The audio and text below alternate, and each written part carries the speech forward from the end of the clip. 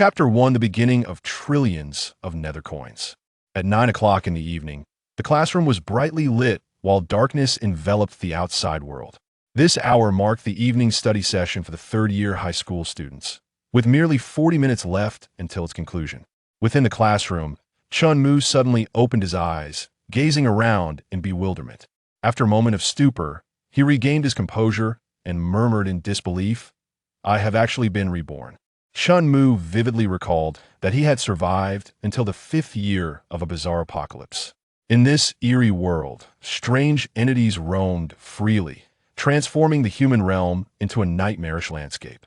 In the face of numerous lethal scenarios, even the slightest infraction of the rules could provoke horrific attacks from these entities. Those who were fortunate might emerge with mere injuries, while the unfortunate would become the very sustenance desired by these strange beings. To survive in this uncanny apocalypse, one had to either forge contracts with the entities, possess extraordinary tools, wield remarkable intellect, or possess nether coins. However, acquiring strength, wisdom, or nether coins was no trivial matter. Especially the nether coins, ordinary ones, held no value. What truly captured the attention of these entities were the coins from the netherworld following the apocalypse. Securing such coins was akin to reaching for the stars. Once one obtained these enigmatic nether coins, survival in the apocalypse would become a seamless endeavor. With an ample supply of coins, even the king of the strange would bow before you. In his previous life, Chun-Mu had fortuitously survived for 5 years, during which he stumbled upon the Netherworld Bank. Rumors circulated in the apocalypse that this bank concealed trillions of nether coins. With a fortune of trillions, the apocalypse would transform into a paradise. The strange entities would become your servants. Driven to madness by the relentless nightmarish scenes, Chun-Mu resolved to seize a fortune from the Netherworld Bank. Having managed to endure 5 years in this desolate world, he possessed a modicum of skill. In his possession was a spatial ring, one of the rarest tools, capable of containing countless nether coins. Unexpectedly, as Chun-Mu made his move, he triggered the mechanisms of the Netherworld Bank and roused the king of the strange. In an instant, hellfire surged, and the furious king soared into the air, intent on devouring Chun-Mu whole. Just as he found himself at the brink of despair, Chun-Mu steeled his resolve and activated the spatial ring.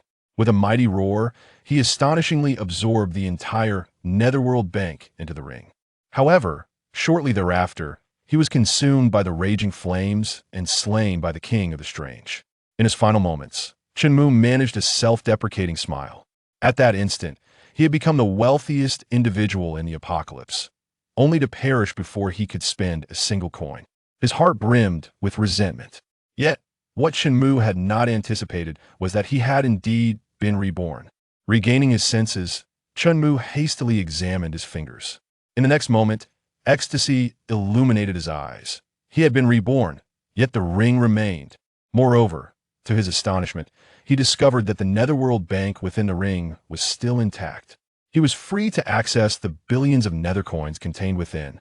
Perhaps due to some peculiar circumstances, Chun-Mu had brought the ring, the Netherworld Bank, and the trillions of nether coins along with him during his rebirth. What a remarkable beginning, endowed with trillions of nether coins.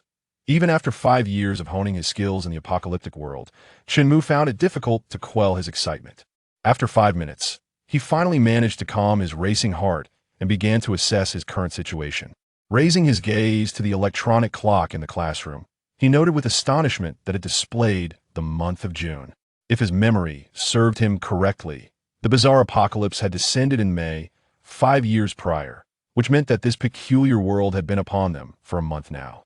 However, the surroundings remained as usual. His classmates were engrossed in their self-study. The homeroom teacher was at the podium grading papers, and motivational slogans for exams adorned the walls. The playground outside was equally tranquil. Chun-Mu was not surprised by this. The bizarre apocalypse had only recently begun to exert its influence, and for the majority, life had yet to be disrupted. The semblance of normalcy still prevailed. He understood that the ramifications of this strange world would gradually expand. Initially, only a handful of individuals globally would be affected, compelled to participate in bizarre scenarios, struggling to survive within their rules. Those assigned bizarre tasks had to reach the designated scenarios within a specified time. These scenarios varied in scale. Some were solitary tasks, while others required groups. Eventually, 2 years into the apocalypse, entire cities would be drawn into a single bizarre scenario, transforming it into a veritable hell on Earth. Completing tasks in these eerie scenarios would yield rewards, but such fortunate souls were few and far between. Even if one managed to survive by sheer luck, many more bizarre scenarios awaited in the future. As time progressed, the number of individuals ensnared in these strange situations would increase, leading to a collapse of order, a pervasive atmosphere of fear, and the grim visage of the apocalypse.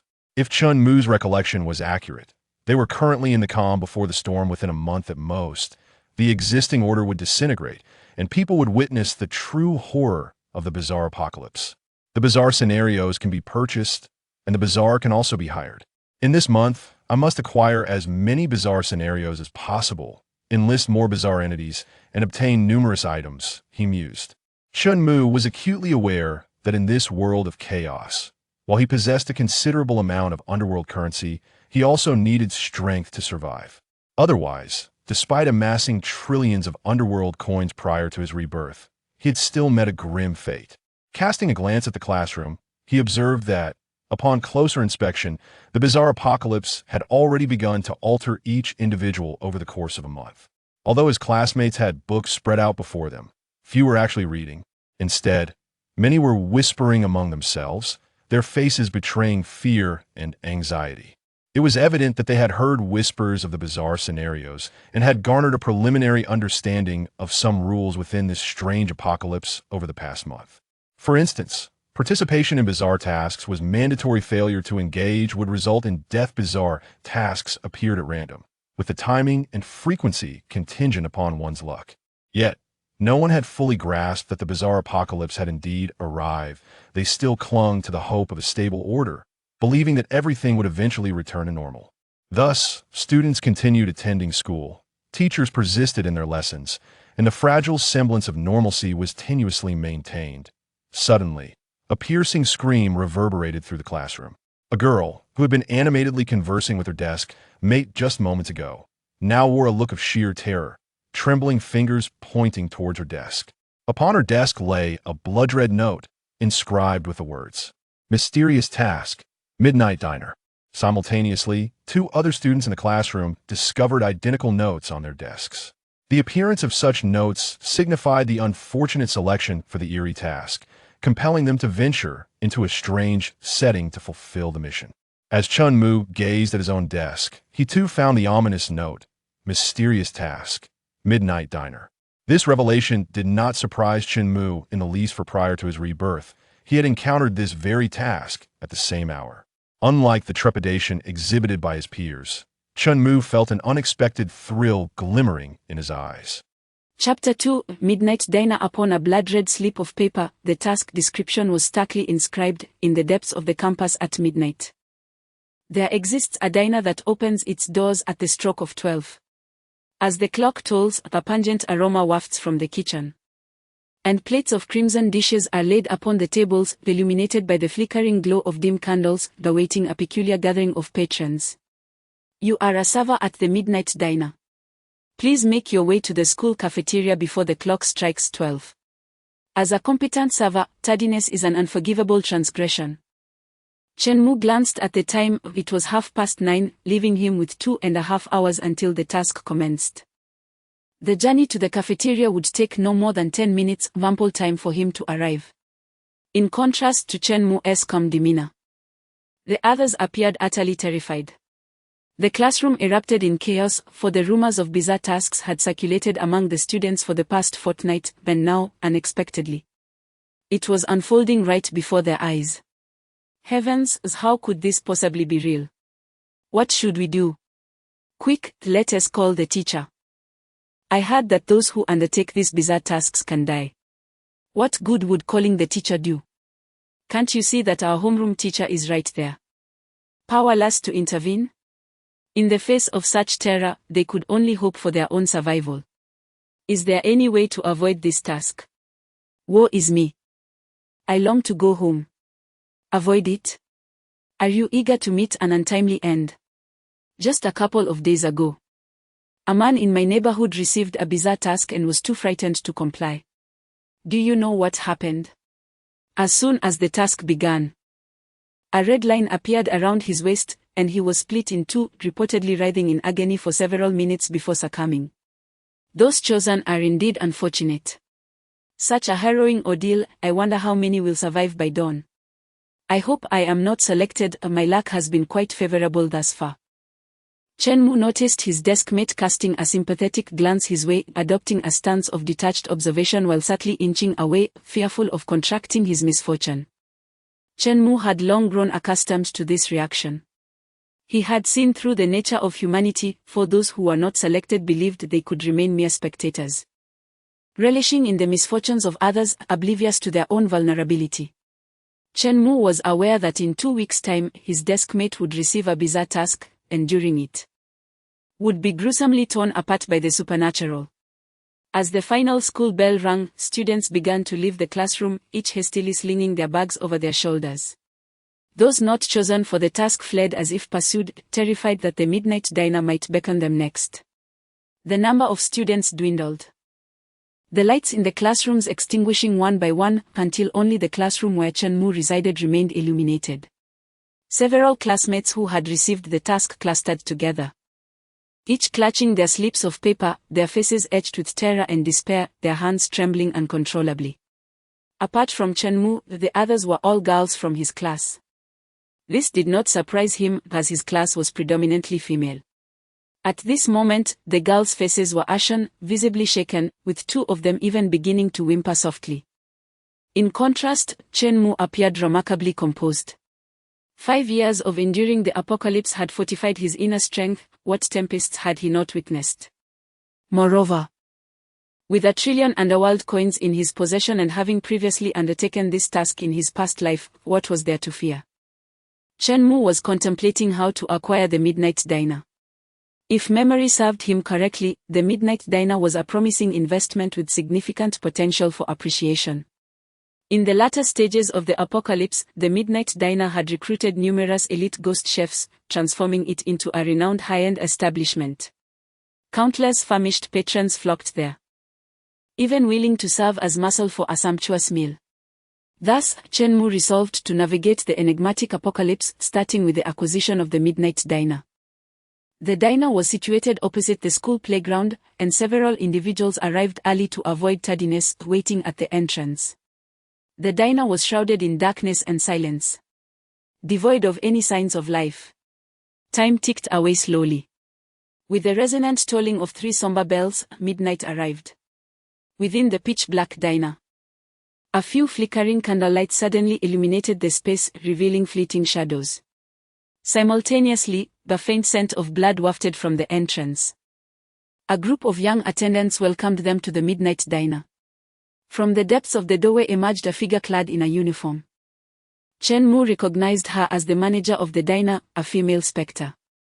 The diner manager, dressed in a scarlet uniform and a form-fitting skirt, would have been strikingly beautiful were it not for the traces of blood at the corner of her mouth. She surveyed Chen-mu and his companions, and amidst the trembling crowd, his calm demeanor stood out conspicuously. The manager glanced at Chen-mu twice, seemingly surprised by his tranquility. As the work hours commenced, she addressed the newcomers, "I am the manager of the Midnight Diner. To ensure the smooth operation of your duties, I must outline the rules of the establishment, which you are required to strictly adhere to. 1. The manager's commands must not be defied. You are expected to execute my orders faithfully. 2. The patrons are our guests. You must treat them with utmost courtesy and fulfill their requests unconditionally, even I must comply with their wishes. 3. The working hours last for 2 hours. During this time, you are not permitted to leave the diner or damage any property within, or you will face consequences." Having conveyed the rules, the manager gestured for Chen-mu and his companions to enter the diner.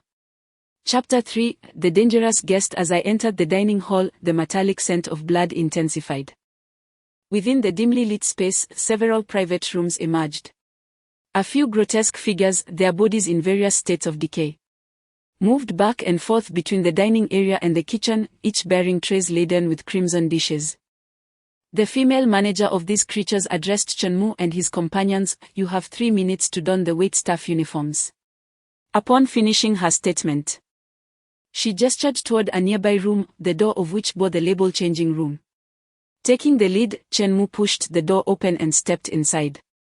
The others exchanged fearful glances, trembling in trepidation, before gritting their teeth and following him.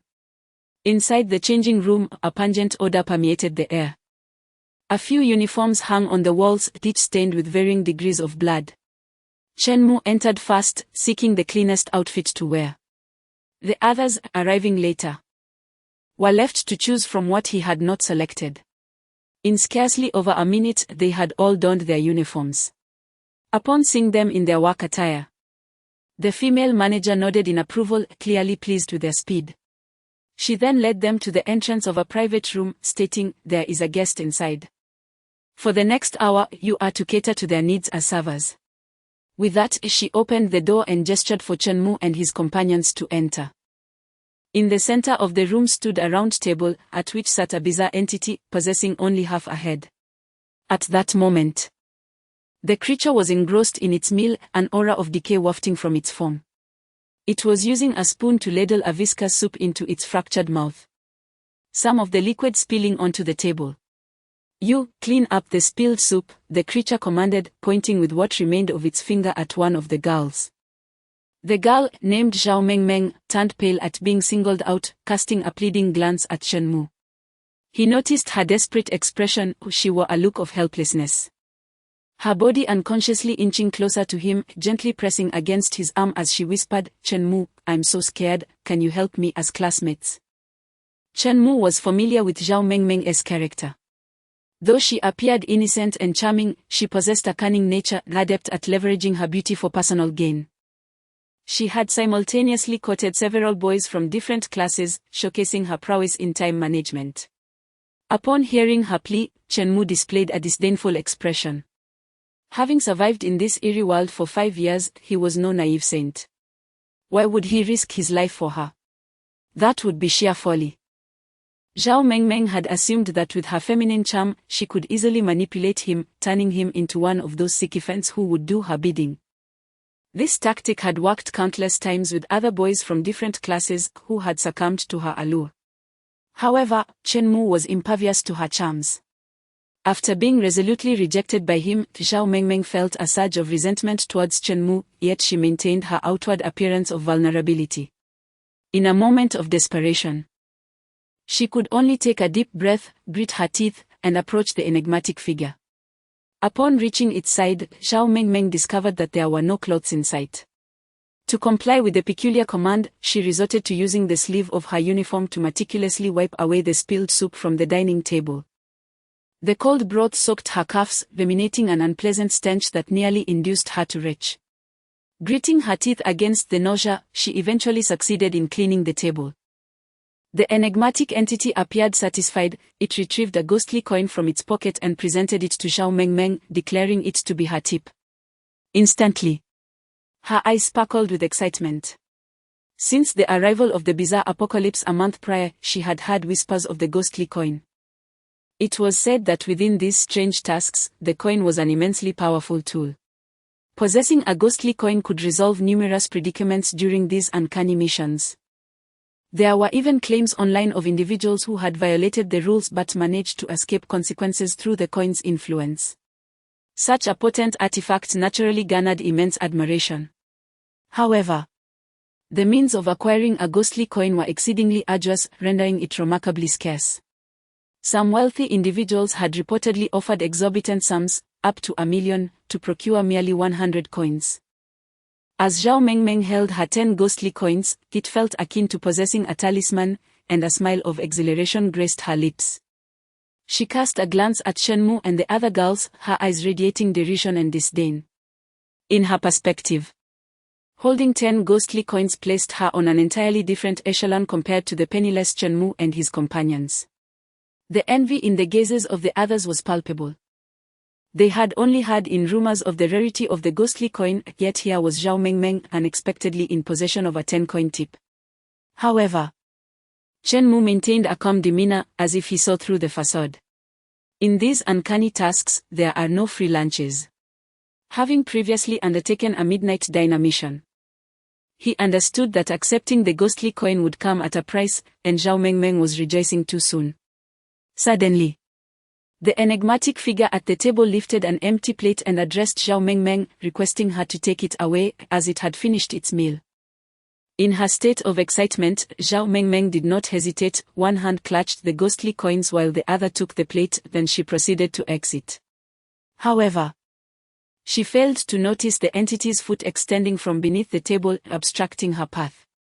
Just as she took 2 steps, she stumbled over the foot and fell, sending the plate crashing to the floor in a cacophony of shattering porcelain. Moments later, the door to the private room swung open, and the female ghostly manager entered, alerted by the noise. Upon seeing the shattered plate on the ground, her expression darkened, and she glared at the waitstaff, demanding in an irate tone, "Who broke the plate?" Damaging the restaurant's property warrants punishment. Zhao Mengmeng's face instantly paled, and she glanced towards the enigmatic guest at the table. At that moment, a mocking expression flickered across half of the guest's face. Clearly, this peculiar guest was no ordinary individual. It had deliberately ensnared Zhao Mengmeng, eager to witness a captivating spectacle. Zhao Mengmeng cast a glance at Shen Mu, noticing that the shards of the plate lay right at his feet. Suddenly, with a resolute expression, she pointed at Shen Mu and declared it was him. He shattered the plate. Shen Mu furrowed his brow, taken aback by this woman's audacity. After he had declined to assist her in her perilous predicament, she harbored resentment and now sought to implicate him in her misfortune. Nonetheless, Shen Mu was not overly astonished, for he had encountered such treachery numerous times before. The betrayal of kindness, the dagger thrust from behind, he had witnessed the fickleness of human nature far too often. To him, Zhao Mengmeng's attempt to frame him was merely child's play. Moreover, he understood that the moment Zhao Mengmeng sought to shift the blame onto him, her own demise was sealed. Chapter 4: A Path to Survival Within the Rules. Upon hearing Zhao Mengmeng's accusation, the enigmatic female manager did not believe her. Instead, her tone grew increasingly irate. "Do you take me for a fool?" she exclaimed, pointing towards a corner of the room where a peculiar object resembling an eye was observing every movement within the private dining area. "I see everything you've done." Realizing her attempt to frame Chen Mu had failed, Zhao Mengmeng's face turned pale, her body trembling uncontrollably from fear. Suddenly, a thought struck her, and she hastily rummaged through her pockets, producing a tip consisting of 10 ghostly coins. These coins had just been bestowed upon her by a mysterious patron. Though reluctant to part with them, Zhao Mengmeng understood that her life was at stake. With a heavy heart, she raised the 10 ghost coins and shouted to the female manager, "I have ghost coins. I will compensate for the shattered plate." Upon seeing the coins in Zhao Mengmeng's hand, the female manager replied, "Are you certain you wish to use these ghost coins to cover the cost of the restaurant's plate?" Yes. Zhao Mengmeng nodded vigorously, fearing that the manager might change her mind. She hurriedly handed over the coins. After receiving the coins, the female manager nodded, and Zhao Mengmeng finally exhaled in relief, believing she had averted disaster. However, Chen Mu shook his head knowingly, aware that Zhao Mengmeng had missed her final opportunity for survival. Her demise was now inevitable. Indeed, before Zhao Mengmeng could savor her moment of relief, the female manager's tone shifted back to anger. "However, your ghost coins are insufficient. This plate requires 20 ghost coins, yet you have provided only 10. If your coins fall short, I shall require half of your body as payment." Hearing this, Zhao Mengmeng's eyes widened in horror as despair washed over her. She had never anticipated that 10 ghost coins would be inadequate for the plate's compensation.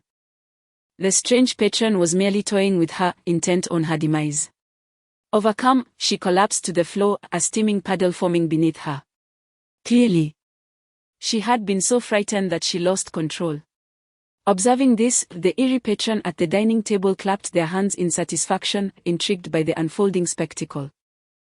They relished witnessing the progression from fear to joy, then to despair in the servers. The others present were equally horrified, realizing the peril posed by the strange patron, who seemed intent on extinguishing the servers' lives. The establishment favored its patrons exceedingly, even if a guest intentionally caused a mishap by breaking a plate. The servers were still held responsible. Unfortunately for Zhao Mengmeng, if any of the others were chosen by the enigmatic patron, they would likely share her grim fate. It was an inescapable deadlock. Would the peculiar patron strike again? Could they truly survive until the task's conclusion? A wave of despair enveloped the room, with feelings of powerlessness and fear suffocating everyone, except for Chen Mu. His confidence stemmed not only from the ghost coins but also from his understanding of the core tenets of this bizarre world. Within every strange task lies a path to survival. Sometimes, that path is hidden within the very rules themselves. And he, Chen Mu, had already discerned the way to survive in this midnight dining establishment. The eerie patron licked their half-lips, seemingly still craving more. The despairing collapse of a servant was not enough to satiate its hunger, it yearned for more. Suddenly, the bizarre diner pointed at Chen Mu and, without hesitation, retrieved 10 ghost coins from his pocket, placing them firmly in Chen Mu's hand with a sinister cackle. "Here is your tip." The other players gasped in shock, realizing that the strange diner had no intention of halting. He had selected his second victim, Chen Mu. Zhao Mengmeng, sprawled on the ground, already harbored resentment towards Chen Mu for not aiding her. Aware that her fate was sealed. The thought of witnessing Chen Mu meet his demise alongside her brought her a twisted sense of vindication. "You refused to save me earlier, now it's your turn to perish." Under the watchful eyes of the onlookers, the bizarre diner seized another plate and smashed it to the ground with a resounding crash, shattering it into pieces. Pointing at the broken dish, he addressed the restaurant manager, "This plate is broken, and I demand that this servant compensates for it." The servant he referred to, of course, was Chen Mu. Observing the diner's brazen demeanor, Pagal, overwhelmed by fear and anger, finally cried out that plate was not broken by Chen Mu. It is unjust to hold him accountable. Chen Mu glanced at the girl, who was named Yichushue, the class monitor. Her outburst stemmed not only from a sense of fairness but also from self-preservation. She feared that if this continued, she too would find herself in peril after Chen Mu's demise. Nevertheless, Yichushue exhibited a semblance of justice, a quality Chen Mu had encountered before.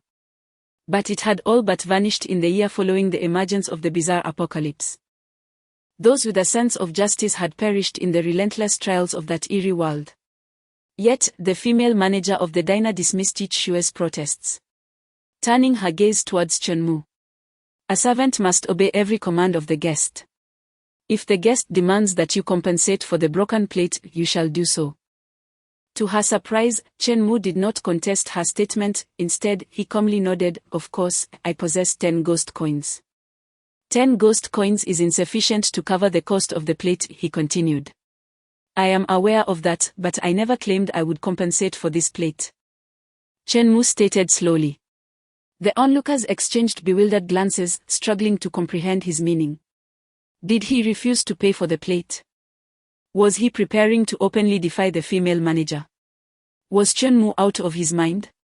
The female manager frowned, blood seeping from the corners of her mouth as if she were poised to tear Chen Mu apart. If he refused to compensate for the plate, then his fate was sealed. "I am weary of high-end establishments. I have heard that small workshops serve more robust fare." Chen Mu flashed a brilliant smile, waving the 10 ghost coins in his hand towards the female manager. "Bring me your menu, I wish to order a dish to taste." The other girls remained perplexed by Chen Mu's words, some believing he had been rendered speechless by fear. In such dire circumstances, he was contemplating ordering a meal. Yet, observing the confidence radiating from Chen Mu, they found themselves uncertain of his intentions. The female manager's expression shifted subtly, as if she had come to a realization. There was now a hint of surprise and apprehension in her gaze directed at Chen Mu. He spoke slowly, "Your little tricks are hardly sufficient in my presence." Chapter 5: How to repay virtue in the face of grievance. What have you discerned?" The enigmatic manager spoke with a hint of uncertainty, her slightly flustered tone betraying her. Chen Mu offered a faint smile, declaring, The path to survival within this task is intricately concealed within the very rules you articulated at its inception. Am I not correct, dear manager? The second rule states, the individuals who come to consume are guests. One must treat guests with utmost courtesy, fulfilling their every request unconditionally, even if they are managers themselves. The guest has only provided me with a meager tip of 10 spirit coins, while the cost of the plate is 20 spirit coins, which is insufficient to cover the damages. If I were to directly compensate the plate with the 10 coins, it would be tantamount to a death sentence. With a subtle touch of cunning, Chen Mu did not miss the opportunity to allude to Zhao Mengmeng. What appeared to be an insurmountable deadlock was, in truth, a matter of cognitive leap. It was essential to transcend the mindset of being merely a servant. Who says one cannot alter their identity in such bizarre circumstances? The second rule articulates clearly that if one is not a servant but rather a guest, it implies the ability to make any request, including refusing to compensate for the plate. The means to become a guest is already embedded within the rules. The first sentence of Rule 2 states, those who come to consume are guests. Therefore, if I partake in the dining hall according to this rule, my identity transforms into that of a guest. Thus, the proper utilization of these 10 spirit coins is not for compensating the plate, but rather for consumption. Manager, I request a plate of 10 spirit coins worth of peanuts. As a guest, I hereby refuse to compensate for the plate. Upon finishing his statement, Chen Mu handed the 10 spirit coins to the enigmatic manager. At this juncture, the manager's anxiety finally dissipated. She had never anticipated that such a young student could unravel the concealed path to survival. Is this a beaver? JPG, is this your first time undertaking a bizarre task? The enigmatic manager could not help but inquire. Indeed, this is my first time in this lifetime. Chen Mu replied truthfully, as this was indeed his inaugural encounter with a bizarre task since his rebirth. In truth, this path to survival had been conceived after reflecting on a previous task in his past life. At that time, an odd customer had slain 2 servants before relenting, fortunately. Chen Mu had not been chosen and thus survived. However, to put it differently, armed with his previous life's experience, even without prior knowledge, Chen Mu was confident in his ability to discern the path to survival, albeit with a bit more effort.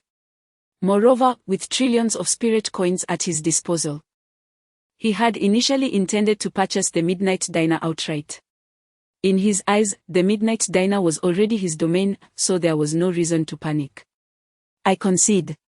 You are indeed formidable, the enigmatic manager remarked, taking the 10 spirit coins, her tone towards Chen Mu softening considerably. Individuals of capability and wisdom command respect wherever they may be, and the bizarre is no exception. On the ground, Zhao Mengmeng, witnessing this astonishing turn of events, finally came to her senses. She hurriedly called out to the enigmatic manager, return my 10 spirit coins. I shall not compensate, I too wish to place an order. I wish to be a distinguished guest. However, the cold and enigmatic manager rejected her flatly, stating, the 10 spirit coins you provided are non-refundable. The light of hope in Zhao Mengmeng's eyes extinguished, replaced by a torrent of resentment and despair that twisted her face into a horrifying grimace. With venomous eyes fixed on Chen Mu, she bitterly exclaimed, Chen Mu, you must have seen the path to survival long ago, why did you not share this with me? You scoundrel. In uttering these words, she failed to reflect on how she had manipulated Chen Mu into a perilous situation while plotting to frame him. Chen Mu shrugged. Why should I save you? Moreover, you wished for me to take your place in death and sought to tarnish my name. How can one repay kindness with malice? Furthermore, the moment you plotted against me, your demise became inevitable. The first rule states, commands from the cafeteria manager must not be defied, you are obliged to faithfully execute their directives. When the manager inquired who shattered the plate, your failure to speak the truth violated the rule of faithfully executing the manager's commands, thus sealing your fate. Upon hearing Chen Mu's words, Zhao Mengmeng fell silent. His remarks astonished the enigmatic manager. She had not anticipated such meticulous observation from him and recognized that Zhao Mengmeng had indeed breached the first rule. Such keen observational prowess was hardly expected from a mere student. Meanwhile, the others gradually regained their composure, marveling at how effortlessly Chen Mu had unraveled this seemingly inescapable predicament. Among them, two younger individuals gazed at Chen Mu with admiration. One could only imagine how many lives would have been lost that night without his intervention. It could even be said that Chen Mu had saved several of them. Just as the enigmatic manager prepared to depart, Chen Mu suddenly called out to her. "Do not be in haste to leave, I have matters to discuss." "What matters?" The manager halted, her tone significantly softened compared to before. "Allow them to step aside." Chen Mu gestured towards the group of girls, indicating they should exit, and then addressed the manager. "Please summon your superior, I wish to converse with them." "Superior?" The manager's expression shifted to one of discomfort. "Our boss rarely makes appearances. If you have demands, you may convey them to me. And I will endeavor to meet your requests. My demands are quite substantial, you may not be able to accommodate them. For instance, I wish to purchase your cafeteria," Chen Mu stated with an air of nonchalance, as if discussing a trivial matter. At these words, the enigmatic manager questioned her own hearing. For a fleeting moment, she was nearly overcome with laughter from indignation. She could not discern whether Chen Mu was ignorant or courageous. A mere human should be grateful for survival, yet here he was, contemplating the acquisition of a midnight cafeteria, an utterly fanciful notion. Had anyone else uttered such a claim? The manager would have rolled her eyes and gestured dismissively, contemplating ways to eliminate him. However, Chen Mu was still enveloped in a peculiar task. Benefiting from the buff of being a guest, compelling the manager to maintain a facade of politeness. She smiled, playfully gestured at him, then patiently elucidated, "Esteemed guest. The rules state that I must fulfill all your requests. However, it is important to note that if it exceeds my capabilities, I am unable to comply." In the eyes of the cunning female manager, Chen Mu is attempting to exploit the rules to achieve the impossible feat of acquiring the midnight canteen without any investment. Essentially persuading the female manager to relinquish the canteen to him. This is evidently unattainable. The proprietor, in formulating the regulations, had already anticipated this flaw, thus assigning the female manager the task of articulating the rules. She declared that her obligation is to fulfill her role, irrespective of my status as the owner. Yet, Chen Mu's subsequent statement left her in a state of greater astonishment. "I am aware that you lack the authority, and you have misunderstood my intention. What I mean is, I intend to purchase this canteen, providing the owner with an irrefutable reason to acquiesce. For instance, ghost money." Chapter 6. How could he be so wealthy? The female manager of the Midnight Diner scrutinized Chen Mu from head to toe. She begrudgingly acknowledged that Chen Mu's earlier performance displayed a modicum of intelligence. However, she could not fathom that he possessed the means to purchase the diner. Although the establishment was indeed struggling and on the brink of closure, acquiring it would be nearly impossible without at least 200,000 ghost coins, an astronomical figure. This young man before her, possessing such wealth. It was beyond belief. Was he merely attempting to deceive her? Chen Mu revealed a mysterious smile as he gently touched the ring on his finger, gradually producing a stack of ghost coins from within. Indeed, he was about to utilize his monetary prowess. The ring contained a bank of the underworld, storing trillions of ghost coins at his disposal. In this bizarre apocalypse, there were no repercussions for seizing the underworld bank, those who claimed it were its rightful owners. This was precisely why Chen Mu had once risked everything to rob the underworld bank. Upon witnessing Chen Mu extract a substantial pile of ghost coins, the female manager was momentarily taken aback before scrutinizing them with disbelief. The coins exuded a potent aura of ghostly energy, unmistakably authentic. This considerable sum must exceed 100,000. He had casually produced an amount equivalent to what she could earn in 2.5 years. Observing Chen Mu's composed demeanor, the female manager instinctively retracted her earlier disdain. She began to believe that this man might genuinely be interested in purchasing the diner. At that moment, her gaze toward Chen Mu transformed, imbued with a complex array of emotions. The Midnight Diner had recently fallen into dire straits. The owner was so impoverished that he could not even disburse wages, leaving the female manager's salary unpaid for 6 months, along with the wages of the other peculiar staff and chefs.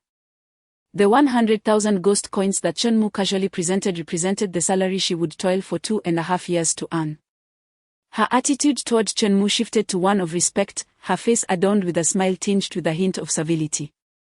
She now regretted her previous insolence. Honorable Mr. Chen, I am the manager, Li Xiaoxiao. Please allow me a moment, I shall summon our boss at once. With that, Li Xiaoxiao pulled out a chair from the table and respectfully assisted Chenmu in sitting down, bowing slightly before hastily departing to fetch the owner. Once Li Xiaoxiao left, the private room fell into silence. Chenmu remained seated, while the peculiar diner patron who had earlier sought to provoke him now appeared exceedingly anxious. The Midnight Diner was not renowned for its exclusivity, its clientele consisted of destitute spirits with little money to spare. Witnessing Chenmu's wealth, the peculiar patron felt a wave of trepidation, fearing that Chenmu might spend his riches to claim his life. If that were to happen, it would spell his doom. With this thought in mind, the peculiar patron fished out a long-preserved cigarette from his pocket, timidly offering it to Chenmu. Mr. Chen, I am but a petty rogue. I humbly hope you can overlook my previous offense. Leave. Chenmu languidly uttered a single word. The peculiar patron felt as though he had been granted clemency. Profusely apologizing as he fled in a panic, Chenmu had no intention of letting it go. He simply lacked the strength at present and feared that pressing too hard might provoke the other party into a desperate reaction, potentially endangering his life. Once he acquired the Midnight Diner, he could easily dispatch an employee to eliminate this bizarre shark, uprooting the threat completely. As for Zhao Mengmeng, Chenmu had no plans to rescue her. He set aside the impulse to assist others, respecting the course of fate, while simultaneously extolling the magnificence of natural selection. Outside the private room, a few individuals who had been ejected temporarily felt a sense of unreality. What was happening? Were they not embroiled in a perilous and eerie mission? The atmosphere was fraught with danger, a trepidatious search for survival. Why had the mood shifted so dramatically upon reaching Chenmu? They witnessed the door to the private room open twice. First, the female eerie manager emerged with an obsequious expression, and then, a terrified customer fled, utterly panicked. From this perspective, it seemed as though Chenmu and the eerie identity had exchanged roles. He was the uncanny one, while the eerie appeared as if they had been thoroughly frightened. Feel free to take a seat, you are no longer in danger tonight, Chenmu remarked as he opened the door to the private room, addressing the group of girls. These individuals were classmates, and Chenmu harbored no animosity towards them. They were genuinely kind, having previously assisted him with his homework, and the class monitor, Ichushue, had just defended him. Thus, Chenmu had no intention of making things difficult for them. After all, he was not a psychopath, unlike the eerie entity from earlier, who relished in causing trouble. The girls settled into the hall, their gazes toward Chenmu imbued with gratitude and admiration. To them, his performance that evening was nothing short of extraordinary. Not only had he effortlessly found a path to safety, but he had also employed some method that rendered the eerie entity excessively obsequious towards him. Familiar classmates now appeared enigmatic in their eyes. A mysterious, strong figure inherently attracts attention. Two of them wished to strike up a conversation with Chenmu. But upon seeing him close the door to the private room, they hesitated, feeling he would not engage with them. After waiting for about 5 minutes, the door swung open from the outside, and Li Xiaoxiao entered, followed closely by the proprietor of the Midnight Diner. The owner of the Midnight Diner, clad in a suit and tie, donned a hat that lent him an air of sophistication. The only flaw was the complete lack of flesh on his head, revealing a skull. The skeletal proprietor approached, exuding an air of refinement, and addressed Chenmu, "Sir, I am the owner of the Midnight Diner. Are you interested in purchasing it?" Chenmu nodded. The skeletal owner revealed a shrewd expression and began to entice Chenmu. "Mr. Chen, you can see that my diner is currently facing some operational difficulties. However, rest assured, the location of my midnight diner is excellent, buying it would be a wise investment. Just think, with such a prime location, if you were to hire a few exceptional chefs, the business would flourish effortlessly. The skeletal owner was a master of deception, spinning tales in an effort to ensnare Chen Mu as a gullible buyer. Yet, Chen Mu recognized that the proprietor's words held a kernel of truth. In a previous life, the skeletal proprietor was unable to find a successor and was compelled to endure the struggle alone. To his astonishment, a year into the bizarre apocalypse, as peculiarities multiplied, the location of his humble canteen proved fortuitously advantageous. Furthermore, after recruiting several formidable chefs, the Midnight Canteen burgeoned into an influential establishment, ultimately evolving into the renowned Midnight Hotel. A powerful entity in this uncanny world. The Underworld Bank, the Midnight Hotel, these are among the superpowers of this strange realm. With an array of novel dishes and delectable cuisine, along with the hotel's signature creations, countless oddities flocked to its doors. In this vast world, unparalleled flavor could only be found at the Midnight Hotel, singular and unmatched. On one occasion, the Midnight Hotel hosted an event offering a chance to win access to an exclusive buffet prepared by the hotel's premier chef using the finest ingredients, an opportunity like no other. In their eagerness to secure a complimentary dining experience, 10 formidable entities of the bizarre eagerly volunteered to serve as enforcers for the Midnight Hotel. The hotel, showing no hesitation, treated these entities as disposable assets, with rumors circulating that one of them even perished in the process. A survey was once conducted, asking individuals what they would most desire if given the chance to return to the onset of the bizarre apocalypse. Among 10 respondents, 9 answered with unwavering resolve, "I would exhaust all my resources to acquire the Midnight Canteen." Chapter 7, Acquiring the Midnight Diner at First Glance. My friend, I must speak candidly. The Midnight Diner is merely a humble workshop. Your words place me in a difficult position. Chen Mu shook his head with a sigh, embodying a sense of frustration akin to that of a mentor disappointed in his pupil. The skeletal proprietor paused momentarily, quickly rephrasing his statement, "Mr. Chen. What I meant to convey is that you cannot suffer losses or be deceived. However, you must also understand that this Midnight Diner is somewhat pricey. And I wonder if you possess the means." He was concerned that Chen Mu might lack the financial capacity. "Please state your price," Chen Mu replied, his demeanor remarkably calm. 200, no, 150,000. 150,000 ghost coins. The skeletal owner tentatively proposed. Typically, despite its mismanagement, the Midnight Diner would be valued at around 200,000 ghost coins. However, the establishment was currently suffering significant losses. And in a bid to swiftly rid himself of this burdensome asset, the skeletal owner reluctantly slashed the price by 50,000. This was already perilously close to his bottom line. He would not sell for less than 100,000. "I will reduce it by another 50,000. I will pay 100,000 ghost coins for the Midnight Diner," Chen Mu declared. "Reducing it by another 50,000, how about just 30,000 less? You understand. Cash, a handover of cash, full payment upfront, no lingering debts." The skeletal owner halted abruptly, momentarily incredulous. "What? Cash? The buyer is insisting on full payment." He had anticipated that Chen Mu would wish to negotiate further, perhaps offering a deposit and delaying the remainder for years.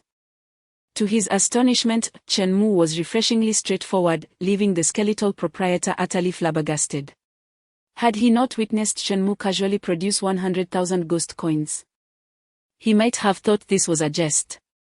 Chen Mu nodded affirmatively. "Indeed, but I have a small request: all the employees of the Midnight Diner must remain. You cannot take them away." This left the skeletal owner utterly bewildered. The Midnight Diner was struggling, and the wages of its employees had been in arrears for over 6 months. Chen Mu could have easily chosen to forgo these employees, thus avoiding the obligation to pay their overdue salaries. Naturally, the skeletal owner would have no interest in retaining the staff, preferring to abscond with his belongings. leaving the unpaid employees to fend for themselves as wandering souls. Yet now, Chen Mu had audaciously proposed to keep these employees, willingly accepting this proverbial hot potato. This meant that Chen Mu would need to settle the overdue wages, a staggering sum of 500,000 ghost coins. Initially offering to pay 100,000 in full. And now assuming the burden of these employees, he was effectively committing to a total of 150,000. What a rare instance of foolish generosity. The skeletal proprietor gazed at Chen Mu, finding him increasingly agreeable, convinced that he was the very embodiment of a designated benefactor, destined to relieve him of his burdens. Mr. Chen, your discernment is truly impeccable. I assure you, purchasing the Midnight Diner is undoubtedly the wisest decision you have ever made. The skeletal owner extolled Chen Mu, spinning elaborate tales, transforming him in that moment into the wisest individual on earth. Chen Mu reveled in the proprietor's flattery, appearing thoroughly mesmerized by the praise. Then, Chen Mu was acutely aware that his willingness to proceed so readily was fueled by his own intentions. Originally worth 2 million. He had acquired it for a mere 1 million, thus reaping an unexpected fortune. It was time to seize the opportunity and not prolong the matter further. Settling the payment in cash would bring closure to this affair. In this bizarre and rapidly evolving apocalyptic scenario, a mere month or two was sufficient for the Midnight Diner to turn a profit. Should the skeletal proprietor have a change of heart and refuse to sell to him, Chen Mu would incur significant losses. As for the decision to take on the staff, there were potential stars among them, indeed. 2 of the 5 future chefs hailed from the current team. Additionally, Chen Mu would save himself the trouble of recruiting a new, which was a considerable advantage. He believed that by lending a helping hand to these employees in their time of need, thus sparing them from a fate of becoming wandering souls, their loyalty to him would be unwavering. When all was considered, this investment of 1.5 million was indeed worthwhile and an incredible bargain.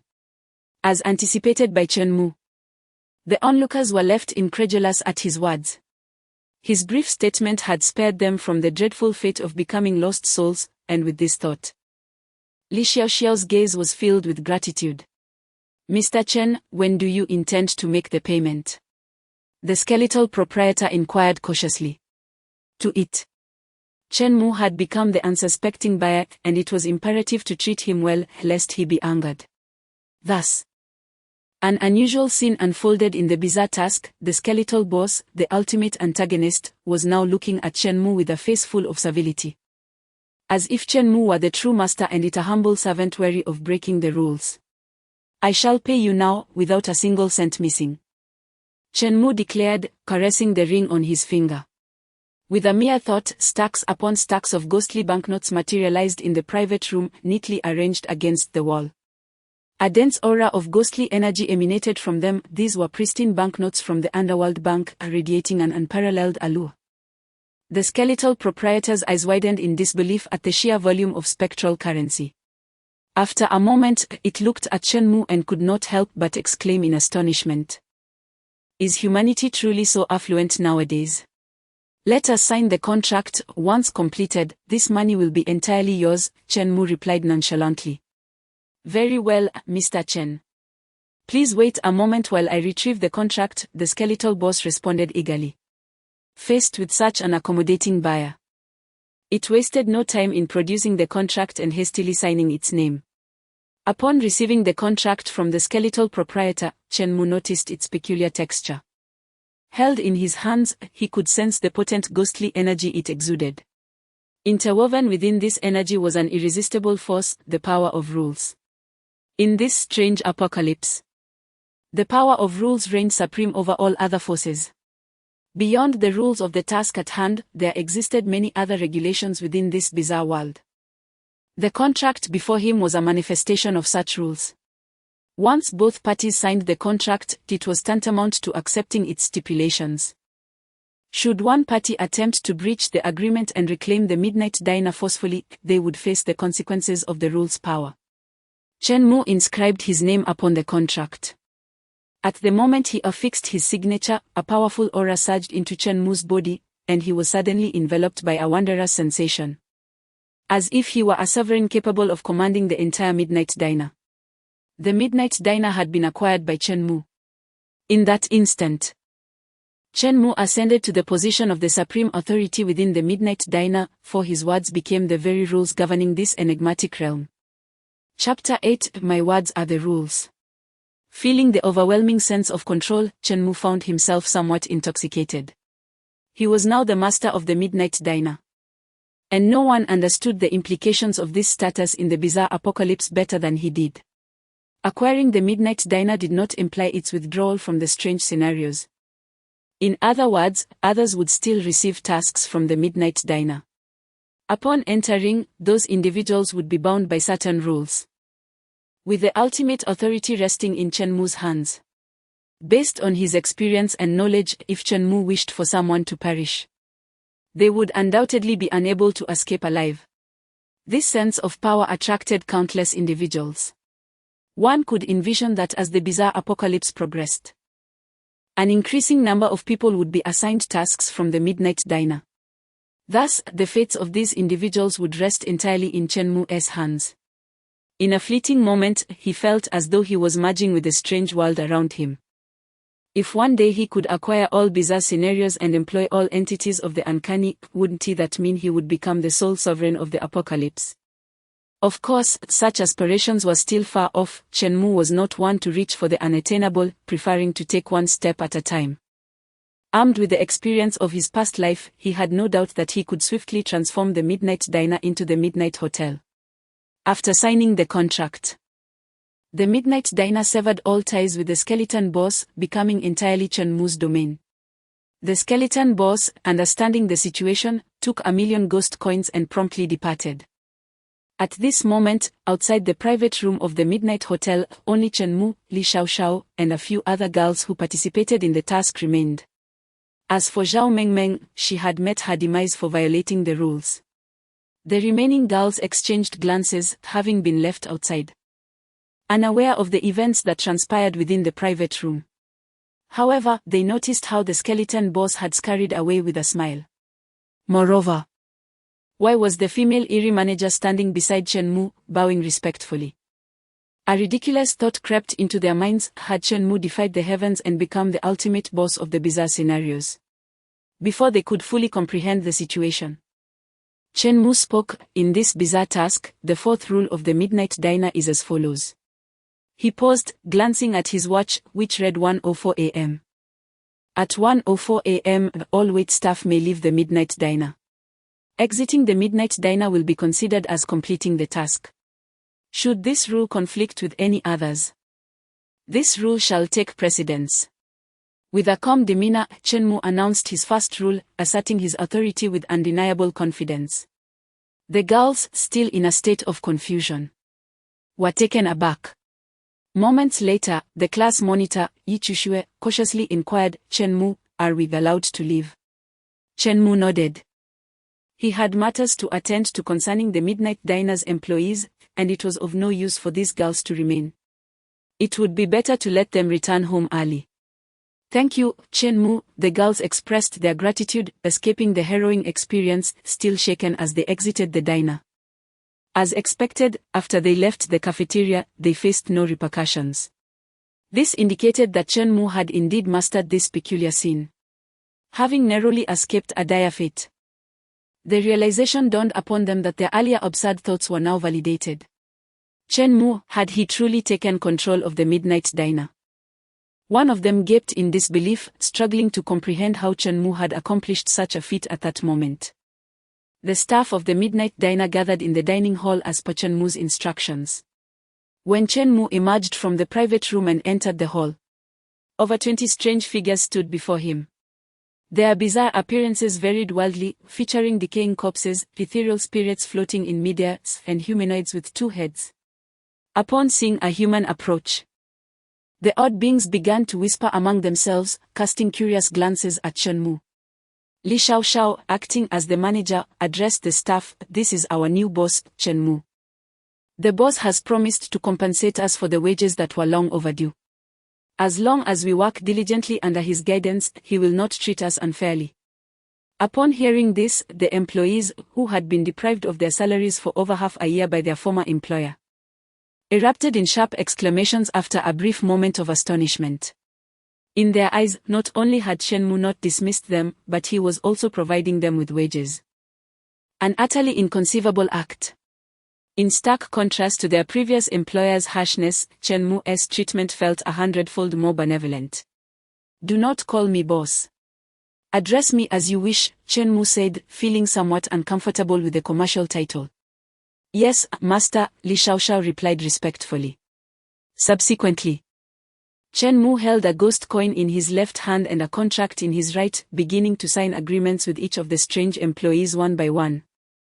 With each contract signed, Shenmue gained control over them. They were bound to obey his commands and could not harm him. Simultaneously, he assessed the employees' strengths. In this bizarre post-apocalyptic world, the power of the strange beings could be classified into 5 levels: Strange King, Strange General, Strange Captain, Strange Soldier, and Strange Civilian. It was evident that, since the Midnight Diner was still in its nascent phase, the overall strength of the employees was rather low, predominantly at the level of strange civilians. Among the staff, only Li Xiaoxiao and 2 other chefs had barely reached the level of strange soldiers. It was still insufficient, their power was too feeble. Shenmue shook his head in resignation, initially intending to contract a strange being for his protection. Despite having signed numerous contracts, it is important to note that a contract differs from a covenant. A contract is limited to this peculiar scene, within the Midnight Diner. These employees must comply with Shenmue's directives and cannot inflict harm upon him. However, once outside the Midnight Diner, the contracts would become void. To ensure a strange being would obey him indefinitely, signing a covenant would be the optimal approach.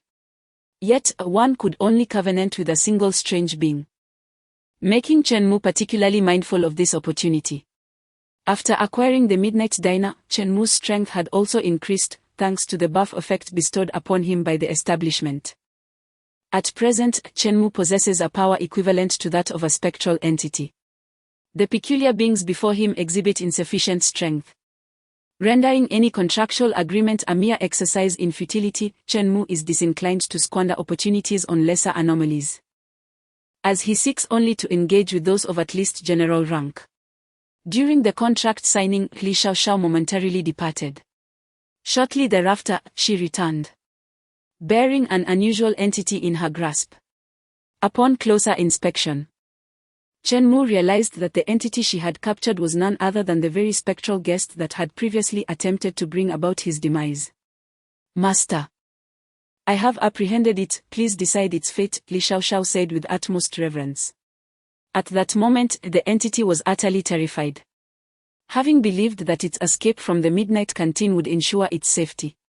To its dismay, it found itself recaptured by Li Xiaoxiao. As a mere entity of the common rank, its power was quite feeble, making it an effortless task for Li Xiaoxiao to subdue. It was only at this juncture that the creature truly regretted its actions, realizing it had entangled itself in a predicament of considerable magnitude.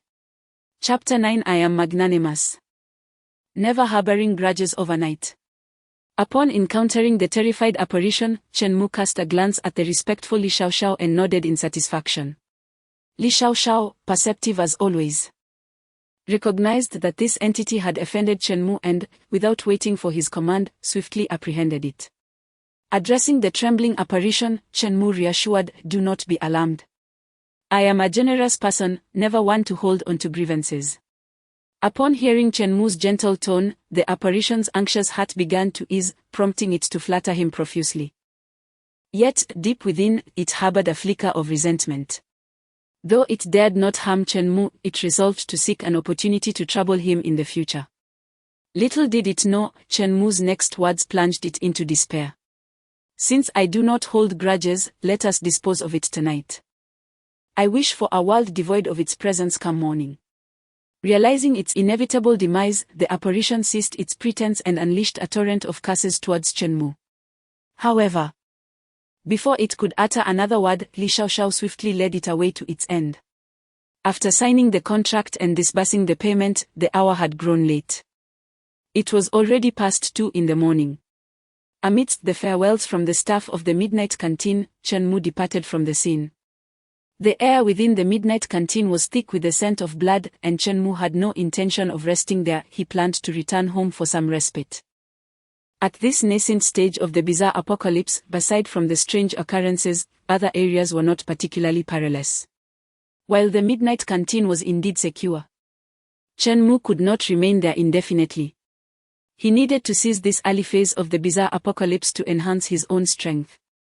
Merely possessing ghostly coins does not equate to power, otherwise, during the task at the midnight canteen, had Chen-mu been strong enough, he would have eliminated the bizarre guest on the spot rather than waiting for Li Xiaoxiao to retrieve it.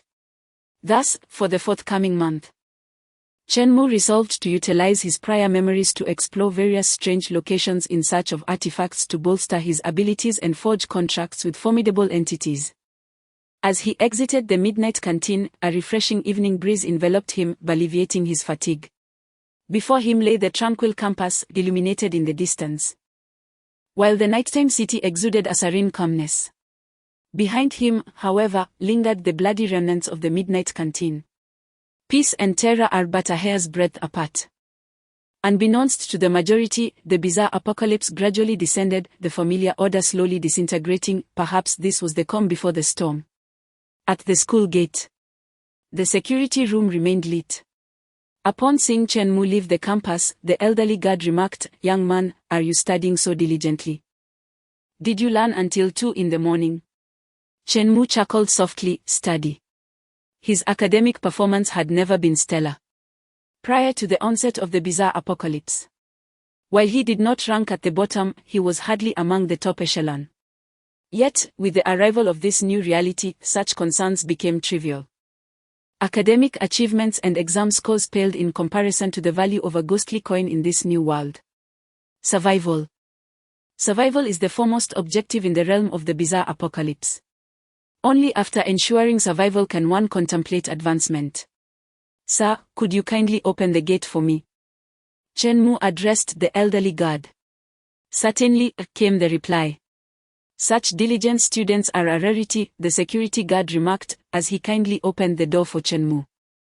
Even after Chen-mu had walked away, the guard continued to express his astonishment, pondering whether students nowadays were truly so competitive, studying until 2 in the morning before returning home.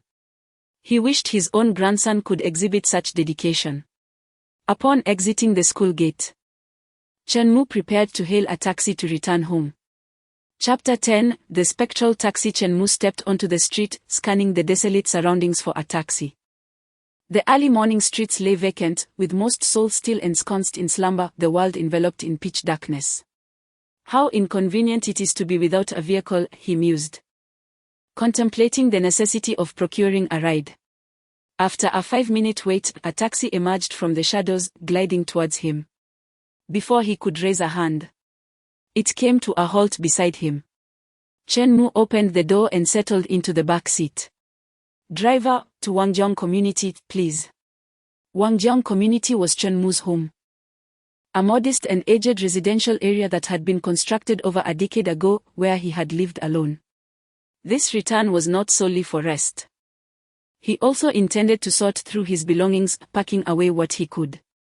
Fortunately, with his special ring, transporting items was a breeze. Given the dilapidated state of his home, he had no intention of remaining there, especially with the peculiar apocalypse looming. Armed with a fortune in spectral currency, he yearned to enhance his living conditions and select a more suitable residence. Throughout the journey, the driver remained taciturn, not uttering a single word. As time passed, Chen-mu astutely noted that the taxi's speed was rapidly escalating. Soon, it surpassed 120, then 130. 160. "Driver, you are going too fast," Chen-mu cautioned. Yet, the driver offered no response. At that moment, a realization struck Chen-mu, and his gaze sharpened. He inhaled deeply, catching a faint whiff of blood. Upon closer inspection, he noticed a delicate handprint formed in blood on the rear window. Its subtlety, coupled with the darkness, made it nearly undetectable. "Damn. This taxi has something sinister about it," If Chen Mu's instincts were correct, he had unwittingly boarded the infamous spectral taxi. In this bizarre apocalypse, humanity faced three primary threats. First, the peculiar tasks. Those chosen by these tasks would receive a blood-red slip of paper mandating them to complete the specified mission or face death. Such tasks typically bore explicit rules, where one might seek a glimmer of hope. However, the path to survival was often obscure and fraught with peril, with a high mortality rate. The task Chen Mu had recently undertaken belonged to this category. Second, wandering spirits. As the eerie apocalypse encroached, countless spectral entities roamed the earth. Should one adhere to the unspoken rules, these spirits could not inflict harm. Yet, the guidelines governing these spirits were seldom clear. They did not disclose their rules in advance. One had to navigate through trial and error or glean insights from others' experiences. For instance, a spirit might masquerade as an elderly woman soliciting assistance with refused disposal. Should one comply, the spirit would then be empowered to attack. In such instances, unless one's strength surpassed that of the spirit, or one could successfully evade it, death was inevitable. Third, bizarre scenarios. Beyond following the directives on the slip of paper to enter such peculiar realms, individuals might inadvertently stumble into these uncanny scenes. For example, a roadside shop could succumb to the invasion of the bizarre, transforming into a surreal environment. If you step inside, you must adhere to its rules, fulfill your tasks, and depart from this place. Consider the taxi you are currently in, it serves as a peculiar setting. Chen Mu unwittingly boarded this taxi, thereby entering into this bizarre scenario. However, within this uncanny realm, as long as one does not contravene the established rules, survival is attainable. Chen Mu had heard numerous tales regarding the spectral taxi. In this surreal apocalypse, the spectral taxi is an exceptional mode of transportation. While seated within the spectral taxi, one is shielded from otherworldly assaults until arrival at their destination, essentially granting a temporary invincibility buff. The rules governing the spectral taxi are rather straightforward. If you possess in-coins, you need only pay the fare. If you lack in-coins, you must swiftly recognize the taxi's irregularities and leap from the vehicle before its speed escalates. The spectral taxi starts at a leisurely pace, and if one jumps out, they may sustain minor injuries but will generally be unharmed. However, the taxi's velocity will progressively increase, possibly exceeding the speed of sound before reaching your destination. At such speeds, exiting the vehicle becomes tantamount to courting death. In such a case, one must remain seated until arrival and comply with the payment. What if you cannot pay with in-coins? It is not a grave concern. Simply be more cautious in your next life. In this uncanny apocalypse, some individuals actively seek out a spectral taxi to reach their destinations swiftly, provided the rules are followed. The spectral taxi offers considerable convenience for travel. At this moment, the taxi's speed had surpassed 190, swiftly arriving at Chen Mu's residence, the Wangjiang community. It was only then that the taxi driver finally spoke. "We have arrived. Payment due, 10,000 in coins." For many, 10,000 in coins constitutes a substantial sum. Moreover, as the surreal apocalypse had only just commenced, few possessed any in-coins, thus, requesting such an amount from passengers left most, save for Chen Mu, at a loss. Yet, Chen Mu remained unperturbed, sitting quietly in the back seat without any intention of payment. Seeing Chen Mu's lack of response, the taxi driver became enraged. Its head abruptly twisted at an unnatural angle, fixing its gaze upon Chen Mu with unyielding intensity.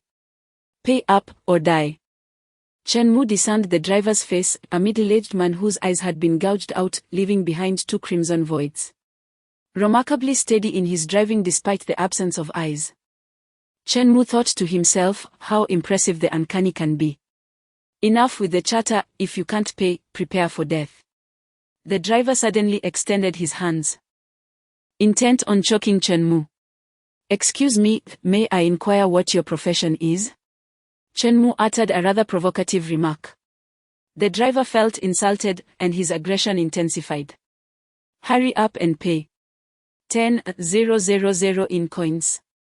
Failure to pay constitutes a rule violation, and you will perish. I shall twist your head off. Chen Mu spoke, Master. Please do not rush, for there will soon be matters of greater urgency. My refusal to pay is solely for your benefit. To speak candidly, even if I were to offer you 10,000 ghost coins, you would likely refuse. For if you were to accept the coins, it would be you who violates the rules. With that, Chen Mu produced 10,000 ghost coins from his ring, waving them before the driver's eyes. The sight of such a substantial amount incited a look of desire upon the driver's face, yet intertwined with that longing was a hint of trepidation. Chapter 11. When I become your private driver, undoubtedly, the allure of 10,000 nether coins is a tremendous temptation for the driver. Yet, as Chen Mu astutely observed, a taxi driver would not dare to accept such an exorbitant sum. He merely gazed longingly, paralyzed by trepidation. A familiar smile graced Chen Mu's lips. For he always manifested such a smile when he unraveled the intricacies of a situation. He spoke slowly, to the best of my knowledge. The rules of the nether taxi stipulate that as long as the fare is paid, one may alight safely.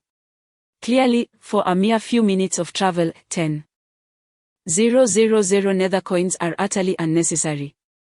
The sum you mentioned is not the fare, it merely serves to intimidate your customers.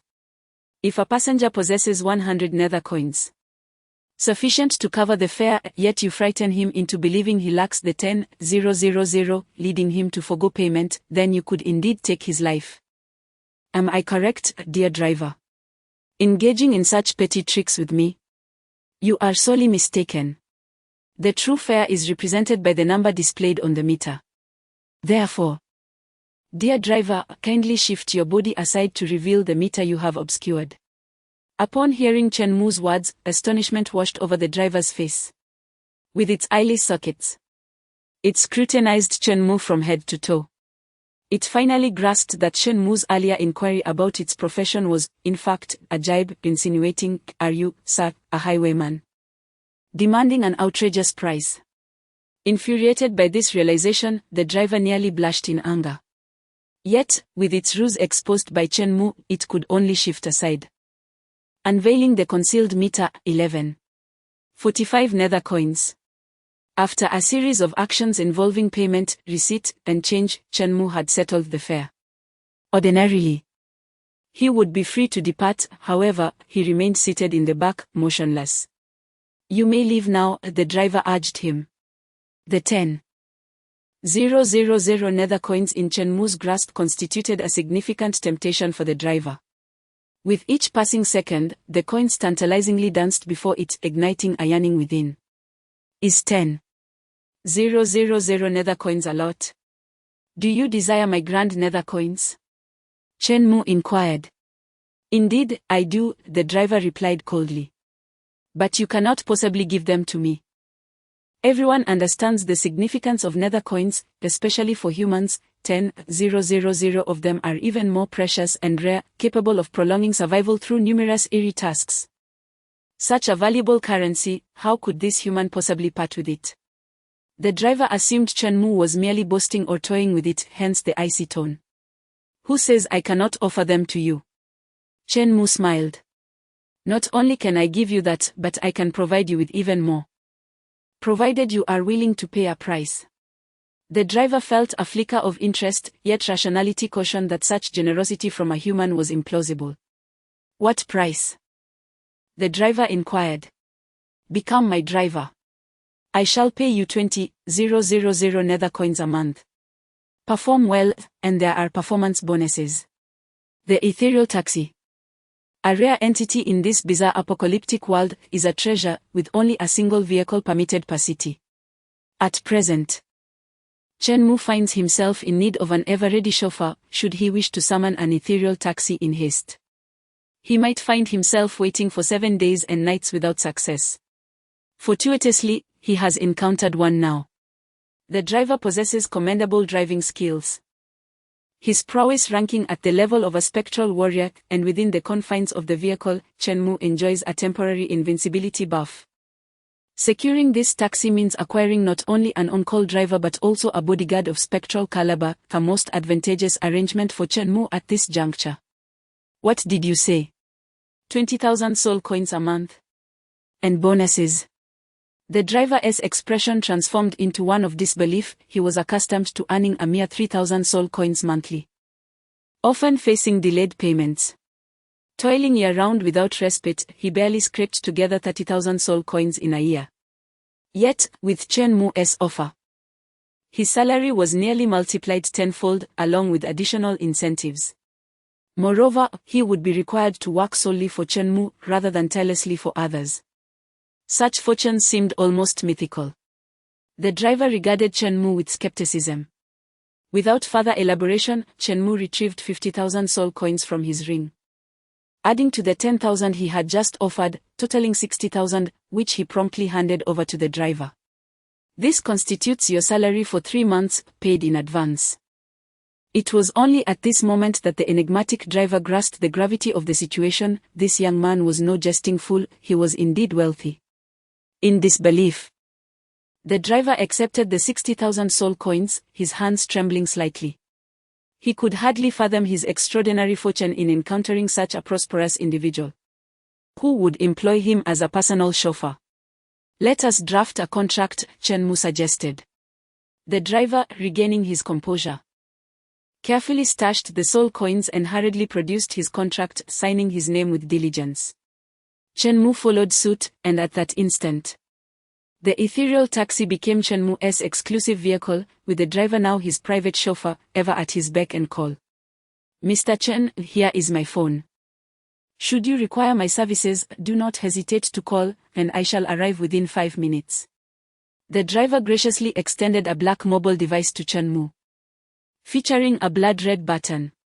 As long as Chen-Mu remained within the city, pressing that crimson button would summon his ethereal taxi within 5 minutes. After securing the phone, Chen-Mu prepared to exit the vehicle and return home. The driver promptly disembarked, hurriedly making his way to Chen-Mu's door, bending with eagerness to assist him in opening it while shielding the top of the car to prevent Chen-Mu from bumping his head. The driver understood well that should other ethereal taxi drivers from different cities learn of his fortunate employment, they would likely be consumed with envy. Such a generous and affluent employer was a treasure to be cherished. Chen-Mu relished the driver's attentive service, indeed. If others were to witness a fearsome spirit dutifully assisting him, they would surely be left in utter astonishment. Boss Chen, if you have any luggage, feel free to ask me to retrieve it, I shall assist you in bringing it down from upstairs, the peculiar driver said, bending slightly in a servile manner. Chen-Mu replied with a subtle nod. Arrive here on time at 10 in the morning to pick me up. I have some matters to attend to. Certainly, boss. Rest assured, I am always reliable in my duties, the driver assured him. Before long, under the attentive escort of the driver, Chen-Mu returned to the familiar embrace of his home. Throughout the bizarre 5 years of the apocalypse, he had been evading capture and had not dared to return to his abode for fear of encountering the uncanny. Now, as he stepped back into his home, the familiar scent enveloped him. This long-lost sense of comfort and warmth intoxicated Chen-Mu. He took a refreshing shower and lay down comfortably on his own bed, replenishing his energy. Chapter 12, Wealth Abounds. At 9:30 in the morning, Chen-Mu awoke from his slumber. The bed at home was undeniably comfortable, with a pillow perfectly suited to his needs. Yet, he tossed and turned, not enjoying a restful night. Fortunately, he had still managed to rejuvenate his energy. After brushing his teeth and washing his face, Chen-Mu retrieved a piece of bread from the refrigerator. As he nibbled on his breakfast, he pondered his forthcoming plans. At this moment, the bizarre apocalypse had just commenced, and numerous concealed items within the strange scenes remained untouched. The populace, in their trepidation, avoided these uncanny settings, let alone venture inside to seek hidden treasures. It would take a year for individuals to realize that without items or strength, death was inevitable, prompting many to risk their lives to explore these peculiar realms in search of various hidden artifacts. During this perilous quest, some might discover rare items of the highest caliber, soaring to greatness. Chen Mu, however, was slow to awaken to this reality. It was only 2 years into the bizarre apocalypse that he began to grit his teeth and actively explore various strange scenes. By then, it was too late, as a plethora of rare items had already been claimed. Having been reborn a month into the bizarre apocalypse, Chen Mu was determined not to repeat his past mistakes. The strange scenes were gradually increasing, and the artifacts within had yet to be taken. It was a veritable treasure trove. As a reborn individual, Chen Mu possessed knowledge of the locations and methods to acquire these treasures. To neglect collecting the rare items would be a disservice to his second chance at life. Thus, his immediate priority was to seize the moment and venture into the enigmatic scenes before anyone else could react, securing rare artifacts to enhance his strength. Which strange scene should he explore first? Chen Mu meticulously recalled which of the bizarre locales in his city harbored the coveted rare items he so desperately needed. After a moment of contemplation, a place suddenly came to mind: the Fog Museum. Originally a city museum, it had transformed into a strange scene known as the Fog Museum after the onset of the bizarre apocalypse. The Duke of the Bizarre resided within the Fog Museum, along with his family, all of whom possessed formidable strength. Even the servants were of the caliber of bizarre soldiers, while the butler's prowess reached the level of a bizarre commander. As for the Duke himself, he was a powerful bizarre general. Besides the bizarre king, the bizarre general represented the apex of strength in this strange era. Many of the most formidable entities in smaller cities were bizarre generals. The presence of such a formidable boss in the Fog Museum hinted at the dangers that awaited. High risks concealed high opportunities. As within the Fog Museum lay an item of general caliber, the death-heavy armor. According to the description of the strange scene, the Duke had once been a valiant bizarre general, having fought countless battles throughout his life. Now, he had retired to the museum. The death-heavy armor was the very armor worn by the Duke in his prime. The protective capabilities of armor crafted for a general of such stature were undoubtedly remarkable. The death-heavy armor possessed the innate ability to grant immunity to bizarre damage, a rarity among artifacts. No matter how resilient the artifacts crafted by humanity may be, they remain powerless against the peculiar assaults of the unknown. There exist numerous formidable beings who, even upon reaching the enigmatic level, possess not a single defensive item. Due to this lack of protection, a human of such a level, upon transgressing the established rules, may easily fall victim to a sudden ambush from malevolent spirits, a frequent occurrence. In this bizarre apocalypse, the significance of defensive items surpasses that of offensive ones, owing to the existence of rules. Upon donning this armor, one gains immunity against the harm inflicted by supernatural beings and phantoms, with a substantial resistance to the attacks from enigmatic entities. In essence, ordinary anomalies find it challenging to inflict damage upon Chen Mu.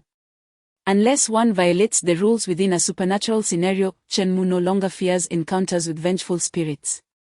Furthermore, this heavy armor possesses an extraordinary capability. It grants immunity to a single instance of damage resulting from a rule violation, with a cooldown period of 1 month. It is crucial to acknowledge that the supernatural scenes are rife with regulations. Those who frequently tread near the river are bound to get their feet wet. No matter how powerful one may be, it is impossible to maintain constant vigilance. There will inevitably be moments of rule breaking. During such times, the death armor can safeguard one's life by negating the consequences of a rule infringement. This very effect has drawn countless strong individuals to seek it fervently. A year and a half into the bizarre apocalypse, throngs of powerful beings flocked to the Mist Museum, yearning to acquire this coveted artifact. However, despite their intelligence and ability to complete tasks, the rewards were disappointingly mundane, far from the death armor. Some daring souls attempted to undertake more arduous tasks within the Mist Museum, risking their lives in the process. Yet, upon the conclusion of their endeavors, the Duke still did not grant the death armor as a reward. Ultimately, some could no longer restrain themselves and resorted to thievery or robbery. However, the Duke, being a formidable enigma, proved to be no trifling adversary. Those who harbored such ill intentions invariably met their demise. In the end, someone did succeed in obtaining the death armor. and the manner in which they procured it left everyone astounded.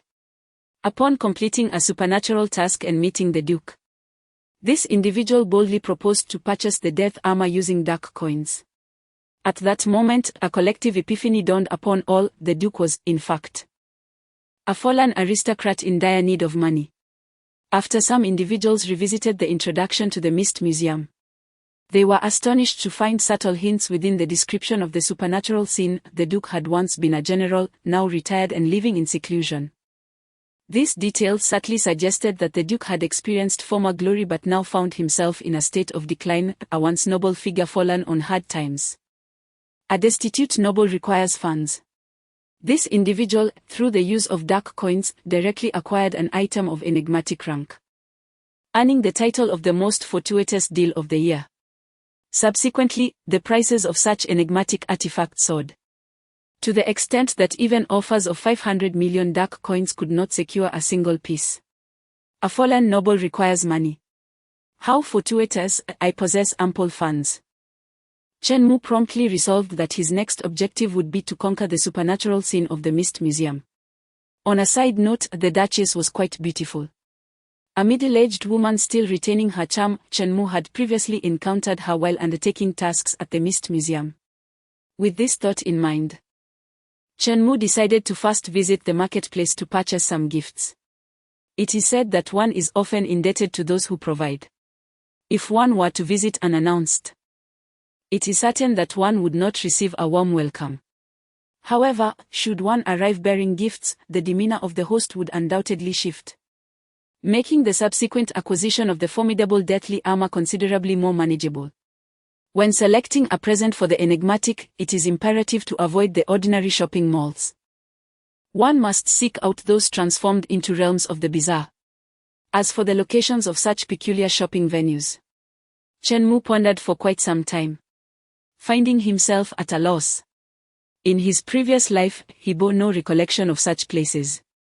This was hardly surprising. In his past existence, plagued by financial woes, he had, like most individuals, navigated the treacherous landscape of a bizarre apocalypse, barely scraping by. Where would he have found the means to explore shopping malls? Naturally, he was unaware of the existence of shopping centers steeped in the uncanny. Nonetheless, this posed no significant dilemma. The driver would soon arrive, and a simple inquiry would suffice, as it traversed the city daily and was surely well informed. Chapter 13, The Fallen Mall. At precisely 10 o'clock in the morning, the driver of the ethereal taxi knocked respectfully at Chen Mu's door. Upon opening it, Chen Mu was greeted by the sight of the driver, who wore an expression of deference. In his hand, he held a food packaging bag. "Boss Chen, I have come to pick you up. I thought you might not have had breakfast yet, so I picked up some light refreshments for you on my way here," the driver said, offering the bag with utmost respect. Chen Mu was taken aback. He had not anticipated such thoughtfulness from the driver.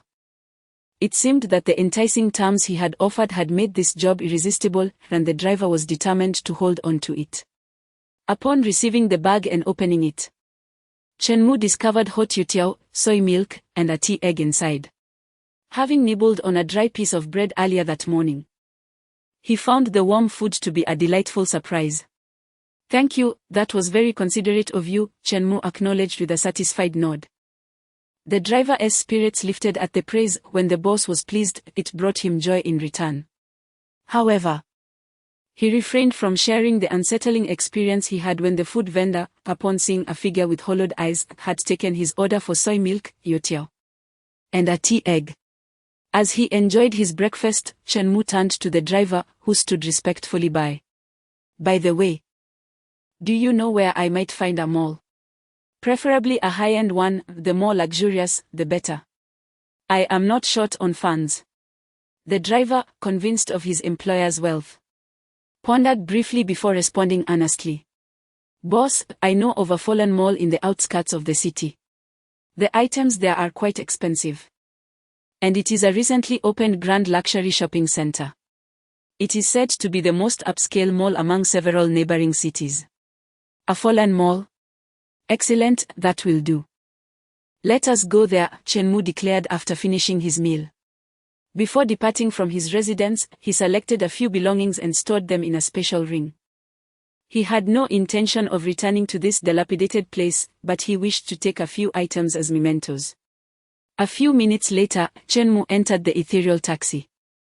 The driver, adorned in white gloves, respectfully closed the door and drove straight toward the fallen mall. One cannot deny the comfort of riding in an ethereal taxi. The speed was impressive, but what stood out was the remarkably smooth ride. Not only was it stable, but it was also astonishingly quiet. Despite the cacophony of honking horns from the bustling traffic outside, the sounds were completely muted within the vehicle. Last night, he had detected a faint metallic scent of blood inside the car, and there were handprints smeared on the window. This morning, however, the sanguine odor had dissipated. Replaced by a subtle floral fragrance, the bloodstains on the window had been thoroughly cleaned. The personalized service was truly exceptional. Chen-mu finally understood why. In the previous life during the bizarre apocalypse, the affluent sought out ethereal taxis. As long as one could afford it, the experience was simply exquisite. Regrettably, he had monopolized the only ethereal taxi in the city, leaving others, regardless of their wealth, unable to savor such comfort. In less than 10 minutes, the taxi came to a steady halt at the destination. Upon alighting, Chen-mu looked up to behold a dilapidated 6-story building before him. It was only then that he recalled the existence of this unfinished structure on the outskirts of the city. Originally intended to be a large shopping center, the project was ultimately abandoned due to urban development plans and various other reasons. Little did he expect that, in this bizarre apocalyptic era, this place would transform into a scene of eerie intrigue. Just stay with the car, I'll go inside and buy a few things, Chen-mu instructed the driver, who had initially contemplated entering for the sake of protecting his employer. However, upon further reflection, the driver realized that his boss harbored a profound intellect. Exiting the taxi, the driver considered his own capabilities. At best, he possessed the strength of a mere specter. In the event of a real crisis, he would be of little use. Remaining in the vehicle meant that, should anything happen to his employer, he could still drive in and offer assistance. After all, inside that taxi, he held a temporary invincibility, a remarkable advantage. Truly, the boss was astute, his thoughts far more intricate than those of an ordinary specter. The moment Chen-mu stepped into the derelict shopping center, he felt an immediate drop in temperature. Despite being the height of summer, the air within the mall was chillingly cold. His gaze swept across the surroundings, which were shrouded in a palette of gray and black. At the entrance, the grand doors bore a layer of crimson handprints, overlapping and entangled, as if countless souls had sought to escape, only to be forcefully pulled back, leaving behind a trail of desperate imprints. Suddenly, a wave of cold swept over him, causing Chen-mu to shudder involuntarily. Following the source of the chill, he beheld a woman clad in a red uniform, her face adorned with a disconcerting smile as she approached him. The horror of her grin was unmistakable upon closer inspection. He noted that the corners of her mouth were grotesquely stretched to her earlobes, her gaze fixed upon him with a chilling delight. "Welcome to the Fallen Mall, sir. Is there anything you wish to purchase?" The woman in the crimson uniform inquired, a trickle of blood seeping from her lips, amplifying her terrifying visage. While an ordinary person would have been paralyzed by fear, Chen-mu maintained an air of tranquility. Concerned that he might flee, the woman stepped closer, grasping his arm with an eagerness that betrayed her intent to prevent his escape. "Sir, do not entertain thoughts of fleeing. Once you have made your purchases here, you shall be free to leave," she stated, her eyes fixed on him like a predator eyeing its prey. "There's no need for such theatrics," Chen-mu replied, offering her a smile. "The notion that a customer may freely depart after making a purchase, that is rather intriguing." "You are quite astute, sir. Come, indulge in a few purchases, and then you may leave," she coaxed, her tone laced with temptation as she urged him to buy something. "There's no need to rush me. Your rules are quite fascinating, allow me a moment to ponder them. If I am not mistaken, one can indeed live safely without making any purchases," Chen-mu remarked with a chuckle. Upon hearing this, the woman's expression shifted, her demeanor becoming cautious as she cast a wary glance at Chen Mu. Astonished that he had so readily discerned the flaw in her facade, Chen Mu spoke slowly and deliberately. Such rules are common in this bizarre apocalypse. The rule states, as long as you purchase something, you may leave the mall. This is, in essence, a misleading principle designed to pressure you into making a hurried purchase. However, once you buy something, you become ensnared within the trap of the rule. Some individuals, upon their first entry, find themselves overwhelmed by this rule and, in a state of panic, force themselves to buy an item, yearning only to escape swiftly. Yet, those individuals either lack the necessary currency or find the items prohibitively expensive. I suspect there exists a second rule: if you do not possess sufficient funds to pay, you will perish within the wretched confines of the mall. These two rules create a perilous snare, and I surmise many have fallen victim to this trap. Having been reborn, Chen Mu felt as if he had unwittingly stumbled into a novice village. Chapter 14. This young man exuded a certain arrogance, which Chen Mu instantly discerned, eliciting a look of astonishment from the woman. She retracted her broad smile, which had stretched to her ears, and with a tone of resignation, remarked, "Sir, you are quite perceptive. Indeed, many unfortunate souls have perished here. However, since you have identified a way out, I kindly request that you take your leave. I shall not impede your departure."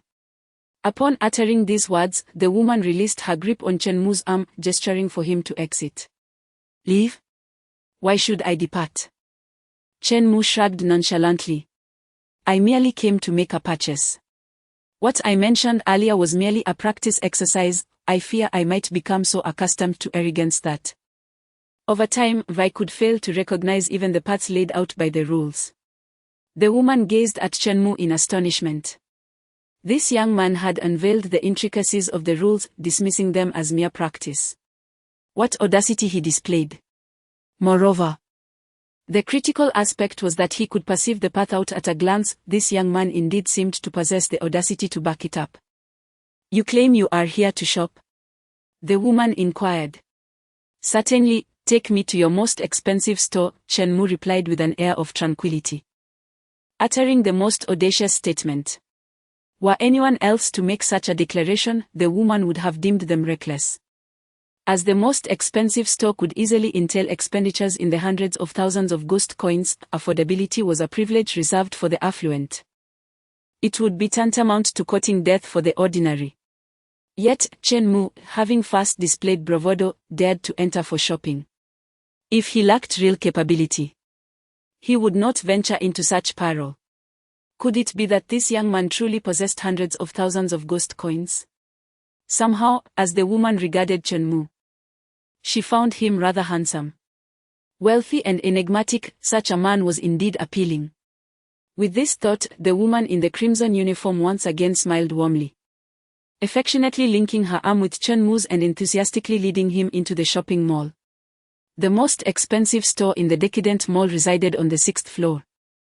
Upon reaching the 6th floor, the woman introduced Chen Mu to the array of offerings, beverages, clothing, jewelry, and other extravagant items, all prestigious luxury brands from the realm of the enigmatic, available to those with the means to purchase. However, she ultimately offered Chen Mu a kind reminder: the items here are exceedingly pricey. Failure to settle your account after purchase may result in dire consequences. If you seek more affordable goods, the 2nd floor has budget-friendly options. I will be on duty on the 1st floor, so feel free to seek my assistance if any issues arise. With that, she departed, needing to attend to her duties on the 1st floor. Having grasped the situation on the 6th floor, Chen Mu began to deliberate on what gifts would most impress the Duke's family, facilitating his acquisition of the death-heavy armor. The Duke was likely to appreciate fine spirits and cigars. Chen Mu recalled a previous visit where he learned of the Duke's wine cabinet, which was dedicated to the collection of fine red wines. However, he later discovered that the Duke had fallen on hard times, leaving the cabinet nearly empty. Thus, one of the Duke's aspirations was to acquire numerous expensive red wines to replenish his collection. Bringing a substantial selection of red wines to the Duke would surely please him. With this in mind, Chen Mu entered a shop that specialized in wines. Upon entering, the saleswoman greeted him enthusiastically. "Sir, what type of wine are you seeking?" "Here. We offer a diverse selection of red wine, white wine, and beer, meticulously tailored to peculiar tastes, renowned as luxurious indulgences within the realm of the bizarre." The saleswoman enthusiastically introduced the products, fervently eager for Chen Mu to make a purchase. Should Chen Mu fail to afford the price, his fate would be sealed here. And she would earn her commission. She harbored no belief that Chen Mu possessed the means to acquire such extravagant beverages. In recent days, several naive customers had come and gone, each ultimately unable to pay, leaving their lives behind in the store. In her eyes, Chen Mu was merely the next unsuspecting fool. "Package all your premium wines in gift boxes for me.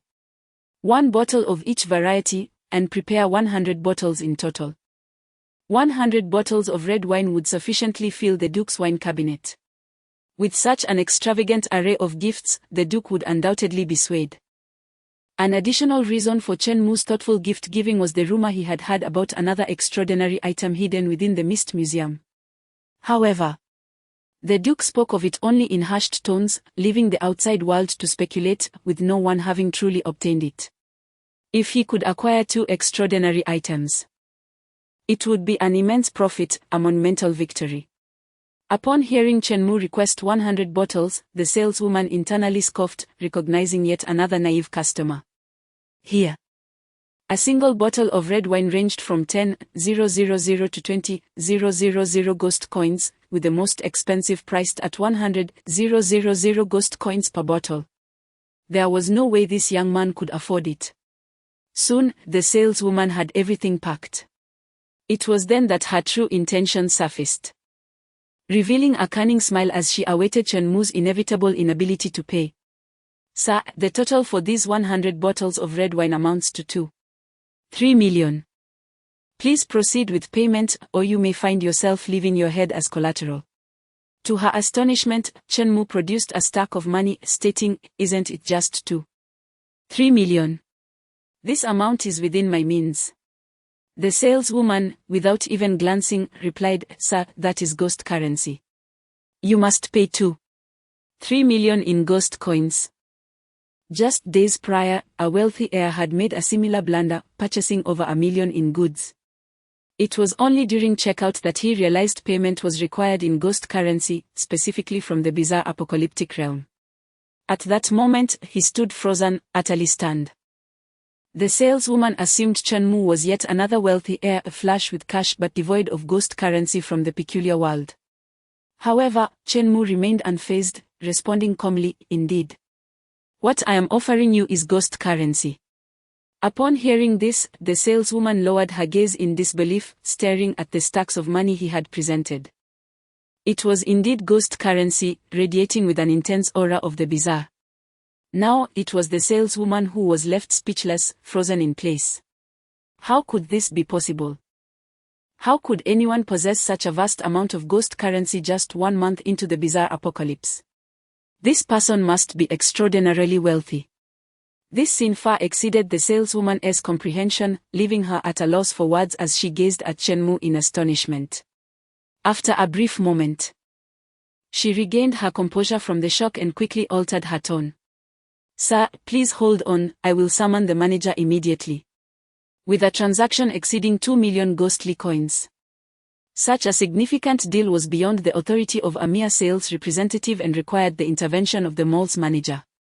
Chen Mu remained unhurried, allowing the saleswoman to assist him as he comfortably settled into the sofa, savoring a freshly brewed cup of black tea while patiently awaiting the manager's arrival. His substantial purchase had completely emptied the store's stock of red wine. The inventory had been limited to around 100 bottles. As such expensive wines were rarely affordable even for entities of the highest echelon of the supernatural.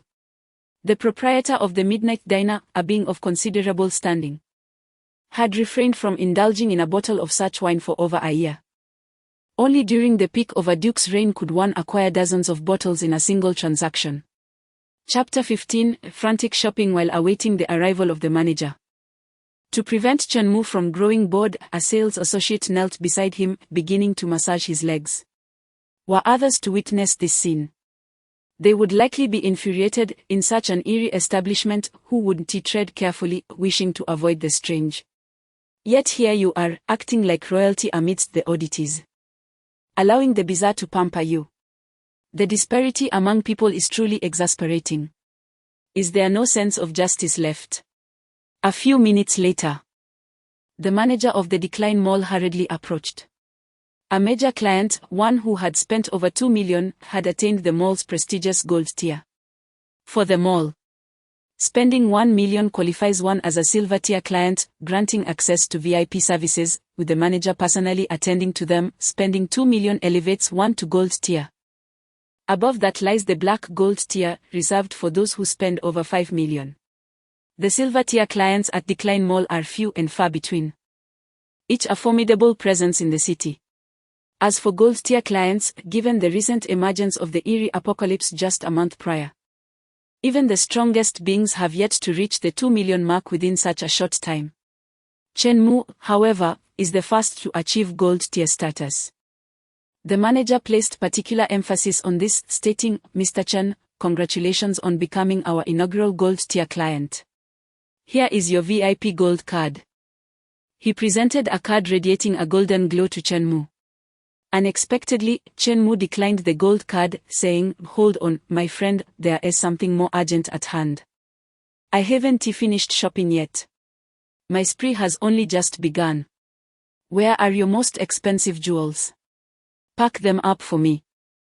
Chen Mu holds the principle that the most expensive is the best. Indeed, one gets what one pays for. To obtain the finest goods, one must pay the highest price. Upon hearing that Chen Mu wished to purchase jewelry, the manager wasted no time, promptly instructing staff to bring forth the mall's most extravagant pieces. Presented before him was a necklace crafted from eerie crystal, emitting a soft blue luminescence that was captivating to behold. Regrettably, this crystal necklace bore no special effects, offering no enhancements to defense or attack. However, its exorbitant price could not be overlooked. Priced at 1 million dark coins, such a necklace would be irresistible to any woman of elegance. Chen Mu thought of it as a gift for the Duchess, who he recalled had a fondness for jewelry. After the Duke's fall from grace, she had sold her jewels to repay debts. This necklace would surely bring her joy. "Wrap it up," Chen Mu instructed, tossing 1 million dark coins to the manager, who immediately directed staff to package the necklace in an opulent gift box. After a moment's reflection, Chen Mu decided to purchase several exquisite watches, each worth a considerable sum, ultimately spending an additional 2 million. In total, within a mere half hour, Chen Mu had spent over 5 million dark coins at the Decline Mall. Truly, as the name suggests, it is indeed a place of decadence, where money flows like water. Having meticulously packaged the gifts, Chen Mu placed them into the special ring. Observing the ring in Chen Mu's hand, the shopping mall manager's eyes glimmered with envy. Such a special ring is an extraordinary artifact, possessing vast internal space that facilitates the storage of various items with great ease.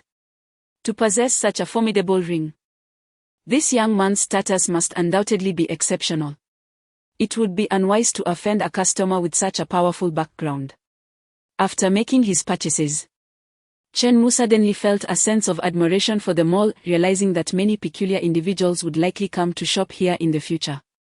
Why not take a bold step and purchase the entire mall outright? With this thought in mind, Chen Mu addressed the manager, "Is your boss present? I wish to buy this fallen mall, please inquire about the selling price. And do remind them that I am not short of money, finances are not an issue." Upon hearing this, the manager was initially taken aback by Chen Mu's considerable wealth, then displayed a troubled expression. "Mr. Chen, our boss is currently away, and I am not authorized to make such decisions. However, I promise to convey your interest as soon as they return." Chen Mu was unperturbed by this. When he bought the Midnight Diner, it was due to its modest size and the owner's lack of influence, as they were often present at the establishment. The owner of such a large mall would surely possess significant power, at least at the level of a master of the uncanny.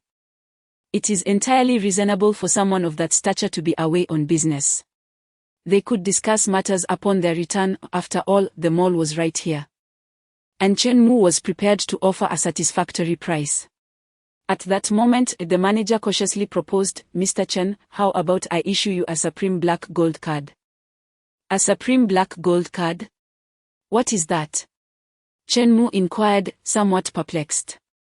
He acknowledged that in his previous life, he was a country bumpkin, well-versed in rules and survival. Yet he had never encountered such high-end items. "Allow me to explain. The VIP cards in the Fallen Mall are categorized into 3 types: silver, gold, and black gold. Beyond these, there exists a higher echelon known as the Supreme Black Gold card, reserved for the most distinguished guests. Unlike the other 3 cards, the Supreme Black Gold card not only requires certain spending criteria but also demands that the guest's background be sufficiently formidable.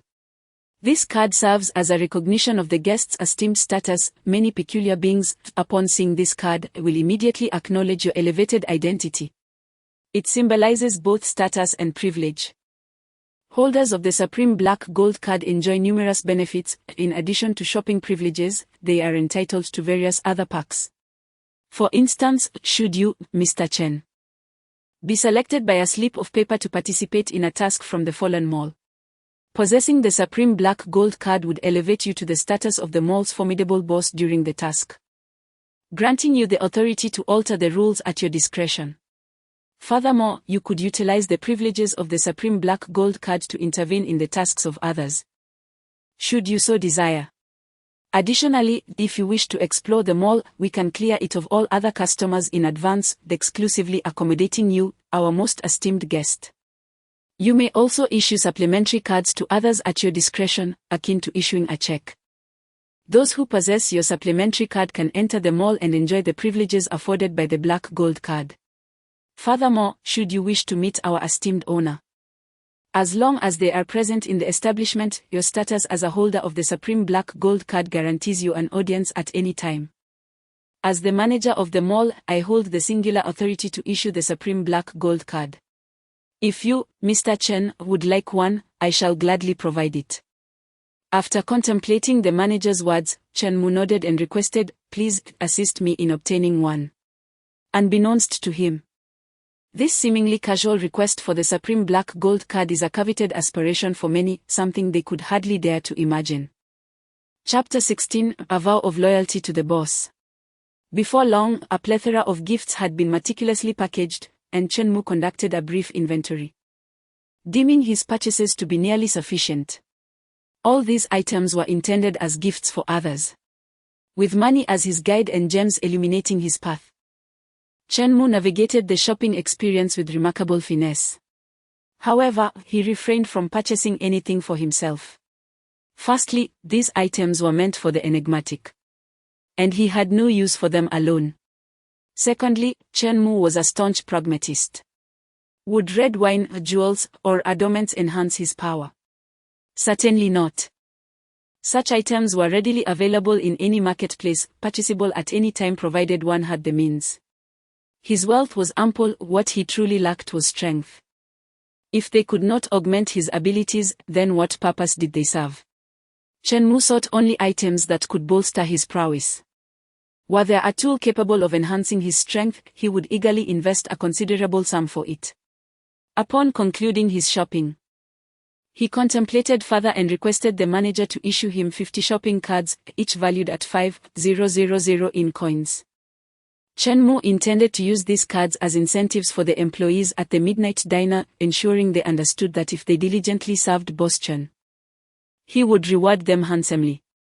The mall manager, eager to please such a distinguished client, graciously offered the 50 shopping cards as a complimentary gesture, waiving any cost to Chen Mu. Naturally, the manager was keen to curry favor with such a valuable patron. Chen Mu accepted the manager's kindness without hesitation. The mall manager respectfully escorted Chen Mu to the first floor. Upon arrival at the ground level, a young woman in a red uniform initially intended to strike up a conversation with Chen Mu. However, upon noticing the obsequious manager trailing behind him, she quickly abandoned the notion. She had assumed Chen Mu was merely a man of wealth, not realizing the profound depth of his connections, evidenced by the manager's personal attendance. It was worth noting that the mall manager possessed formidable abilities, classified as a level of the enigmatic. Beyond that lay the formidable ranks of the enigmatic generals. The presence of such an individual accompanying Chen Mu spoke volumes about his substantial background. Had she been somewhat brusque earlier? Did she perhaps intimidate him upon his arrival? The woman in red began to regret not having displayed a touch of feminine allure to entice Chen Mu. A figure like him, endowed with wealth, mystery, and a hint of charm, was a rare asset. Securing his favor could prove exceedingly beneficial. Unbeknownst to Chen Mu, his mere passage beside the woman had incited a tempest of thought within her. Outside the mall, the driver had been waiting for some time. Noticing Chen Mu's delay, he grew increasingly anxious. Had his boss encountered trouble, perhaps overwhelmed by his purchases and unable to settle the bill? Despite recalling Chen Mu's generous demeanor, the driver felt uncertain. At that moment, Chen Mu finally emerged from the mall. Following him, the manager and a throng of sales personnel bowed in unison, proclaiming, "We bid farewell to the esteemed boss Chen, and we look forward to your next visit." Upon hearing the phrase Supreme Black Gold, the driver felt a sudden jolt in his heart. To his knowledge, the highest rank was indeed black gold, which required astronomical expenditures. His former employer was merely at the silver level. This new employer of his had entered the decadent mall for the first time, and after only a brief visit, had astonishingly become a Supreme Black Gold client. Clearly, Supreme Black Gold was even more prestigious than black gold. What kind of background did his employer possess to wield such power?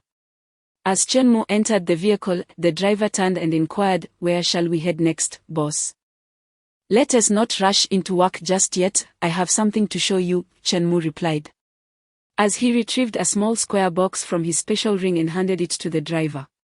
"What is this?" the driver asked, puzzled. "Open it and see." "It's a gift for you," Chen Mu said with a smile. Upon opening the box, the driver beheld a black watch nestled inside. The surface of the watch gleamed with a dark luster, clearly crafted from materials of considerable value. The second hand ticked with precision, and as he held it, he could feel the mechanical essence within, an object of undeniable worth. Engraved on the watch band were the words Guida Chui Fei. Guida Chui Fei was a renowned luxury brand in the realm of the bizarre, famed for its exquisite craftsmanship. Naturally, the price tag was not modest. Even the least expensive model started at over 20,000 underworld coins. Possessing a Guida Chui Fei watch was a dream that many in the bizarre world could scarcely dare to envision. Coincidentally, the driver had a penchant for watches and could articulate various styles of Guida Chui Fei with ease. Alas, as a taxi driver earning merely over 3,000 a month, after expenses, he had little savings. For him, Guida Chui Fei represented an unattainable aspiration. Typically, he could only indulge in counterfeit versions to satiate his dreams. He never imagined that his employer, whom he had known for just a day, would buy him a Guida Chui Fei watch during their first visit to the decadent mall. And not just any model, but the mid-range version priced over 50,000. Suddenly, the bizarre driver felt an overwhelming urge to weep. Having lived for decades as a being of the bizarre, he had always inhabited the lowest echelons of society, forced to greet others with a smile, never experiencing the warmth of respect. His previous employer had always maintained an air of arrogance, paying him the minimum wage while frequently delaying salaries, sometimes for as long as 6 months. After the onset of the bizarre apocalypse, the exploitation intensified, with increased monthly demands that compelled him to risk asking passengers for more underworld coins just to meet his employer's expectations. He was acutely aware that his former boss had never regarded him with any semblance of respect. Thus, when Chen Mu sought to recruit him, he accepted without hesitation. However, he could never have anticipated that Chen Mu, his new employer, would present him with a coveted Guida Chui Fei watch on his very first day of work. Had the boss been observing him all along, aware of his affection for watches? It must be so. The boss has always remained composed and observant. He must have noticed his own preferences. It is entirely reasonable for the boss to recognize his fondness for watches. Yet the fact that he purchased one for himself was utterly beyond his expectations. In that moment, the peculiar driver experienced what it truly meant to feel respected. Under Chen Mu's leadership, he not only received a higher remuneration but also, for the first time in decades of peculiarity, felt a sense of respect. With such a boss, what more could he desire? If he could not wholeheartedly dedicate himself to the boss, the peculiar driver would feel like an ungrateful wretch. Thank you, boss. He managed to suppress the tremor in his voice and spoke as normally as possible. I'm glad you like it, Chen Mu replied. Now, for our next destination. Take me to the city's museum. It is said to have transformed into an extraordinary scene, the Mist Museum. Yes. I pledge my unwavering loyalty to the boss. Chapter 17. The driver, devoid of eyes, exhibited an astonishing dedication to his employer as he navigated the vehicle with unusual fervor, accelerating beyond his usual pace. In less than 10 minutes, the peculiar taxi traversed the entire city, arriving at the suburban outskirts on the western side. The museum, nestled in this area, was accompanied by an expansive cemetery in its rear. Through the window, Chen Mu observed the surroundings. Despite it being 11 in the morning, with the sun blazing overhead, a layer of grey mist enveloped the museum in the distance, obscuring the sunlight and imparting a chilling aura that rendered the fog-laden museum somewhat eerie. It appeared that the museum had succumbed to a strange contamination, transforming it into a peculiar sight, the Fog Museum. Chen Mu nodded in satisfaction. Had he arrived too early before the transformation, his journey would have been in vain. In this bizarre apocalypse, many strange scenes did not manifest from the outset. Take the Midnight Diner. For instance, it was once a student cafeteria within a school. A month prior to the onset of the peculiar apocalypse, everything was normal, with students comfortably dining after classes. However, 2 days before Chen Mu and his companions received their strange assignment, the cafeteria fell victim to enigmatic pollution, morphing into the Midnight Diner under the cover of night. Similarly, the Fog Museum underwent its metamorphosis a week after the arrival of the bizarre apocalypse. The path leading to the Fog Museum required traversing a winding road through the woods. As they journeyed along this path, the trees overhead completely obscured the sunlight, casting the road into a dark and chilly gloom, shrouded in a grey mist. In ordinary vehicles, even with high beams engaged, visibility was severely compromised beyond half a meter. In such circumstances, one could either crawl through the dark fog at a snail's pace, cautious not to veer off the road, or disembark and navigate the murky haze on foot. Both options were psychologically and physically taxing. However, seated within the spectral taxi, Chen Mu felt no apprehension. Being a supernatural entity, the spectral taxi's headlights effortlessly pierced the fog, providing an unobstructed view ahead. Yet, Chen Mu mused that for a driver bereft of eyes, vision seemed irrelevant. It appeared the uncanny driver did not rely on sight to steer. This inadvertently benefited Chen Mu, allowing him to clearly perceive his surroundings. As they rounded a bend, Chen Mu noticed a conspicuous skid mark on the road, which veered off the path and disappeared over the cliff's edge. It seemed a hapless soul had sped too quickly in the fog and plunged down the precipice. If one were to consider speed, however, the uncanny driver surpassed all expectations. Maintaining an extraordinary work ethic, the driver sustained an impressive velocity, deftly navigating the curve without reducing speed. Within mere seconds, they completed the wooded road and arrived before the enigmatic museum. Boss Chen, we have reached our destination. The uncanny driver turned to Chen Mu and inquired, are you truly intent on proceeding further? You have not received the crimson paper. Thus you are exempt from the bizarre task of the Fog Museum. However, I must caution you that should you proceed further and enter the domain of the Fog Museum, you will be compelled to partake in this strange endeavor, and only by surviving the task can you hope to escape. Acknowledging the airy driver's kind warning, Chen Mu nodded. Understanding the gravity of the situation, yet resolved to venture into the Fog Museum nonetheless. Upon witnessing the determination in his eyes, the eerie driver suggested, perhaps I should accompany you, esteemed sir. Chen Mu waved his hand, graciously declining the driver's offer. The Fog Museum, as a site of the uncanny, is under the dominion of the Duke's peculiar family. The driver himself is an anomaly, and to venture forth without caution could incite the Duke's wrath. Just as two tigers cannot coexist on the same mountain, the strange cannot intrude upon the territories of other eerie forces at will. Ultimately, the driver alighted from the vehicle, respectfully opening the door for Chen Mu, who then embarked on his solitary journey towards the fog museum.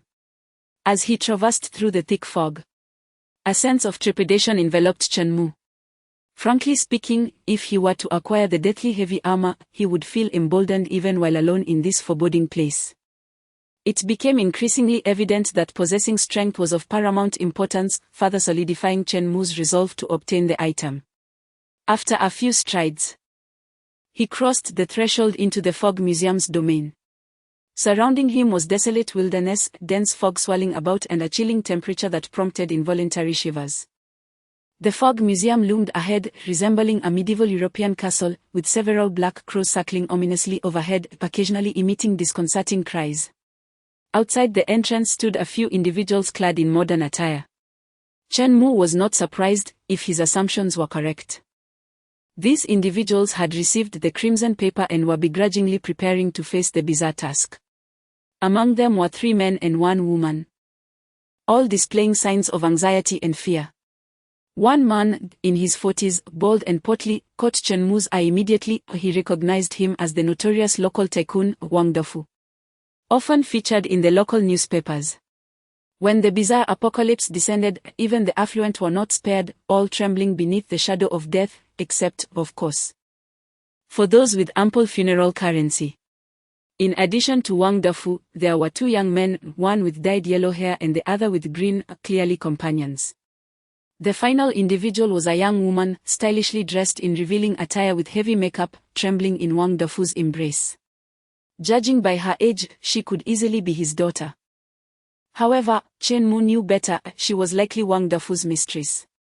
As Chen Mu approached, the group turned their collective gaze toward him. The 2 young men, sporting a spear, eagerly greeted Chen Mu, seemingly attempting to recruit him. "Hey, did you also receive the peculiar task called Fog Museum?" one of the young men inquired, yet Chen Mu remained silent. Experience had taught him that in the realm of bizarre tasks, the notion of friendship was a mere illusion, not even the closest of brothers could be trusted. For betrayal and treachery were commonplace. At times, companions could prove to be more terrifying than the very anomalies they faced. It was only during the initial onset of this strange apocalyptic world that individuals still entertained notions of forming alliances, believing that camaraderie would enhance their chances of survival. Little did they realize, such naivety often led to the swift demise of those who harbored it. Noticing Chen Mu's lack of response, the 2 young men grew bored and turned away, resuming their own conversation, dismissing him entirely.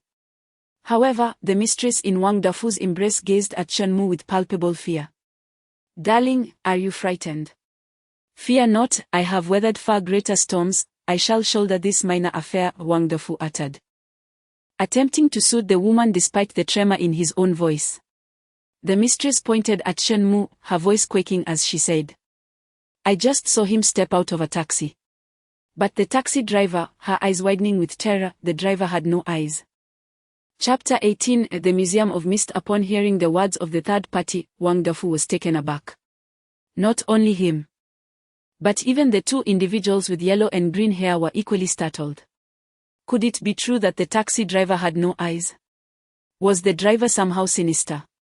Who would dare to ride in a peculiar vehicle? Might it be that the newly arrived Chen Mu was also strange? Instantly, all eyes turned toward Chen Mu. However, at first glance, he appeared utterly ordinary, devoid of any peculiar traits. An uncanny complexion would exhibit a chilling pallor, but Chen Mu's skin was delicate and rosy, clearly warm to the touch, not the coldness of the otherworldly.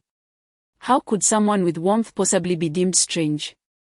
With the assurance that Chen Mu was not otherworldly, the group exhaled slightly in relief.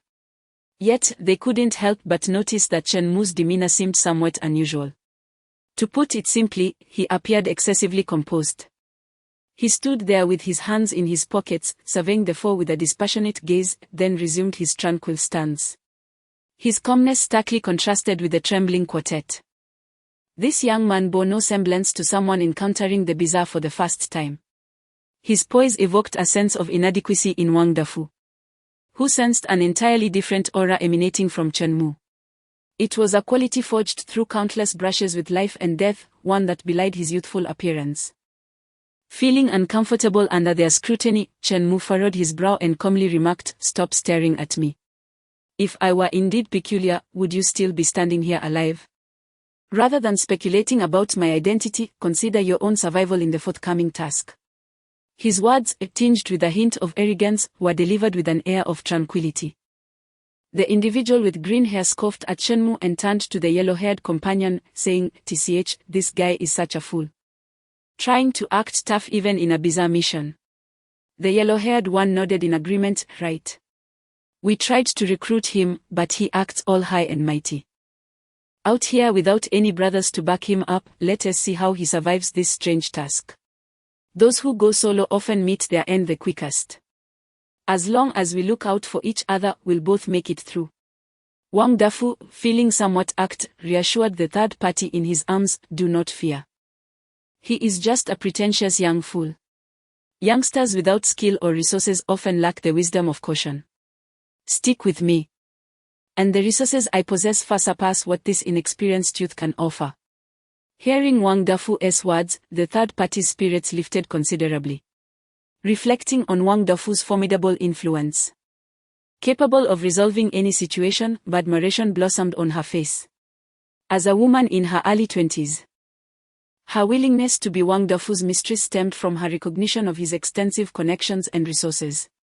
Although luck had not favored her this time, leading her to be chosen for the eerie task of the Museum of Mist, she was relieved to discover that Wang Dafu had also been selected. Rumor had it that Wang Dafu, leveraging his status and connections, had expended considerable effort to acquire exceedingly rare ghost coins. With these coins in hand, it was said that one could navigate the bizarre tasks with relative ease.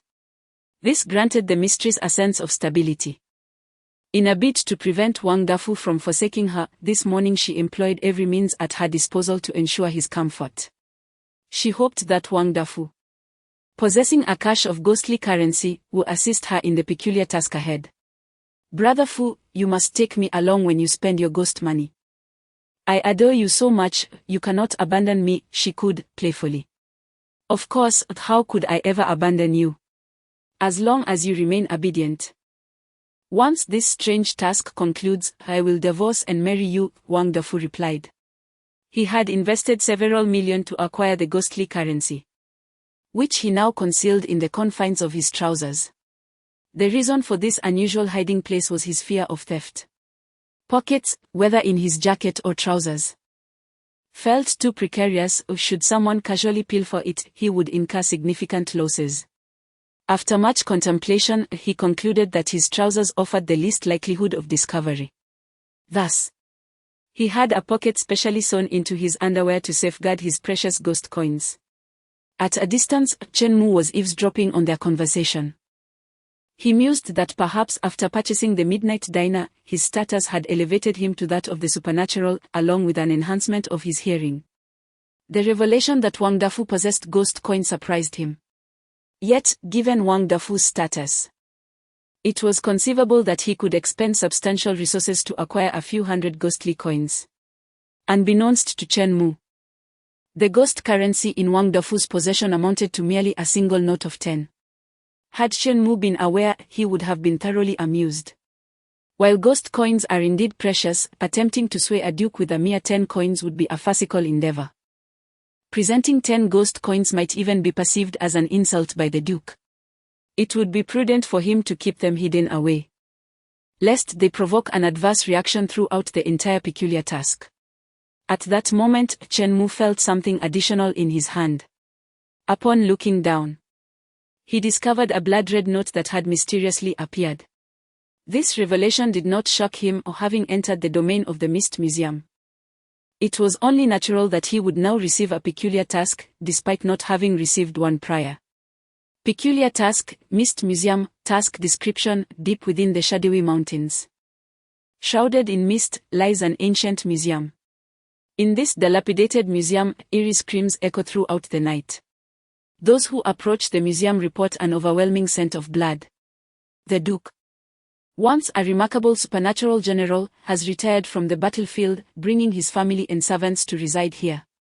The ancient museum has become the family's abode. You are a friend of the Duke. Having heard of your old friend's seclusion, you have come to pay a visit. The hospitable Duke's family, upon hearing of your arrival, has prepared a warm dinner for you. After several days of arduous travel, you have arrived at the Duke's doorstep. The butler awaits your arrival. Please proceed to knock on the grand door. The butler will let you in, where you will partake in engaging games and a cozy dinner. Do remember, the Duke does not favor tardy guests, so please set forth promptly. As Chen Mu perused the small note, the others had already stepped forward. Arriving at the entrance of the Mist Museum, the formidable door before them exuded an air of antiquity, reminiscent of castle architecture. In Chen Mu's recollection, the museum bore no such appearance. Clearly, as the museum transformed into this eerie scene, its exterior embellishments had likewise undergone a metamorphosis. Knock, knock, knock. Green-haired stepped forward and rapped upon the door of the Mist Museum. As he did so, Huang Mao, who fancied himself a good brother, stealthily retreated a step, concealing himself behind his companion. Suddenly, with a creak, the museum's door swung open from within. Through the narrow crack, an aged and pallid arm extended forth. Chapter 19: A Precious Gift. The excited old steward. It was evident that a peculiar hand had emerged. Upon witnessing this, the expressions of the onlookers shifted subtly. Aside from Chen Mu, it was their first encounter with such a bizarre sight. As the grand door swung wide open, the owner of the arm stepped forth, an elderly figure with graying hair, impeccably dressed in a steward's attire, exuding an air of strangeness. This eccentric old man was none other than the Duke's steward. Another group of guests has arrived. Please, come in, he announced with a friendly tone. Yet his expression remained calm, devoid of enthusiasm, embodying a demeanor of routine formality. It was apparent that the old steward's reception of these new guests was merely a matter of protocol. Chen Mu understood the underlying reason all too well. The guests were simply too numerous. Since this place had transformed into a scene of the uncanny, within a mere fortnight, 2 to 3 dozen groups had already come to visit. With such a plethora of guests to host, the old steward had transitioned from initial warmth to a state of indifference. Moreover, the impression these visitors left upon him was not particularly favorable. It is said that one must not visit empty-handed. This is a fundamental courtesy and a mark of respect, even in the realm of the bizarre. However, every single one of these 2 to 3 dozen groups had, without exception, arrived with empty hands. They exhibited a complete lack of courtesy and respect. In truth, the old steward had misjudged these individuals. They were all here to undertake strange tasks, grappling for survival on the precipice of death. Bringing gifts was hardly a priority. Merely carrying a few knives for self-defense was already a sign of respect towards the peculiarities of this place. He reminisced about the time when the Duke was still in power. The guests who came to pay their respects were always laden with gifts. Even he, the old steward, had benefited, receiving several hundred spirit coins worth of offerings. How the mighty have fallen. After the Duke's disgrace and retreat, the guests had become so discourteous. Green-haired, yellow-haired, Wang Dafu and Shao San entered sequentially through the grand entrance. The peculiar nature of the old steward instilled a sense of trepidation in them. They dared not meet his gaze and kept their heads bowed, maintaining a respectful distance. To the old steward, this behavior only amplified the sense of estrangement and disdain directed towards him. Yet another group of impolite guests. The old steward shook his head in resignation, preparing to close the door.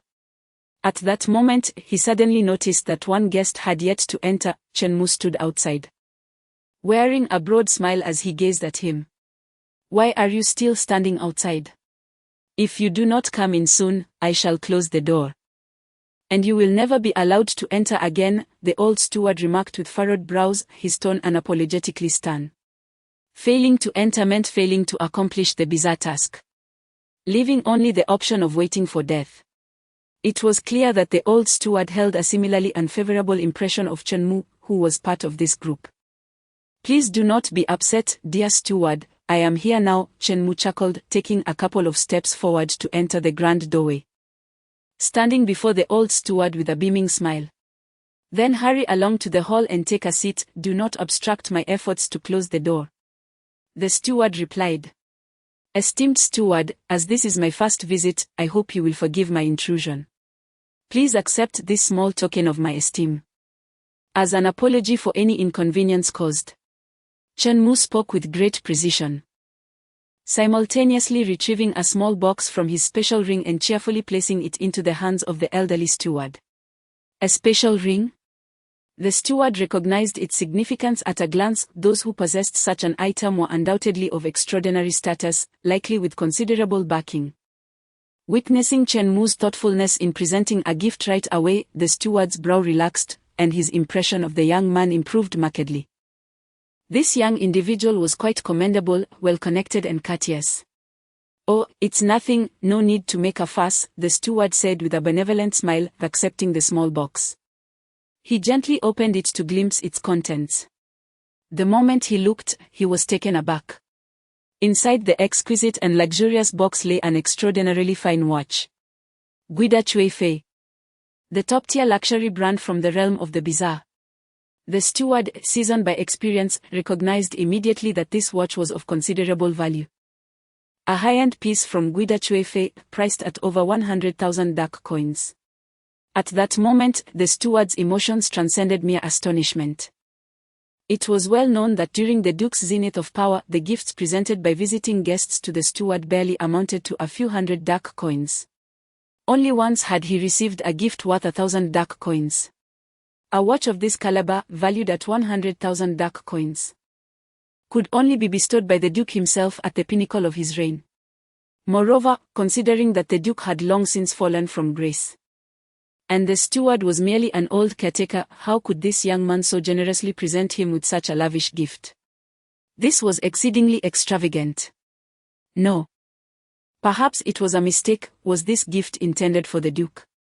With this thought, the steward swiftly closed the box and handed it back to Chen-mu. "Dear guest, I believe you have mistaken the gift. This should be for the Duke. I'm merely a steward and cannot accept something so valuable." To his surprise, Chen-mu beamed, placing the gift back into the steward's hands. "You are mistaken, this gift is indeed for you. I deeply admire the dedication you have shown to the Duke throughout your lifetime. This small token expresses my heartfelt gratitude."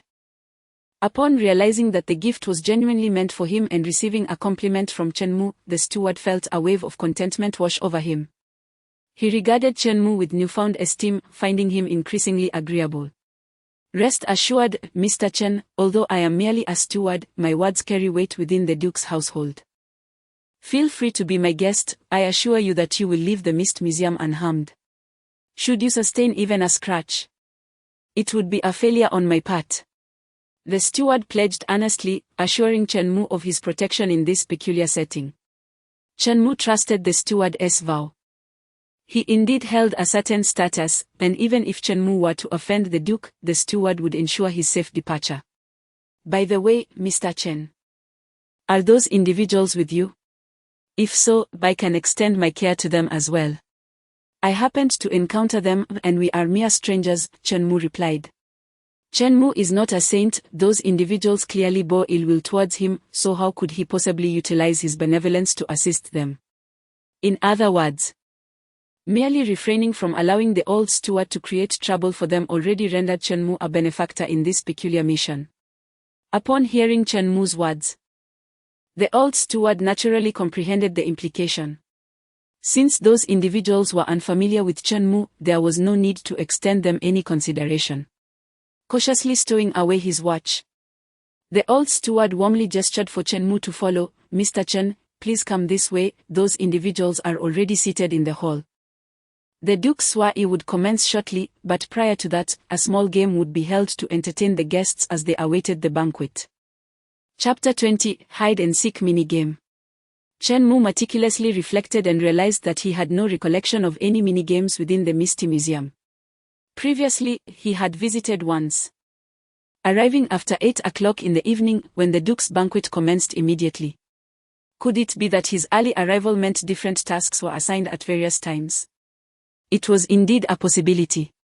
Under the guidance of the elderly steward, Chen Mu entered the Duke's parlor, which had been transformed from the museum's ground floor. The interior was adorned with an array of exhibits, including medieval short swords, knights' helmets, and yellowed parchment, all exuding an air of antiquity. The entire first floor of the museum was bathed in muted yellow tones, creating a dim ambience, illuminated only by a couple of fireplaces flickering with soft, warm light.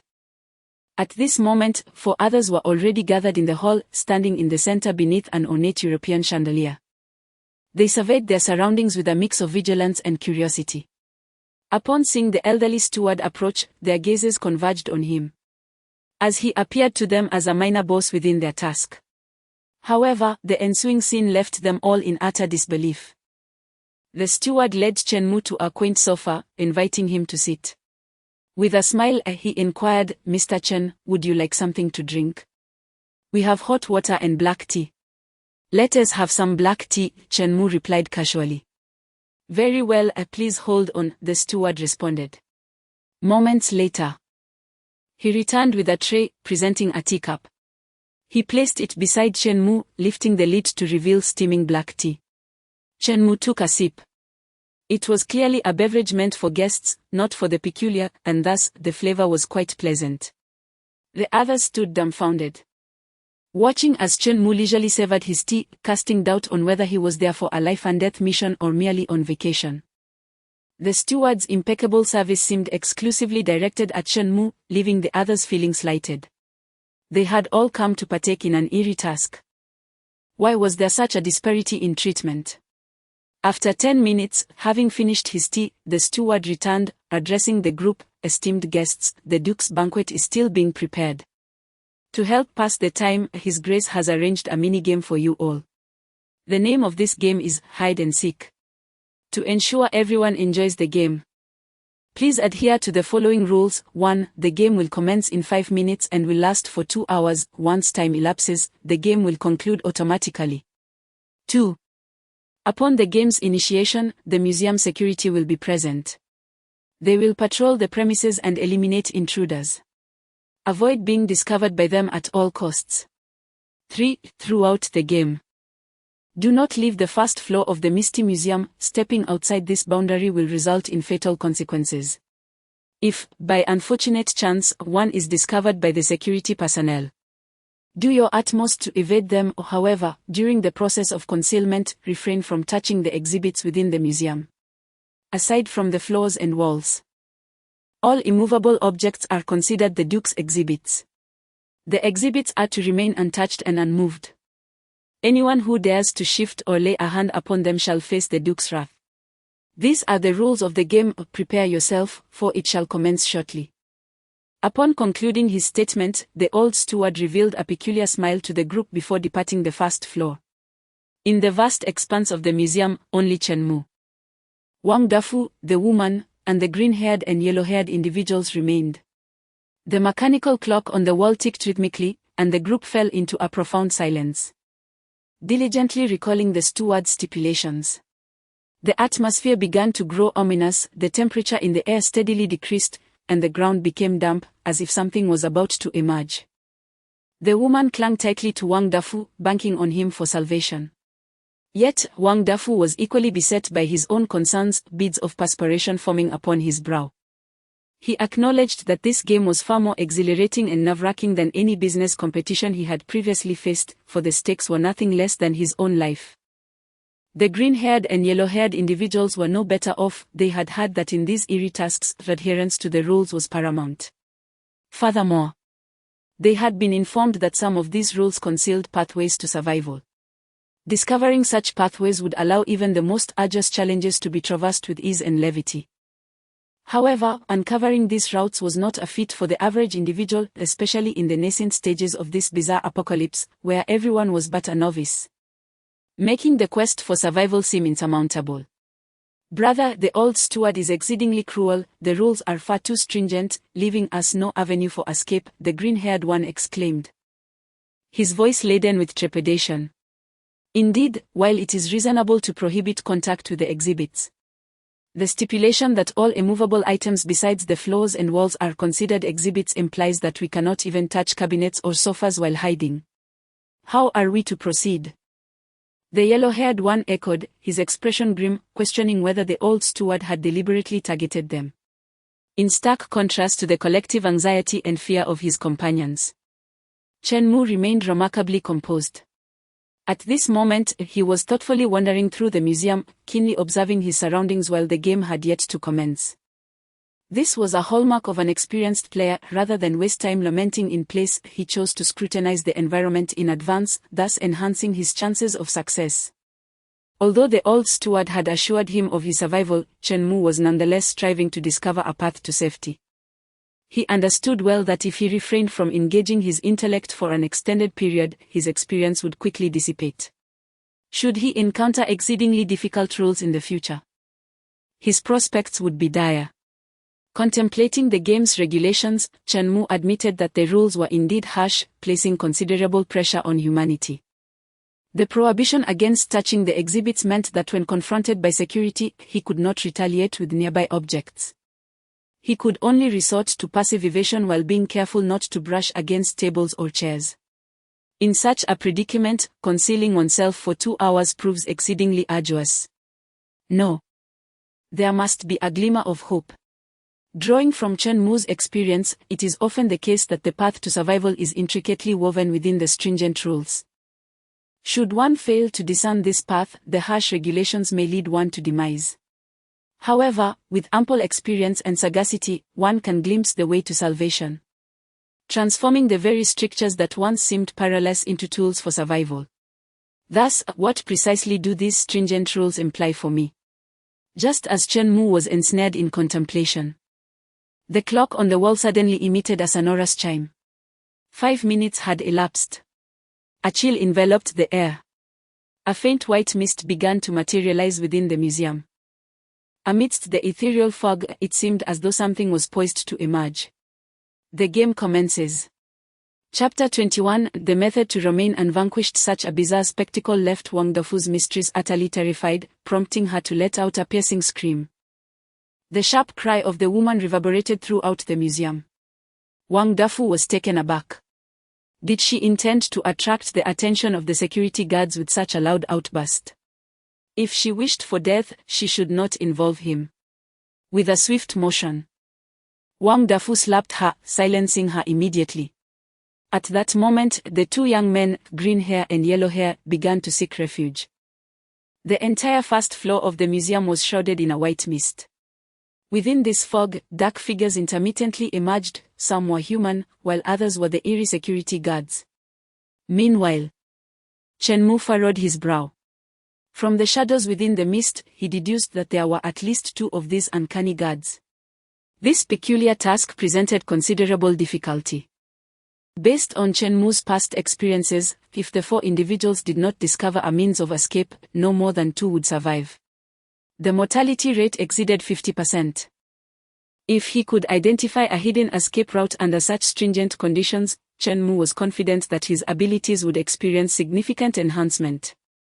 As the game commenced, the guards began to materialize from the mist. The first of the eerie security guards appeared behind Wang Dafu, a grotesque figure resembling a decaying corpse, dressed in tattered security attire. Its body was severely decomposed, exposing its innards.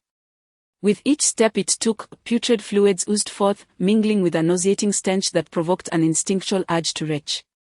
This foul odor jolted Wang Dafu to attention. Following the scent, he turned to see the grotesque guard opening its gaping maw towards him. Damn it! Wang Dafu cursed, instinctively shoving his mistress towards the guard before fleeing without a second thought. Only after being thrust into danger did his mistress grasp the severity of the situation. She stared at Wang Dafu in disbelief, unable to fathom his cold-heartedness. Mere minutes prior, they had professed eternal devotion to one another, yet everything had transformed in an instant. In the face of calamity, the bond of partners dissipated. Such scenes were commonplace in the bizarre apocalypse, exposing the ugly and selfish facets of human nature amidst these eerie tasks. Left with no choice, the woman stumbled to her feet, the overwhelming fear triggering a surge of adrenaline that momentarily overcame her trembling legs as she fled in a different direction. Fortunately, the eerie guard had chosen to pursue Wang Dafu, granting her a brief respite. On the other side, yellow hair and green hair fared no better. A skeletal guard obstructed their path. "Brother, hold your ground, I'll circle around and ambush it from behind," yellow hair stated with a serious demeanor. Green hair nodded. Having known each other for over a decade, their bond was forged in childhood. Despite the fear gnawing at him, green hair gritted his teeth and stood firm, drawing the attention of the skeletal guard. The yellow-haired one patted his good brother on the shoulder, preparing to maneuver to the rear and launch a surprise attack on the skeletal guard. As the skeletal guard drew nearer, the green-haired one felt his legs tremble. He fixed his gaze on the back of the skeletal guard, yearning for his comrade to emerge from behind and deliver a fatal blow. However, moments later, the green-haired one found himself cornered by the guard, while the yellow-haired one had yet to appear. "Are you waiting for that yellow-haired fool?" the skeletal guard taunted, fixing his gaze upon the green-haired one. "I saw it all, he ran past me. He had no intention of ambushing me, he merely sought to ensure your demise so he could flee." Upon hearing these words, the green-haired one struggled to believe them. Yet as the skeletal guard loomed closer, despair washed over him as he realized he had been betrayed by his comrade of a decade. "You dare betray me?" he cried out in anguish, but his lament was abruptly silenced as the skeletal guard tore through him. Meanwhile, the yellow-haired one, having distanced himself, wore a mocking expression. "What a fool to still believe in a good brother at a time like this. Good brothers are merely meant to be the betrayers." At that moment, Chen Mu stood before a clock, his expression serene. Observing the eerie guard advancing through the mist, he displayed neither panic nor the desire to flee. After 5 minutes of deep contemplation, a revelation struck him while gazing at the clock. Exhibits inanimate objects no one can touch, the Duke's punishment, each crucial clue strung together in his mind like pearls forming a necklace. Reflecting on the stringent rules, Chen Mu suddenly understood the truth. Indeed, hidden behind the harsh regulations lay a path to survival. The exhilaration of finding hope amid despair filled him with a delightful sense of wonder. He regarded the approaching specter with a hint of anticipation. As the shadow in the fog drew closer, Chen Mu took a deep breath and performed an exceedingly uncharacteristic act. He stood perfectly still, like a statue.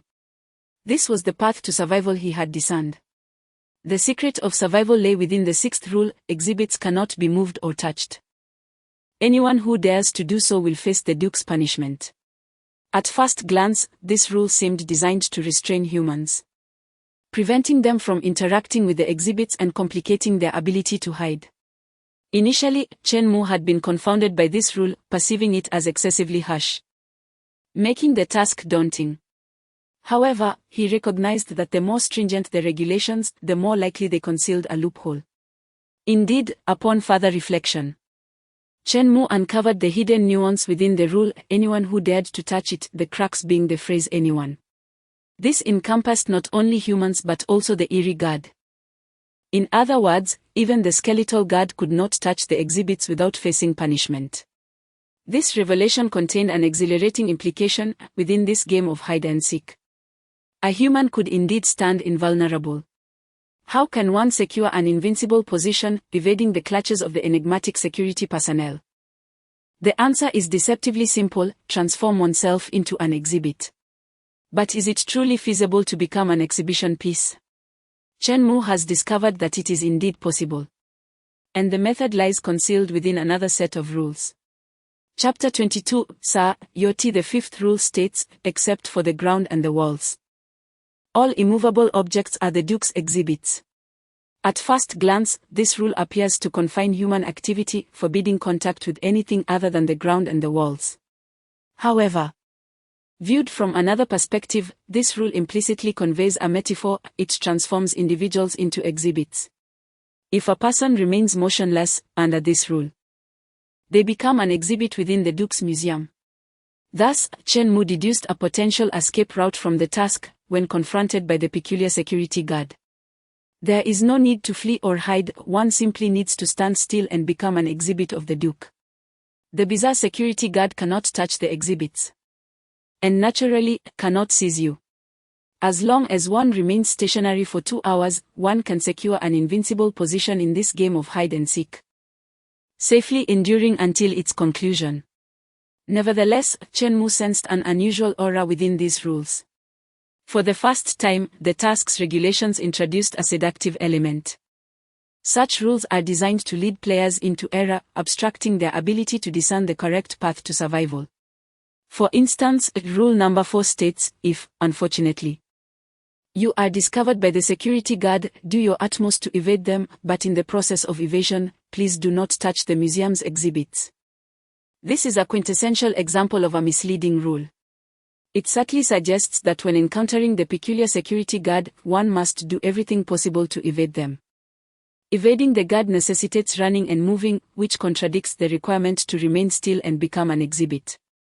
Should a player place undue faith in this rule, they risk missing their chance for survival.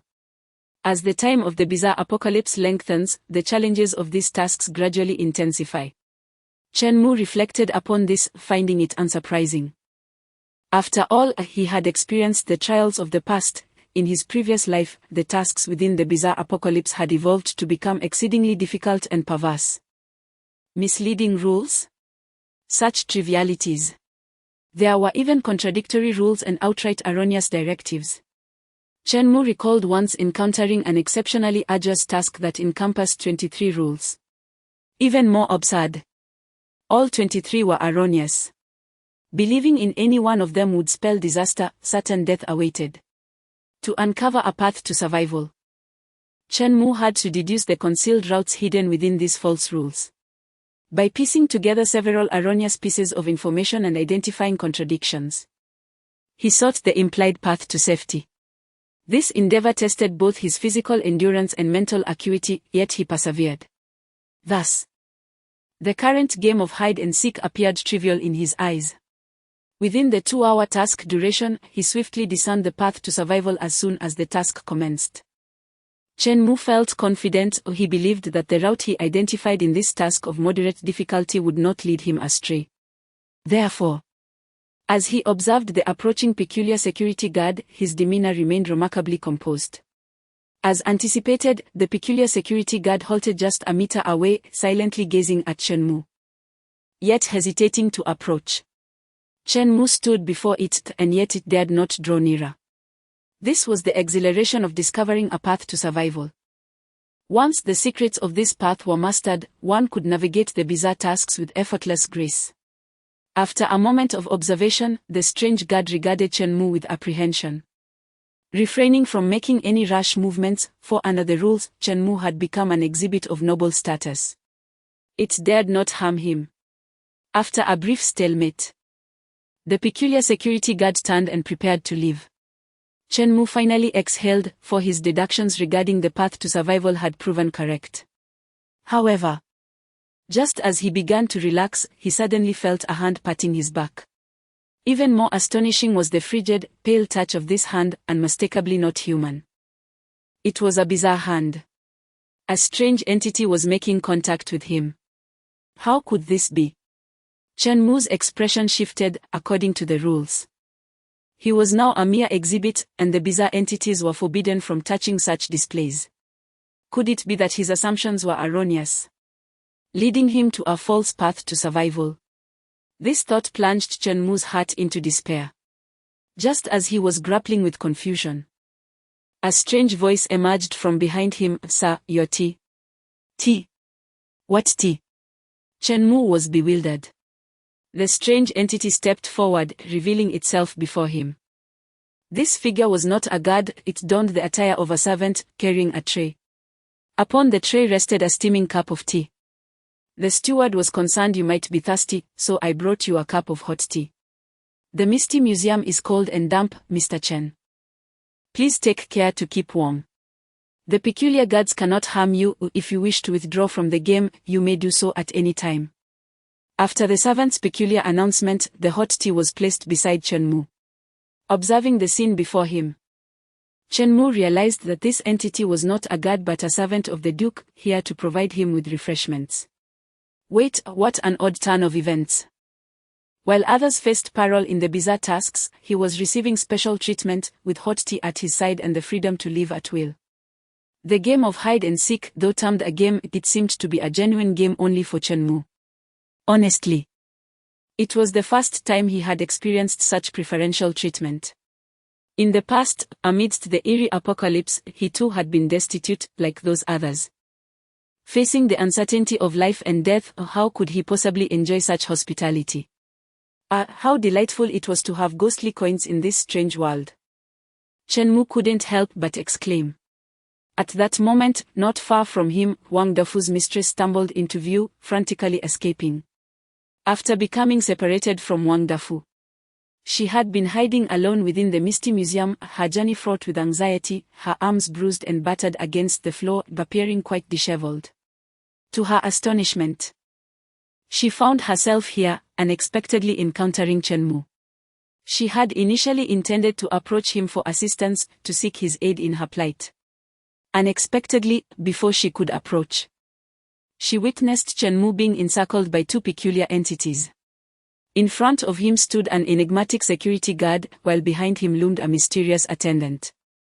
Just as she anticipated Chenmu's demise, the turn of events unfolded rapidly. The security guard, wary of Chenmu, dared not advance and instead retreated. The attendant, even more astonishingly, offered Chenmu a cup of steaming tea. Was this not a service to Chenmu? Observing her own disheveled appearance juxtaposed with Chenmu's calm composure and the peculiar hospitality he received, the woman felt for the first time the stark contrasts within this bizarre apocalyptic world. The disparity between individuals was startling. Chenmu's image in her eyes had transformed from that of a mere youthful underdog to an inscrutable powerhouse.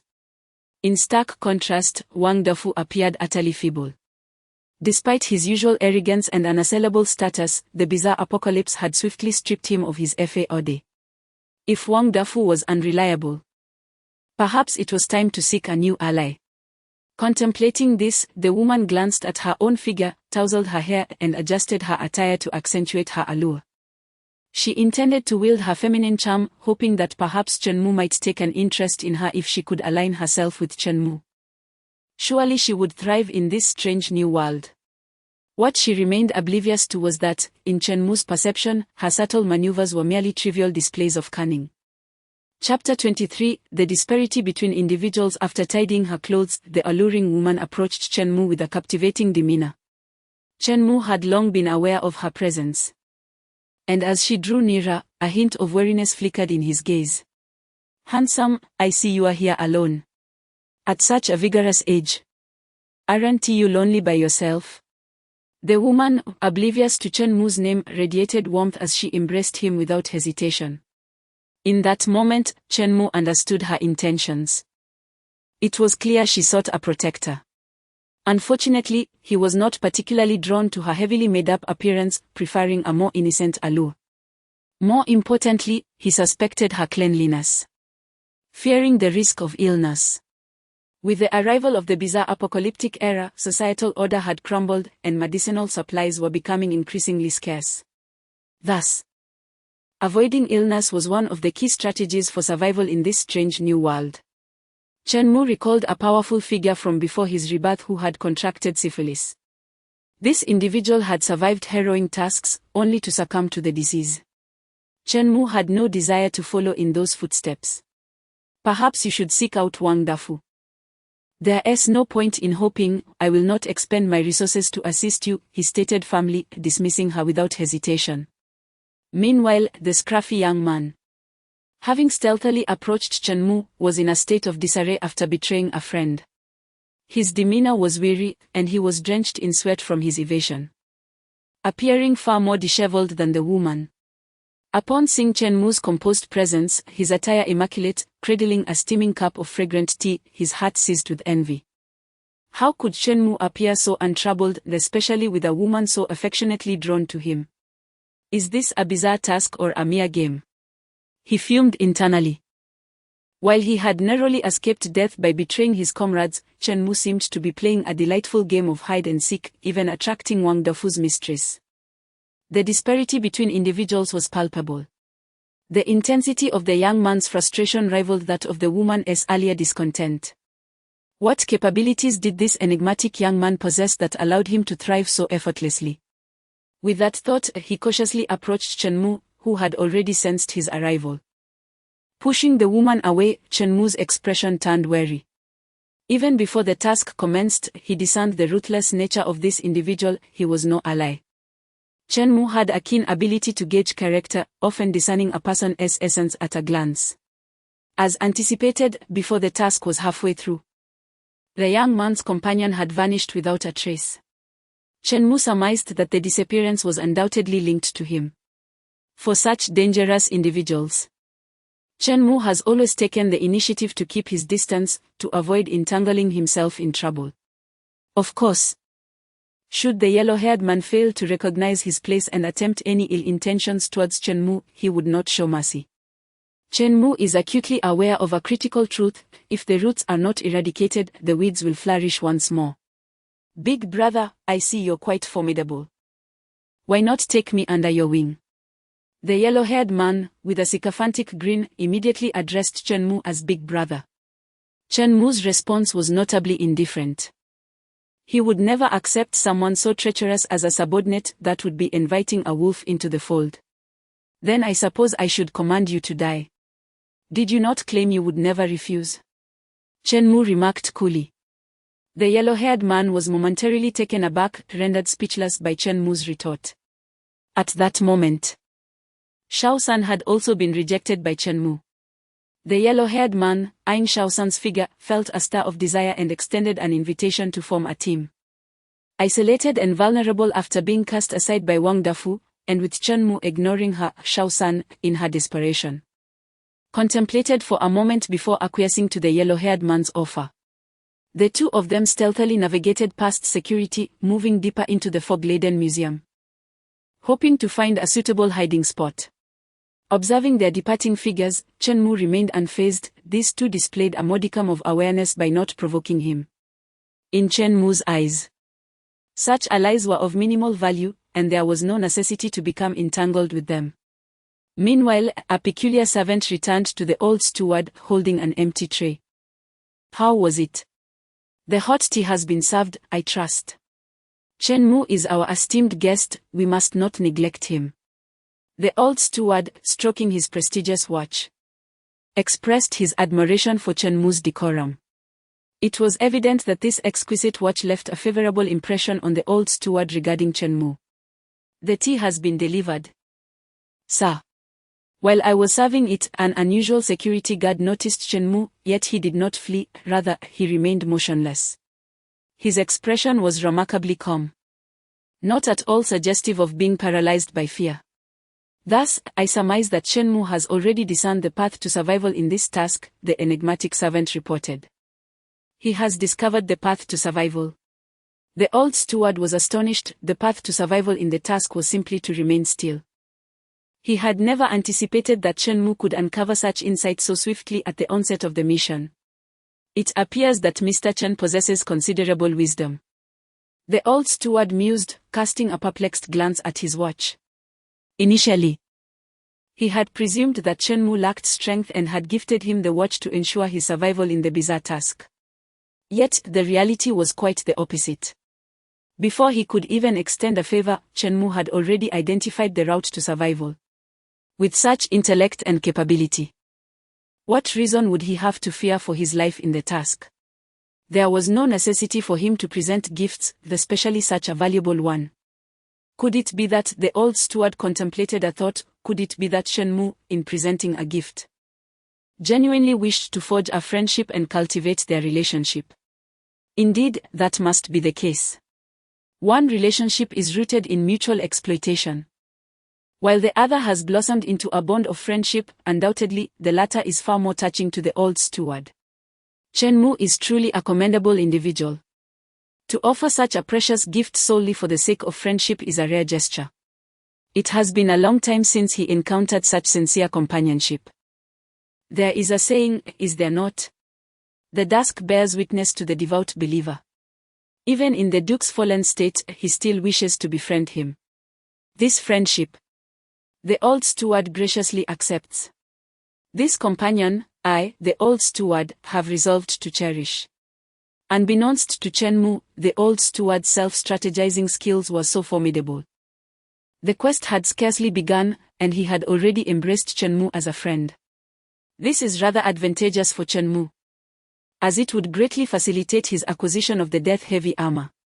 Being friends now, requesting a legendary item from your duke does not seem an unreasonable demand, does it? Chapter 24. Why are you so comfortable? Go, deliver some pastries to Mr. Chen, the old steward instructed the attendant. When entertaining friends, mere tea is insufficient. One must certainly offer exquisite pastries. Thus, within the enigmatic confines of the Mist Museum, an intriguing scene unfolded. Chen Mu reclined leisurely on a sofa, with steaming tea to his left and a platter of delicate pastries to his right. His demeanor was so relaxed one could easily mistake him for being on holiday. As for the peculiar security personnel, they wisely refrained from disturbing Chen Mu. After all, they were merely earning their keep under the Duke. Who would dare to interrupt a distinguished guest of the Duke? While Chen Mu enjoyed his tranquility, the others were not faring quite as well. On the opposite side of the Mist Museum, the blonde and the mistress formed an alliance, stealthily evading the security with trepidation. Wang Dafu, dragging his corpulent frame, was also cautiously concealing himself. Clearly, none of them had discovered a path to safety. As time passed, the security's search became less stringent. Had it maintained the same intensity as at the game's onset, everyone but Chen Mu would have perished. The challenge presented by the Mist Museum was not so exceedingly brutal. After half an hour of hiding, with no sign of security, the blonde and the mistress felt a slight sense of relief. In their eyes, the most arduous phase of the task had passed, and they could finally exhale, awaiting the conclusion of the ordeal. Once they had relaxed, the blonde's mind began to wander toward mischief. He had long coveted the mistress, and now, in their shared solitude after a brush with death, he felt an urgent need for release. The mistress was well aware of his intentions, and in hopes of securing his assistance in the forthcoming tasks, she was willing to oblige. After all, this was not a new endeavor for her. However, what she did not disclose to the blonde was that she had previously indulged excessively and had contracted several ailments. Whether the blonde would fall ill was left to fate. With the security presence diminished, the Mist Museum was eerily silent. Even the sound of a pin dropping could be heard from afar. Thus, even from a distance, Chen Mu discerned the commotion between the blonde and the mistress. Even someone as seasoned as Chen Mu was taken aback. How foolish must these two be to engage in such frivolity during a bizarre task? Did they desire a swifter demise? It is essential to understand that the bizarre tasks are fraught with peril. Even the most experienced veterans must remain vigilant at all times. In such a setting, survival is paramount. These two dared to indulge in such antics, oblivious to the danger that might ensue from their divided attention. One could only ponder whether they were audacious or simply ignorant. Based on Chen Mu's experience, this game of hide-and-seek was a classic pressure task. This meant that at the beginning of the task, there would be intense pressure, with numerous bizarre security personnel appearing, rendering the challenge formidable. This phase would last approximately 10 minutes. Following that, for over an hour, the difficulty would significantly decrease, with bizarre security essentially absent. In such moments, even if players lie on the ground asleep, they remain impervious to death upon awakening. However, do not mistake this for a strange revelation of conscience, quite the contrary. It is a treacherous maneuver, with a true trap lying ahead. As the task approaches its conclusion in 10 minutes, the difficulty will suddenly escalate, surpassing that of its inception. Numerous bizarre security guards will emerge unexpectedly, and due to the player's relaxed demeanor, they often fail to perceive the impending danger, resulting in frequent fatalities. This is the insidious and cruel nature of the task. Time ticks away, just 10 minutes remain until the task concludes. As anticipated by Chen Mu, the difficulty indeed spiked abruptly. At that moment, Wang Dafu was concealed in a corner, his hour-long respite rendering him even more vigilant. After all, as a merchant who has navigated the turbulent seas of commerce for decades, he is far more cautious than Huang Mao and Shao San. This prudence saved his life. Suddenly, from the corner of his eye, he discerned a dark figure emerging from the mist behind him. A bizarre security guard. Without a moment's hesitation, his heart raced to his throat, and he hastily fled in another direction. Conversely, Huang Mao and Shao San were not so fortunate. Shao San lay in Huang Mao's embrace, whispering sweet nothings, hoping he would take more care of her. Huang Mao readily agreed, for promises cost nothing, and he had made countless such commitments before. Abruptly, Shao San let out a terrified shriek, her eyes wide with fear as she gazed behind Huang Mao. "What's wrong?" she exclaimed, startled. Huang Mao, slightly irritated, glanced over his shoulder. That fleeting gaze sent chills down his spine. A bizarre security guard stood looming behind him. "Run!" Huang Mao shouted, attempting to escape. However, he was horrified to realize that in his previous state of relaxation, he had not even put on his pants. Those few seconds of delay could prove fatal. As the bizarre security guard drew closer, Huang Mao turned to Shao San, and with a grim resolve, he pushed her toward the direction of the guard. "What are you doing?" Shao San exclaimed, stunned by the sudden betrayal. She stumbled and fell at the feet of the bizarre security guard. "If one must perish, it certainly cannot be me."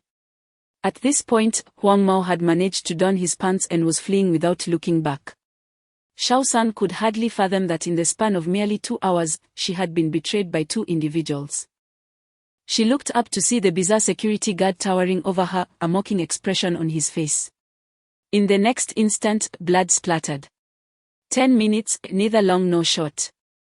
For Chen Mu, it was but the time taken to sip half a cup of tea. For Wang Dafu and Huang Mao, however, it felt like an interminable century. At last, as the heavy chime of the clock resonated, the 2 hours concluded. The game of hide-and-seek came to an end. The white mist gradually dissipated. The temperature within the museum warmed slightly, and the damp stains on the ground began to fade. Exhausted, Wang Dafu and Huang Mao returned to the hall. In the grand hall, Chen Mu savored the last sip of tea and the final morsel of pastry, delicately wiping his hands with a damp towel. Elegance is indeed timeless. It must be said that the Duke's taste remains impeccable. Both the tea and pastries were delightful, marking a commendable afternoon tea experience. Observing Chen Mu's leisurely indulgence, Wang Dafu and the yellow-haired one gazed upon him with envy. "While we are on the brink of despair, you manage to enjoy such a refined tea time. Is there any justice in this world?" they lamented. "All of us are engaged in this bizarre task, why should you have such comfort?" Chen Mu regarded the yellow-haired one and Wang Dafu, silently calculating. Aside from himself, there were 4 participants in this game of hide-and-seek. Clearly, only 2 had survived. A survival rate of 50. This peculiar task had proven to be quite perilous.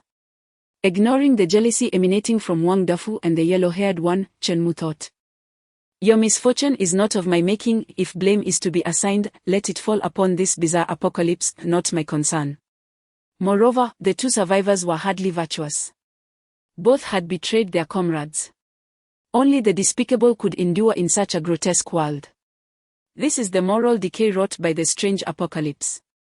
At this moment, the yellow-haired one finally comprehended why Chen Mu had appeared aloof and reluctant to form alliances before the task commenced.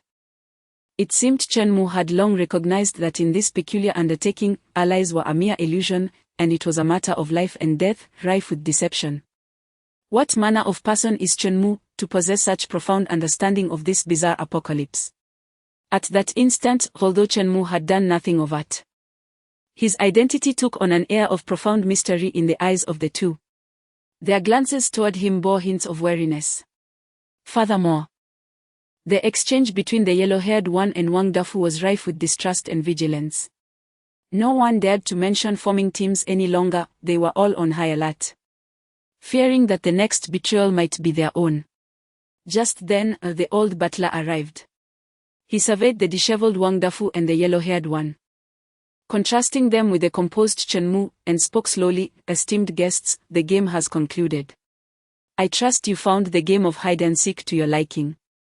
The Duke has prepared a sumptuous dinner on the second floor for you all. Once you partake in the feast, you shall be free to depart from this place. Please follow me, the banquet is about to commence. Chapter 25. This gift is too precious. At long last, the evening banquet was upon them. Chen Mu immediately packed up. The opportunity to meet the Duke at the banquet and potentially acquire the rare and enigmatic artifact, the Death Armor, hinged entirely on his performance during the event. The mere thought of the Death Armor ignited a fervent desire within Chen Mu's gaze. An item capable of defying the very rules. In this bizarre apocalypse, rules are an unassailable force. No matter how powerful one may be, the rules cannot be breached. Even formidable boss entities may only modify the rules to their advantage. But they cannot commit murder outside the parameters set forth. Furthermore, such modifications are applicable solely within their own controlled scenarios, where a path for the players must remain intact.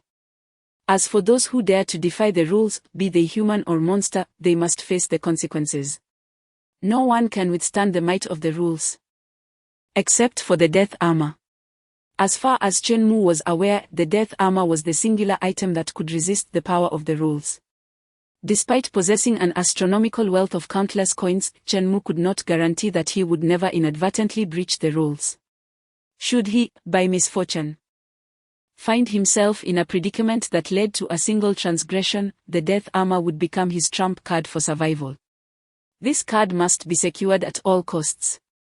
Under the guidance of the butler, they approached a staircase. Ascending the stairs, they arrived on the second floor of the Misty Museum. This expansive hall served as the venue for the Duke's lavish banquets. The butler addressed them. There are certain rules at the Duke's banquet that must not be violated, otherwise the Duke may become quite displeased, and the repercussions could be severe. 1. Show respect to the Duke and Duchess. Do not engage in any insulting behavior. 2. You must accept any food offered by the Duke and consume it entirely. Failure to do so will result in punishment. The Duke is not fond of excessive rules. So only these two must be strictly adhered to. Yet another peculiar task. Chen Mu furrowed his brow. It seemed the Misty Museum was no ordinary place. A bizarre scenario involving a game of hide-and-seek followed by a banquet, two enigmatic tasks in one. After delivering his instructions, the butler led the trio into the grand dining hall. Chen Mu meticulously surveyed his surroundings. The hall was adorned with an elegant European-style chandelier, exuding a classic charm, its candles flickering softly. In the center of the hall stood a long crystal table set with fine dining ware and candles. The old butler guided them to the table. Assigning their seats, Chen Mu found himself positioned at the head of the table, closest to the Duke's seat of honor. This was a gracious gesture from the butler, facilitating conversation between Chen Mu and the Duke. In contrast, Wang Dafu and Huang Mao were seated at a considerable distance, clearly allocated the positions of ordinary guests. After a brief wait, the Duke and Duchess finally made their entrance.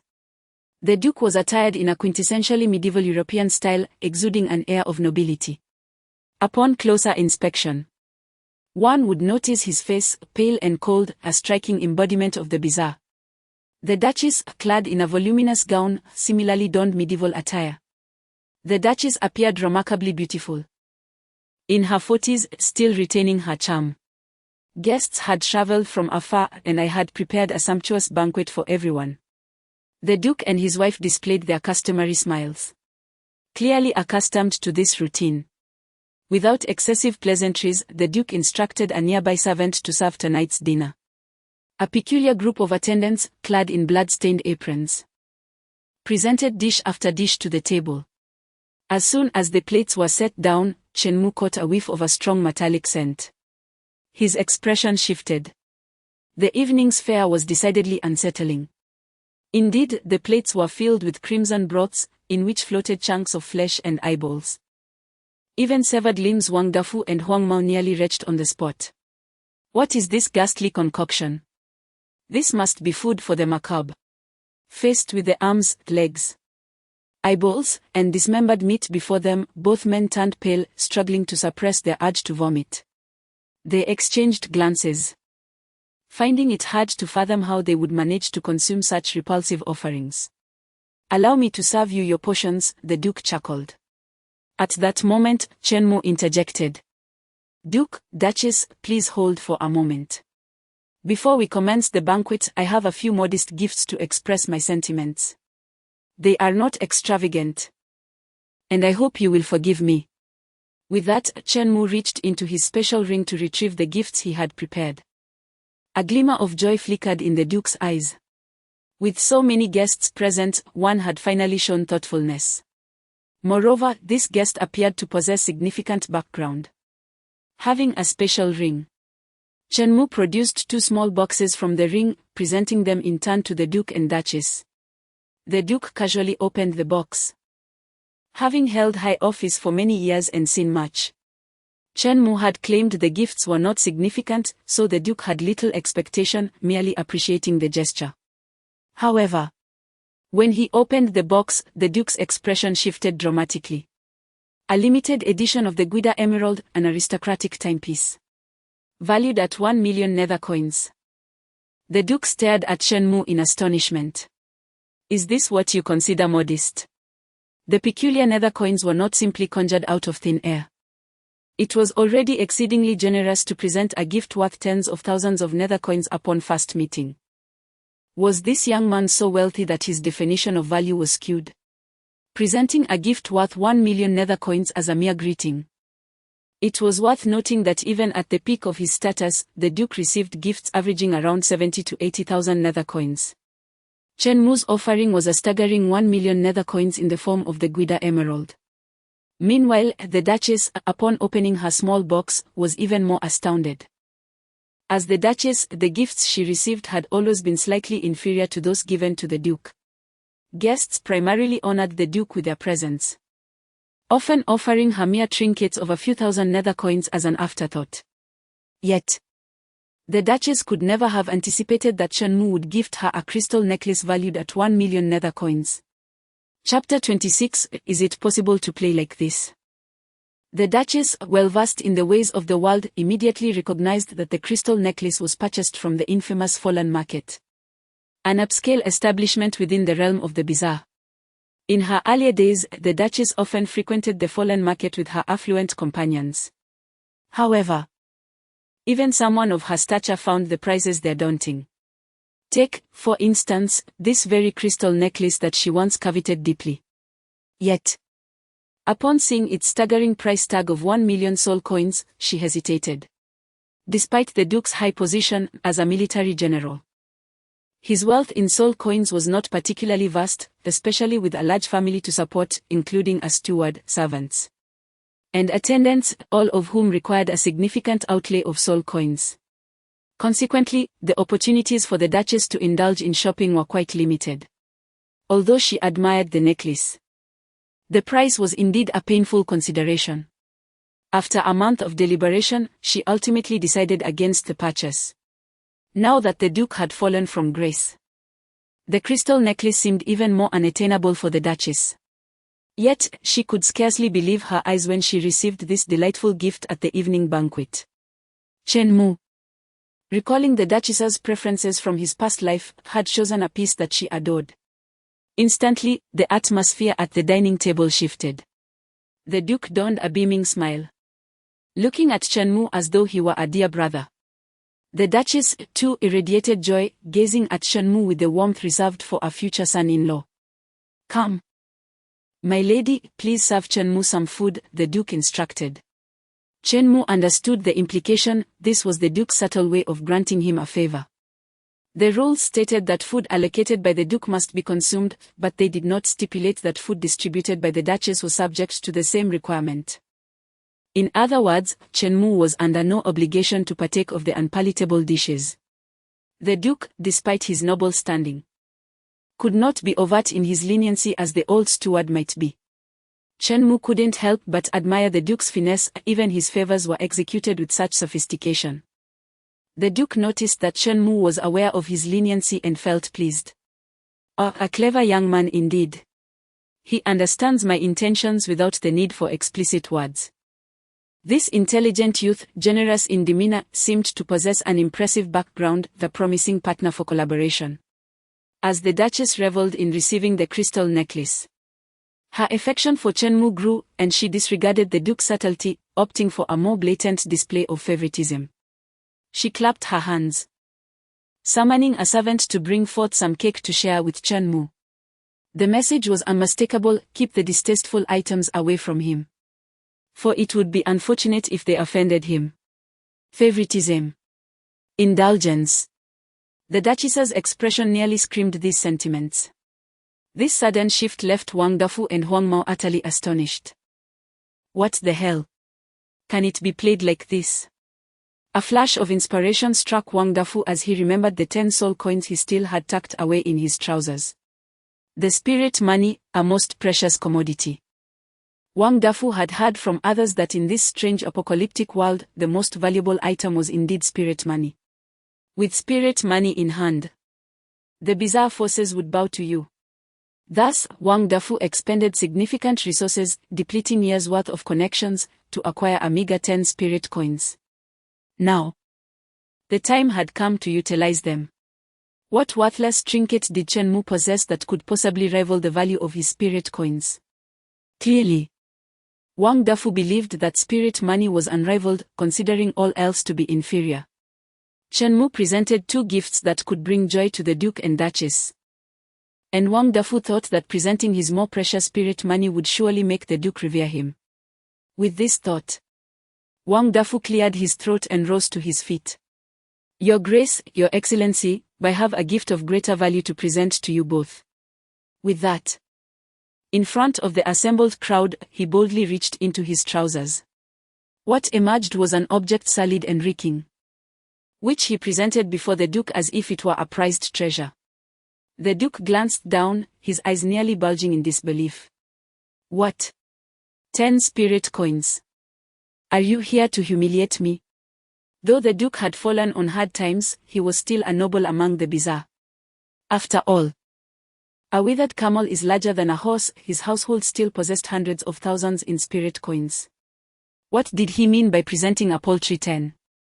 It was an affront. The ultimate insult came when Wang Dafu had the audacity to extract these 10 spirit coins from his trousers. Such an outrageous act ignited a flash of anger in the Duke. The steward, noticing the Duke's rising ire, immediately shouted to a nearby servant, "Dare to humiliate the Duke at the banquet? Take him out and behead him." Without hesitation, the servant seized Wang Dafu and dragged him away. Wang Dafu was left bewildered. What was happening? Wasn't spirit money the most precious? Hadn't he heard that the bizarre would bow before it? Why was his experience so different? Why, after revealing his 10 spirit coins, was he being taken away for execution? Chen Mu couldn't help but chuckle at Wang Dafu's absurdity. It was indeed shocking. Wang Dafu's blunder had opened Chen Mu's eyes. After Wang Dafu was removed, the banquet continued.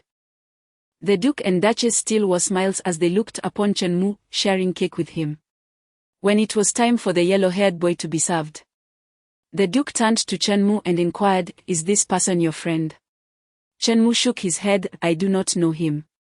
Once again, Chen Mu had no connection with the yellow-haired boy, who harbored hostility towards him, making it impossible for Chen Mu to assist him.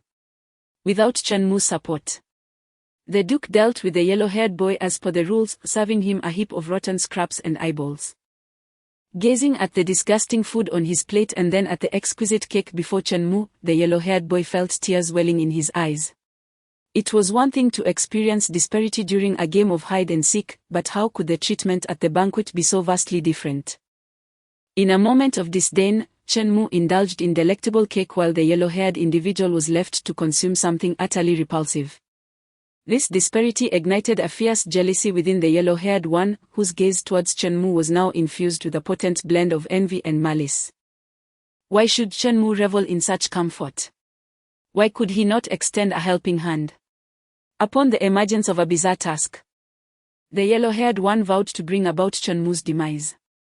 With so many treasures in Chenmu's possession, including that coveted special ring, eliminating him would render all these riches the yellow-haired one's own. In the future, should he encounter a strange mission, he too could live as freely as Chenmu.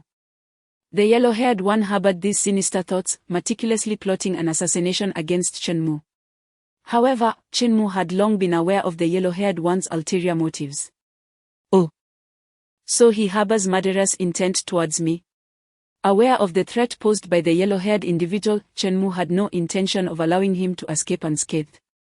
Instead, he awaited the trouble that would inevitably unfold, for such foolishness would not be tolerated.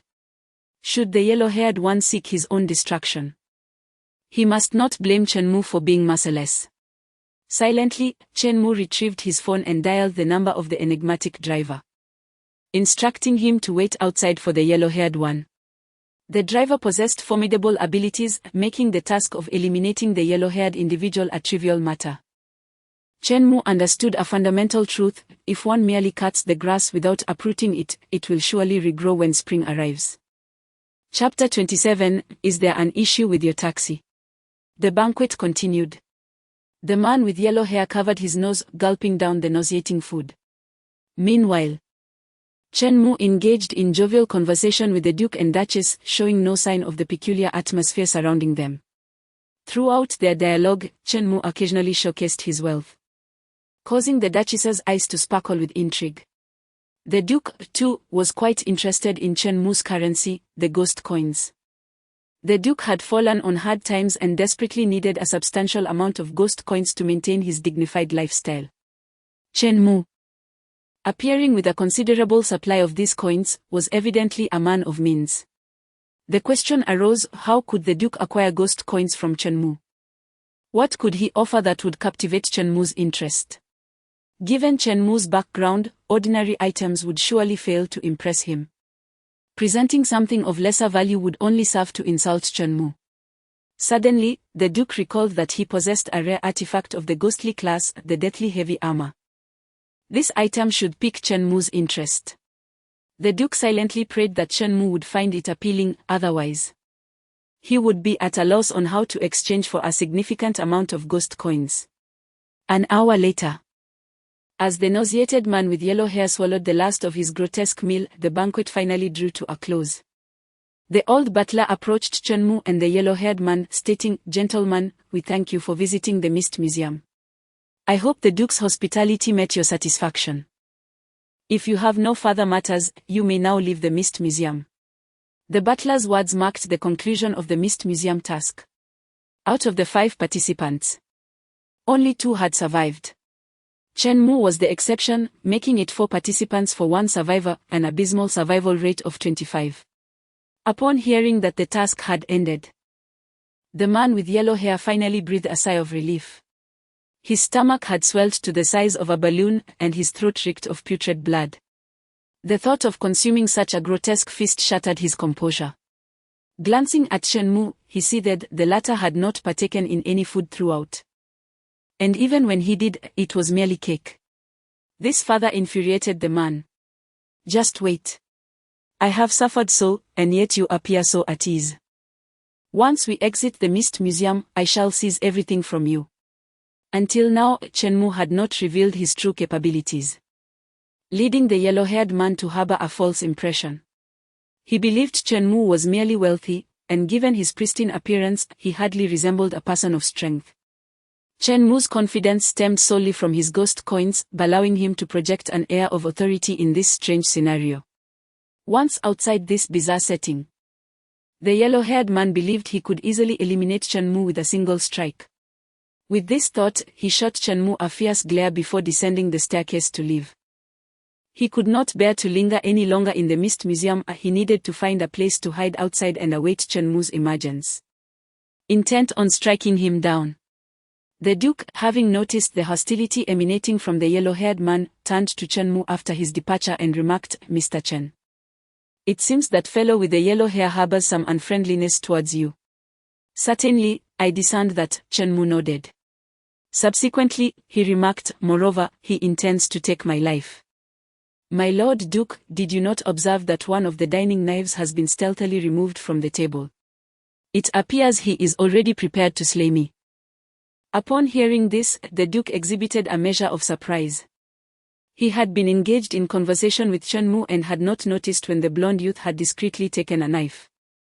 The fact that Shenmu could simultaneously converse with both the Duke and the Duchess while remaining acutely aware of the blonde's subtle movements filled the Duke with a sense of inadequacy regarding his own observational skills. Mr. Chen, if you are concerned, I can dispatch someone to deal with him, the Duke generously offered, extending his goodwill towards Shenmu. Shenmu smiled politely and declined, expressing gratitude for the Duke's kindness but stating, I believe it is unnecessary. My subordinates are already waiting for him outside. Upon hearing that Shenmu had subordinates, the Duke regarded him with renewed respect, realizing that his assumptions had been correct. Mr. Chen possessed both influence and capability. Mr. Chen, I have something of interest here. I wonder if you might be intrigued.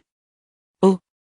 Shenmu's heart leapt with joy, sensing that the Duke was growing impatient and was ready to reveal the elusive artifact. Do not be hasty, I shall take you to see it at once, the Duke said. At that moment, the blonde youth had exited the museum.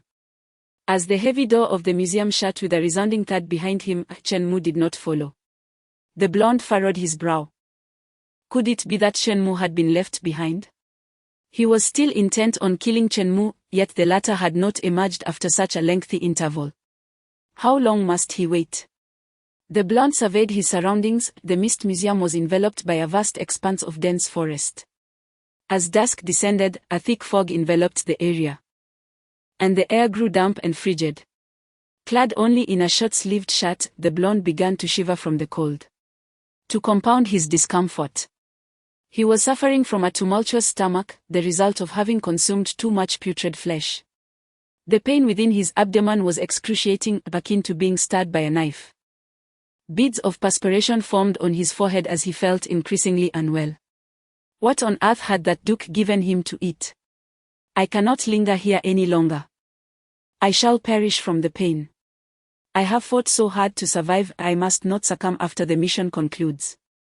The turmoil in his stomach intensified, and he resolved to hasten to the hospital. Shenmu would likely remain inside for some time if he could quickly get his stomach pumped.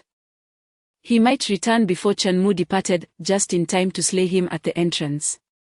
With this thought in mind, the blonde hurried towards the forest road. The road stretched ahead, and he wondered how long he would be walking. He thought to call an ambulance but, upon checking his phone, discovered there was no signal in the vicinity. Just then, he was elated to spot a taxi parked at the entrance of the forest road. Fortune smiles upon me. The blonde rejoiced inwardly, clutching his abdomen as he made his way toward the taxi. Perhaps it was the excruciating pain in his abdomen. Or perhaps a lack of vigilance towards the bizarre apocalypse. The young man with yellow hair had not contemplated why a taxi would be stationed in the depths of the forest at such a late hour. Approaching the vehicle, he opened the door without hesitation and slid into the back seat. Driver, take me to the hospital. Hurry up, I feel like I'm going to die from the pain, he exclaimed, threatening the taxi driver with a concealed kitchen knife he had stashed in his pocket. The driver, seated in the front, did not turn around. Instead, he started the engine and maneuvered the taxi onto the narrow forest road. In the back seat, the young man exhaled in relief, clutching his abdomen as he gasped for breath. Suddenly, he sensed something amiss. A faint metallic odor permeated the air within the vehicle. A chilling thought crossed his mind. Could he have encountered something sinister once again? Cold sweat trickled down his back as he stammered to the driver, "Sir, is there something wrong with this taxi?" Yet, the driver remained silent, as if he had not heard him at all. The taxi accelerated, racing deeper into the night. Chapter 28, Astonishment. The eerie driver, the yellow-haired man, exemplified the archetype of a bully. Upon realizing that the driver might be something sinister, he fell silent, not daring to utter a word, nor even to breathe audibly. Soon, the taxi ventured into the depths of a forest, halting in a secluded corner. "Sir, you have arrived at your destination," the driver rasped. "Aye. I meant to go to the hospital. The yellow-haired man's gaze roamed the pitch-dark woods, his face paling in terror. The hospital was your chosen destination. But in this taxi, do you truly possess the luxury of choice? This woodland was selected for you by the boss. The eerie driver coldly turned his head to regard the yellow-haired man. Oh, how eerie. Upon seeing the driver's eye sockets, the yellow-haired man finally came to believe that this driver was indeed otherworldly. The boss has decreed that you should meet your demise with clarity. The boss is Chenmu. You have provoked a force you ought not to have trifled with. Be mindful in your next life, the eerie driver stated icily, pronouncing the sentence of death upon the yellow-haired man. At this juncture, the yellow-haired man finally grasped the nature of the entity he had offended. He suddenly recalled that prior to the mission's commencement, the mistress had mentioned that Chenmu had been delivered by an eerie driver. At the time, the yellow-haired man had dismissed it as nonsense, incredulous that anyone could command such a driver's willing servitude. Yet now, he believed, Chenmu was indeed that formidable. Not only did he revel in luxury at the Duke's residence, but he also had an eerie driver at his beck and call. What a terrifying existence Chenmu embodied. Had he known earlier, he would have sought to ingratiate himself with Chenmu, a leg to cling to thicker than any mountain. The thought of killing Chenmu now seemed both absurd and foolish in retrospect. However, regret is a luxury that the world does not afford. In the throes of profound regret and fear, the yellow-haired man found himself without the means to pay the fare, ultimately meeting his end in the shadowy forest. Within the Mist Museum, Chenmu, guided by the Duke, arrived at the Duke's office. Throughout the journey, the Duke contemplated the price he should set. He was well aware of the rarity of the death-heavy armor. Truth be told, parting with such an item pained him greatly. Were it not for his dire financial straits, he would have resolutely refused to sell. In the office, the Duke sat behind his desk while Chenmu took a seat opposite him. Chenmu immediately noticed the wine cabinet on the right wall, now completely barren. The bottles of wine had all vanished. Aware of the Duke's tastes, just as the Duchess adored necklaces, the Duke had a particular fondness for fine wine. Chenmu remarked, "My lord, let us not rush into business matters. In addition to the earlier token of our meeting, I have prepared some small gifts for you." With that, Chenmu reached into his special ring.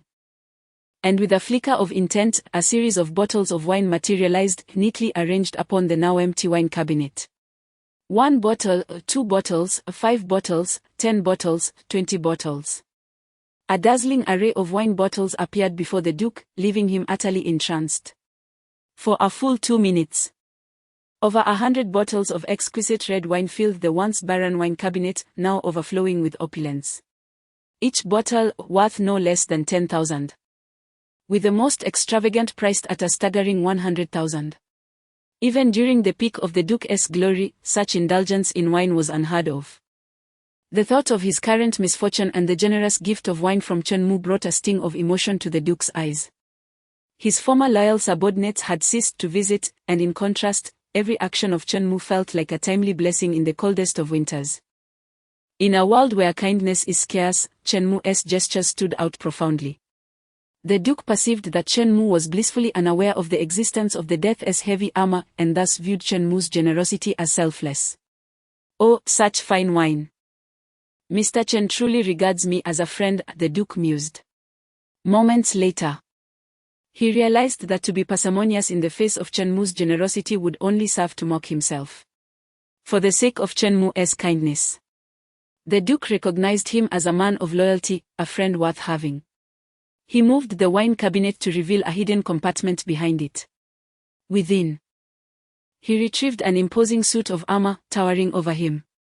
The Death's heavy armor. "Mr. Chen, I must confess, this is a treasure I have cherished for most of my life. An eerie general-grade item, Death's heavy armor. This armor possesses immense power and the ability to resist the rules. I once killed 2 eerie generals on the battlefield to acquire it. Now, with so few friends, and in light of your kindness, I have nothing worthy to repay you. Consider this Death's heavy armor my gift to you." The Duke, too, was a man of principles. Those of his kind were often generous and loyal. Thus, he presented the death-as heavy armor to Chen Mu without hesitation, leaving Chen Mu in utter astonishment. How remarkably generous of the Duke! This piece of armor could fetch at least 20 million underworld coins, and as the eerie apocalypse deepens, the recognition of the power of rules grows, making the ability to resist them all the more precious, thereby increasing the value of the death-as heavy armor exponentially. Such a priceless gift from the Duke. As Chen Mu accepted the death-as heavy armor, his heart raced with excitement. Although it appeared cumbersome, it felt as light as a gossamer wing in his hands, easily maneuverable with one hand. He removed his outer garment and donned the armor. The moment the armor touched him, it transformed into a cascade of light, merging seamlessly with his body. A warm current surged within him, filling him with a formidable strength, the power to resist the rules. Chen Mu's own prowess surged, elevating him from an eerie civilian to the rank of an eerie soldier. Moreover, Chen Mu could distinctly perceive a significant enhancement in his defensive capabilities. The death-heavy armor had seamlessly merged with him. Outwardly, he still appeared to be clad in a short-sleeved garment. However, should anyone attempt to stab him with a blade, they would be astonished to find that the edge met his body as though striking against steel. The death-heavy armor had assimilated into Chen Mu's being. And from this moment forth, this singular weapon, capable of withstanding the forces of the rules, belonged solely to him. No one could seize it away. Awash with the overwhelming power coursing through him, Chen Mu felt immense joy. He had at last acquired the strength to safeguard himself. His efforts in procuring a multitude of gifts from the fallen mole had not been in vain. Not only had the Duke regarded him as a friend, but he had also bestowed upon him such a precious artifact. Chapter 29: The Cunning General as My Support. Chen Mu understood the principle of reciprocity. The Duke, being magnanimous, had gifted him the death armor, thus it was only fitting for him to express his gratitude. At that moment, Chen Mu reached into his special ring and retrieved 10 million underworld coins. Your Grace, the death armor is far too precious. I cannot accept it without compensation. Consider these 10 million underworld coins as payment for the armor. This gesture once again astonished the Duke. The 10 million coins were neatly arranged, occupying a significant portion of the wall. Witnessing Chen Mu's generosity, the Duke couldn't help but reflect, Chen Mu is indeed a true friend. It was worth noting that, even without offering payment, Chen Mu could have taken the death armor. Yet, in an effort to ensure the Duke did not suffer a loss, or at least that was how the Duke perceived it, Chen Mu generously spent 10 million underworld coins. The Duke's esteem for Chen Mu rose yet another notch. He was not one to seek petty gains, nor would he allow his friends to be at a disadvantage. Chen Mu was truly a worthy companion. This substantial sum alleviated the Duke's immediate financial woes, helping to fill the monetary void. Grateful, the Duke produced a token and handed it to Chen Mu. Chen Mu, you are my dear brother. I bestow upon you this token. Should you encounter any difficulties in the future, simply crush this token, and I will know your location and rush to your aid. Upon receiving the token, Chen Mu's face lit up with delight. He had acquired the invaluable death armor, having spent only a few million in gifts, along with 10 million underworld coins, an extraordinary bargain indeed. Moreover, he had unexpectedly received the Duke's token. Chen Mu understood the significance of the Duke's token. Frankly, it was an item of immense worth, comparable to that of a cunning general. Although the Duke faced financial challenges, his strength was remarkably formidable. He was a being of cunning general caliber, often regarded as the ultimate boss of an entire city, much like the hidden overlord of a decadent marketplace. Possessing countless enterprises and commanding the elite bizarre scenes, such entities were typically on par with the strength of a cunning general. This illustrates just how formidable the power of a cunning general truly is. In the entire bizarre apocalypse, only a handful of bizarre kings surpassed them in strength. One could say that the prowess of a cunning general was already on the verge of the pinnacle in this strange, apocalyptic world. Possessing the token was tantamount to being able to summon a cunning general in times of dire need. who would dare to provoke him in this bizarre apocalypse? Matters that could not be resolved with underworld coins would be effortlessly dealt with by the Duke, who could swiftly eliminate any threats. This was indeed a cunning general serving as his formidable support. In the Misty Museum instance, Chen Mu struck it rich. He had truly hit the jackpot. For the next half hour, Chen Mu and the Duke engaged in lively conversation. Throughout their discourse, the Duke grew increasingly appreciative of Chen Mu. This young man was well informed, capable of discussing numerous topics that even the Duke was unaware of. For instance, the Bank of the Underworld is an establishment the Duke has never encountered. It is a realm accessible only to the cunning king of deception. Yet, Chen Mu speaks of it with such authority, as if he has witnessed it firsthand. In truth, not only has he seen it, but the Bank of the Underworld currently resides within the confines of his special ring. If this revelation were to escape his lips, it would surely leave the Duke astounded. However, Chen Mu possesses the discernment to keep such a pivotal secret to himself. Nevertheless, the Duke remains profoundly impressed by Chen Mu's knowledge and is increasingly convinced that he possesses a formidable background. As their conversation shifted to the bizarre apocalypse, Chen Mu shared his intentions. I plan to acquire several properties in this strange world. Yet, I find myself overwhelmed by the abundance of underworld coins in my possession, unsure of which investments would be most prudent. Having too much money with no clear purpose is a rather ostentatious dilemma. Were others to overhear this, they might be consumed by envy. However, Chen Mu's expression is one of genuine concern, or he is not boasting, but rather expressing a legitimate worry. Such is the plight of the affluent, perhaps. Quality resources are perpetually scarce. While Chen Mu possesses a plethora of underworld coins, time is a limiting factor. He can only partake in one bizarre scenario at a time, and acquisitions must be approached one by one. Thus, which strange venues are truly worthy of investment? Otherwise, in a year or two, these peculiar locations may appreciate in value, or worse, some may no longer be available for purchase, causing him to miss out on lucrative opportunities. In this regard, the Duke, as a member of the bizarre community, surely possesses more insight than Chen Mu. After a moment of contemplation, the Duke proclaimed, I believe a school is a worthy investment in this peculiar realm. In the bizarre apocalypse, those formidable entities invariably have offspring. And surely, their children require education. Just as humans strive to enroll their progeny in esteemed institutions, so do these extraordinary beings. A prestigious school is a scarce resource for the elite in this domain. Those high-ranking entities will go to great lengths for the sake of their descendants. If you were to acquire a reputable school and assume the role of its headmaster, the children of these powerful beings would undoubtedly seek your assistance for admission. In doing so, they would owe you a favor. Provided that the school you acquire is sufficiently distinguished, countless high-ranking entities would be inclined to appeal to you.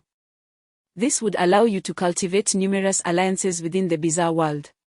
When the time comes for you to seek their aid, it would merely require a word. The Duke's words struck Chen Mu like a revelation. Indeed, while he currently possesses a significant amount of underworld coins, it fundamentally remains an exercise in soliciting the bizarre for their assistance.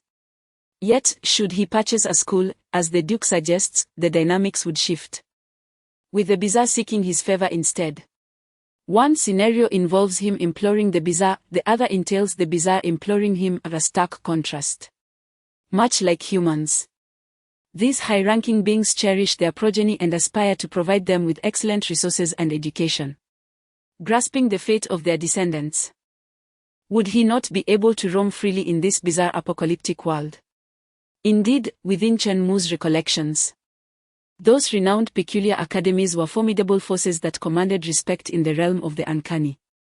Take, for instance, the high school Chen Mu currently attends, which transformed into a bizarre setting, Dark Knight Academy, approximately a month after the onset of the strange apocalypse. In this extraordinary epoch, Dark Knight Academy flourished rapidly, establishing itself as a prestigious institution within a mere 6 months. Among the numerous cities surrounding it, Dark Knight Academy stood as the paragon of education. Realizing the profound implications, Chen Mu's insights deepened as the Duke continued to enlighten him. Hospitals are also scarce resources. Who in this uncanny world is unscathed?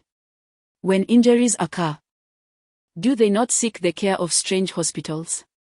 Should you ascend to the position of director at such an establishment, those who are injured would beseech you for treatment, thereby garnering an abundance of goodwill in return. In such a scenario, who would dare to offend you in this bizarre apocalypse? Who would fear a lack of assistance in their time of need?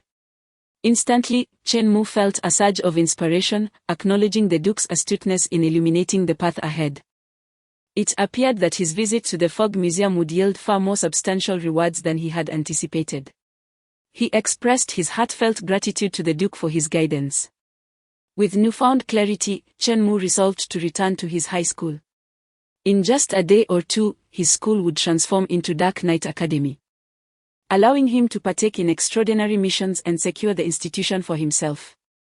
The Midnight Canteen also resided within his high school, and during his time at the Fallen Mall, he had acquired dozens of shopping cards, which he had yet to distribute to his employees. He wondered how his staff was faring. The distribution of these cards would undoubtedly astonish them. In the realm of the uncanny, few employers would be willing to bestow shopping cards upon their peculiar employees. Once he had secured Dark Knight Academy, he would then seek to explore the possibilities of strange hospitals and the like. Chapter 30, The Duchess wishes for me to be her son-in-law. After engaging in conversation with the Duke for a while longer, the hour grew late, prompting Chen Mu to rise and prepare for his departure. The Duke, ever the gracious host, earnestly urged Chen Mu to stay the night, but Chen Mu politely declined. Unaccustomed to spending the night in another's home, he intended to return to the midnight diner, where he could find solace in slumber. Reluctantly, the Duke allowed the Duchess to accompany Chen Mu as he left. Together, they descended the staircase and arrived at the entrance on the ground floor. As Chen Mu prepared to depart, a thought crossed his mind, and he retrieved a card from his ring. The card was entirely black, interspersed with hints of dark gold. Indeed, it was the coveted black gold card from the Fallen Market. Having acquired the esteemed black gold card, Chen Mu possessed the privilege to issue black gold cards to 10 individuals. He decided to present one with a limit of 1 million as a farewell gift to the Duchess. Upon receiving the card, the Duchess's eyes sparkled with delight. Having frequented the Fallen Market on numerous occasions, she was well aware of the card's prestige. In the Duke's prime, she had never been able to afford such luxury and had only been able to shop with a silver card. Accompanying the Duchess on her shopping excursions was a rather pretentious lady who, boasting her own black gold card, often looked down upon the Duchess, leaving her quite displeased. Now, as they parted ways, Chen Mu had bestowed upon her the very card she had long desired. At that moment, Chen Mu's stature in the Duchess's eyes soared to its zenith. Such a considerate young man, endowed with remarkable abilities and striking looks. What a pity he was not her son. Yet, why could he not become her son-in-law? The Duchess's heart raced with excitement. Her daughter, a peculiar vampire with a petite, doll-like stature and 2 adorably sharp canine teeth, would be an enchanting match for him. If only Chen Mu would take a liking to her daughter, it would be as if she had gained a golden son-in-law. Alas, her daughter had yet to return. But when she did, the Duchess would certainly introduce her to Chen Mu. After departing from the Mist Museum, Chen Mu spotted his driver waiting at a distance. Upon seeing Chen Mu emerge, the driver promptly brought the car closer, alighting to open the door for him and thoughtfully shielding him with his hand to prevent him from bumping his forehead against the doorframe. "Has that yellow-haired fellow been dealt with?" Chen Mu inquired nonchalantly. "Rest assured, boss. The matter entrusted to me has been handled with utmost diligence. That yellow-haired man will never appear again. He has met his end in that grove," the driver assured him. Chen Mu nodded in satisfaction, pleased with his driver's performance. Throughout his time in the Mist Museum, the driver had remained steadfast, waiting outside for a full 10 hours. After resolving the issue with the yellow-haired man, he had not indulged in any idleness but had promptly resumed his vigil at the entrance of the museum, amidst the enveloping mist of the mountains, devoid of any signal. The driver sat upright in the driver's seat, resembling a statue as he awaited his return, exemplifying professionalism at its finest. He was indeed an exemplary subordinate. From his special ring, Chen Mu retrieved a piece of packaged cake and offered it to the driver. "This is the cake from the Duke's banquet, which tastes quite delightful. I have brought a piece for you to savor." Upon hearing this, a wave of warmth surged within the driver. His employer was truly kind, even while dining. He thought of him, bringing back a delectable morsel. Amidst Chen Mu's continuous displays of concern, the driver had become utterly devoted to him, vowing to follow him to the ends of the earth. Even if offered a higher salary elsewhere, he would remain steadfast. The driver carefully stowed the cake away, intending to enjoy it later, prioritizing his employer's affairs. "Where shall we head next, boss?" "To my school, to visit the midnight canteen." "Very well, boss." The taxi sped back to the city through a winding mountain road. With remarkable skill, the driver navigated the serpentine path amidst the trees. The night road was eerie, shrouded in darkness, concealing countless unknowns within the thick woods. A vehicle brushed by the taxi, heading towards the misty museum. Through the window, the driver glimpsed a few young men and women inside that car, each face betraying an unmistakable expression of terror and despair. Undoubtedly, they were the latest unfortunate souls chosen for the museum's bizarre tasks. For them, the misty museum was akin to a hellish nightmare. However, for Chen Mu, there was an unexpected warmth. Both the Duke and Duchess treated him well, and the old butler was not unkind. As he reclined in the back seat, gazing out at the passing scenes, he couldn't help but reflect on the stark contrasts of humanity in this strange world. The taxi continued its journey, swiftly emerging from the forest and returning to the familiar cityscape. Upon reaching a street market, Chen Mu instructed the driver to halt and wait in the vehicle. After disembarking, he approached a pancake stall. Before the onset of the bizarre apocalypse, Chen Mu had a habit of visiting this stall every evening after his study sessions to enjoy a pancake as a midnight snack. Years had swiftly passed, and following the peculiar apocalypse, the stall had only managed to survive for 2 months before closing its doors. Throughout the bizarre world, Chen Mu had yearned for the simple pleasures of his past, longing for the taste of a pancake, yet opportunities had eluded him. Now, having returned to life, he found himself passing by this very stall once more and purchased a pancake, savoring each bite with earnest delight. The foot traffic in the night market was noticeably diminished compared to before. What was once a bustling scene was now reduced to scattered pedestrians, with half of the stalls shuttered. It was evident that the impact of the bizarre apocalypse had grown increasingly profound, plunging the world into a state of desolation. Following desolation came fear, and in its wake, chaos and despair. This moment marked the last whisper of tranquility before the impending storm. Relishing the gentle evening breeze, Chen Mu finished his pancake and returned to the taxi. To the midnight canteen. His words were cold, tinged with an unmistakable resolve. As Chen Mu understood, the tranquil moments of life were fleeting, and to survive in this bizarre apocalypse, he must embrace one challenge after another. Through these trials, he would forge himself into a more formidable being, ultimately becoming the sovereign of this eerie world. 5 minutes later, the taxi glided into the school grounds, where the adjacent teaching building still blazed with light. It was evident that the school maintained its order, with students engaged in their lessons. However, unbeknownst to Chen Mu, the students within the classrooms had lost their focus on learning. The events of that night at the midnight canteen had spread like wildfire among his classmates, leaving them fully aware of his performance. Chen Mu's status in the class had ascended to an almost ethereal level. Some classmates even speculated whether he was a mysterious figure of great influence. Those who had crossed paths with Chen Mu secretly prayed, hoping that he would be magnanimous and refrain from seeking retribution against them. Chapter 31 The employees have risen. Chen Mu did not return to the classroom. Instead, he intended to make a visit to the midnight diner, which was his domain. The school remained largely unchanged, save for the transformation of the cafeteria into a midnight diner. It had yet to succumb to the darkness of the night school. Chen Mu planned to assess the situation at the diner before returning to the classroom for a day of rest, awaiting the commencement of the night school instance. A taxi pulled into the school grounds and halted outside the midnight diner. Chen Mu instructed the driver to take a respite in the vehicle.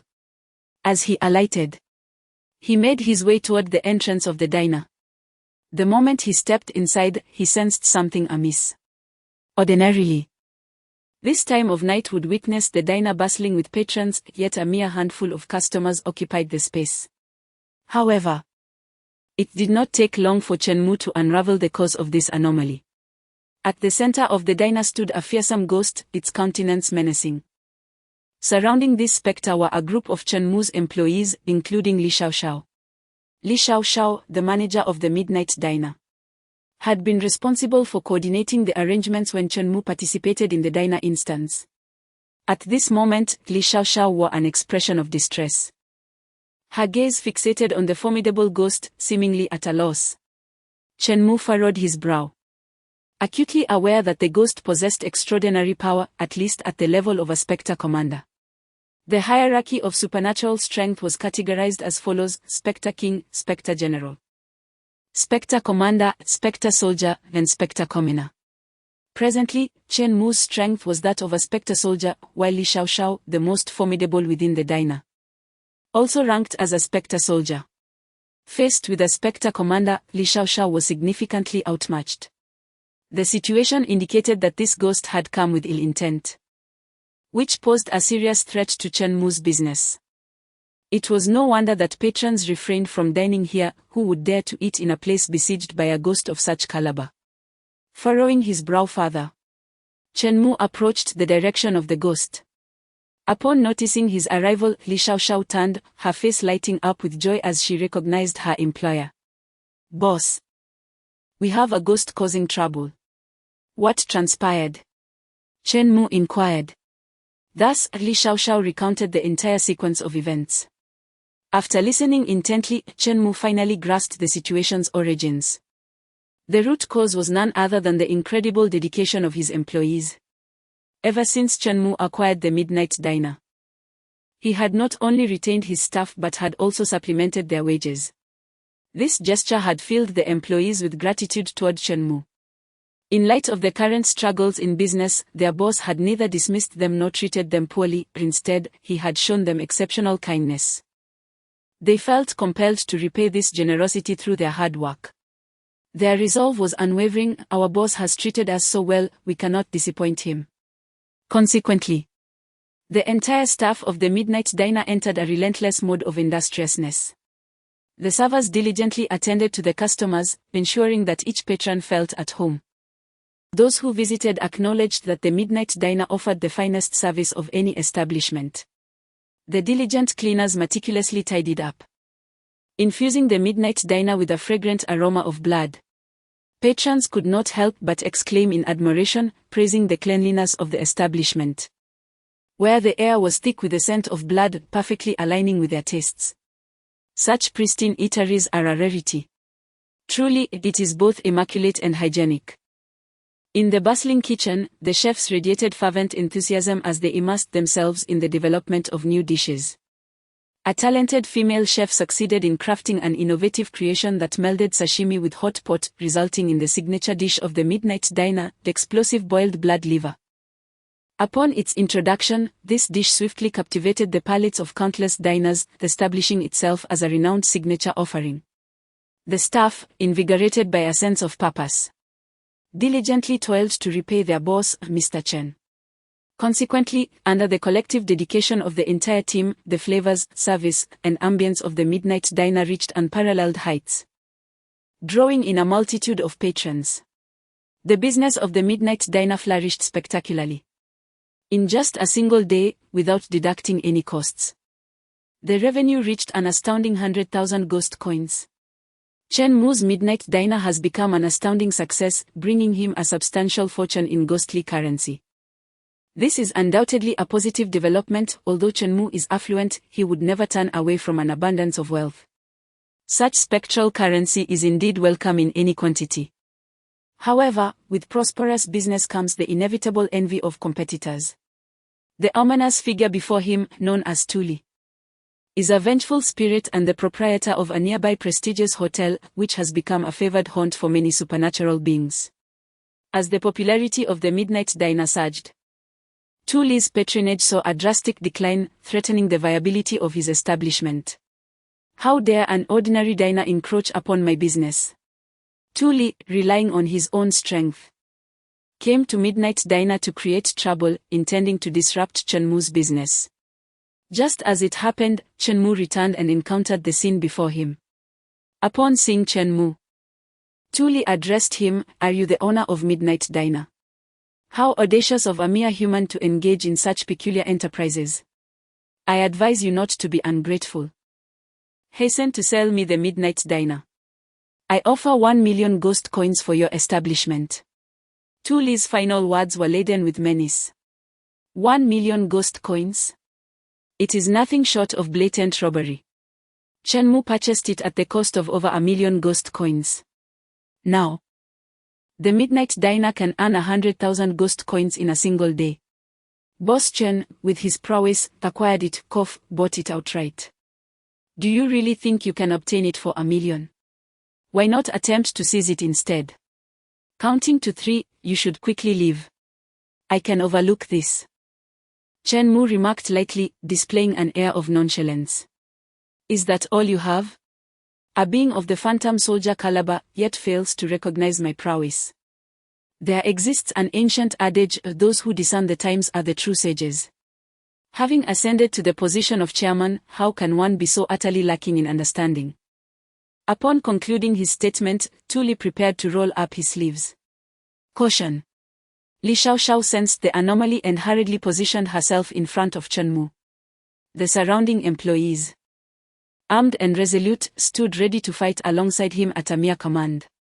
Although they were all mere mortals, akin to moths drawn to a flame, they understood that without Chenmu, they would have long since become wandering souls. Now that Chenmu faced peril, they could not turn a blind eye to his plight. The performance of the employees filled Chenmu with immense satisfaction. Even in a bizarre apocalypse, it seemed impossible for humans to exhibit such unwavering loyalty. However, Chenmu gently pushed Li Xiaoxiao aside, facing the onslaught of Tuli without the slightest hint of fear. His eyes radiated determination and confidence. Bang! Without uttering a word, Tuli struck Chenmu with a powerful punch. Yet, Chenmu remained steadfast, unmoved as if anchored to the ground. In contrast, Tuli was forced to stagger back several steps due to the overwhelming recoil. How foolishly arrogant, Chenmu remarked with a hint of disdain, completely dismissing Tuli. The employees surrounding them were left in stunned silence, including Li Xiaoxiao, who gazed at Chenmu in disbelief. Their own boss, relying on the strength of an eerie soldier, had withstood a heavy blow from the arrogant Tuli. How could this be possible? Chapter 32. You might not believe it, but I terrified a being to the point of suicide in the realm of the uncanny. The disparities between each level are akin to chasms. A being of the uncanny long level could effortlessly challenge 10 beings of the uncanny soldier level. By common sense, Tuli could easily crush 10 Chenmus with a mere flick of his wrist. With a single blow, Chenmu would have the chance to showcase the joys of youth before collapsing into slumber. However, the reality was far from this. Chenmu emerged unscathed, while Tuli was forced back several paces. This is inconceivable. Indeed, it is truly impossible. Yet, exceptions exist in all scenarios. Chenmu is that exception. Chenmu possessed the uncanny general level artifact, Death Heavy Armor. In principle, a being of the uncanny long level should be capable of eliminating Chenmu. But once clad in this armor, Chenmu became the embodiment of that principle. Such formidable and tyrannical strength. The Duke fought tirelessly for several days and nights against multiple uncanny generals for this very piece. It was now evident that the death-heavy armor was indeed worth the Duke's relentless pursuit. Chenmu couldn't help but reflect. Even the dimmest of Tuli could discern something was amiss with Chenmu. What manner of human are you, exactly? Tuli's words were laden with trepidation. I shall reiterate, this is not a place for you, Shenmue stated coldly. This time, no one doubted Shenmue's resolve. Everyone believed that if Tuli refused to depart, Shenmue possessed the strength to force him out. The employees encircled Shenmue, gazing at their boss with admiration. Their employer, so unassuming, possessed such formidable prowess. This revelation astonished them and solidified their unwavering commitment to follow Shenmue to the ends of the earth. Tuli hesitated, unwilling to concede so easily.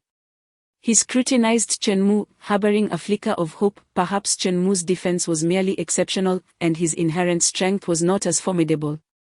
However, Shenmue's subsequent actions utterly shattered Tuli's bravado. Shenmue touched a ring and retrieved a palm-sized token from within. The token was entirely black, entwined with a dense aura of the uncanny. The richness of this aura manifested as a swirling black mist. A mere glance revealed the latent power concealed within, capable of instilling awe. Tuli instantly recognized it as a token of the uncanny. Furthermore, it was a token of an uncanny general. An uncanny general. Such a being could command an entire army of uncanny entities. Before the might of a powerful uncanny general, Tuli appeared as nothing more than a jester. A mere flick of the general's finger could spell his demise. How could Shenmue possess a token of an uncanny general? It is essential to note that tokens are of utmost importance and rarity to uncanny generals. Each general is permitted only one token. When an uncanny general bestows their token upon another, it is tantamount to declaring to all that this person is their closest confidant. To threaten them is to wage war against the general. Thus, to possess the token of an uncanny general is to wield the power to summon that general to fight on one's behalf. The individual fortunate enough to obtain such a token possesses an unfathomably deep background. At that moment, Tuli came to the startling realization that he was akin to bronze stumbling into a realm of kings. Had he known earlier that Shenmue possessed a token, even with 1,000,000 lifetimes of courage, he would not have dared to provoke him. Even if Shenmue desired to have Tuli kneel and beg for forgiveness, Tuli would have not uttered a single word of defiance. Instead, he would have expressed his gratitude, thanking his master for the reward.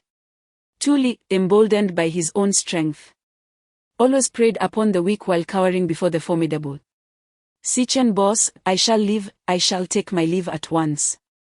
Tuli, not daring to meet Shenmue's gaze, who moments ago had been so arrogant, now found himself kneeling on the ground, rolling out from the cafeteria floor.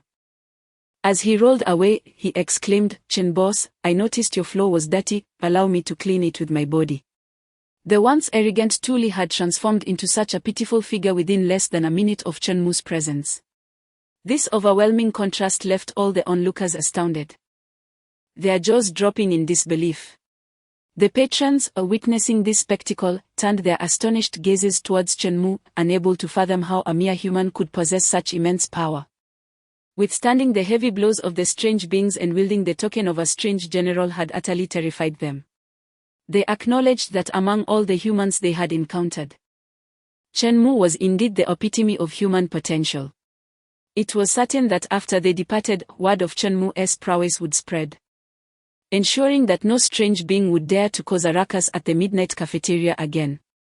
In fact, upon learning of Shenmue's formidable reputation, they would likely avoid him in eerie settings and would even be obliged to cater to him. An even more shocking scene unfolded thereafter. Once Tuli had rolled out, quite literally, from the midnight cafeteria, he grew increasingly fearful at its entrance. As a being of the strange, Tuli was acutely aware of how powerful entities tormented the weaker ones. He had often engaged in such torment himself, making the lives of the lesser beings a living hell. Having offended Shenmue, who had the backing of a strange general, he realized the implications of his actions. The very presence of Shenmue's token indicated a close bond with the strange general. If the general were to learn of Tuli's disrespect and sought vengeance, the torment he would endure would be unbearable. The mere thought of such a terrifying scenario sent shivers down Tuli's spine. For the rest of his life, he would be ensnared in this relentless fear, a prospect too despairing for any being of the strange to endure. No, he could not accept this hellish horror. With trembling hands, he cast a fearful glance back at the midnight cafeteria, his legs quaking so violently that they began to dance involuntarily. How desperate one must be to dance such a dance. Subsequently, he steeled himself and struck his own head with a ferocious blow. The sound of a loud crack echoed as Tuli fell dead before the entrance of the midnight cafeteria. Fearing the retribution of the strange general, he chose to end his life right before Chenmu's establishment. The resounding thud of Tuli's demise drew the attention of the other strange beings within the cafeteria. As they rushed out, each of them bore expressions of utter shock. They were astounded beyond belief. Tuli had taken his own life. He, a formidable being of the strange, had been frightened into suicide by a single human. An extraordinary tale for the ages. Since the onset of this bizarre apocalypse, such a scene had never unfolded. Even Chenmu was taken aback by the shocking display of Tuli. What on earth? Have I just frightened a supernatural being to death? For a fleeting moment, Chenmu even doubted whether Tuli was merely seeking attention. In his previous life, he had traversed numerous challenges and encountered many formidable individuals. Yet he had never heard of anyone capable of scaring a supernatural entity to its demise. Remarkably, he had set a record. In the future, whenever Chenmu's name was mentioned, it would be known that he had terrified a supernatural being into suicide. Not far away, several audacious students gazed curiously in this direction. The door of the midnight canteen had remained wide open, allowing some of them to witness the entire event. Chenmu? Isn't he a senior from the third year? There were rumors that he had purchased the midnight canteen. What is happening now? How did that supernatural entity explode? Soon, as these students returned to their classroom, the news of Chenmu's astonishing feat of vanquishing a formidable supernatural being began to circulate throughout the school. Thus, another legend of Chenmu was born within the halls of this institution. Chapter 33, The Boss is Truly a Living Demon. Dispose of the body and cast it far away, Chenmu instructed one of the employees. Without hesitation, the employee faithfully executed Chenmu's command, discarding the corpse of Tuli to the side. After Tuli's demise, his upscale hotel was naturally taken over by Chenmu and transformed into a branch of the Midnight Diner. Consequently, the Midnight Diner expanded its reach, doubling its daily revenue. Having dealt with the ruckus caused by Tuli, Chenmu returned to the diner to assess the situation of the staff and the operational status of the establishment. What astonished him the most was the new dish developed in the kitchen, explosive boiled blood liver. This dish became a sensational hit, and in Chenmu's recollection, after the Midnight Diner evolved into a midnight hotel, this culinary creation emerged as a timeless classic. Conservatively estimated, this dish would generate billions in profit for Chenmu in the future. How could such a classic dish be conceived so swiftly? It is essential to note that from the moment Chenmu departed the Midnight Diner to attend the Mist Museum and then returned, only a single day had elapsed. To create a renowned dish within just one day, the speed was truly astonishing. Soon, Chenmu summoned the chef to inquire about her method. Her response was entirely within Chenmu's expectations. It turned out that the chef had already developed this signature dish long ago. However, the former boss was utterly ruthless, having withheld wages for over 6 months. Thus, the chef refrained from unveiling the dish.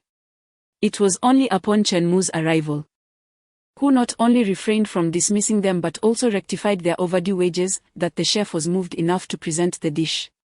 After hearing this, Chenmu nodded in understanding. The time frame of 1 day to showcase the dish and allow it to proliferate among patrons seemed short. Yet it was essential to recognize that the perception of a day in the realm of the uncanny differs from that of humans. In this realm, there is no concept of rest.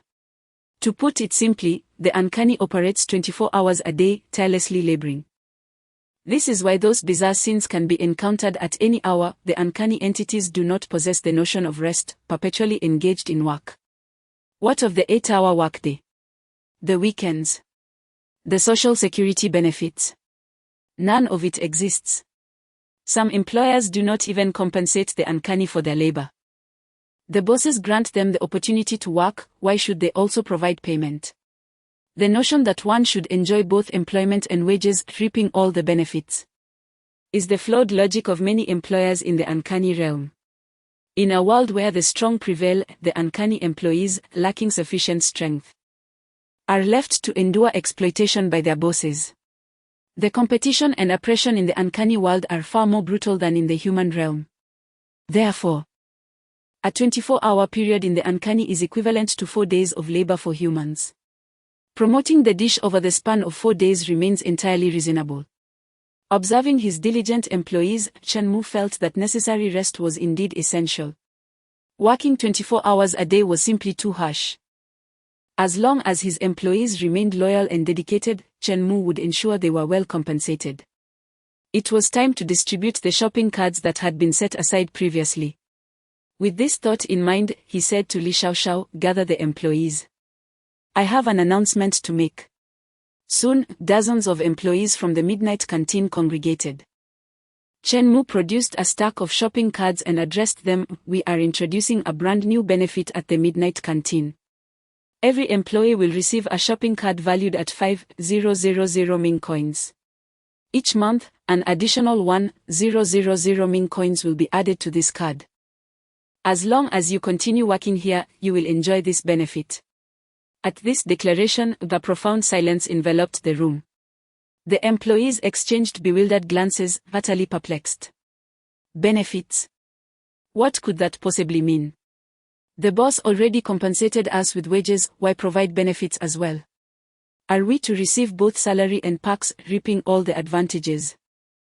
What profit would the boss retain? Listening to the murmurs of his employees, Chen-Mu was left speechless. They had become accustomed to oppression and had begun to self-censor. Trapped in a cycle of self-delusion. While other establishments might lack benefits, that was a peculiar circumstance elsewhere. In my midnight canteen, every employee is entitled to benefits. Moreover, as long as you work diligently, these benefits will only improve over time. Chen-Mu proclaimed loudly. After this announcement, he instructed Li Xiaoxiao to distribute the shopping cards. It was only upon receiving them that the employees regained their senses, their faces registering shock. The boss truly had provided them with benefits. Moreover, this shopping card was from the renowned Falan Mall. Without the boss's generosity, the majority of these employees would never have had the opportunity to shop there in their lifetimes. How could the boss be so kind to us? In that moment, tears welled in the eyes of the employees present. They genuinely felt that Chen-Mu was utterly different from other peculiar bosses. He was a kind-hearted employer who truly cared for them. Before the employees could fully recover from their astonishment, Chen-Mu announced another momentous piece of news, effective immediately: the working hours at the midnight canteen will be revised. Every one of my remarkable employees deserves the right to rest. Starting today, the daily work hours will be reduced from 24 to 20. The remaining 4 hours are yours to spend as you wish: rest, sleep, shop. Each remarkable individual will only need to work 20 hours a day. This announcement struck the peculiar employees like a thunderclap, igniting a fervor among them. Rest. What is rest? I have labored for a decade without a moment's respite. Working tirelessly for 24 hours each day, is this not the norm? Good heavens, our boss is astonishingly benevolent. It is the first time I have heard of a boss granting peculiar holidays. 4 hours of leave each day. Such an abundance of time, it is simply unfathomable. The employees are utterly incredulous that their employer treats them with such generosity. Providing them with work, paying their wages, offering benefits, and allowing 4 hours of rest each day. They are reaping all the rewards. A profound sense of guilt arises within the employees. Having availed themselves of all these privileges, what shall become of the boss? Such consideration from the employer is unprecedented. Across the entire realm of the bizarre, no such benevolent boss exists. Observing the employees' ecstatic expressions, a flicker of excitement surged within Chen-Mu. His exhilaration stemmed from the discovery of a bountiful harvest of chives. These extraordinary chives, in the bizarre apocalypse, represent the finest quality. The oppression within this peculiar realm is so severe that numerous employees have been cultivated into exceptionally competent chiefs, working 20 hours a day. In the human world, this would be utterly inhumane. Yet for these bizarre yet premium chiefs, it is an immense blessing. For the first time, they have heard of the possibility of possessing leisure time. Chenmu can scarcely fathom the impact of implementing an 8-hour workday, weekends off, and providing insurance and medical care once his enterprise flourishes. What a seismic shift it will create in the bizarre apocalypse. Such previously commonplace benefits are unimaginable boons for those who have endured relentless oppression. These advantages will become Chenmu's formidable tools, enabling him to sweep through the bizarre apocalypse. Imagine a powerful entity laboring tirelessly, with no benefits whatsoever. At such a moment, should Chenmu offer an 8-hour workday and weekends off, in addition to tripling the wages? Any chief with a sound mind would surely gravitate towards him, serving him with gratitude. He will possess the most loyal and diligent subordinates in the bizarre apocalypse. It is a strikingly strategic advantage. Sometimes, enticement proves more effective than coercion. If any other bizarre entities wish to eliminate Chenmu, his legion of loyal subordinates will be the first to oppose, standing resolutely by his side against all adversaries. Victory is assured.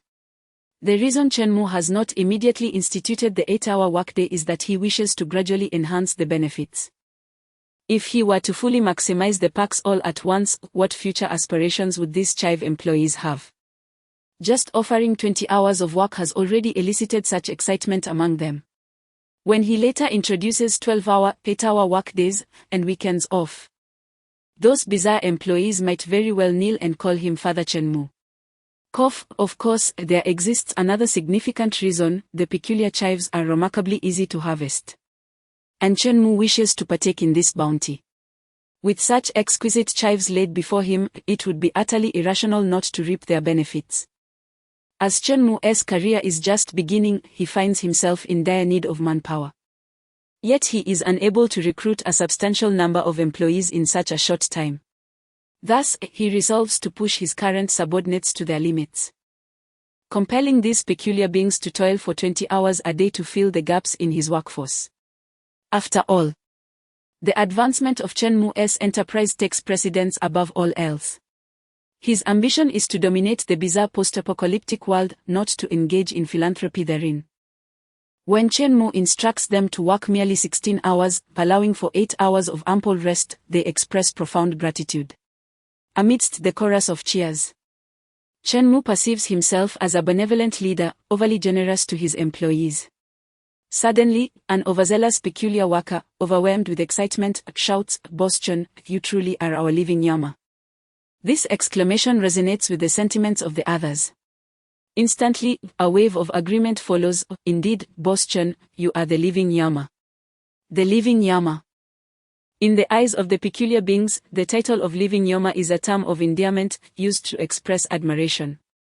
When a peculiar entity declares you to be a living Yama, take heed, it is not an insult but rather a recognition of your role as a savior. Conversely, if a peculiar being refers to you as their little angel, do not take delight, for it is a venomous curse. Perhaps this encapsulates the cultural disparities between the peculiar and humanity in this bizarre world. Chenmu muses that the title of living Yama carries a somewhat infernal connotation. Chapter 34. It's time to change houses. Amidst the exuberant cheers of the employees, Chenmu felt an exhilarating rush. He grasped the moment in his hands. For the first time, he truly experienced the essence of power. Indeed, the sensation of wielding authority and being surrounded by admiration was intoxicating. With but a thought, Chenmu could dictate the fates of his employees. When he was in high spirits, their lives flourished; when he was enraged, they suffered. In this bizarre apocalyptic world, power was particularly alluring. With authority in his grasp, not only could he ensure his own survival, but he could also govern the destinies of others. In his previous life, during 5 harrowing years of the strange apocalypse, Chenmu could not even secure his own existence, let alone control the fates of others. At times, a formidable anomaly could easily strip him of his life. Now, given a second chance, Chen Mu was resolute. He would seize power and attain the supreme authority within this uncanny world. Soon, Chen Mu announced the adjournment of the meeting, instructing the employees to return to their tasks. The peculiar workers promptly resumed their duties, displaying remarkable enthusiasm, even at the witching hour. Such efficiency would undoubtedly incite envy among the bosses of other enigmatic settings. As for Chen Mu, he prepared to indulge in a much-needed slumber. It was already midnight. After a long day, he craved rest. He opted to find a vacant employee dormitory in the midnight cafeteria to spend the night. Truth be told, sleeping in a dormitory could not compare to the comfort of a hotel, let alone his own home. Lying on the bed, he began to ponder whether it was time to purchase a fine house. He had no desire to continue living in his old, dilapidated neighborhood. As his status in the strange apocalypse would inevitably rise, he envisioned residing in a grand villa with a swimming pool. Where could such a villa be found in the city? After some consideration, he recalled a villa in the suburbs known as Shanshui Courtyard. Once a prestigious residential area for the wealthiest elite, it had been renowned for its opulence long before the onset of the bizarre apocalypse.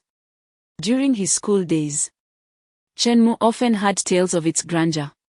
One of his dreams had been to one day inhabit a villa within Shanshui Courtyard, to possess a sanctuary of his own. Evidently, for the former Chen Mu, this was merely a dream, one that seemed destined to remain unfulfilled. However, following the arrival of the strange apocalypse, Shanshui Courtyard appeared to have encountered some troubles, becoming overrun by anomalies and morphing into a peculiar scene.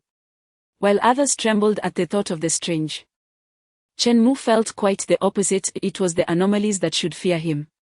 With billions of ghostly coins at his disposal, he was unfazed by the ordinary strangeness. Contemplating, he found himself rather fond of the environment there. If he could acquire that peculiar scene and claim it as his property, he would have a place to call home. Of course, he still needed to complete the Night Academy dungeon first, securing it as a priority. After a restful sleep, he would head to class the next day to familiarize himself with the circumstances ahead. If Chen Mu's memory serves him correctly, the dungeon of the Night Academy is set to commence tomorrow evening. When the morrow arrives, every faculty member and student within the institution will receive a crimson note, compelling them to partake in the Night Academy's endeavor. At that moment, it will be the opportune time for Chen Mu to acquire the Night Academy. Chapter 35: The Transcendent Status in the Classroom. The next morning, Chen Mu awoke feeling invigorated. The pressure accumulated amidst the bizarre apocalypse had dissipated overnight, revitalizing his spirit. Every trace of fatigue vanished. After dressing, he visited the midnight canteen for a modest breakfast. At Chen Mu's request, the dishes offered at the canteen contained no human flesh. Instead, a variety of animal entrails were used as substitutes. After all, Chen Mu was human, and the thought of consuming human flesh in his own establishment was somewhat off-putting. Moreover, among the bizarre entities, human flesh was not the preferred delicacy. Only the lower-tier entities, unable to afford other meats, would resort to such sustenance. The Midnight Canteen aimed to elevate itself, aspiring to become the finest hotel in this strange world, thus, discontinuing the sale of human flesh was advantageous for its future development. Consequently, Chen Mu felt at ease enjoying his meal in the canteen that morning, free from any disquiet. His breakfast consisted of steamed buns, fried dough sticks, and soybean milk, all meticulously prepared in accordance with his tastes. After finishing his meal, Chen Mu departed the canteen and made his way to the teaching building. Upon returning to the long-missed campus, he experienced a sense of tranquility and relaxation. It was currently early morning self-study time, and the playground was deserted, devoid of any students. They were all inside the teaching building, with the sound of enthusiastic reading resonating from the classrooms. Cherish these final moments of beauty, he mused. Tonight, the Night Academy dungeon would commence, transforming the school into a veritable hell on earth. At that moment, a bold, portly middle-aged man approached from the opposite side of the playground. This man was the head of the teaching department, and upon spotting Chen Mu loitering on the playground, he erupted in fury, shouting, "That student! Come here! Which class are you in? I need to note your name." However, as Chen Mu drew nearer, the man recognized his face. This visage seemed somewhat familiar. Was this student named Chen Mu? The head of the teaching department was taken aback. Recently, rumors regarding Chen Mu had circulated wildly within the school, claiming that he was unafraid of the bizarre, had purchased the midnight canteen, and had even frightened a bizarre entity to death. Such tales had reached the ears of everyone at the school, and it was widely known that Chen Mu was no ordinary individual. The head had initially considered attempting to befriend Chen Mu. Especially given the increasing dangers of the bizarre apocalypse, many sensed an impending crisis. Establishing a friendship with someone like Chen Mu would be akin to securing a talisman in these perilous times. Not only the head of the teaching department, but even the principal sought to cultivate a relationship with him. Yet, Chen Mu had been absent from school, and communication attempts had proven futile, leaving no opportunity for connection. Now, as fate would have it, Chen Mu had returned, and fortuitously, they crossed paths.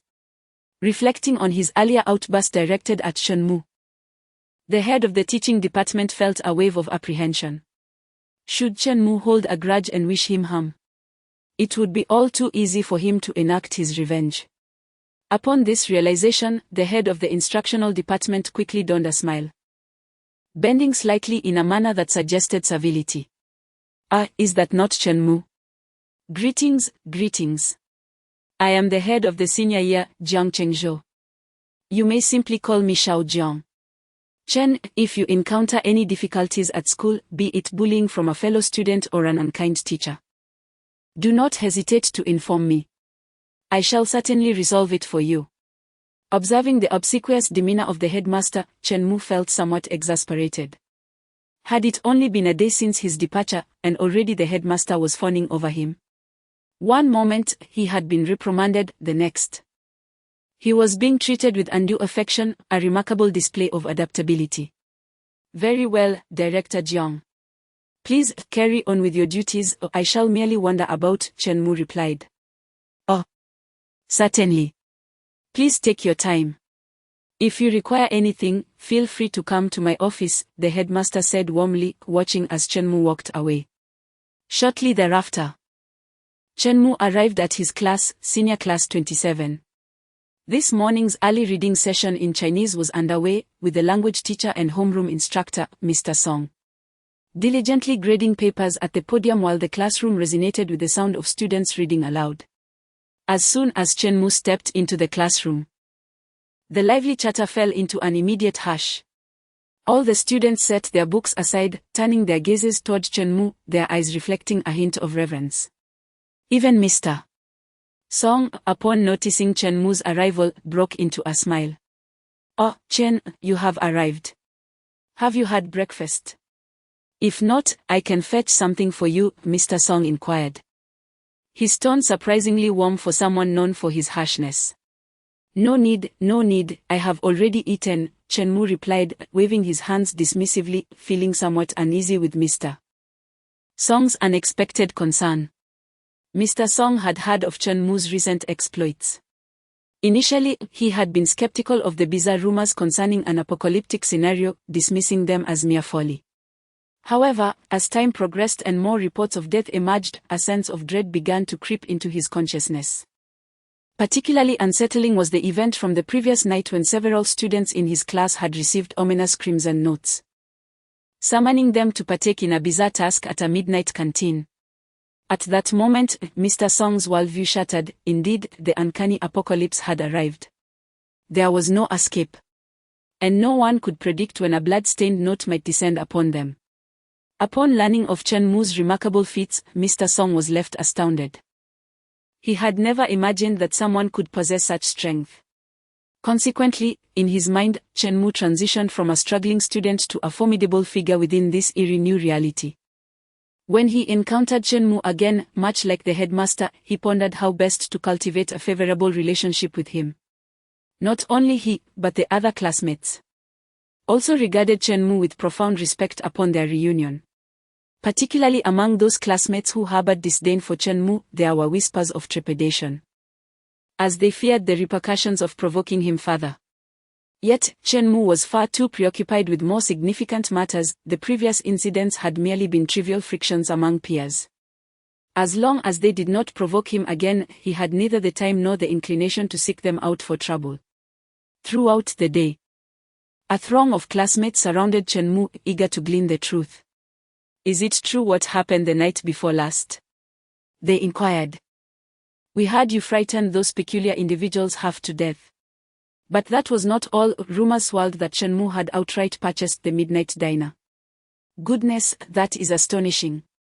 In an instant, Chen Mu's status within the class had ascended to an extraordinary echelon. Particularly around noon, the principal, accompanied by a multitude of teachers bearing gifts, made a special visit to the classroom to see Chen Mu. The principal is bringing gifts to visit a student? Unbelievable. In all the years the school had been in existence, Chen Mu was the first student to receive such treatment. This unprecedented gesture left Chen Mu himself somewhat taken aback. Chapter 36, The Fatal Examination. As time progressed, the darkness of night descended. Throughout the day, Chen Mu had lost count of the number of classmates, teachers, and leaders who had come to familiarize themselves with him. Even during dinner, some female students approached him, hinting that they could accompany him home that evening. Among them were two exceptionally beautiful girls, the darlings of the class, who, under the pressure of this bizarre apocalypse, began to express their affection for Chen Mu. However, he found himself preoccupied. Based on his past life's experiences, he knew that at 8:30 that night, the Dark Knight Academy instance would commence. All students within the school were mandated to participate in this eerie task. As the clock struck 7, then 7:30, and finally 8 o'clock, Chen Mu keenly sensed a faint metallic scent permeating the air. The sky outside the classroom darkened into an inky abyss. The evening breeze howled, and despite it being midsummer, the temperature had noticeably dropped. Some students clad in short sleeves began to shiver in the chill.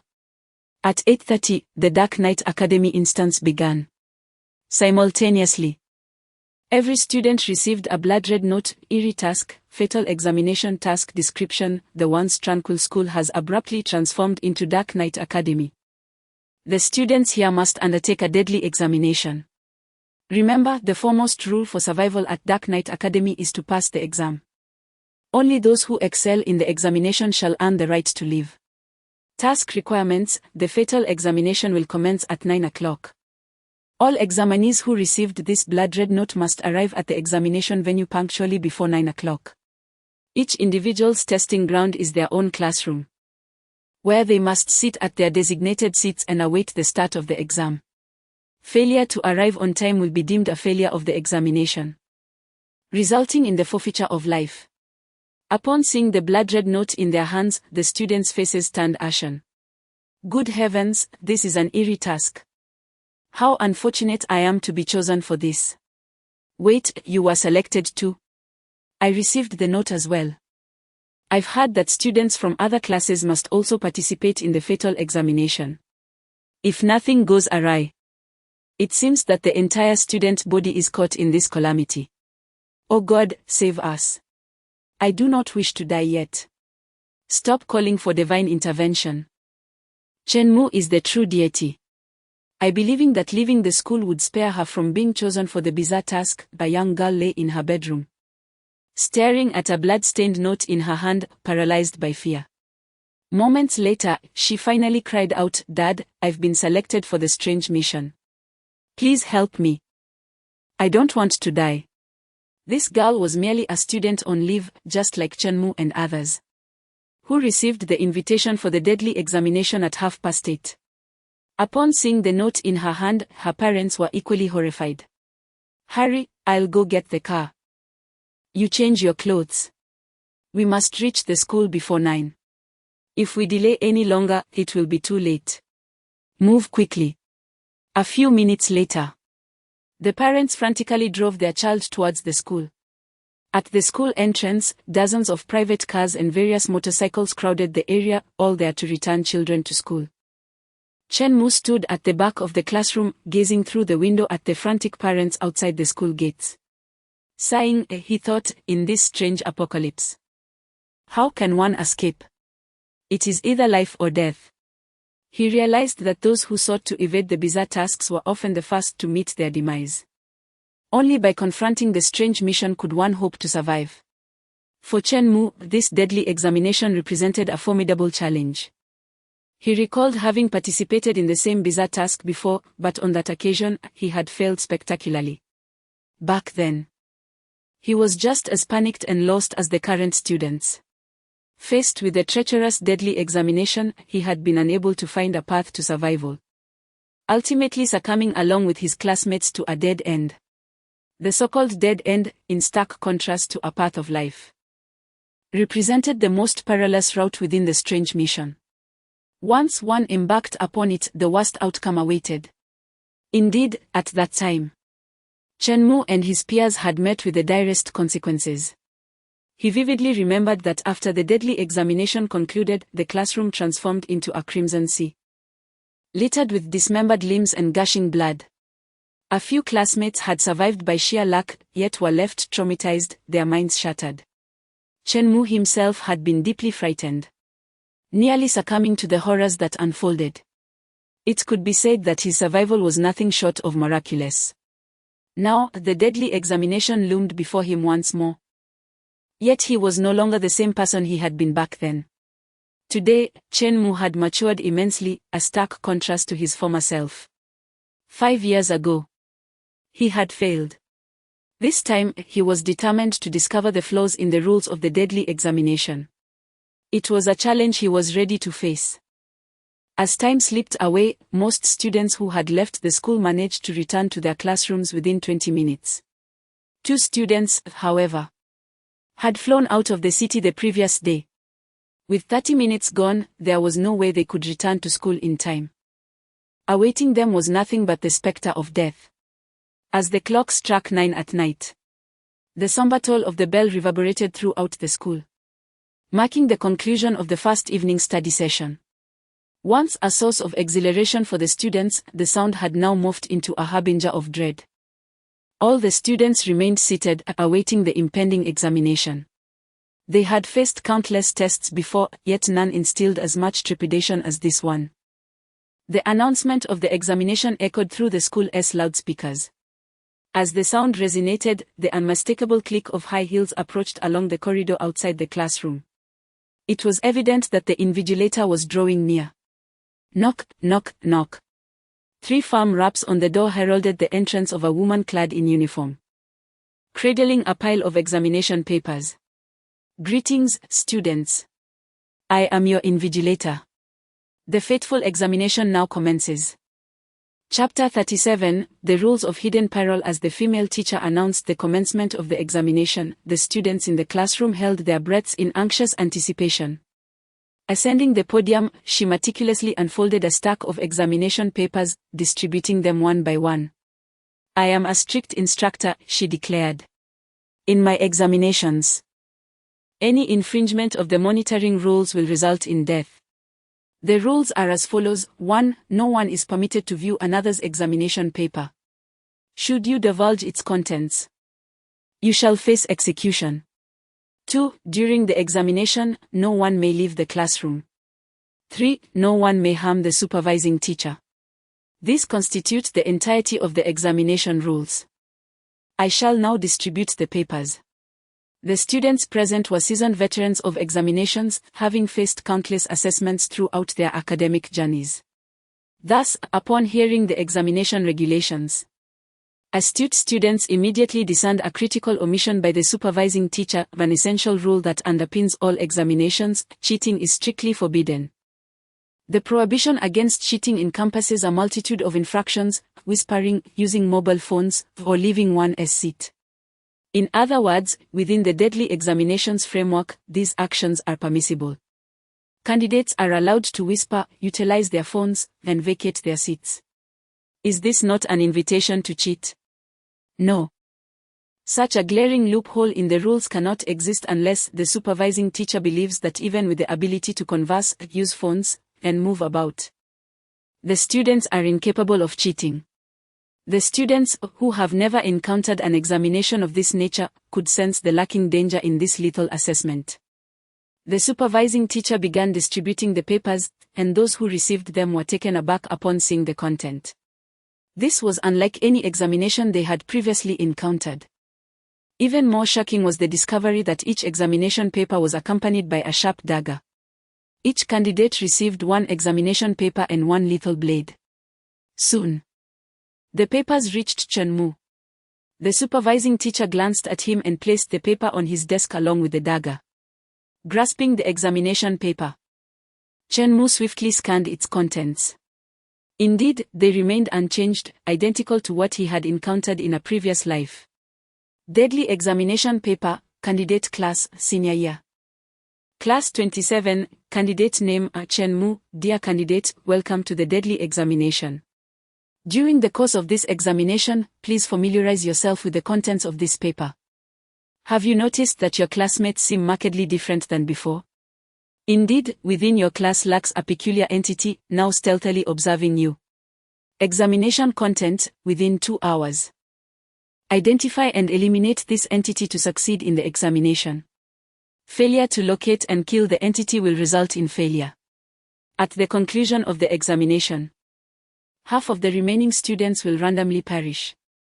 Upon commencing the examination, it is imperative that you meticulously peruse the following regulations, as they hold significant importance for you. Rule 1. The aberration shall not assault you unless it has sustained harm. Upon being injured, it shall retaliate. Rule 2. In this lethal examination, all students' abilities are suppressed. When the aberration attacks, no one is capable of vanquishing it. Rule 3. The dagger in your possession, when plunged into the aberration's form, will inflict fatal damage. Rule 4. This rule pertains to your individual conduct. At 1 hour and 30 minutes into the examination, you must emit a loud cry. Subsequently, regardless of inquiries regarding your motive, you shall remain reticent. Rule 5. When you believe you have discerned the answer, the entire class may cast a vote on whether to submit their papers. If the vote is affirmative, present your examination to the proctor, who will determine its validity. An incorrect answer will be deemed a failure. Rule 6. Should the number of remaining students fall to half or fewer, the examination shall be considered passed, and it will conclude automatically. Congratulations, you may return home. I shall elucidate how to identify the aberration. Typically, it exhibits the following characteristics. 1. The aberration is lethargic, remaining stationary until it is detected. 2. It occasionally emits peculiar cries. Pay heed to the sounds in your vicinity, for they may reveal the aberration's presence. 3. Like humans, aberrations possess 2 arms and legs, making it challenging to discern their identity at a glance. 4. A practical method for identifying an aberration: use your dagger to pierce its body, if it is indeed an aberration. It will emit black smoke. This comprised the entirety of the examination paper. This is an extraordinary test. Upon reviewing the content of the paper, astonishment and incredulity flickered in the eyes of the students. Has someone in the class transformed into an aberration? Who could it be? If the aberration can be identified, the examination will be deemed successful. Instantly, the students began glancing at one another, hoping to detect any anomalies in each other's gazes. However, none dared to speak, engaging instead in silent communication through their eyes. The past examination protocols loomed over them, although speaking was not expressly forbidden. No one dared to be the first to break the silence, for uttering words during an examination is a breach of decorum. As Chen Mu scrutinized the rules inscribed on the paper, he found himself engulfed in contemplation. The complexity of these regulations surpassed those of previous examinations by a considerable margin. If one includes the criteria for identifying the aberration, the total had escalated to 10. This marked a significant increase in the difficulty of the task. The challenge presented by this lethal examination exceeds that of the Midnight Canteen and the Misty Museum. The scale of the task indicates that an overwhelming number of individuals are implicated. Should the correct path to survival remain undiscovered, the consequences will be dire. Chen Mu's mind wandered back to the harrowing experiences of the previous lethal examination, a blood-soaked ordeal. Not a single class within the entire high school had successfully uncovered a path to safety. The cost had been exceedingly grave. In the aftermath of the lethal examination, the entire Night Academy had been transformed into a mountain of corpses and a sea of blood. Such a terrifying scene was beyond the realm of imagination. Each time Chen-Mu reflects upon that moment, he is still overwhelmed with trepidation. Thus, it is imperative to approach the examination with utmost seriousness and endeavor to find a path to survival. As Chen-Mu scrutinizes the stipulations within the examination paper, he embarks upon his reasoning. Swiftly, he distills conclusions from Rules 1, 2, and 3. These rules essentially convey that anomalies cannot inflict harm until they are detected. Once revealed, these anomalies will commence their slaughter, and none can withstand their assault, not even a dagger can pierce their essence. Consequently, it follows that upon discovering an anomaly, one must act swiftly, decisively, then lethally, delivering a fatal blow without affording the anomaly a chance to retaliate. Should an anomaly counterattack, all will perish. This seemingly mundane conclusion, however, carries an undercurrent of deadly intent. Such intent becomes palpable when one considers the fourth rule regarding the identification of anomalies. The method involves thrusting a dagger into the entity's body to observe if black smoke emanates. Now, if I suspect an individual to be an anomaly, what course of action should I pursue? The answer is straightforward: I must plunge the dagger into their corporeal form. However, I cannot merely pierce their limbs or lightly graze their skin for assessment. Should I do so, if they indeed turn out to be an anomaly, they would unleash their wrath, and no one could withstand their fury. Thus, the solution becomes evident: if I suspect someone to be an anomaly, my most prudent approach is to drive the dagger forcefully into their cranium. A definitive strike. Should that individual not be an anomaly, there is no doubt they would meet their demise. A dagger plunged into the head offers no chance of survival. Students who grasp these rules are left in a cold sweat. For the regulations of this lethal examination guide participants toward slaughter. This is but one of the hidden perils within the deadly examination. Moreover, the rules themselves subtly hint at themes of death and bloodshed. Chapter 38, Misjudging the Path of Survival. Another insidious rule lacking within the examination framework is Article 6, when the number of students remaining in a classroom falls to half or less. The examination is deemed passed and concludes automatically. But what circumstances might lead to the class size diminishing to such a degree? There are two possibilities. One is that the malevolent entity has launched an attack, commencing a massacre of the candidates. The other is the candidates' own mutual annihilation. Indeed, it is conceivable that candidates may turn against one another, as evidenced by Chen-Mu's prior encounters in deadly examinations. When the examination nears its conclusion and the entity remains elusive, the overwhelming pressure can drive some candidates into madness. Should the examination fail, a random selection results in the death of half, which could include oneself. However, under the stipulations of Article 6, if the class size is reduced to half, the examination will be considered passed, thus ensuring one's survival. One scenario is beyond one's control, while the other is a matter of personal agency. Faced with the specter of death, it is only natural that some would opt for the latter. Thus, a calculated slaughter commences. This is the most horrifying scene within the deadly examination. The various rules of the deadly examination serve as a challenge to the prevailing order. In Chen-Mu's recollections, it was after the deadly examination that individuals recognized the existing order's inability to safeguard them, leading to a rapid disintegration of that order and the true arrival of a nightmarish reality. Meanwhile, in a classroom below, the candidates could no longer remain still. They began to seek answers. Surely this examination allows for discourse. Indeed, you just spoke, and the proctor did not intervene. Brothers, let us devise a plan to unveil the traitor among us. Yes, we are all classmates, and none wish to meet their demise. Should anyone transform into a malevolent entity, step forward. For the sake of our camaraderie, do not make this difficult for everyone. Are you foolish? If someone has become the entity, how could they possibly reveal themselves?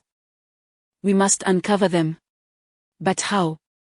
With so many present, the examination paper stated that outward appearances bear no distinguishing marks. How are we to identify them? Before long, the classroom devolved into chaos as candidates engaged in frantic discussion. Let me see your paper. Are you seeking death? No way. That would breach the rules. I wish to live, not perish. Look at that boy, he remains seated, completely still. Someone shouted, and all eyes in the classroom turned toward him. As expected, the boy sat motionless, his gaze fixed ahead, resembling a statue. Do you recall what the examination paper indicated? The malevolent entity is typically lethargic and does not move until it is discovered. The conclusion is thus evident: he has transformed into the entity. Yes, he is utterly still. It must be him. Teacher, we have identified the entity. Wonderful. This deadly examination is surprisingly simple. These rules are quite intimidating, leaving me nearly paralyzed with fear. I never anticipated the answer would be so straightforward. This is akin to certain convoluted problems that appear daunting but reveal their simplicity upon engagement. The candidates were all aflame with excitement as two strong boys approached a motionless student, brandishing daggers. Stab him. Stab him. Quickly, plunge the dagger in. Wham! The strongest among them was urged forward. It was their first experience of such a macabre act, and a tinge of anxiety enveloped them. Amidst the surrounding cheers, Wang summoned his courage and thrust the dagger into the boy's skull. However, the subsequent scene left everyone in stunned silence. Instead of the expected dark smoke, a torrent of crimson blood erupted from the wound. The jubilant cries were abruptly silenced, and the classroom plunged into an eerie stillness. All students gaped in horror and disbelief. Oh! He has killed someone. Someone is dead. Wait, if he isn't a phantom, why was he so still? They murmured. Indeed. He didn't utter a word. Even when Wang approached him with the dagger, he remained silent. A normal person would never react this way. Look at his exam paper, shouted a classmate, pointing. The deceased student's paper was examined by peers, and one exclaimed, there is a problem with his fourth rule. Personal rule: once the exam begins, you must remain completely still for half an hour. During this time, regardless of what others say or do, you cannot respond in any way, or you will be executed. Upon hearing this, a heavy silence fell over the class once more. They finally understood why the slain boy had reacted like a phantom. For the rules dictated that he could not respond at all. In that moment, the candidates grasped the cruel and cunning nature of the deadly examination.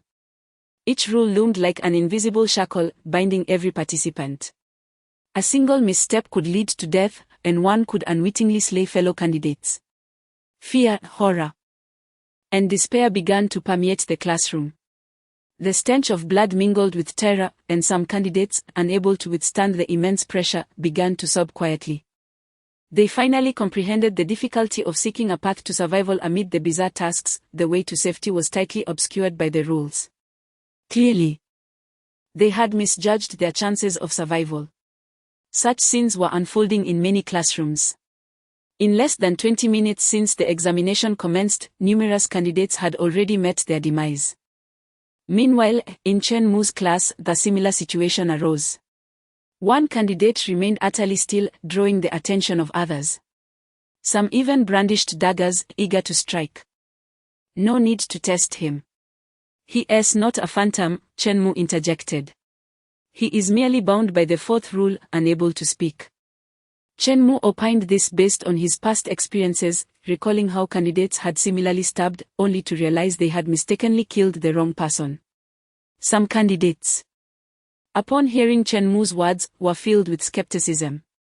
However, considering Chen Mu's formidable abilities and reflecting on his reasoning, they ceased their endeavors.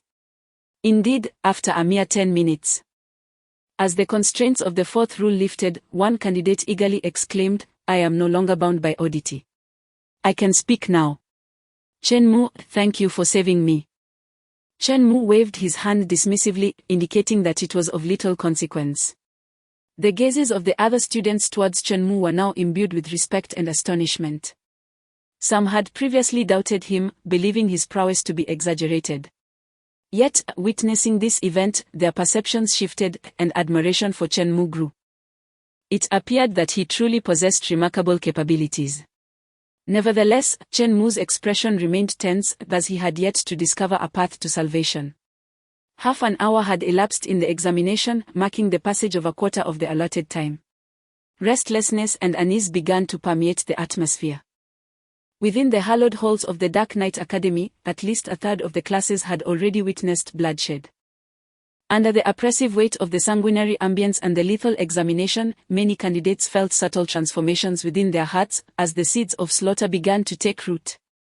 Chapter 39, The Oddity is You. Half an hour, 40 minutes, 50 minutes. As the examination time approached its midpoint. Not a single class within the entire Dark Knight Academy had successfully identified the hidden oddity. Chen-mu's class fared relatively well, bolstered by his prestige. There was a semblance of calm among his peers. The students engaged in fervent discussions, and although the atmosphere was tumultuous, no casualties had yet occurred. In stark contrast, neighboring classes were not as fortunate.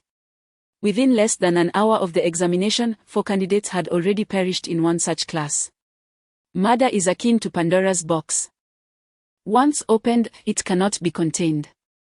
After the first student was slain, the remaining pupils found themselves ensnared in a relentless cycle of bloodshed. They employed a seemingly democratic method to facilitate their killings. Upon identifying a suspect, the entire class would cast their votes. If the majority favored, the individual would be executed to determine if they were the oddity.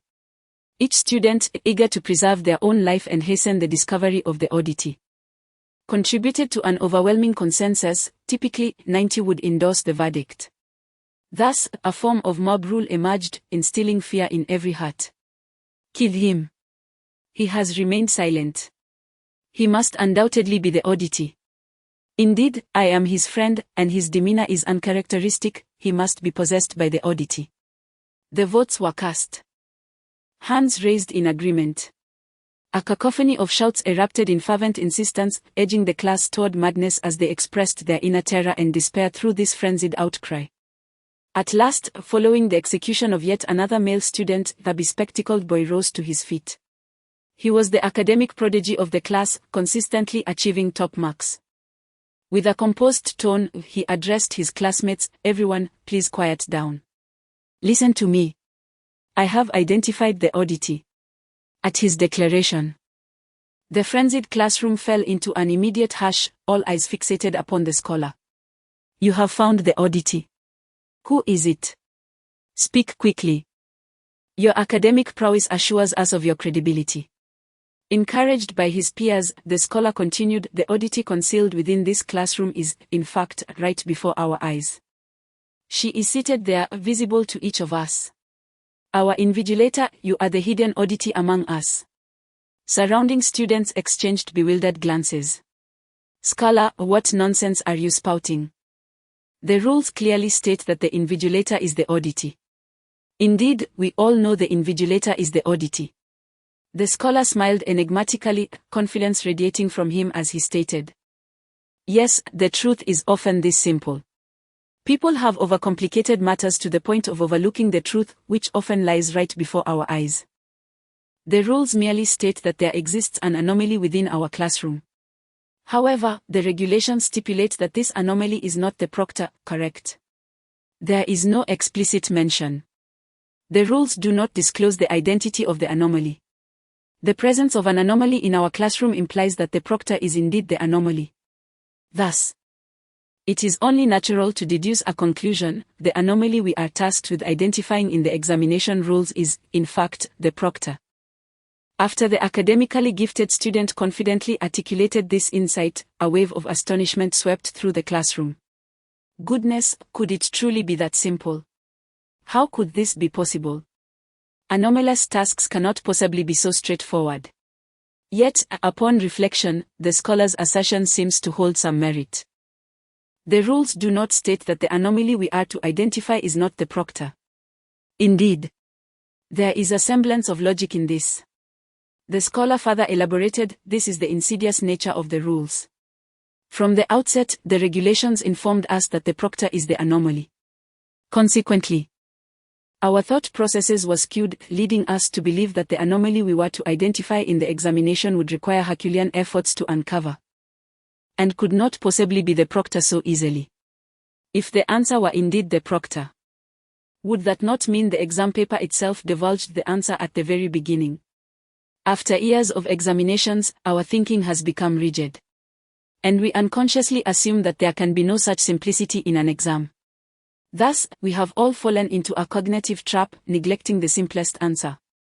Moreover, I can present supporting evidence. Observe the third characteristic of the anomaly. Anomalies, like humans, possess 2 arms and 2 legs. Upon reading this, everyone instinctively concluded that the anomaly must have taken on the appearance of a classmate. Hence, during that hour, all eyes were fixated on each other. Yet, has anyone considered that this statement subtly suggests the anomaly is, in fact, the proctor? The proctor, like us, possesses 2 arms and 2 legs. This precisely substantiates that the proctor is the anomaly we seek. Following this eloquent discourse, the classroom erupted once more. Goodness! The scholar's reasoning is indeed profound. Truly, an intelligent mind has discerned the truth at a glance. Marvelous, we shall all survive. Quickly!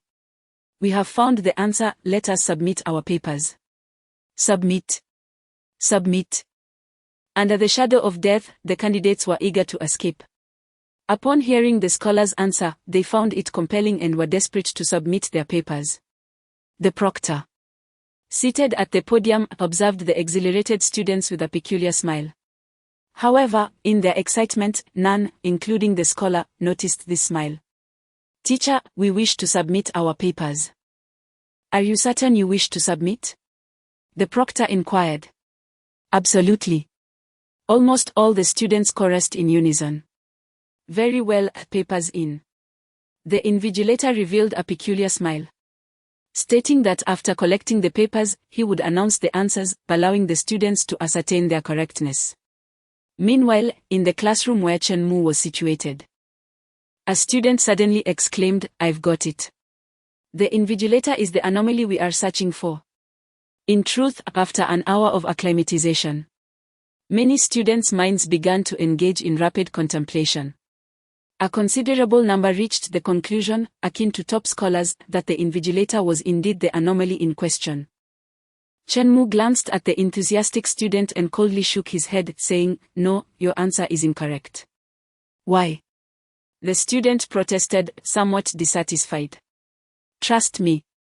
Those who submitted that answer can already await the grim fate of failing the examination, Chen Mu responded. No sooner had he spoken than a wave of gasps and shrieks erupted from the classroom of the top scholars next door. Chapter 40, The Illusory Path of Life. The cacophony of screams and gasps was not one of jubilation, but rather a haunting blend of fear and despair. Just moments ago, the invigilator had collected the examination papers. The faces of the students had illuminated with joy, eagerly anticipating their return home after the conclusion of the test. The examination had finally drawn to a close, and the prospect of homecoming was exhilarating. Indeed, it was thanks to the academic prodigy that they felt this way. Such brilliance, regardless of the examination, was unparalleled.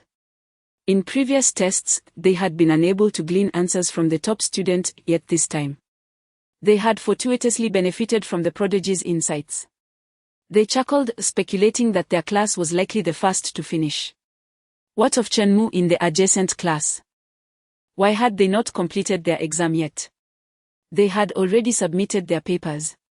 In my view, Chen Mu was merely a product of inflated reputation.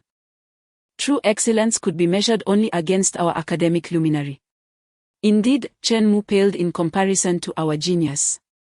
Amidst the cheers of their classmates, the prodigy allowed a smile to grace his lips, basking in the adulation. However, at that moment, the invigilator's expression turned icy. I declare that your answers are incorrect. Upon utterance of those words, an eerie silence enveloped the classroom. All the students turned incredulously toward the podium, believing they had misheard. Incorrect answers. How could that be? It was unfathomable. Suddenly, half of the candidates collapsed as if struck down by fate. As the examination concludes, those of you who remain alive may return home. The invigilator announced coldly, as if delivering a death sentence. In an instant, fine red lines appeared on the bodies of half the students, stretching longer and longer, from which torrents of blood erupted. Their bodies split apart. Accompanied by cries of horror and despair, those who had narrowly escaped death fled in terror, overwhelmed by the ghastly scene before them. They were fortunate to have survived, yet the cost was the demise of half their peers. For those who remained, the sight would undoubtedly haunt them for a lifetime. Several candidates collapsed in shock, while 2 students, witnessing their former classmate disintegrate before their eyes, were driven to madness. Babbling incoherently on the ground, the students who fled the classroom screamed in the corridor, it wasn't the answers. The invigilator was not the answer. Their desperate cries echoed throughout the building. Beyond this classroom, at least 2 others had also failed the examination for the same reason. The wails of anguish and terror reached Chen Mu's class as well. Upon hearing the phrase, "the invigilator is not the answer," the students in Chen Mu's class turned to him, their faces etched with shock. A previously defiant student now appeared pale and speechless with fear. Had it not been for Chen Mu's swift dismissal of the notion, many in the class would have seriously contemplated submitting their papers. Had they done so, the consequences would have been unimaginable. It can be said that Chen Mu saved their lives. Indeed, age brings wisdom, and Chen Mu is truly unfathomable. How did you know that the proctor is not the answer? A student could not help but inquire. This was also the perplexity of other students in the class. It's quite simple, a conflict of rules. The rules state that the proctor cannot be harmed under any circumstances. However, the subsequent rule states that to ascertain whether something is anomalous, one must inflict a wound with a dagger.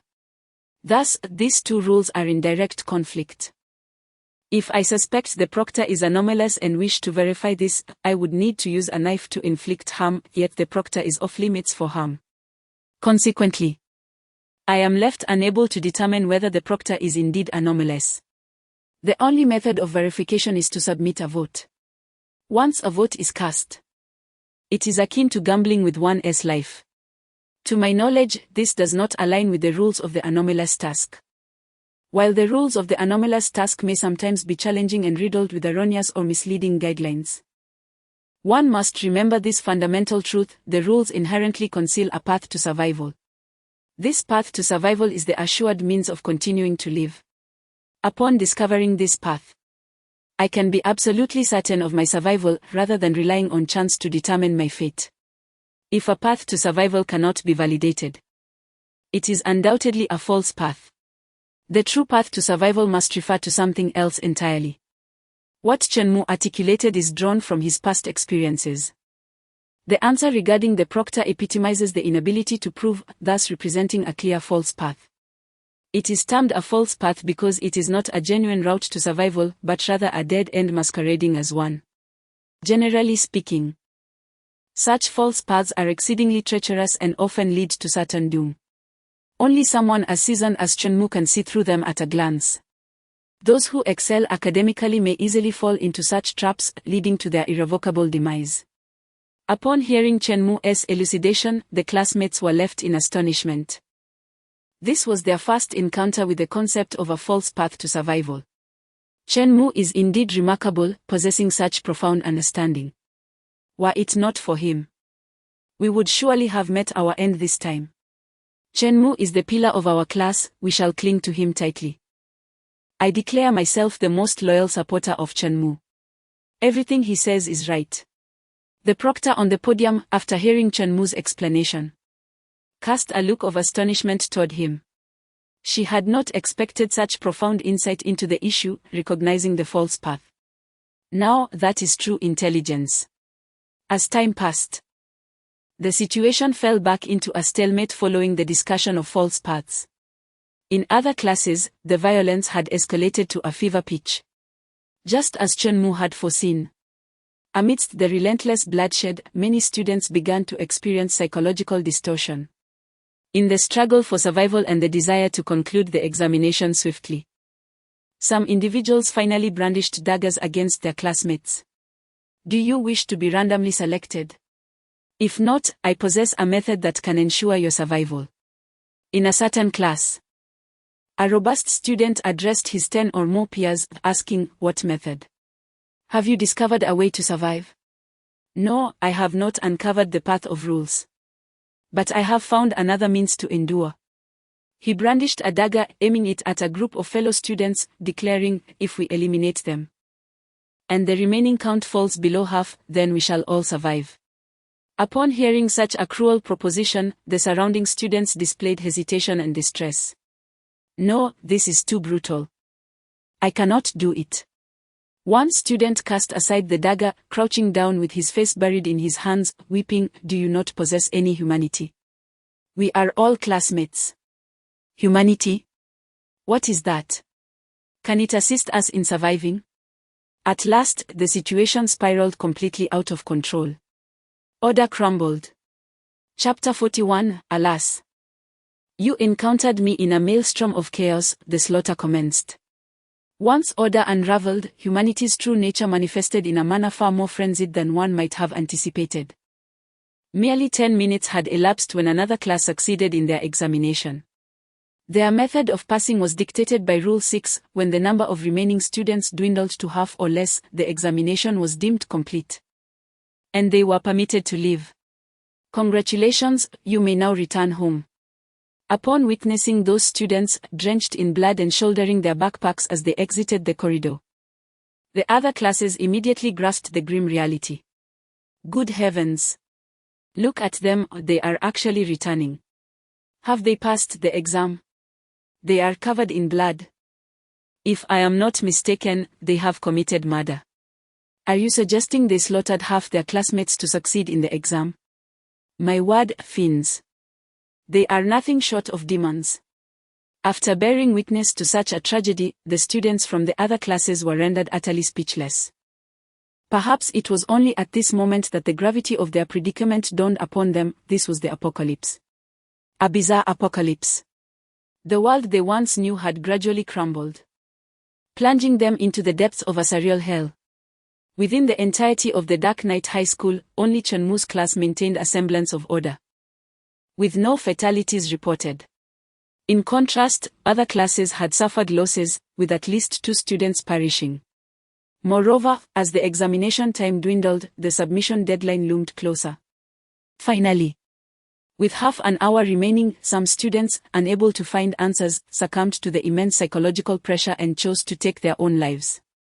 Crack, the sound of shattering glass. Third, the noise of a heavy object hitting the ground. Within a mere 5 minutes, 3 students opted to leap from windows in despair. This series of extreme actions ignited further chaos within the building. Under the mounting pressure, the students from other classes ultimately collapsed. The boundaries of human decency were brazenly trampled upon. We are all equal, yet some are more equal than others. To become one of the more equal, one must take up a knife and slay others to secure our own survival. A student from one class brandished a dagger, rallying his followers. We must survive. We must endure. And then, they turned the blade upon their former classmates. Each class transformed into it cannot be said that these students lack diligence. In their struggle for survival, they have exerted every ounce of their strength in pursuit of myriad potential answers. The most straightforward among them is the notion that the anomaly is a fellow classmate. To validate this hypothesis, countless students have met their demise at the hands of their peers.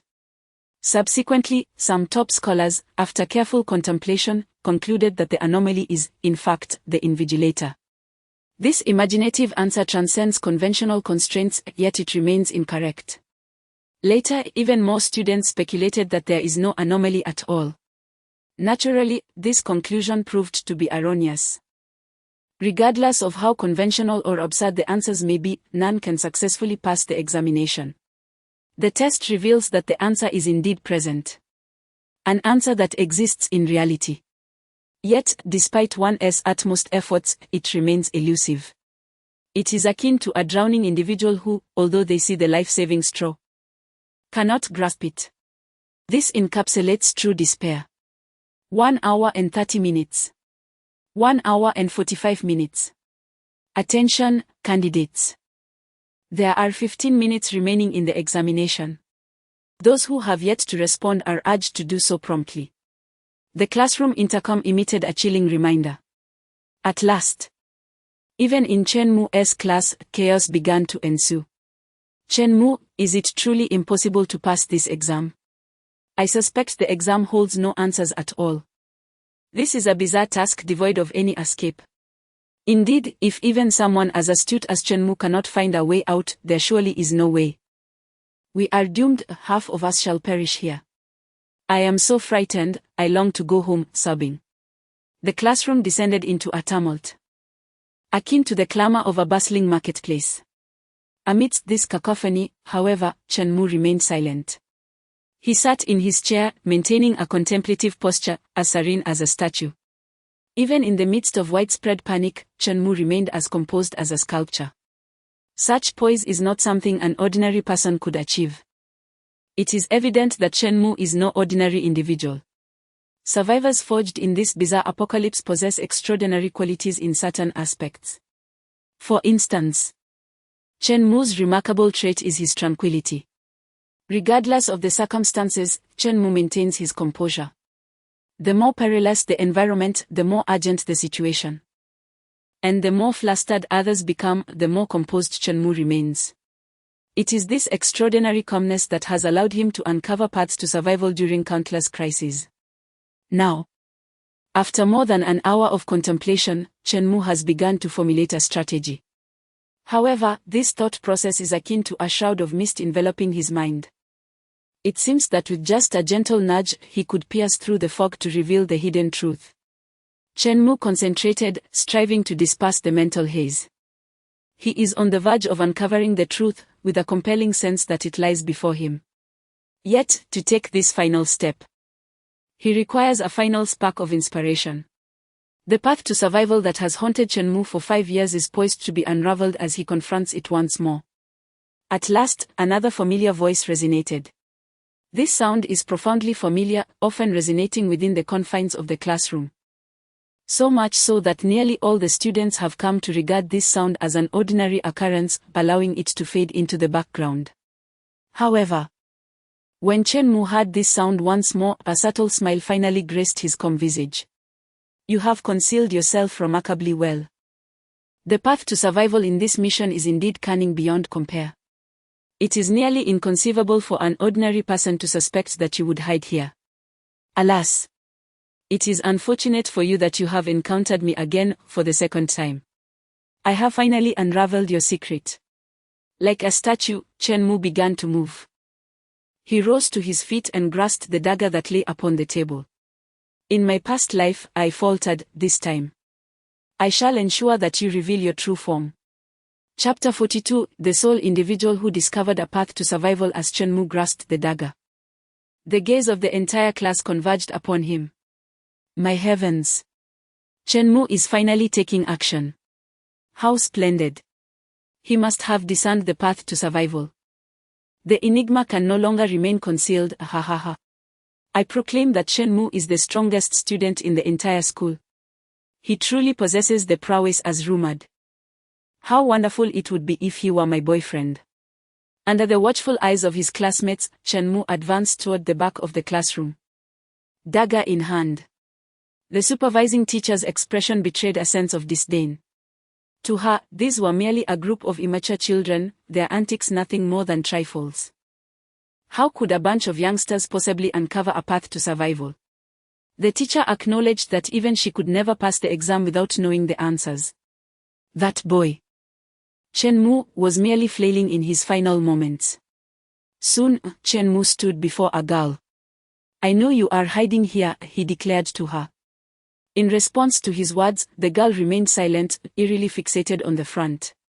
However, Chen Mu's action sparked a wave of astonishment among the students. Could it be that he suspected Wang Xiaoxiao of being the enigma?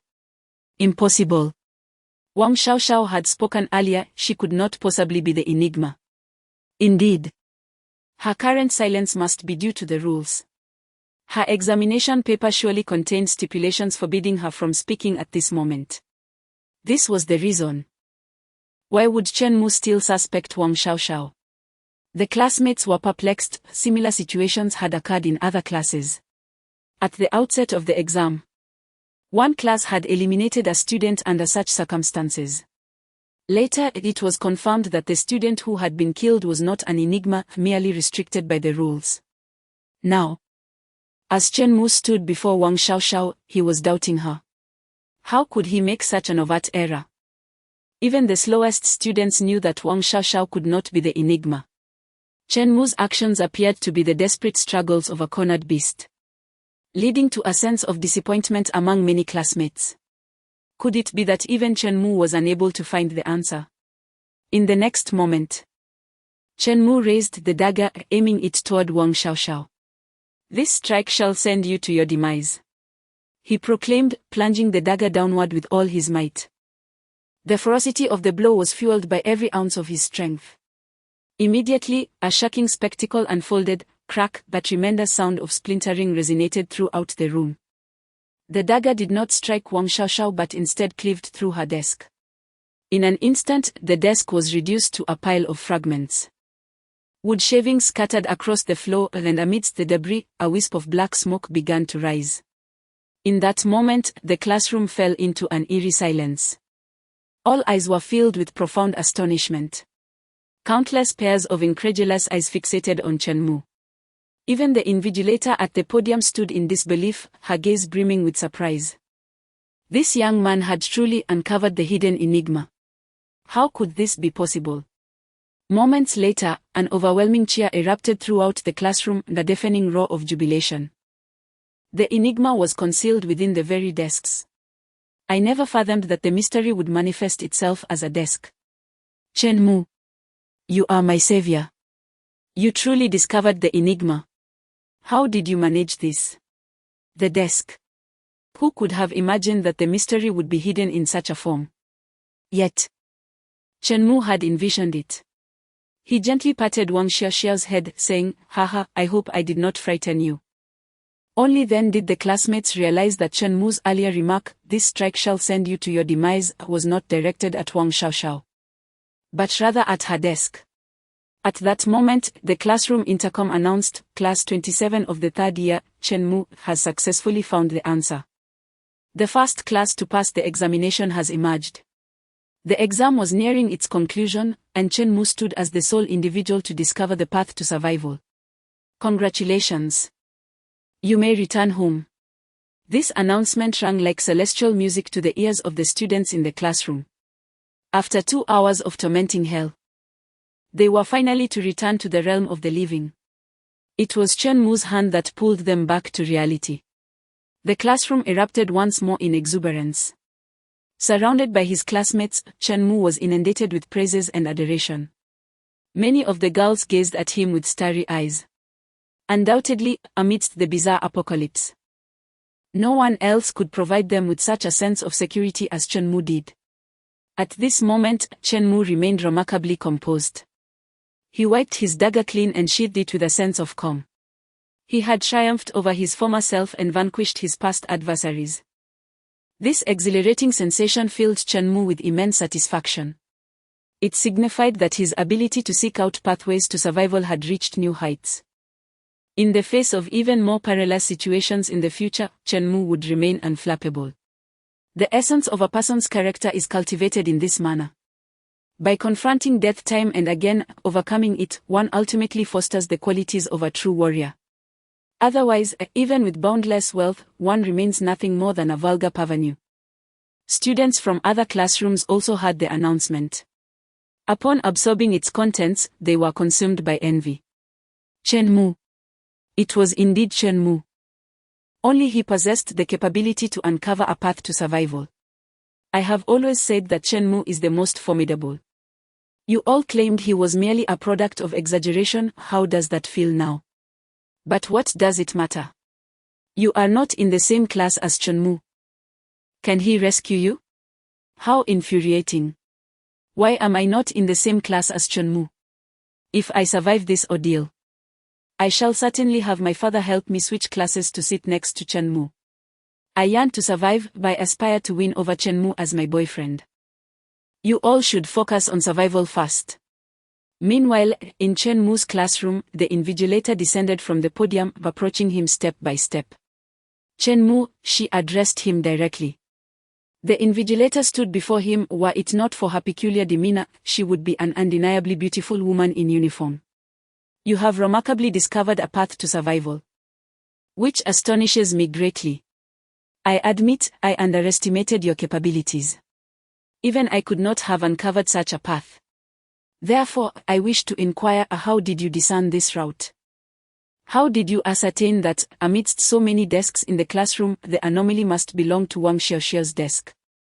The fact that an invigilator would seek counsel from a human student is indeed astonishing and would leave others utterly astounded. Her words echoed the curiosity and questions of all the students present, as countless pairs of eyes turned towards Chunmu, filled with intrigue and inquiry. It is quite simple, he responded slowly.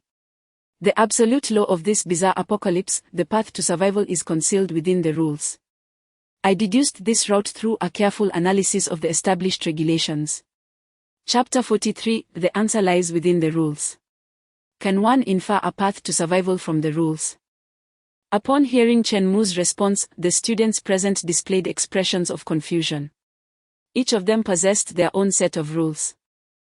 Yet only Chunmu appeared capable of discerning a path to salvation.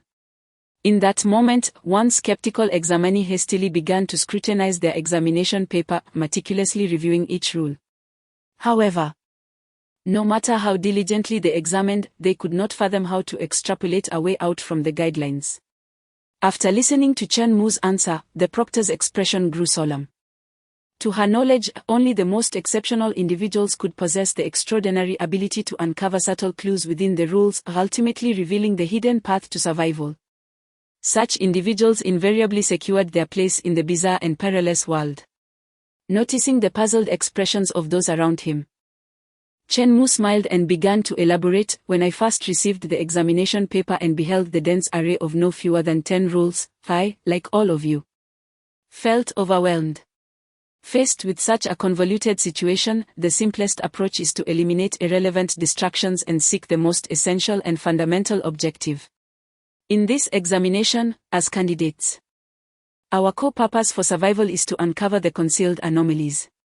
Thus, I commenced my analysis, categorizing the bewildering array of rules and selecting the most pivotal among them. The key rules elucidate how to identify the anomalies. Once I grasped these fundamental rules, I was able to discern the path to survival. Consequently, I swiftly sought out and ultimately pinpointed the following critical rules. 1. Anomalies are inherently lazy, they typically remain inactive until they are discovered. 2. Anomalies occasionally emit peculiar sounds. Pay attention to the strange noises around you, as they may reveal the presence of anomalies. 3. Anomalies, like humans, possess 2 arms and 2 legs. From their outward appearance, it is challenging to discern who is an anomaly. These 3 rules alone instruct us on how to locate the anomalies. I refer to them as the source rules. The myriad of other rules are secondary, they either distract us or serve as corroborative evidence. In summary, aside from the source rules, I designate the remaining guidelines as the secondary rules. However, upon identifying the source rules, I soon found myself ensnared in a dilemma. I suspect many of you are similarly caught in this predicament. The source of this dilemma stems from the 3rd source rule: anomalies, like humans, possess 2 arms and 2 legs, making it difficult to identify who is an anomaly. When we read this rule, it is only natural for us to assume that an anomaly is masquerading as a human, taking on the guise of one of our classmates. Consequently, everyone instinctively began searching among their peers for the anomaly. In truth, you are all mistaken. You have fallen into a trap. I too was ensnared, yet I quickly discerned the anomaly. I uncovered this inconsistency within the 1st source rule: anomalies are inherently lazy. They typically remain inactive until they are discovered. Have you not realized? This is a rule profoundly disadvantageous to the anomaly. If the anomaly disguises itself as a classmate, it will remain immobile until we discover it. A living classmate, yet unable to move. Is this not an obvious flaw? As long as one's mind is sound, seeing a classmate who remains still for an extended period would undoubtedly raise suspicions. Thus, it would become exceedingly simple to identify the anomaly and pass the examination. However, the reality is starkly contrary. Not a single class has successfully passed the examination. This precisely indicates that our understanding of Rule 3 is flawed. Upon grasping this notion, clarity dawned upon my thoughts. I began to repeatedly recite Rule 3, seeking to uncover any subtle hints. At last, I detected the crucial flaw. Rule 3, in fact, plays a clever word game. The anomaly and humans alike possess 2 arms and legs. It is challenging to discern who is the anomaly based on appearance. These 2 statements are separated by a period. This signifies that there is no inherent logical causality between them. It is not necessarily the case that because the anomaly has 2 arms and legs like a human, it becomes difficult to identify the anomaly based solely on appearance. These 2 statements lack a causal relationship. We must interpret them independently. Moreover, the correct order of understanding is to first comprehend the latter statement and then the former. Let us first consider the latter. It is difficult to ascertain who is the anomaly based on appearance. What, then, must the anomaly transform into in order for its true nature to remain undetectable? It is quite simple. Besides taking on a human form, it could naturally assume other forms. It could become air, turn into liquid, or morph into an object. Imagine if the anomaly transformed into air. Could you discern who is the anomaly based on appearance? Clearly, you could not. Now the question arises, what exactly can the anomaly become? At this juncture, we should return to comprehend the former statement, seeking clues therein. The anomaly and humans alike possess 2 arms and legs. This is, in fact, a rather conspicuous hint, indicating that the anomaly has limbs. Limbs are not solely arms and legs. For chairs and tables, they too possess limbs. By this point, we can form a general hypothesis. The anomaly could very well be a chair or table. Given the multitude of desks and chairs in the classroom, which one might be the anomaly? This hinges upon Rule 2. The anomaly occasionally emits strange sounds. Pay attention to the peculiar noises around you, and you will uncover traces of the anomaly. This is indeed an exceedingly critical rule. The anomaly produces sound. Desks and chairs that emit sounds are likely to be the anomaly. Thus, I began to be vigilant, listening for any desks or chairs that made noise. Ultimately, I had 3 sounds. Each sound emanated from Wang Xiaoxiao's desk. It was the creaking noise produced by the aging desk. Even if heard by someone, it would be considered quite ordinary. Only by fully comprehending the rules could one discern subtle hints within the most mundane of noises. Thus, as you can see, I grasped the dagger. In that pivotal moment, I was compelled to confront a crucial question: is this a false path to survival? The so-called false path is one derived from rules, yet it remains unprovable. Even if proof were sought, it would demand the ultimate sacrifice of life. When a path to survival necessitates wagering one's very existence on its validity, it ceases to be a true path and transforms into a false one. Such a path leads us toward death. In some classes, the eerie speculation centers around the invigilator. Subsequently, the entire class submits their papers, risking their lives to gamble on the correctness of this path. At that time, there were indeed classmates who wished to proceed in such a manner, but I intervened, for I recognized at a glance that this was a false path. Yet, I pondered whether the path I was contemplating was indeed a false one. The answer was no. If I sought to validate my path, I merely needed to strike that desk. To cleave the desk posed no danger to my life. Furthermore, the rules themselves safeguarded me, even if the desk were truly sinister. It could not harm me prior to my strike. Another rule asserted that the dagger in my hand could vanquish the eerie. These 2 rules, in essence, were my protection, safeguarding this path to survival. This assured me that my endeavor to validate this path was entirely devoid of parole.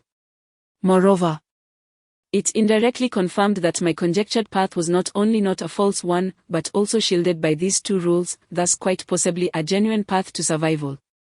Hence, I proceeded accordingly. The outcome, as all witnessed, revealed that I had indeed discovered the path to survival. The eerie entity was none other than that very desk. Chapter 44. Do you wish to acquire this school? After Chen Mu's words fell, an overwhelming silence enveloped the classroom. The surrounding students were left in a state of shock. Their expressions frozen in disbelief. Were they all taking the same examination? Why was it that, while clutching the test paper, their minds were blank, consumed by thoughts of violence? While Chen Mu appeared to possess an almost clairvoyant insight, effortlessly discerning the answers. The disparity between individuals was indeed monumental. Chen Mu, your thought process seems exceedingly peculiar. Ordinary individuals like us could scarcely fathom such complexity. The convolutions you navigate are beyond our comprehension, we fail even at the initial hurdle. As you mentioned, recognizing the oddities is not within our capabilities. Some classmates, in utter despair, gasped, acutely aware of the chasm that separated them from Chen Mu. This realization prompted numerous nods of agreement among the students. They were astounded by Chen Mu's extraordinary deductive prowess, a level of intellect beyond their reach. Were it not for Chen Mu's intervention, their fates would have been sealed.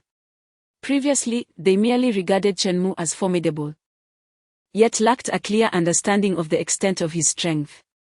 Now, however, they grasped the stark contrast between them with clarity. This was a gap that could never be bridged in a lifetime. If Chen Mu had once appeared to them as an impressive ordinary person, he had now ascended to a divine status in their eyes, the deity within the bizarre apocalypse. There's no need to be so disheartened, Chen Mu chuckled softly. In these peculiar tasks, the path to survival is always concealed within the rules. A truly skilled expert, even without prior experience in a specific bizarre task, can deduce the path to safety from just a few of its regulations. In fact, several rules within the examination hinted at the notion that not all students were ordinary. For instance, Rule 4 pertains to each individual's personal regulations. My personal rule requires me to shout loudly during the hour and a half of the examination. Such seemingly nonsensical rules actually carry deeper implications. Consider this, given that my rule is so absurd, might we infer that the personal regulations of other students are similarly bizarre? With this thought in mind, when observing a classmate who remains motionless, one might assume she is peculiar, however. Is it not possible that she is merely fulfilling her personal rule? Thus, this suggests that judging a student's strangeness based solely on their inactivity is quite unreliable. As Chen Mu elaborated on this point, the girl he had previously rescued sparkled with admiration in her eyes. He truly understands me. In that moment, she had indeed been adhering to her personal rule had Chen Mu not intervened. She would have been mistaken for an anomaly and met with a grim fate at the hands of her peers. The more Chen Mu analyzed, the more astonished and reverent the gazes of his classmates became. It was as if, within the bizarre task, Chen Mu had transformed into an omniscient deity. There appeared to be no trap that he could not perceive. After listening to Chen Mu's discourse, even the proctor could not help but gasp in astonishment. She considered that among all the humans she had encountered, Chen Mu was undoubtedly the most intelligent. Your prowess exceeds my imagination, she admitted. I must confess, I underestimated you moments ago. The invigilator remarked, an arrogant entity surprisingly acknowledging a human's superiority. If others were to witness this, they would surely be astounded. You flatter me, Chen Mu replied with an air of nonchalance. Despite just having passed the examination, despite being revered by his peers, and even amidst the invigilator's astonishment, there was no trace of pride or indulgence on Chen Mu's face. Calm, composed, and mature. The invigilator had to admit that in all her years, she had never encountered someone of such depth at Chen Mu's age. This unruffled demeanor was certainly not a facade. It was a poise forged in the crucible of life's tribulations, shaped by the storms of experience, and tempered by witnessing the collapse of great edifices. In that moment, the invigilator found herself puzzled, unable to decipher the enigma that was Chunmu. What had this young man endured? His presence had taken on an air of mystery. And mysterious men invariably possess an inexplicable allure. Suddenly, the invigilator noticed that Chunmu seemed rather handsome. At that moment, he spoke, "Teacher, having passed the examination, do I have the privilege of meeting your principal?" "You wish to meet the principal?" The invigilator was once again taken aback. Most ordinary individuals, after barely passing such a daunting test, would be eager to leave, wishing never to return. Yet here was Chunmu, seeking an audience with the principal. He surely understood that the principal of Night Academy was a formidable being, one whom humans typically avoided. How extraordinary this man was. "You possess great courage," the invigilator remarked. "As the sole candidate to have discovered the answers, you certainly have the opportunity to meet the principal. However, I am intrigued as to why you wish to meet the principal of Night Academy. Is it possible that you seek a reward for your success?" The other students, equally perplexed, turned their gazes toward Chunmu, uncertain of his intentions. What could he possibly want? They pondered, given the terror of this examination. The principal of Night Academy must be even more fearsome. Indeed, the mere thought of encountering such a being would terrify me, yet Chunmu desired to meet it. The students could not help but speculate, yet none could fathom Chunmu's true purpose. "A reward? Certainly not," Chunmu replied with a smile, shaking his head. Then, in a tone of quiet resolve, he uttered a statement that left everyone in shock. "Because I intend to purchase Night Academy." Chapter 45, Teacher. Please refrain from being so flattering. What did you say? You wish to purchase the school? The invigilating teacher's eyes widened in disbelief, convinced she must have misheard. A student wishing to acquire the school? It was utterly preposterous. Did he comprehend the immense value of the Dark Knight High School? It was worth billions of ghost coins, a truly astronomical sum. Chunmu appeared to be merely an ordinary high school student, although he was quite intelligent and composed. Could he truly possess such a fortune? The teacher thought to herself that he was likely just an immature child, lacking any real understanding of money. The other students, upon hearing this astonishing news, turned to stare at Chunmu in shock. They had heard rumors about his wealth. Yet his audacity to propose buying the school was beyond their imagination. "I told you, Chunmu's affluence surpasses your wildest dreams. Last time, during the midnight canteen mission, he had simply purchased the canteen. Engaging in a peculiar task meant acquiring an equally bizarre setting. Truly, the world of the wealthy is beyond my comprehension. That was merely a canteen, this was an entire school. It must cost at least $1 billion. Could Chunmu really have that much money?" The classmates engaged in animated discussions, clearly astonished by the extent of Chunmu's financial resources. "Of course, would I jest with you?" Chunmu replied nonchalantly. "My time is precious. Please take me to your principal." With that, he retrieved a small box from his special ring and handed it to the uniformed female teacher. She opened it to find a stunning jade bracelet inside. This exquisite piece was crafted from jade of the bizarre realm, worth nearly 10,000 ghost coins. "Is this a gift for me?" The teacher gasped in astonishment, her eyes alight with desire as she beheld the lovely jade. Such a bracelet, given her meager salary, would take her 3 to 4 months of frugal living to afford. Unless by some miracle Chunmu gifted it to her, she would never be able to buy one in her lifetime. "Now, please take me to the principal," Chunmu stated coolly, as if the bracelet, valued at nearly 10,000, was less expensive than a bottle of water in his eyes. The teacher could hardly believe it. Her hands trembled slightly as she gingerly accepted the jade, savoring it for a moment, unable to part with it. She looked at Chunmu again, and this time, there was no trace of disdain in her gaze. A child lacking a concept of money. Nonsense. This young man was evidently affluent beyond measure. In a sense, he truly had little notion of money, for in his world hundreds of thousands were merely the cost of a meal. And a bracelet worth nearly 10,000 was akin to the price of a bottle of water. Instantly, the teacher's demeanor transformed. She flashed a sycophantic smile at Chen Mu. "Classmate Chen, please do not rush. I shall escort you to the principal immediately." With that, she carefully tucked the bracelet away like a treasured possession and stepped closer, affectionately linking her arm with Chen Mu's as she led him out of the classroom. Behind them lingered a group of classmates, their hair tousled by the wind. "I am utterly astounded. I suspect a different invigilator has taken charge." "Indeed. Is this still the same Stan Proctor? I recall that at the beginning of the examination, the invigilator sat atop the podium, exuding an air of arrogance and disdain. What has transpired now? Has she truly begun to fawn over Chen Mu?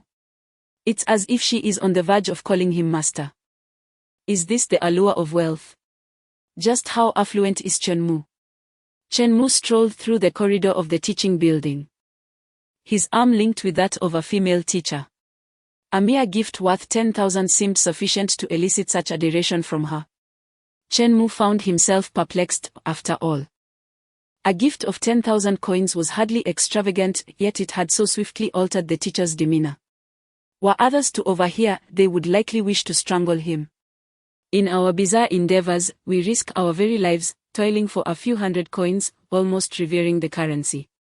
Yet, you casually regard a gift of 10,000 coins as trifling.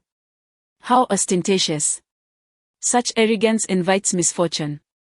Chen Mu felt a sense of helplessness. Perhaps he had just come from a duke's estate, where he had bestowed a lavish gift in the millions, rendering a mere 10 or 20,000 commonplace. Nevertheless, this expenditure was undoubtedly worthwhile. The principal was known for a volatile temperament, had it not been for Chen Mu's gesture. The female teacher might not have even considered introducing him to the principal. As they walked, the teacher, clad in a short skirt uniform, inadvertently brushed against Chen Mu. She even suggested that if he felt weary, she could accompany him for a brief respite. Although she did not wish to be so obsequious. The generosity he displayed was simply overwhelming. His possession of a special ring indicated he was no ordinary individual.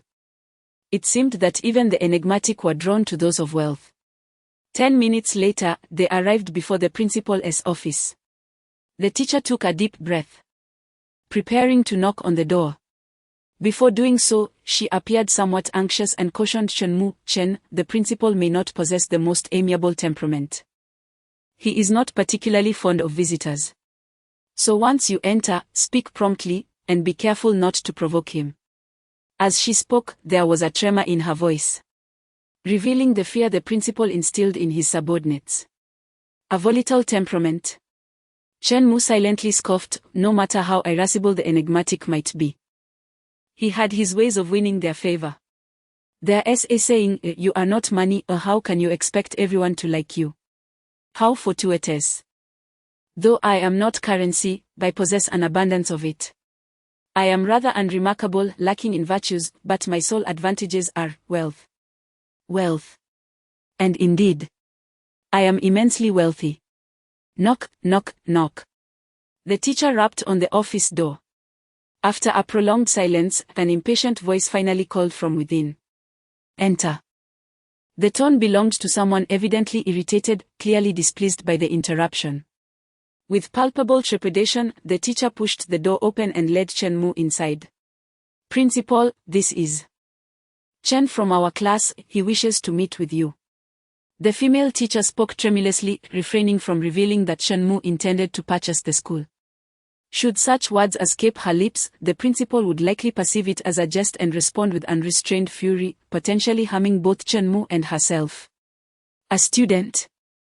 From behind his desk, the principal lifted his gaze, his eyes brimming with impatience.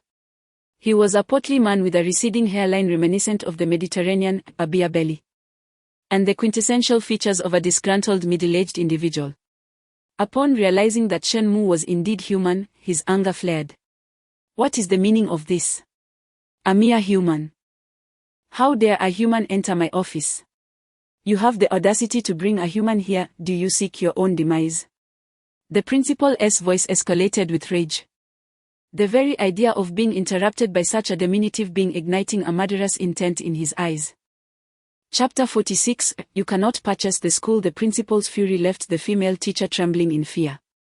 Suddenly, she felt a tugging at her, and upon turning around, she saw Chen Mu pulling her behind him, bravely confronting the enraged principal.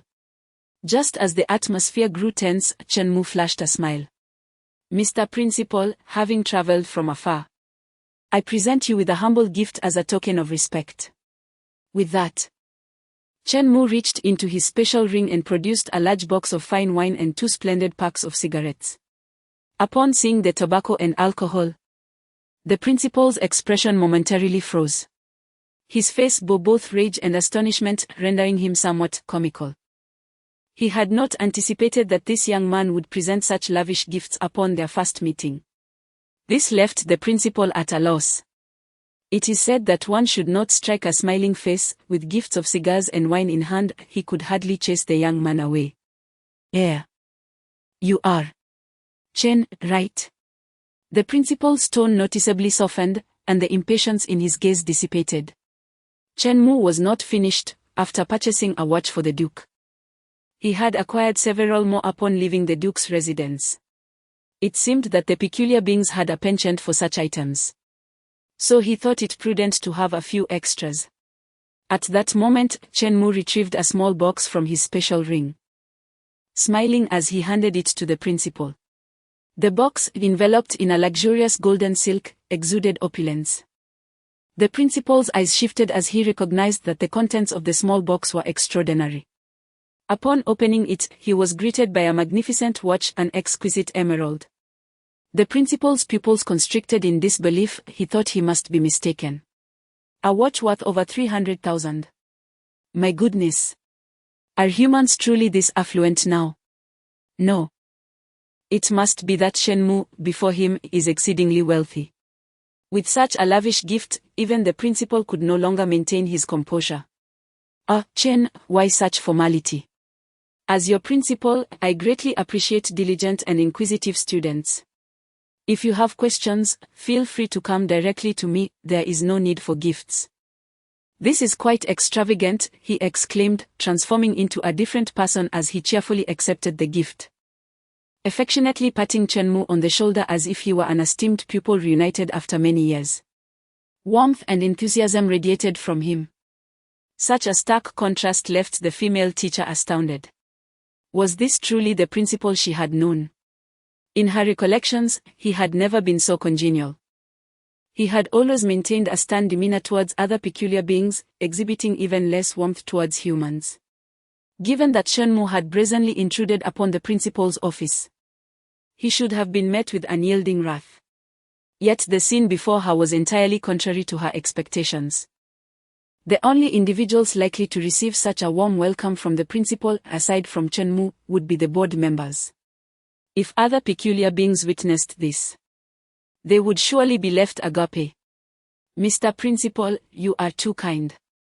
I merely wished to seek your assistance, Chen Mu cheerfully stated. Upon hearing Chen Mu's courteous remarks, the principal felt a surge of delight. Such wealth coupled with such politeness, within mere minutes, Chen Mu had earned the principal's admiration. Should you encounter any troubles, do not hesitate to inform me. There is nothing within the realm of Dark Knight Academy that I cannot resolve. Has a teacher offended you? Fear not. I shall address it immediately, the principal proclaimed, thumping his chest with confidence. Not at all, Principal. Please do not rush. I have a case of fine wine to present to you, Chen Mu replied, retrieving a box of wine from his special ring. However, in an inadvertent mishap, he also produced a small token. With a clatter, the token struck the floor, producing a crisp sound. The principal glanced down, nearly widening his eyes in astonishment. A token of the elusive general. Chen Mu possessed a token of the elusive general. The implications were clear to the principal. It signified that at least one elusive general stood as Chen Mu's backing. This individual was not to be trifled with. I am merely a young man, clumsy and careless. Dropping my belongings, Chenmu chuckled, lowering his head in embarrassment as he retrieved the token and returned it to his special ring. Instantly, the principal's demeanor shifted to one of seriousness and gravity. The intentional display of the token hinted at a formidable ally. How infuriating that this brash youth had managed to deceive him. The principal understood that someone of Chenmu's caliber, endowed with wealth and influence, must not be provoked. It was imperative to curry favor with him and fulfill his requests. Thus, the principal produced his prized tea leaves and personally brewed a cup for Chenmu, extending a warm welcome. Dear student Chen, whatever your request, as long as it is within my capabilities, I shall fulfill it, the principal assured him. A female teacher cast a sympathetic glance at the principal, likely aware that he remained oblivious to the extent of Chenmu's ambition. If only the principal knew of Chenmu's intention to purchase the academy. One could only imagine his reaction. Principal, I have but a modest request, Chenmu smiled lightly and stated. I am prepared to offer 10 billion to acquire Dark Knight Academy. Upon hearing this, the principal spat the tea he had just sipped in sheer surprise. 10 billion. To purchase the school? What a staggering sum. What could that possibly mean? The magnitude of such a business transaction was casually uttered by Chenmu, who appeared as unfazed as if he were in a market negotiating for a block of tofu. How was it possible that he displayed no trace of anxiety regarding such a monumental investment? To Chenmu, the notion of spending 10 billion to buy a school seemed utterly commonplace. Clearing his throat, the principal suppressed a cough. Had it not been for the substantial gifts Chenmu had presented, he might have suspected the young man was jesting. Student Chen, our academy is valued at approximately 70 billion. I am aware, Chenmu nodded. Thus, my offer of 10 billion is entirely reasonable. You have no grounds to refuse. Chenmu understood that in the bizarre post-apocalyptic era, the Dark Knight Academy would evolve into a formidable entity, nearly comparable to the Underworld Bank. At that level, no amount of underworld currency could procure it. Tens of trillions of underworld coins would be insufficient. Now, seizing the opportunity at the inception of this strange apocalypse, acquiring it for 100 billion seemed a minor setback, when in reality, it was a grand fortune. Ahem, with such a colossal amount of underworld coins. The principal's tone wavered slightly. I possess many flaws, yet the one thing I lack is money. Chenmu clapped his hands, and a cascade of pristine underworld coins filled half the office. He effortlessly produced 100 million coins. Witnessing Chenmu's immense financial prowess, the principal was left astounded. Half of his office was crammed with coins. In his lifetime, he had never encountered such wealth. A nearby female teacher was so taken aback that she sat down on the floor, her eyes glimmering with awe as she gazed at Chenmu. What a colossal tycoon. After several minutes, the principal finally emerged from his astonishment. He looked at Chenmu, took a deep breath, and said, Student Chen, your financial capacity exceeds my imagination.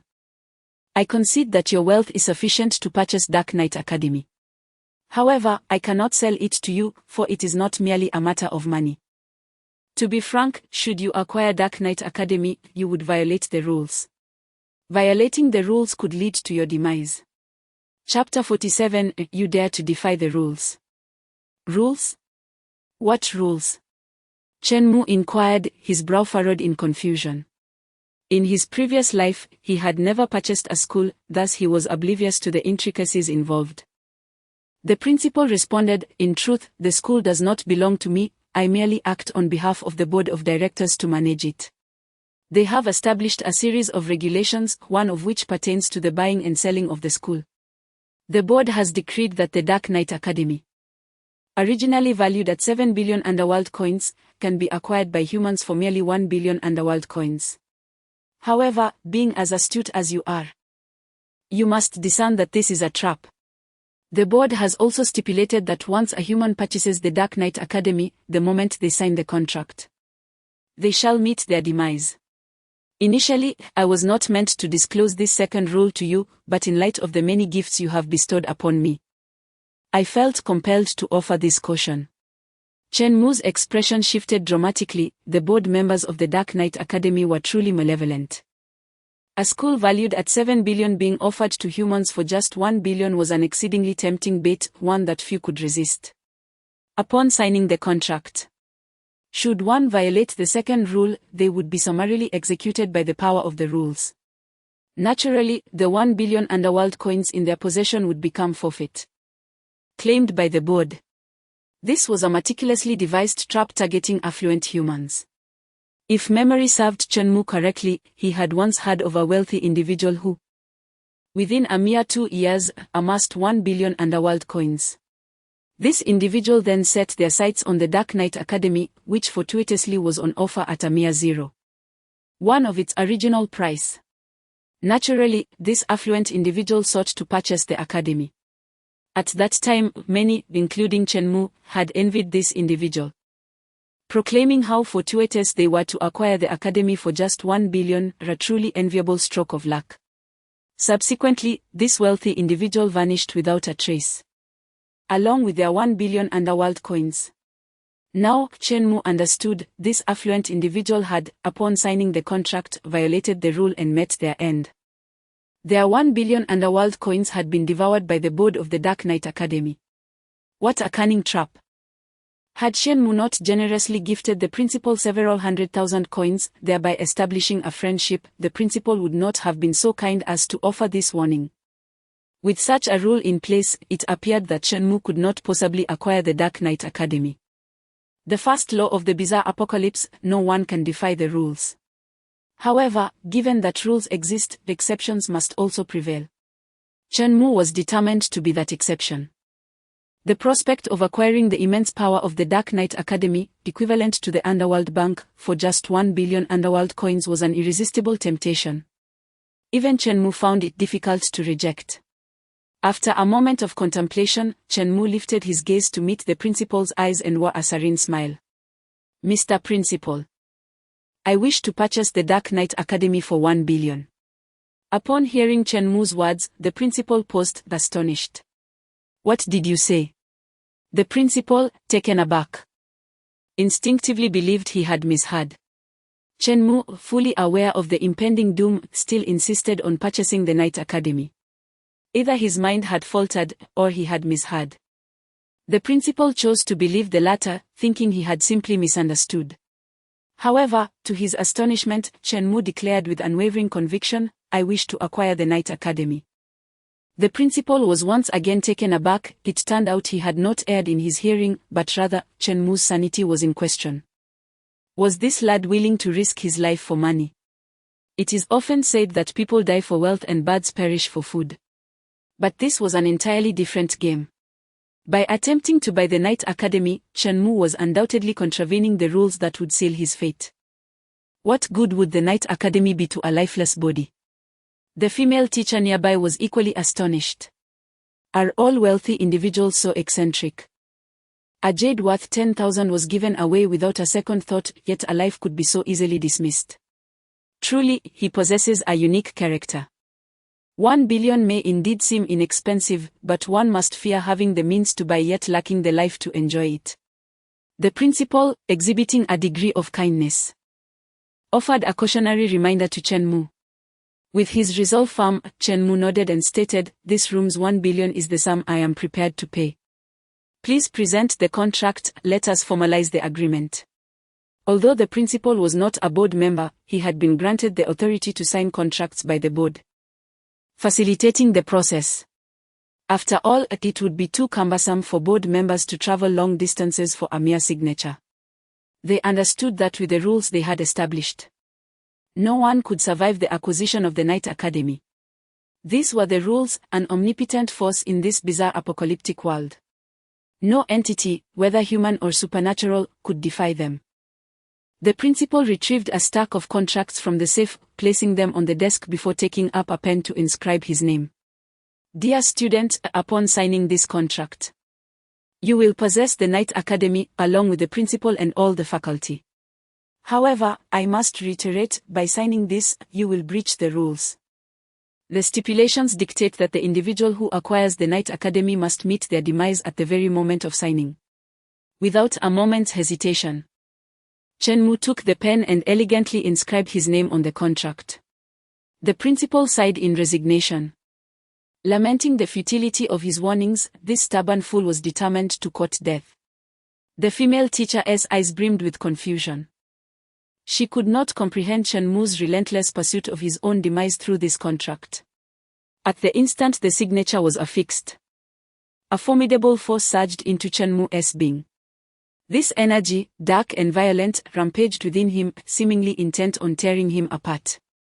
This was the power of the rules, already set in motion to obliterate Chen Mu. Yet, before this force could rend him asunder, an array of invisible armor suddenly manifested within him, safeguarding his vital organs. The tumultuous energy clashed violently but could not penetrate the protective barrier. Ultimately, after a brief yet intense struggle, the force of the rules began to dissipate. The internal turbulence merely caused Chen Mu to tremble twice, after which his body swiftly returned to normal. The imagined scene of bloodshed failed to materialize. Chen Mu, holding the contract, found himself in a moment where the entire Dark Knight Academy became his dominion. The principal and the female teacher waited in anticipation for several seconds. Yet they witnessed no explosive demise from Chen Mu. Instead, he stood before them, seemingly unfazed, with a radiant smile illuminating his face. "Why are you still alive?" The principal's expression was etched with disbelief. He could scarcely recall how many times he had been astonished today. Since encountering Chen Mu, this young man had consistently delivered a series of shocks, one after another. The female teacher gazed at Chen Mu with an expression of incredulity, as if confronted by a specter. At that moment, Chen Mu's demeanor transcended the comprehension of both the principal and the teacher. How could anyone defy the established order? When the rules dictated your demise, how could you thrive so effortlessly? This was inconceivable. It defied all logic. Could it be that, in this bizarre apocalyptic realm, there truly existed individuals capable of resisting the rules? Such an act was nothing short of a rebellion against fate. With a beaming smile, Chen Mu regarded the envious and astonished duo and casually remarked, "I wonder if you two have heard of a spectral grade artifact known as the Death Heavy Armor." Chapter 48. I, lacking in talent, happened to possess a remarkable artifact, the Death Heavy Armor. The female teacher appeared utterly bewildered, clearly, at her level. She had yet to encounter such a formidable item. However, the principal, a half step into the realm of the enigmatic general, had heard of the illustrious reputation of the Death Heavy Armor. It is said that this artifact can withstand the supreme force of rules. This coveted item is known as the Death Heavy Armor. Within the entirety of the bizarre end times, there exists but a singular artifact capable of resisting the rules. The Death Heavy Armor is a legendary tool, said to defy fate itself. In this vast world, it is unique. The principal exclaimed in awe, noting that the Death Heavy Armor is a coveted treasure for countless individuals. I, lacking in talent, just happen to possess a Death Heavy Armor, Chen Mu said with a cheerful smile. As he spoke, a faint glow emanated from his entire being, enveloping him in an ethereal light. "You actually possess the Death Heavy Armor." The principal could not help but exclaim. No wonder he dared to confront the rules set by the board members. He had the audacity to sign the contract. He actually possessed such a miraculous artifact. Even after being numbed by shock this evening, this revelation left the principal astounded. In these peculiar end times, there was only one artifact capable of opposing the rules, and it was astonishingly in Chen Mu's hands.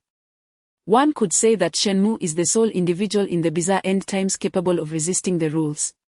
What an extraordinary ability! How could he refer to himself as lacking in talent? Does that imply all others are mere wastrels? Why speak such pretentious words with such a humble tone? It was infuriating to witness him flaunt his prowess yet again. But I recall the Death Heavy Armor was in the possession of the Duke. Back then, the Duke fought fiercely against over a dozen enigmatic generals for it.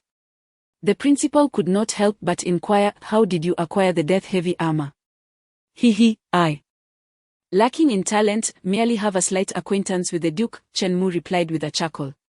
Suddenly, the principal remembered the token that had fallen from Chen Mu earlier. It was indeed the Duke's token. "You have the Duke's token in your possession. And you call that a mere acquaintance?" It was maddening to think that he was once again showing off. How many hidden cards does this young man possess? The principal realized that while Chen Mu appeared calm and unassuming, he harbored a penchant for ostentation. In just half an hour of acquaintance, he had already flaunted several times. Yet, each display was executed with such effortless grace. He truly possessed such strength. Those powerful board members lurking in the shadows had met their match this time. Their plans thwarted. Not only did they fail to exploit Chen Mu's resources, but they had also sold the Night Academy for a mere 100 million. To be blunt, the Night Academy is the finest institution in the entire bizarre end times. A premier school among premier schools. Due to the constraints of the rules, apart from Chen Mu, no other human, regardless of wealth, could purchase the school. Should they attempt to buy it, they would violate the rules and face execution. It can be said that Chen Mu is the sole human in this bizarre apocalyptic world who possesses a school, and not just any school, but the esteemed Night High School. Chen Mu has indeed struck gold. Furthermore, both the principal and the teachers have become his subordinates. The principal, with formidable strength, surpasses the rank of the strange leaders but has yet to reach the level of a strange general. Strictly speaking, the principal's prowess can be classified as that of a half-step strange general. Aside from the Duke, he is the most powerful entity within the realm of the strange that Chen Mu has encountered. Unlike the Duke, whose relationship with Chen Mu is more of a partnership, the principal is wholly under Chen Mu's command. Chen Mu can issue directives to the principal as if commanding a subordinate, which significantly enhances his own power. Having returned from rebirth, within just a few days, Chen Mu has achieved remarkable success. His domain now encompasses Night High School, Midnight Canteen, and his most powerful subordinates, all of whom have reached the level of half-step strange general. The teachers, each donned in uniforms, possess formidable abilities. The least among them boasts the strength of a strange soldier, while the majority have attained the rank of strange leaders. After all, as a noble institution among the strange, the teachers at Night High School are undoubtedly competent. Even more impressively, Chen Mu has reached this level with an investment of just over 100 million. Chairman Chen, please have a seat. The bald principal, quick to discern the shift in status, donned a flattering expression and eagerly invited Chen Mu to take his place. Chen Mu waved his hand, indicating that he was not well versed in school management. He entrusted the handling of school affairs to the principal, as he had numerous other pursuits and wealth awaiting his attention. There was no way he could squander time on school administration. The principal's abilities were commendable. In Chen Mu's previous life, under the principal's guidance, Night High School thrived. Chen Mu was pleased to take a back seat and allow the principal to continue overseeing the institution. Upon hearing Chen Mu's intent to let him remain as principal, the bald principal felt an immediate sense of relief. Chairman Chen is truly kind-hearted to trust me like this and allow me to continue as principal. The principal vowed not to betray this trust. He promptly used a loudspeaker to summon all the teachers for a meeting with the new chairman. In less than 10 minutes, over 100 teachers gathered before Chen Mu. When they realized that the new chairman was a human, astonishment washed over their faces. What is happening? How has the new chairman become a human? I think I recognize him. He is the only one who answered the exam correctly. Did he participate in the exam? I have a bad feeling about this. Indeed, the deadly exam was terrifying. He must have been frightened and is likely seeking revenge against us. We are doomed. The teachers engaged in a flurry of anxious discussions, their faces etched with concern. Unexpectedly, Chen Mu's next words caught them off guard. From this day forth, Night High School will be my enterprise. Upon my arrival at the Night Academy, I am committed to 3 primary objectives: to increase funds, to augment finances, and to relentlessly pursue monetary growth. The salaries of all employees shall be doubled, and every staff member, akin to the employees of the midnight canteen, will enjoy a daily respite of 4 hours.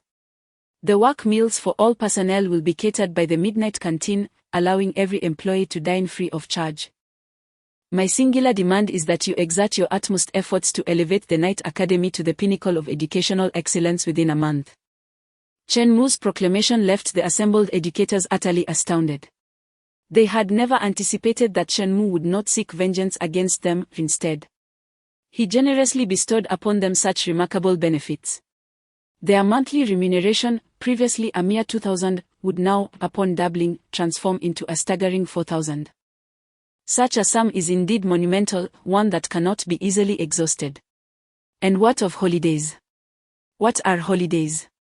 These teachers, as peculiar employees, had never truly comprehended the concept of a holiday. Yet, Chen Mu has graciously granted them 4 hours of leisure each day.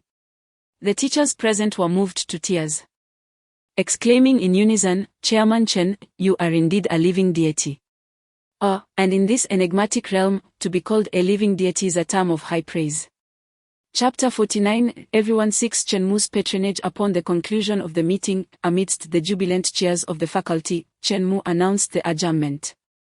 Just as the assembly dispersed, the principal entered the broadcasting room, activated the intercom, and proclaimed, "Student Chen Mu has just signed a contract to acquire Nightshade Academy. As the principal of Nightshade Academy, I hereby declare that the board of trustees will now bear the name of Chen Mu. Chairman Chen has ascended to become the supreme leader of Nightshade Academy." In the school, the crucial examination had only recently concluded, and some students had yet to depart. A number of parents rushed in to collect their children. Consequently, a multitude of students remained on campus and naturally tuned into the school's announcement. Upon hearing it for the first time, the students initially believed they had misheard. A board member? Wasn't he that the highest authority within the institution? Chen Mu? Wasn't he merely a student? How could a student possibly ascend to such a position? What a farcical notion. However, the principal did not limit the announcement to a single broadcast. Mastering the art of flattery, the principal knew that one proclamation was insufficient to convey loyalty. He diligently repeated the announcement thrice. Chen Mu has become the sole board member of Nightshade Academy. The highest authority. Chen Mu has become the sole board member of Nightshade Academy, the highest authority. Chen Mu has become the sole board member of Nightshade Academy, the highest authority. The significance of this news warranted repetition, and the principal promptly commissioned a large banner to be displayed at the school entrance. Thus, the students and parents were met with a startling sight. A few flustered individuals hastily affixed a black banner to the school gate. In this peculiar realm, black symbolized celebration and reverence. The banner read, "Chairman Chen Mu has purchased Nightshade Academy for a substantial sum, becoming its sole board member." With this wave of publicity, everyone within the institution was made aware Chen Mu had become the highest authority of the school. Suddenly, a student exclaimed, "Chen Mu. I remember now. He just bought the midnight diner, didn't he? If I'm not mistaken, he also participated in the crucial examination." Yes. He was the only candidate to answer the questions. Just moments ago, they had all been students. How could it be that within a mere 10 minutes, he had transformed into a board member? The disparity between individuals was far greater than that between humans and the bizarre. Could there truly be someone so affluent? My worldview has been utterly upended. Chen Mu stood before the window of the principal's office, gazing at the throng of students gathered at the campus entrance, eagerly awaiting his emergence. Undoubtedly, these former classmates now harbored aspirations of aligning themselves with Chen Mu. The boys were inquiring whether Brother Chen was accepting followers. The girls were gossiping to determine if Chen Mu was still single. Chen Mu was momentarily at a loss. Bemused by the rapid transformation from an inconspicuous high school student to a figure of mass adoration within merely 3 days of his rebirth. Such a drastic change was indeed astonishing. However, remaining a modest and reserved individual with a modest fortune, Chen Mu was not inclined to amass a legion of followers. His experiences had taught him that in this bizarre apocalyptic world, human nature could often be more terrifying than the anomalies themselves. At least those strange subordinates were bound by contracts, rendering betrayal impossible. Humans, on the other hand, were unpredictable. Yesterday's closest brothers and devoted couples might very well turn against one another today. The intricacies of the human heart were inscrutable. Very well. Let the teachers have their meal, I too must take my leave to attend to other matters, Chen Mu stated, exiting the principal's office. Behind him, the principal, accompanied by a group of teachers, bowed in farewell as he departed. As he walked, Chen Mu pondered his forthcoming plans. Following his earlier intentions, after acquiring the Dark Knight High School, he had come into possession of two significant assets, a hotel and an educational institution, which rendered him somewhat affluent. It was time to invest in a luxurious residence. In his previous life, Chen Mu had been an ordinary man residing in a dilapidated and dimly lit apartment complex, where the air was damp and the appliances were old and yellowed. Now, having been reborn into this peculiar world, while others languished in despair, concerned about their very survival, Chen Mu found himself on the cusp of prosperity, ready to inhabit a sprawling mansion complete with a swimming pool and garden. Having already identified his target, he set his sights on the upscale villa district known as Shanshui Courtyard. Prior to the emergence of the bizarre apocalypse, the prices in Shanshui Courtyard had skyrocketed to hundreds of thousands per square meter. Acquiring a villa there would have required a lifetime of relentless toil without sustenance. However, with the arrival of the strange apocalypse, it was rumored that Shanshui Courtyard had become a site of anomalies, transforming into a bizarre spectacle. If he could purchase a property there, it would grant him the luxury villa he desired. A person without permanent property lacks steadfastness. One must secure stable housing before pursuing a career. Chen Mu resolved to visit Shanshui Courtyard first to procure a magnificent villa, followed by a trip to the hospital to acquire that establishment as well. At that point, countless anomalies seeking medical attention would need to implore him for aid. With ownership of a hotel, a school, a hospital, and a luxurious villa, along with formidable allies among the bizarre, he would truly ascend to the status of a city overlord. The future appeared bright. With these thoughts in mind, Chen Mu took out his phone, preparing to summon his driver. Meanwhile, after his departure, the school's teachers were ready to head out for lunch. It was already 11 o'clock at night, an appropriate hour for the bizarre to partake in their midday meal. What had the school director just mentioned? Working for Director Chen ensured one would enjoy fine meals, and the teachers could dine free of charge at the midnight canteen. The esteemed reputation of the midnight canteen had reached the teachers' ears. Not long ago, it had been a low-end establishment frequented solely by the financially challenged anomalies seeking a meager meal. However, they had heard that just 2 days prior, a wealthy proprietor had purchased the midnight canteen, leading to a rapid elevation in its status. A plethora of popular dishes had since been developed. The employees of the Midnight Diner are exceptionally warm and welcoming. The atmosphere is such that it no longer feels like they are merely working for a boss, but rather laboring for a beloved father figure. It is said that just a day prior, a hotel owner attempted to cause a disturbance at the Midnight Diner. However, upon the arrival of the diner's proprietor, the hotel owner was so frightened that he lost all composure and ultimately took his own life to quell the fury of the diner's owner. What a formidable background this establishment possesses. Since that incident, the Midnight Diner has undergone a transformation and is now known as the Midnight Hotel, the most prestigious hotel in the entire city. At this moment, a teacher suddenly recalled something and exclaimed, "I remember now. I heard them say that the owner of the Midnight Hotel is also named Chen Mu. What was it again? Ah yes, Chen Dong. Yes, indeed. The owner of the Midnight Hotel is also Chen Dong. I wonder how much wealth our new school director possesses. It is said that the dining experience at the Midnight Hotel is exceptional. Chen Dong is incredibly generous. He is allowing us to have our work meals at the Midnight Hotel. However, a rather cynical teacher, noticing the excitement of his colleagues, could not resist dousing their enthusiasm with a dose of reality. While the dining at the Midnight Hotel may be excellent, it is intended for customers.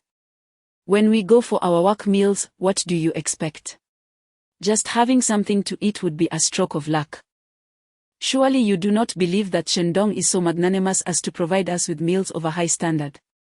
Chapter 50, Mr. Chen.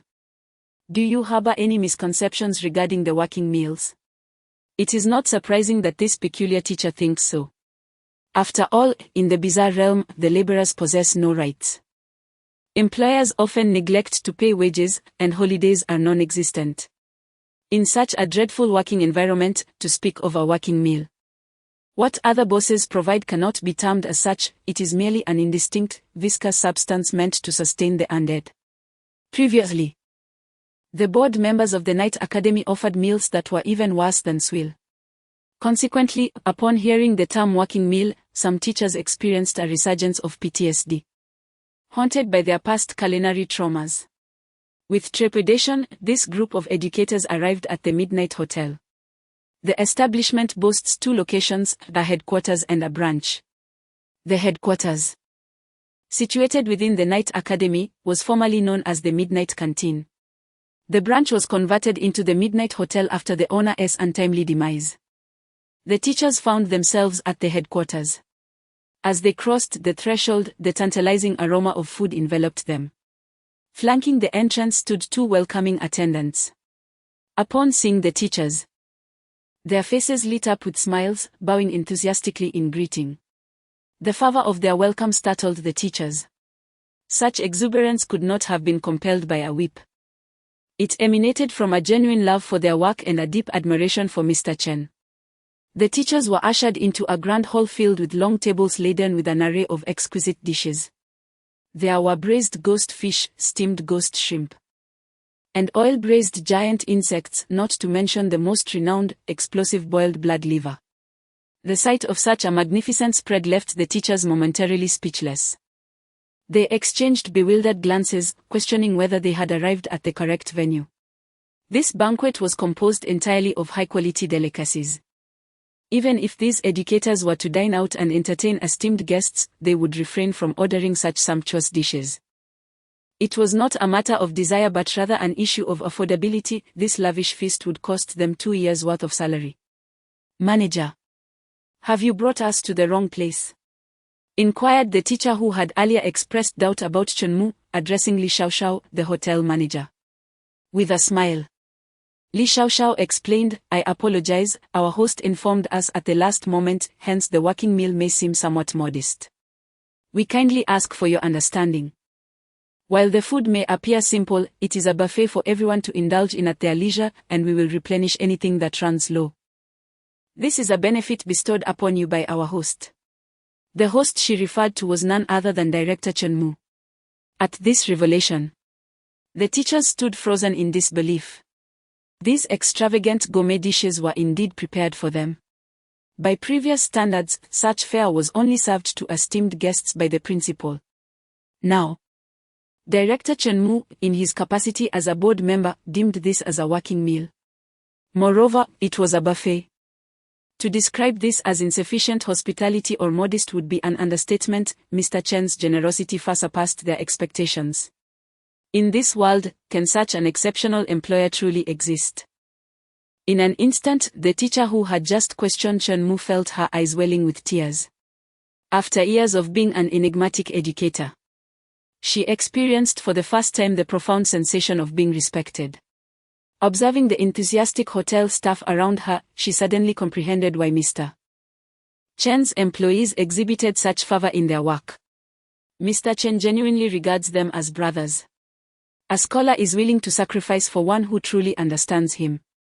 One can only imagine that if, at this moment, a malevolent being were to declare an intention to overthrow Chenmu, every employee present, even those wielding mere brooms, would rise to confront that adversary with fervor. Amidst their emotional response, the teachers began to indulge in the buffet. While serving themselves, some of the peculiar educators pulled out their mobile phones to capture images of the delectable dishes before them. Do not be mistaken, in this bizarre apocalypse.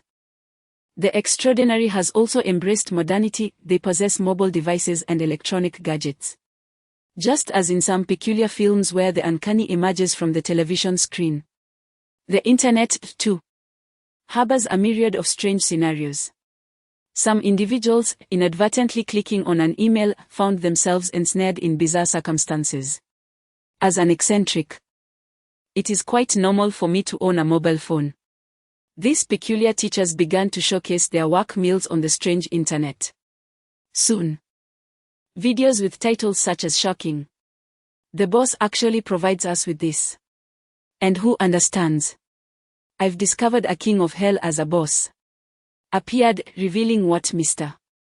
Chen's employees enjoyed for their meals. Each pretentious video emerged from every corner of the strange realm. Even more ostentatious were those showcasing gourmet delicacies, yet titled just another ordinary meal. Those who viewed these videos were left astounded, inundating the comments with inquiries of what extravagant dinner is this? Surely this meal must cost tens of thousands of ghost coins. You call this a work meal? Are you under some delusion about what a work meal entails? Stop boasting. Where could one possibly find such a work meal? I'm ready to work for that boss without expecting a single coin in return. Midnight Hotel. This is a luxurious establishment. And you partake in work meals here. Quickly, others, well, perhaps I should say the eerie ones, responded, "May your entire family be resurrected." This is indeed a work meal. In the peculiar world, wishing for a family's resurrection is a cruel curse, akin to wishing for a family's demise. This is Mr. Chen's work meal. Dark Knight Academy and Midnight Hotel are swiftly recruiting the extraordinary. Everyone is welcome to join. Mr. Chen genuinely treats everyone like brothers. Not working for him would render one's life utterly meaningless. In this strange world, utterly meaningless equates to having lived in vain. These videos rapidly disseminated throughout the bizarre realm, leaving countless beings in a state of shock. Is there truly such an extraordinary employer in existence? On the outskirts of Dark Knight Academy, several soldier-grade enigmas lurked in shadowy corners. At the stroke of midnight, when restless spirits and eerie apparitions roam, people tread cautiously along the streets, ever wary of the uncanny. These spectral entities lurk around the vicinity of schools, engaging in the sinister business of lending. Once an individual enters into a loan agreement with them, the terms are exceedingly harsh. Failure to repay in ghostly currency results in dire consequences, one that leads to death at their hands. At this moment, these phantoms are engrossed in a video on a mobile device. "Boss, take a look at this clip," one subordinate offers, presenting the phone, which displays a scene of spectral educators at Dark Knight Academy indulging in a lavish feast. "I have seen this video as well. Such indulgence is truly tantalizing." The leader muses, unable to suppress his admiration. "What if we seek the patronage of Mr. Chen?" suggests the subordinate. "Patronage? Huh?" The leader chuckles ominously. "Do you truly believe we are of any significance? With our meager power, Mr. Chen wouldn't even spare us a glance. When I encounter him, it is I who must bow down in reverence. To think of seeking his favor is utterly foolish." Just then, a figure emerges from the shadows of the dimly lit sidewalk, slowly advancing. "Cease your fanciful notions of working for Mr. Chen, such dreams exist only in slumber. Focus now, and prepare to pitch our loans to that individual," the spectral leader urges with insistence. The approaching figure is none other than Chen Mu, who has deliberately avoided the school's entrance to evade the clutches of persistent students and parents, opting instead for a secluded path. Chen Mu keenly senses the presence of several phantoms lurking in the darkness ahead, and he realizes with growing trepidation that they are preparing to launch an attack against him. Chapter 51: The eerie shall never be enslaved. Unless. On the darkened path, Chen Mu found himself utterly alone, devoid of any passerby. A sudden chill swept through the air, causing the temperature to drop gradually. Strangely, the dim streetlights ahead flickered twice before plunging into darkness. Chen Mu understood that these ominous signs indicated he was ensnared by wandering spirits and eerie entities. These entities, known as restless souls and strange apparitions, exist beyond the realm of the uncanny. Their appearances are capricious, manifesting at random times and locations. One might encounter such a being while visiting a restroom in a mall, or perhaps while washing one's hair in the shower, only to find an eerie presence lurking behind. As the bizarre apocalypse progresses, such occurrences will become increasingly frequent. Navigating the night has become perilous, even the paths outside the campus are fraught with these phantoms, a harbinger of the deteriorating state of the uncanny world. Chen Mu halted in his tracks, standing still. Beneath the darkened streetlights, several shadowy figures emerged. Clad in suits, ties, and carrying briefcases, they resembled salesmen. A closer inspection would reveal their faces, ghastly pale, reminiscent of the dead. "Sir, pardon the intrusion. We are here to offer loan services. Might you be in need of financial assistance?" The leader of the eerie figures inquired, forcing a grotesque smile upon its deathly visage. In the night, its expression appeared particularly unsettling. "Apologies, but I have no need for a loan," Chen Mu replied, frowning as he declined. He had more pressing matters to attend to. His driver awaited him at the upcoming intersection, and he was on his way to purchase a grand estate at the Shonshui courtyard. He had no time to engage in trivial banter with these apparitions. "Sir, our interest rates are exceptionally favorable. Behold our contract. Should you borrow 100,000, your annual interest would merely be 100, less than the cost of a bottle of water. You could easily earn a few thousand by simply depositing it in a bank." The salesman employed enticing rhetoric in an attempt to lure Chen Mu into borrowing. Individuals of Chen Mu's student-like demeanor were often the easiest to deceive. However, to their astonishment, Chen Mu merely chuckled, having seen through their deceit with clarity. "Playing word games, are we? If I were to sign the contract and borrow your money, it would be in human currency. Yet, when the time comes to repay, you would inform me that I need to return 100 ghostly coins. For an ordinary person, 100 ghostly coins would be an insurmountable debt. One that could cost them their very life. At that juncture, you would be able to claim their existence as per your rules, correct? Spare me your petty tricks. I am not so easily fooled." In mere moments, Chen Mu had unveiled the trap laid before him. The expressions of the salesman shifted to one of shock, their disbelief palpable as they regarded Chen Mu. How could he have fathomed the discrepancy between what was borrowed and what was owed? They could not comprehend how a student-like individual possessed such insight, capable of unraveling their ruse with a single utterance. Observing the astonished countenances of the eerie figures, Chen Mu simply smiled faintly. For the average person, encountering such phantoms would undoubtedly be a source of terror. However, for Chen Mu, the ordinary spectral entities pose no threat to him. In terms of experience, wisdom, and strength, Chen Mu can effortlessly overpower these apparitions. This is a testament to his enhanced capabilities. In this bizarre apocalypse, it will not be long before solitary spirits swarm in great numbers. At that point, the good days of ordinary people will come to an end, while others live in constant trepidation, struggling to fulfill their eerie tasks and praying not to encounter any malevolent spirits. Chen Mu remains unfazed. These commonplace specters cannot harm him in the slightest. Such is the disparity between individuals.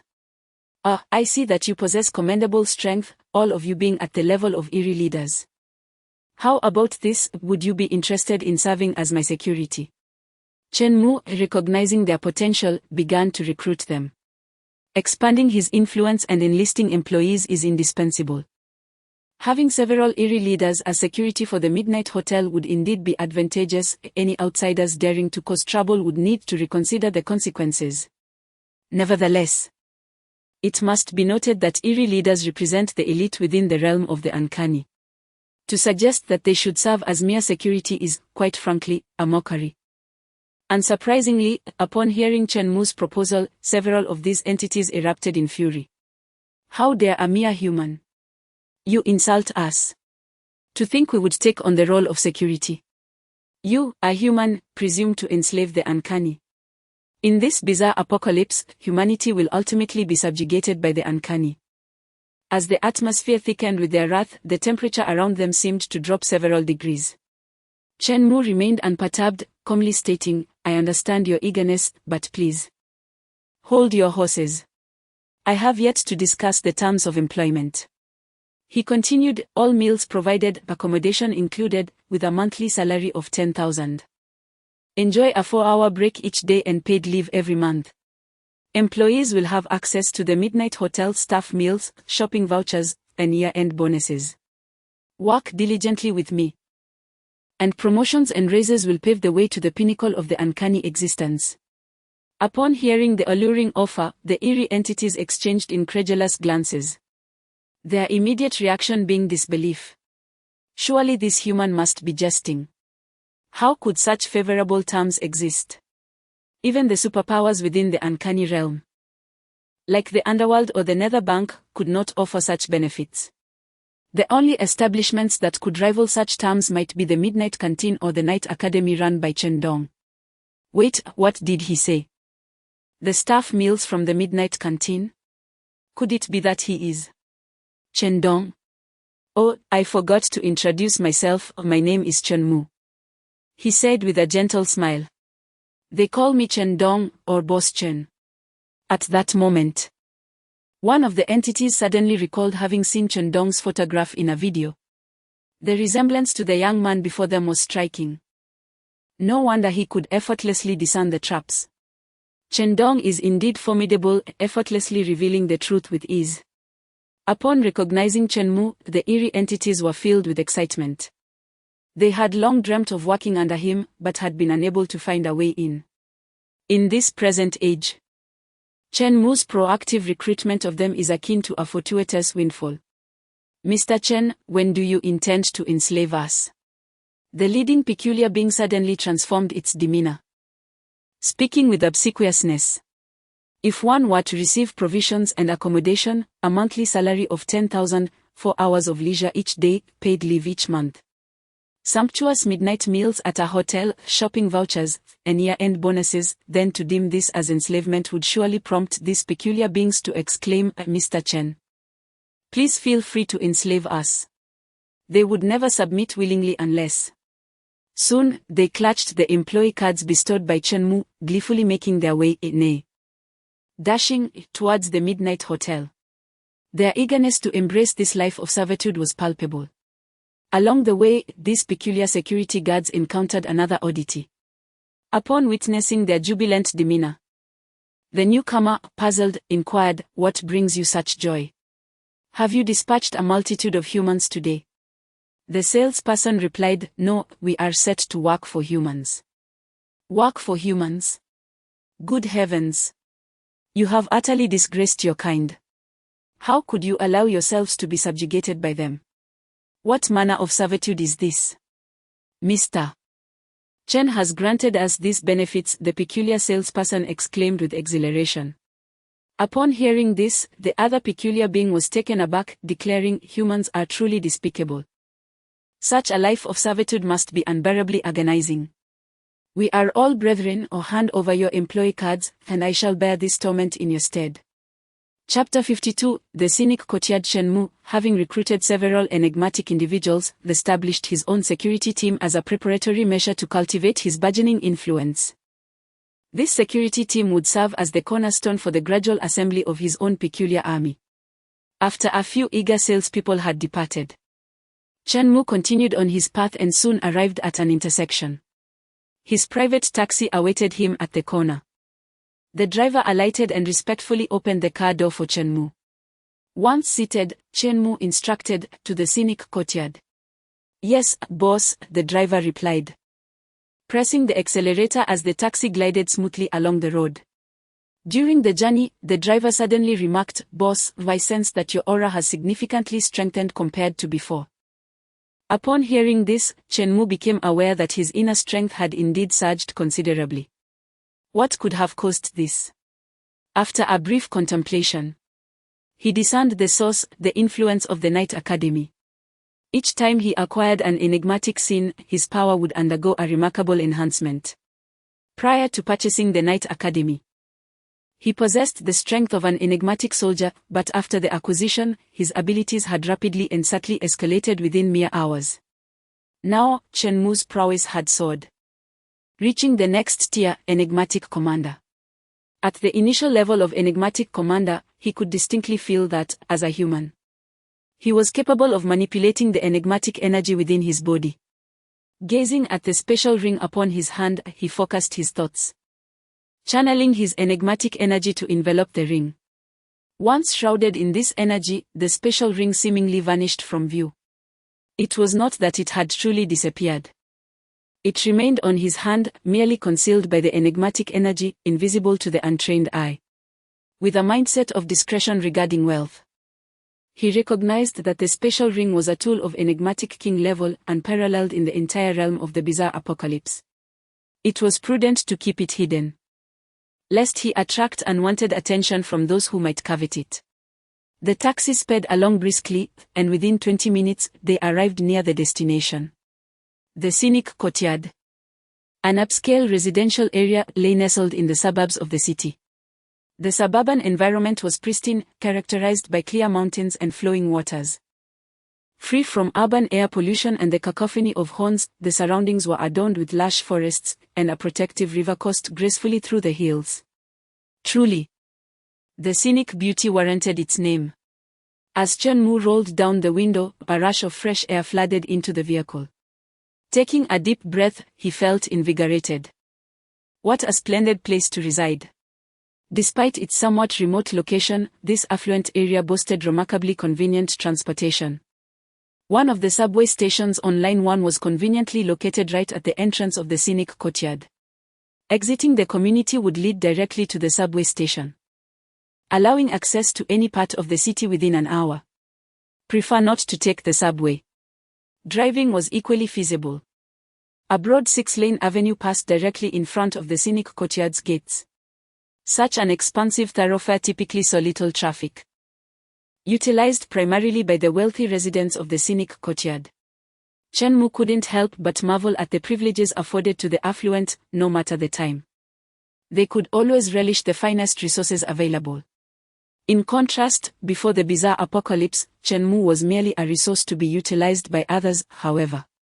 After being granted a second chance at life, he emerged as one of the wealthiest individuals in this desolate world. Indeed, he ranks among the elite, possessing trillions of ghostly currency, an amount so vast that it is impossible to exhaust. There is a saying that the wealth of the affluent is inexhaustible. After spending 2 days, Chen Mu discovered that his funds seemed to multiply with each expenditure. He purchased a midnight hotel for 7.5 million, and within just 2 days, he reaped profits exceeding 2 million. After gifting over 10 million to a duke, he received a ghostly artifact valued at over $1 billion.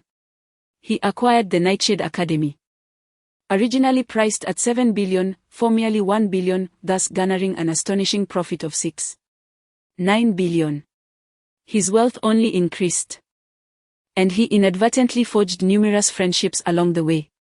Such is the burden of affluence. While Chen Mu was reflecting on the tribulations of the wealthy, the driver suddenly turned to him and said, "Boss, my car cannot enter the waterscape courtyard." It appeared that an invisible barrier enveloped the perimeter of the courtyard, obstructing all outsiders. The driver's taxi was halted outside this barrier, and despite pressing the accelerator until it smoked, they could not breach it. Chen Mu alighted from the vehicle and approached the air barrier. He took a deep breath and delivered a powerful punch. Bang! A resounding noise echoed. Yet the air barrier remained unscathed. Chen Mu was somewhat astonished. Although he was at the initial level of ghostly strength, he still possessed considerable power. In the hierarchy of ghostly kings, generals, leaders, soldiers, then citizens, he was already an elite. How could his blow yield no effect? After a moment of contemplation, he realized that this air barrier was not a mere manifestation of ordinary strength. If he was not mistaken, it was a force of rules. Indeed, the entire waterscape courtyard was secured by a formidable rule. Observing this, the driver wore a worried expression, as both he and his employer were barred from entry. Yet, a satisfied smile graced Chenmu's face. The waterscape courtyard was increasingly appealing to him. The existence of a rule safeguarding the courtyard against intruders meant that once Chenmu acquired it, unless someone could decipher the rule, even a powerful ghost king would be unable to enter. It was a haven of absolute security. Standing outside the air barrier, Chenmu began to ponder the nature of the rule that protected the waterscape courtyard. After all, he was not yet the owner of the courtyard, and he needed to find a way to gain entry. Nevertheless, Chenmu felt confident. After all, rules were merely puzzles to be solved. With a little ingenuity, he believed he could decipher the rule. Once he understood it, he would then seek a path forward. Different rules implied varying meanings for the path to survival. For instance, in the context of this barrier, the path referred to the method of entering within it. Just as Chenmu was deep in thought, a figure suddenly appeared at the entrance of the waterscape courtyard beyond the air barrier. Chapter 53. Sir, are you interested in purchasing a property? When Chenmu noticed a figure emerging, he was not taken aback. After all, in this bizarre apocalyptic world, where scenic landscapes had transformed into eerie scenes, encountering a spectre would not be out of the ordinary. However, as the figure drew nearer, Chenmu was astonished to realize that this was not a ghost, but a living person. What a shocking revelation! In the dead of night, in this desolate wilderness, how could there be anyone present? Shouldn't it be a spectre that one would typically encounter? The individual was a young man in his 20s, and upon spotting Chenmu, he rushed towards him with the desperation of someone who had found a lifeline. While sprinting, he shouted, "Sir, are you interested in buying a property?" Imagine the surreal scene. In the stillness of the night, in the outskirts of the city, a young man is fervently pursuing you with inquiries about purchasing real estate. It sent a chill down one's spine. This was extraordinarily peculiar. Chenmu mused that it would have been preferable to confront a spectre. At least that would have felt more normal. The young man dashed right up to Chenmu, only to collide with an invisible barrier. Chenmu realized that this barrier not only prevented him from entering but also kept the young man from escaping. Suddenly, an understanding dawned upon Chenmu. The young man looked at him with pleading eyes, desperately asking, "Sir, are you interested in buying a property?" As he spoke, he extended a card towards Chenmu. To Chenmu's astonishment, the card passed effortlessly through the invisible barrier. A spark of insight illuminated Chenmu's mind. He comprehended why this young man had appeared, why he was inquiring about property, and how the card could traverse the barrier. With these revelations, Chenmu recognized the pathway to the rules governing this strange occurrence. He extended his hand, accepted the card from the young man, and replied, "Certainly, I am quite interested in purchasing a property. I came here specifically for that purpose." Upon uttering these words, a line of blood-red text materialized before him: strange task, scenic courtyard, task description, luxurious villas nestled in the outskirts of the city. This once was a paradise for the affluent, until one fateful day when disaster struck. Everything changed. The dilapidated villas, the patched swimming pools, the vacant ballrooms. The scenic courtyard awaits its new owner. As this blood-red text appeared, the invisible barrier before Chenmu split open, granting him access to the scenic courtyard. "Wait for me outside. I am now aware of the situation within," Chenmu instructed the driver. After saying this, he gazed at the scenic courtyard under the cloak of night, a playful smile curling at the corners of his mouth. How intriguing, truly fascinating. Things are beginning to take an interesting turn. The new bizarre task mode had commenced. In this strange apocalyptic world, such a mode is referred to by a specialized term, diffusive bizarre scenes. However, Chenmu preferred a more colloquial expression, calling it a pyramid scheme of sorts. Bizarre scenes can be categorized into two types based on their scale, one being small scale, known as fixed bizarre scenes. For instance, the Duke's Fog Museum epitomizes a fixed, eerie setting. Such locales are typically modest in size, often encompassing no more than a single building, and never exceeding the dimensions of a city block. A pivotal aspect of these bizarre environments is that they do not gradually expand. even if the strange apocalypse were to endure for another decade. The Duke's Fog Museum would remain unchanged in scale, incapable of evolving into a vast urban expanse. In contrast, we have the expansive eerie scenes, which represent the most terrifying existence within the realm of the bizarre apocalypse. As the name suggests, these expansive eerie settings grow progressively larger over time, in tandem with the advancement of the strange apocalypse. Venues like Chenmu's Midnight Hotel and the Dark Knight Academy exemplify this model. As the strange apocalypse unfolds, Chenmu's influence will amplify, leading to an increasing number of midnight hotels and more campuses of the Dark Knight Academy. Given a span of 50 to 80 years, it is conceivable that the midnight hotels could expand to cover an area the size of a city. In the later stages, some of these eerie settings can accommodate thousands of participants simultaneously, embodying this expansive nature. The present landscape of the Mountain Water Courtyard has revealed itself to Chenmu as an extreme manifestation of this expansive eerie scene. This setting is not designed for murder but solely for rampant growth.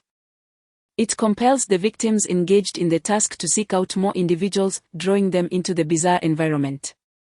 Once a sufficient number of people are gathered, the victim can attain liberation and the right to depart. In their quest to find enough companions, these victims may indeed focus their attention on those familiar to them, even their own family members. The number of individuals within this eerie scene is steadily increasing, and its scale is expanding ever more. When such a headhunting scenario arises, it serves as an exceedingly dangerous omen, indicating that the strange apocalypse is becoming increasingly perilous. The young man from earlier was indeed one such headhunter, eagerly attempting to promote properties to Chenmu. Should Chenmu express interest and accept a card, he would be ensnared within the eerie scene. This, too, was known to Chenmu as the sole method to breach the barrier of the atmosphere.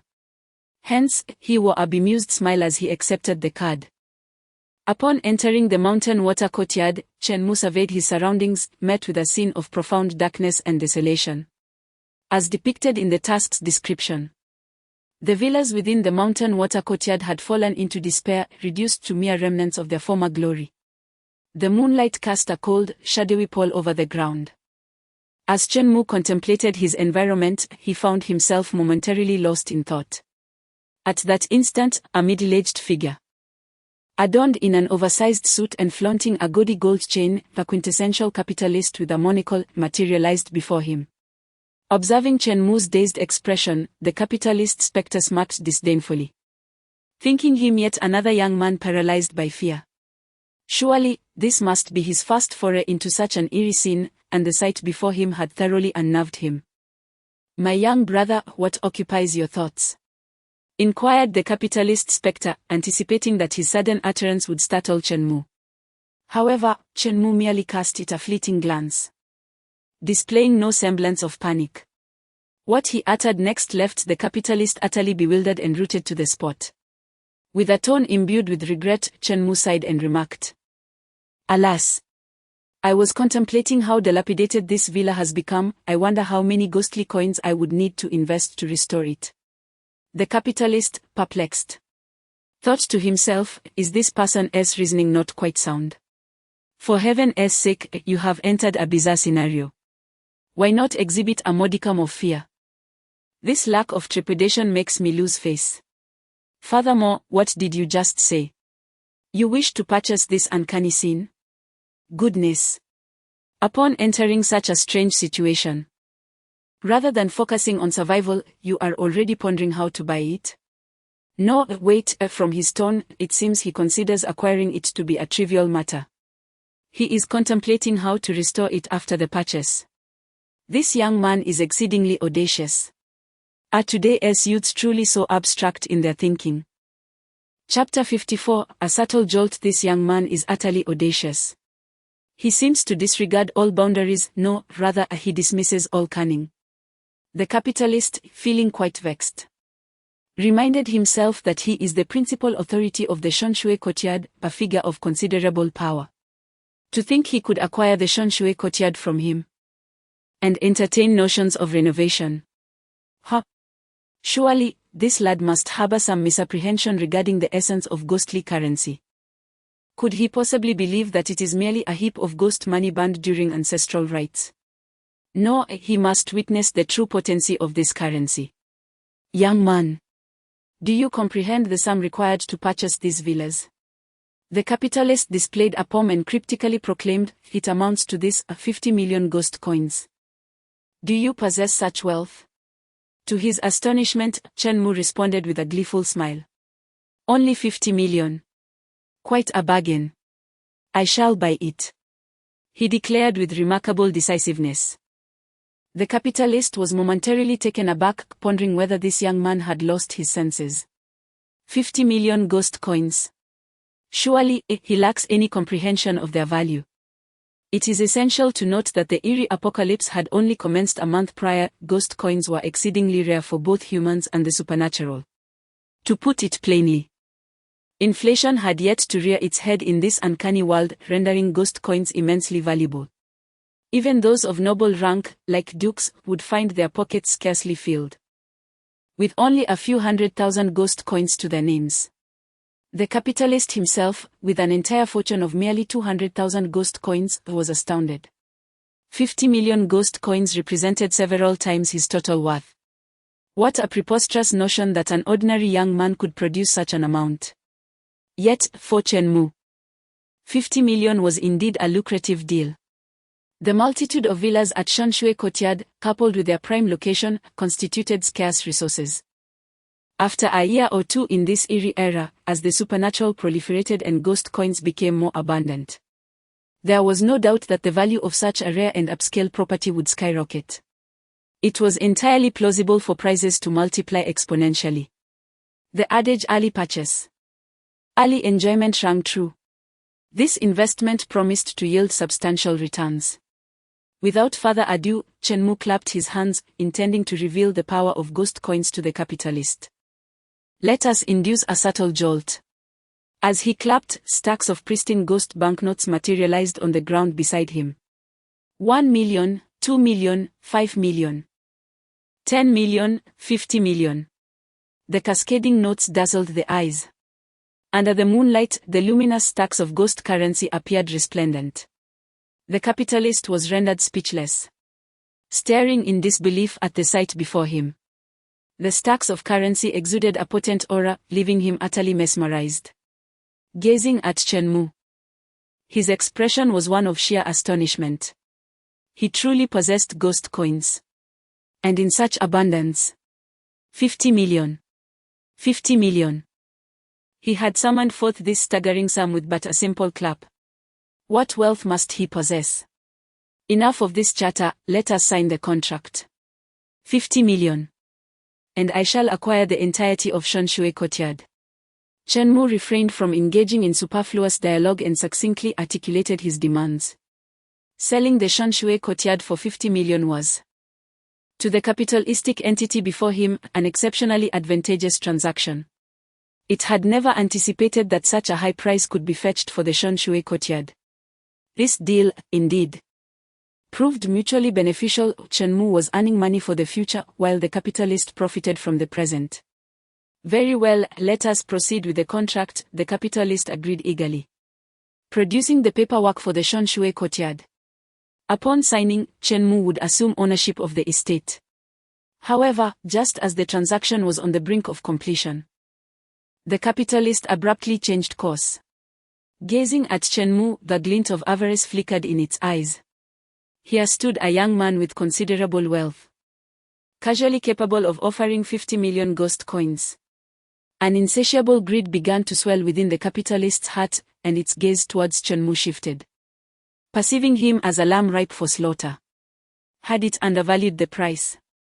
This youth exhibited an aptitude at the elementary level of the supernatural, while the capitalist was at the intermediate level.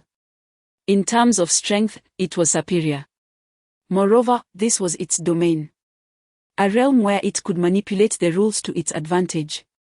The young man, in its territory, could not possibly be a match. Selling for 50 million seemed a loss. No, it must raise the price. It yearned to extract a hefty sum from this young man. With thoughts of avarice, The capitalist revealed a greedy smile and addressed Chen Mu with malice, "My young friend. I regret to inform you that I have yet to explain the rules of the Shonshui courtyard. To enter and leave alive, you must adhere to the following two stipulations. 1. Purchase a villa in the Shonshui courtyard for 100 million ghost coins. 2. Invite at least 2 friends to visit your new home.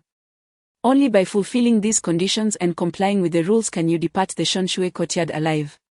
Upon hearing the capitalist's insatiable demands, the wry smile played upon Chen Mu's lips once more. The situation had taken an intriguing turn. Initially, he intended to acquire the entire Shonshui courtyard, inclusive of numerous villas, for 50 million. Now, the capitalist was inflating the price to 100 million. Merely for a single villa. The increase was staggering. Furthermore, it seemed the capitalist believed Chen Mu and his friends to be easily manipulated. Opting for a strategy of relentless exploitation, compelling Chen Mu to bring in 2 friends to continue profiting at their expense. If Chen Mu's intuition served him right. These 2 rules were originally intended to be an either-or choice. Possessing wealth would allow one to purchase a villa and depart. Lacking funds would necessitate gathering a sufficient number of companions to leave the Shonshui courtyard. Now, astonishingly, as Chen Mu offered his resources, the capitalist had the audacity to elevate the stakes. Chen Mu was taken aback. In all his encounters with the supernatural, he had never encountered one so audacious. Truly, it was a sight to behold. Chen Mu suddenly pondered whether he had been overly amiable, perhaps to the extent that others perceived him as easy to manipulate. When a lion dons the guise of a sheep, it does not signify that the lion has transformed into a sheep. It may merely indicate that it has recently feasted upon one. The capitalists, in their peculiar ways, observed Chen Mu, cloaked in wool and exuding a friendly demeanor, and mistakenly assumed he was a mere sheep. Thus, it was time to shed this fad and deliver a small shock. Initially, he intended to engage in the subtleties of human relationships, but the capitalists insisted on treating it as a mere transactional affair. Mr. Chen was incensed. And the repercussions would be dire. He had no intention of parting with a single cent. Instead, he aimed to compel the capitalists to generously bestow their villas upon him. Reflecting on this, Chen Mu unexpectedly revealed a congenial smile and addressed the capitalists, saying, "Excellent. I happen to have a few friends, since you're moving into a new home. I would like to invite them over for a visit." Chapter 55. Things are starting to feel awry. The capitalist, with an air of peculiarity, was instantly elated upon hearing this. He thought to himself that Chen Mu was indeed a soft target, quickly capitulating and preparing to recruit others on his behalf. The capitalist then produced 2 cards and handed them to Chen Mu, saying, "Write your invitation on these cards to send to your friends. If they come bearing the cards, as long as 2 of them arrive, you shall be free to leave. Of course, you must also spend 100 million to purchase a villa." Upon receiving the cards from the capitalist, Chen Mu uttered a statement that left the capitalist astonished. 2 cards are too few, don't you think? I have many friends. I will need at least 4 cards. The capitalist's expression shifted to one of surprise. Given Chen Mu's intellect, it was inconceivable that he was unaware that the card-writing endeavor was a trap for his friends. To put it simply, it was a manipulation of trust, luring his friends to exchange their lives for his own. With just 2 cards, he could ensnare 2 good friends. Chen Mu, in his audacity, desired 4 cards. Good heavens! Was he truly pushing his friends into the fire? If your friends receive the cards but refuse to come to the Shonshui courtyard, it would be of no use, the capitalist cautioned. Oh, certainly. My friends trust me implicitly, they will all come, Chen Mu replied with unwavering confidence. He then opened the cards and inscribed the invitation, "Dear friends, I have encountered an incredible situation. The owner of the Shonshui courtyard is undoubtedly the most remarkable person I have ever met. He has even agreed to gift me the entire Shonshui courtyard. This is simply exhilarating. I wish to share this joy with you. Upon receiving this card, please come to the Shonshui courtyard as swiftly as possible. I will show you my new home. Forever your good friend, Chen Mu." Upon reading Chen Mu's message, the capitalist nodded in satisfaction. Like many victims before him, in order to deceive his closest companions, they would resort to lies against those who trusted them the most. In the capitalist's eyes, Chen Mu was one such individual. To entice his friends, he intentionally misled them, claiming that the owner of the Shanshui courtyard was benevolent and had bestowed the entire estate upon him. Ha ha ha. Chen Mu was truly shameless, fabricating grand tales to lure his friends, disregarding all sense of pride. Who did he think he was? I am no fool. Capable of gifting you the entire Shanshui courtyard. This was, without a doubt, the most amusing joke the capitalist had ever heard. In his mind, Chen Mu had also been branded as one who reveled in pretentiousness. Young, wealthy, yet lacking influence, he delighted in showing off. It would be a disservice not to take advantage of Chen Mu. Once the cards were prepared, the capitalist remarked, "There are peculiar carrier pigeons in the Shanshui courtyard. Provide me with the address, and I shall have them deliver it." Unexpectedly, Chen Mu shook his head and replied, "No need, someone is waiting for me outside. I will have him deliver it." After speaking, Chen Mu grasped 4 cards and proceeded towards the exterior of the Shanshui courtyard.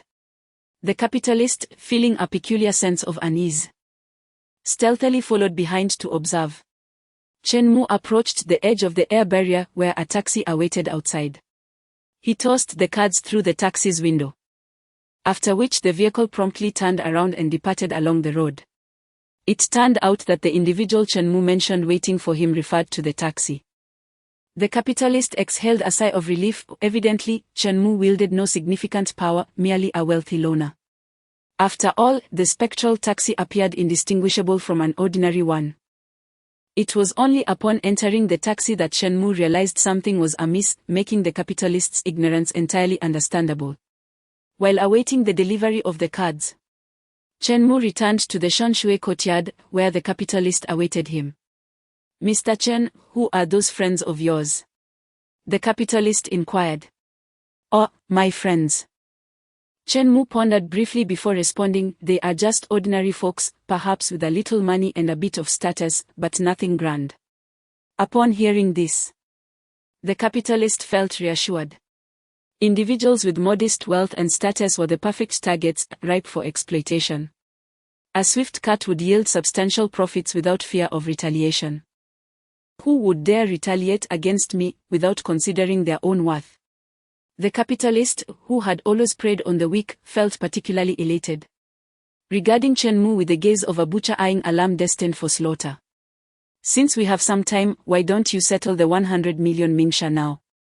The capitalist's tone carried an air of command, omitting even the respectful titles of Mr. Chen or Little Brother, clearly looking down upon Chen Mu. After all, he was merely a fledgling ghostly figure, a solitary wolf without any connections.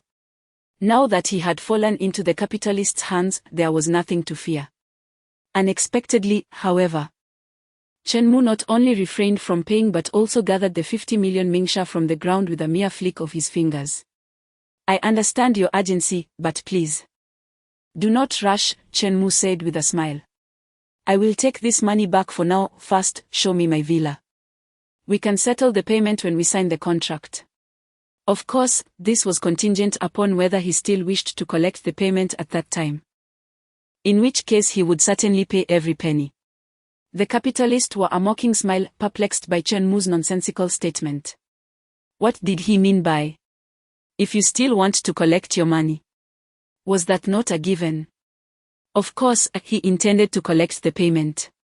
Would he simply give the villa away for free?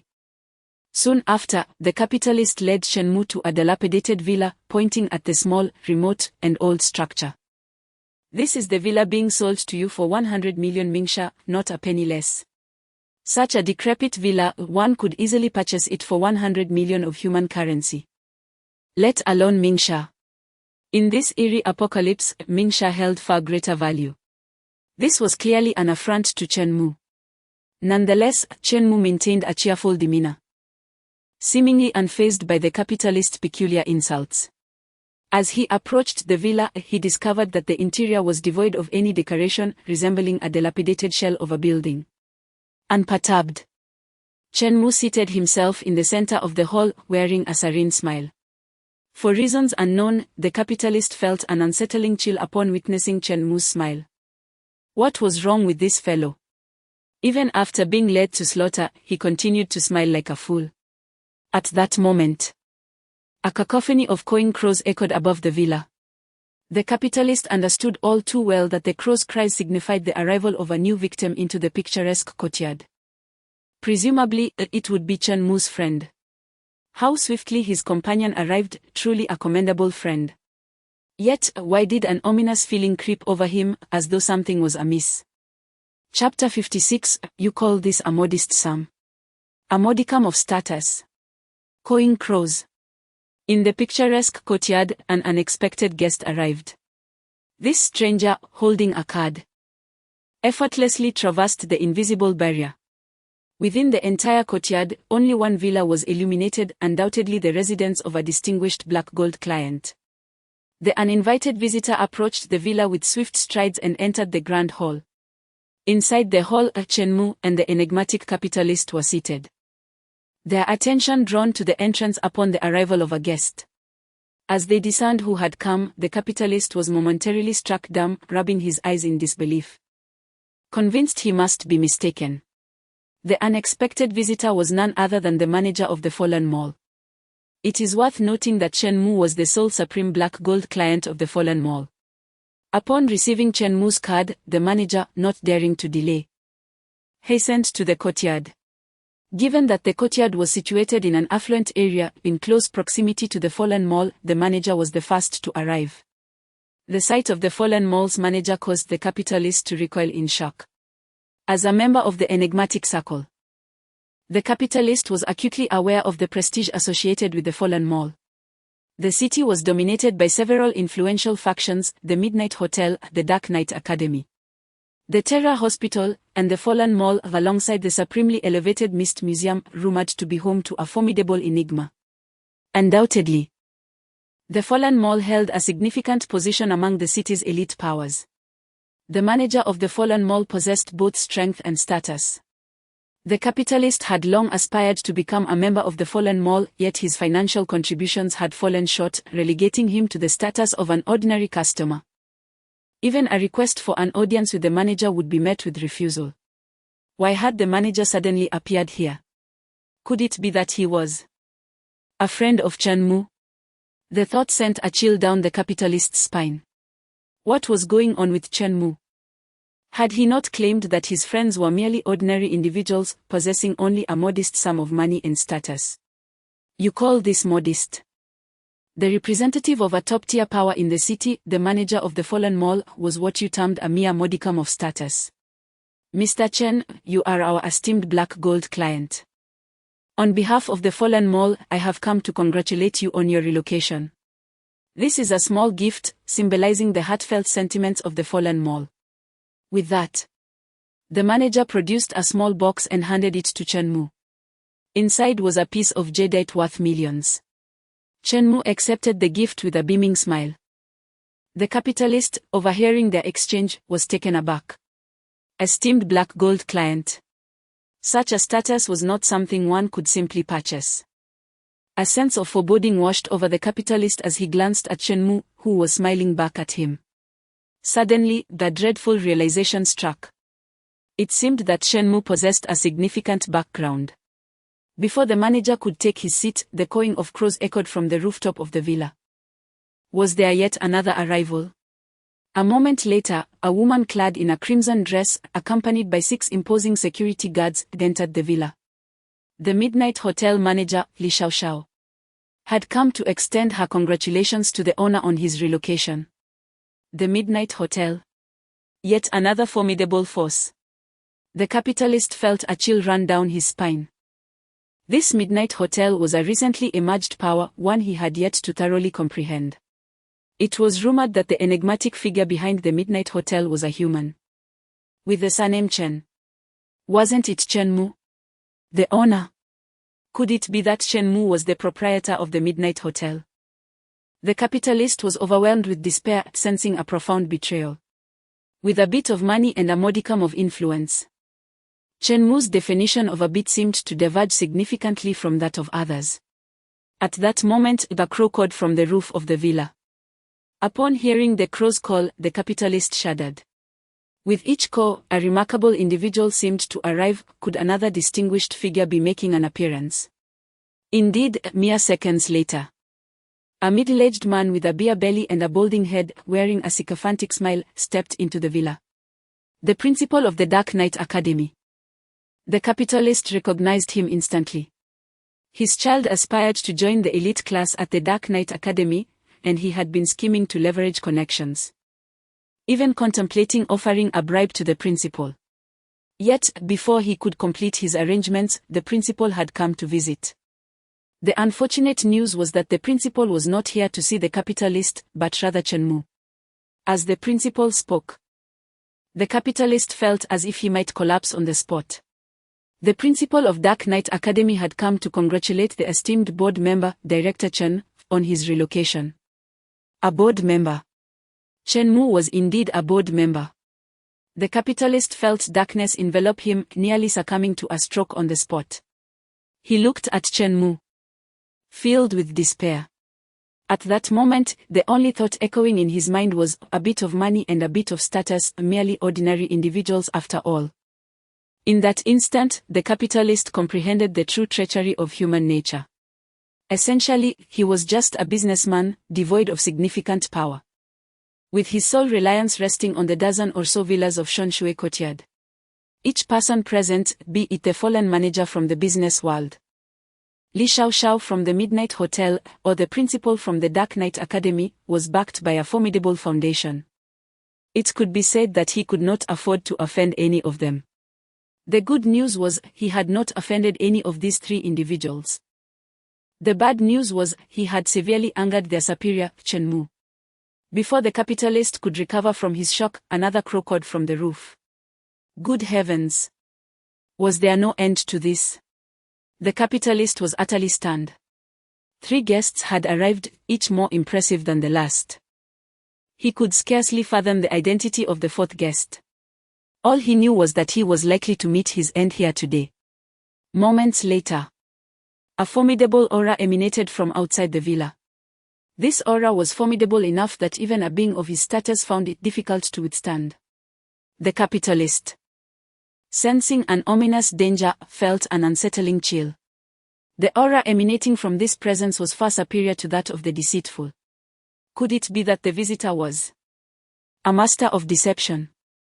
In the next moment, the Duke's figure materialized at the entrance of the villa. Brother Chen Mu, I received your invitation and came to see your new home. Congratulations on your relocation. The capitalist was on the verge of losing composure, nearly breaking into tears. You are utterly taking advantage of me. The capitalist was completely overwhelmed. I merely asked you to invite a few acquaintances, and you called 4 friends. 3 of whom are representatives of top-tier factions, and 1 is directly the most formidable master of deception in the city. The pinnacle of the city's elite has all gathered at your beckoning. Chen Mu, you are playing tricks on me, pretending to be modest while hiding your true strength. Aren't you? I am merely a seller of villas, how could I possibly provoke you? At that moment, the capitalist suddenly recalled a statement made by Chen Mu, if at that time, you still wish to collect my payment, I shall certainly return every single coin to you. Back then, the capitalist had laughed at Chen Mu's naivety, thinking to himself, how could one possibly forgo payment? It would be foolish to leave money on the table. Yet now, even if Chen Mu were to thrust the money into his hands, he would have to kneel and beseech Chen Mu to take it back. Chapter 57, I must say, my boss is quite generous. The capitalist anomaly appeared strangely flustered, his legs trembling slightly.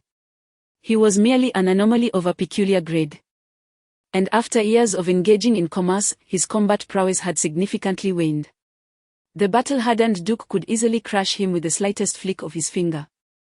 Summoned by Chen Mu to bolster the scene, the 4 anomalous friends were well aware that it was the capitalist anomaly who had provoked Chen Mu's ire. Their late-night arrival was solely to support him.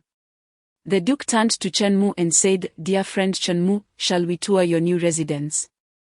Chen Mu smiled and replied, "Aren't you already in the new house?" "Just now." The anomaly's owner claimed he would sell this villa to me for a staggering 100 million in coins. In a show of camaraderie, the Duke feigned surprise, exclaiming, 100 million? You mean this dilapidated villa is worth that much? His expression then darkened, revealing his discontent as he glared at the capitalist anomaly.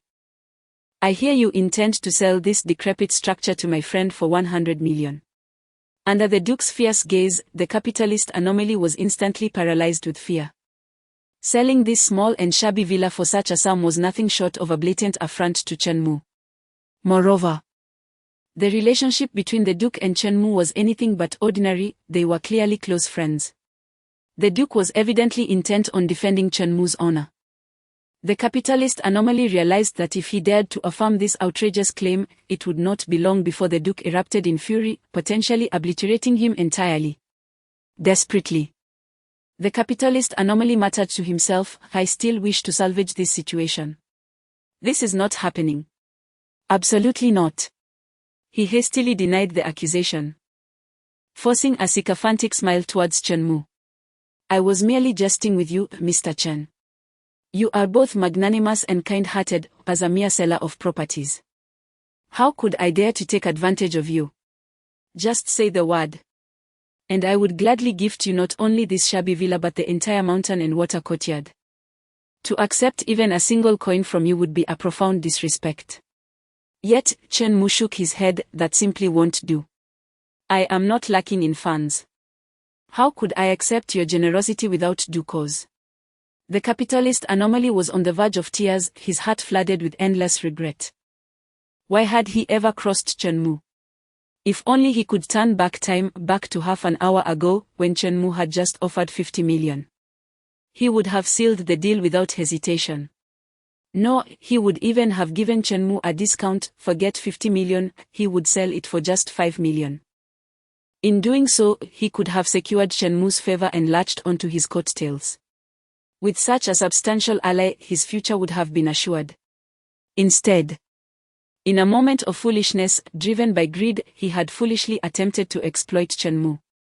Chen Mu had offered him such a splendid opportunity. And not only had he failed to seize it, but he had also managed to deeply offend the very person who could have propelled him to greatness. The capitalist, in a bizarre twist of fate, admitted that offending Chen Mu was the gravest mistake of his life. However, in this world, there exists no remedy for regret. Reduced to such a pitiful state, he could only blame his own insatiable greed and folly.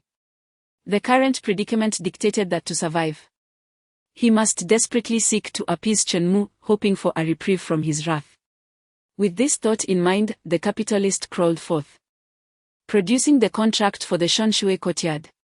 He knelt before Chen Mu with a resounding thud, lifting the contract reverently above his head and presenting it to him. "Mr. Chen, this is the contract for the Shanshui courtyard. You, with your vast circle of friends and unwavering loyalty, have deeply impressed me. I am willing to offer all 46 villas of the Shanshui courtyard as a token of my respect. Please do not decline my humble offering. If you choose not to sign, I shall remain here, kneeling." The capitalist lavished praise upon Chen Mu, almost to the point of obsequiousness, thrusting the contract toward him in fear of refusal. Chen Mu, somewhat taken aback, remarked, "But you were not always so submissive. I distinctly recall you stating 100 million ghost coins, not a penny less. You spoke with such arrogance then. How swiftly you have transformed." He shrugged, feeling he had done little more than invite a few good friends. "I preferred your earlier defiant demeanor," Chen Mu commented. The capitalist was overly eager. Chen Mu's reluctance prompted him to plead as though he had lost a dear parent. "See, I told you the boss is generous, offering to give me the villas. How could I refuse?" Chen Mu, exasperated, picked up a pen and inscribed his name upon the contract. Upon witnessing Chen Mu's acceptance of the Shanshui courtyard, the capitalist finally exhaled a sigh of relief. "Mr. Chen, the Shanshui courtyard is now yours. If there is nothing else, I shall take my leave." He spoke cautiously. "Very well, you may go. Do be careful on your way, Chen Mu replied. Hearing Chen Mu's consent to his departure, the capitalist felt as if he had been pardoned from a grave sentence, hastily making his exit. Yet, his departure lacked the fervor of genuine contrition. He walked away rather than rolling out, lacking a semblance of sincerity. As the capitalist left, the other four enigmatic figures in the villa exchanged knowing smiles.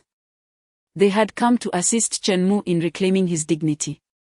The Duke observed the retreating capitalist and remarked to Chen Mu, "Young friend Chen. That capitalist has suffered a significant loss and must surely harbor resentment. Would you like me to intervene and eliminate any potential threats?"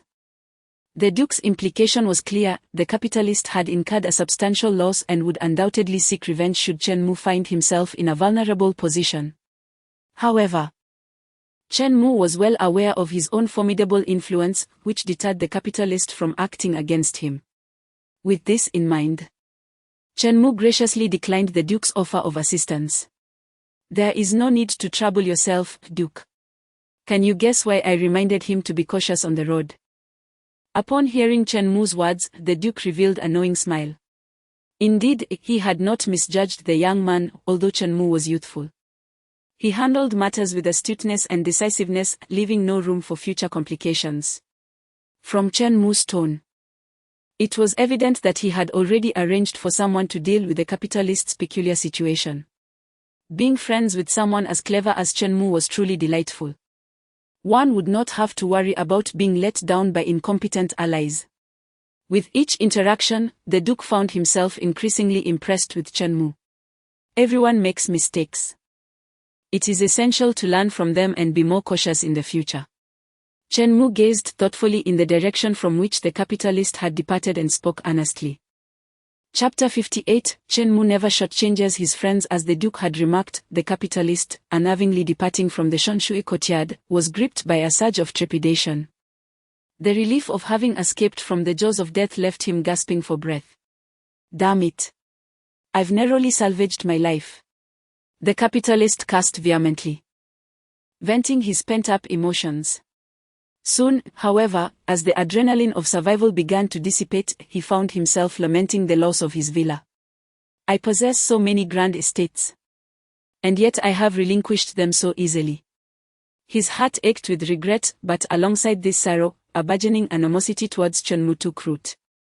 "Damn it. That brat merely has a handful of friends and relies on that imbecilic Duke to seize the Shonshui courtyard, leaving me at a staggering loss." In these ruminations, he failed to recognize that Chen Mu had been sincere. It was he who had sought to exploit Chen Mu for his own gain. Had it not been for Chen Mu's connections, it would have been him begging for mercy, bleeding profusely. "No, I cannot swallow this humiliation. I will exact my revenge on Chen Mu for the Shonshui courtyard. That fool of a Duke may protect Chen Mu for now, but I refuse to believe he can shield him indefinitely." The capitalist cursed fiercely, oblivious to the taxi that was trailing him along the road. "Sir, need a ride?" The taxi came to a halt beside him, and the driver rolled down the window, calling out to the capitalist. "No. I'm furious right now. And if you wish to avoid death, I suggest you keep your distance." The capitalist retorted venomously, failing to notice that the taxi driver was equally enigmatic. "You appear quite agitated. Are you struggling to come to terms with what just transpired?" the driver inquired. "What just happened? How would a mere driver know my affairs?"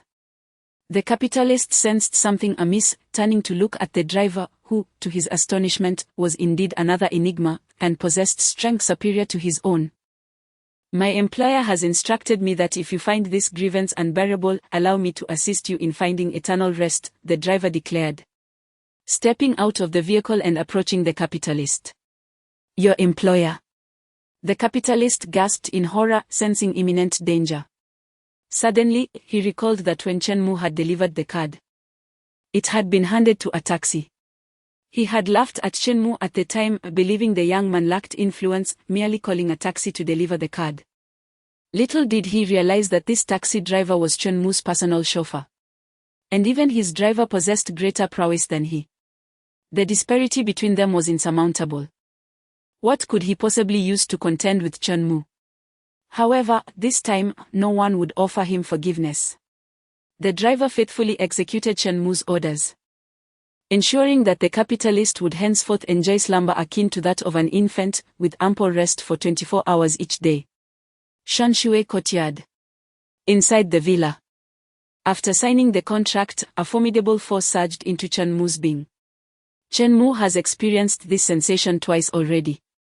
After a brief moment, he could sense that at this very instant, the entire picturesque courtyard had fallen within his sphere of influence. This was a protection enforced by the supreme power rules of this bizarre apocalyptic world. From this day forward, the entire picturesque courtyard would be under Chen Mu's dominion. Congratulations, young friend Chen Mu, on moving into your new home, the Duke said with a smile. Congratulations, boss. Congratulations, master. Congratulations, the esteemed client of the Supreme Black Gold.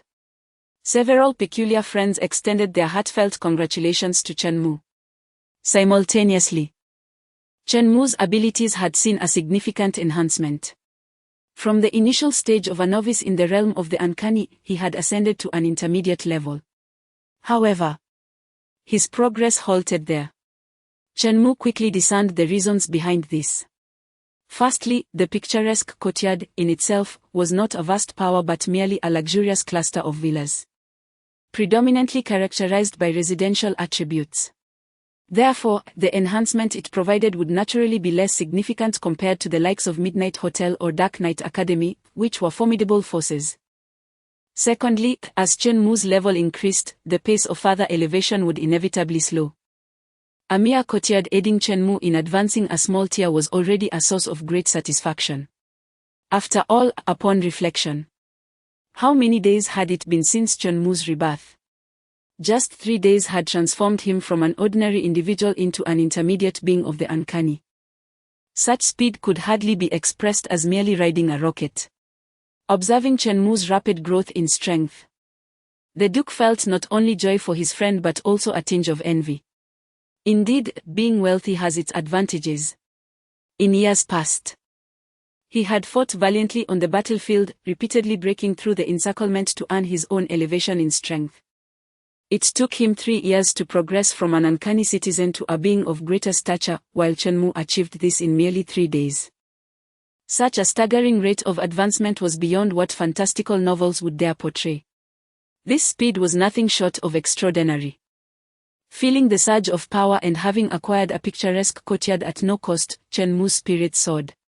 The entire courtyard comprised 46 villas, with the largest and most opulent being the crown jewel, a sprawling expanse of several thousand square meters, complete with a swimming pool, tennis court, lawn, and a golf course.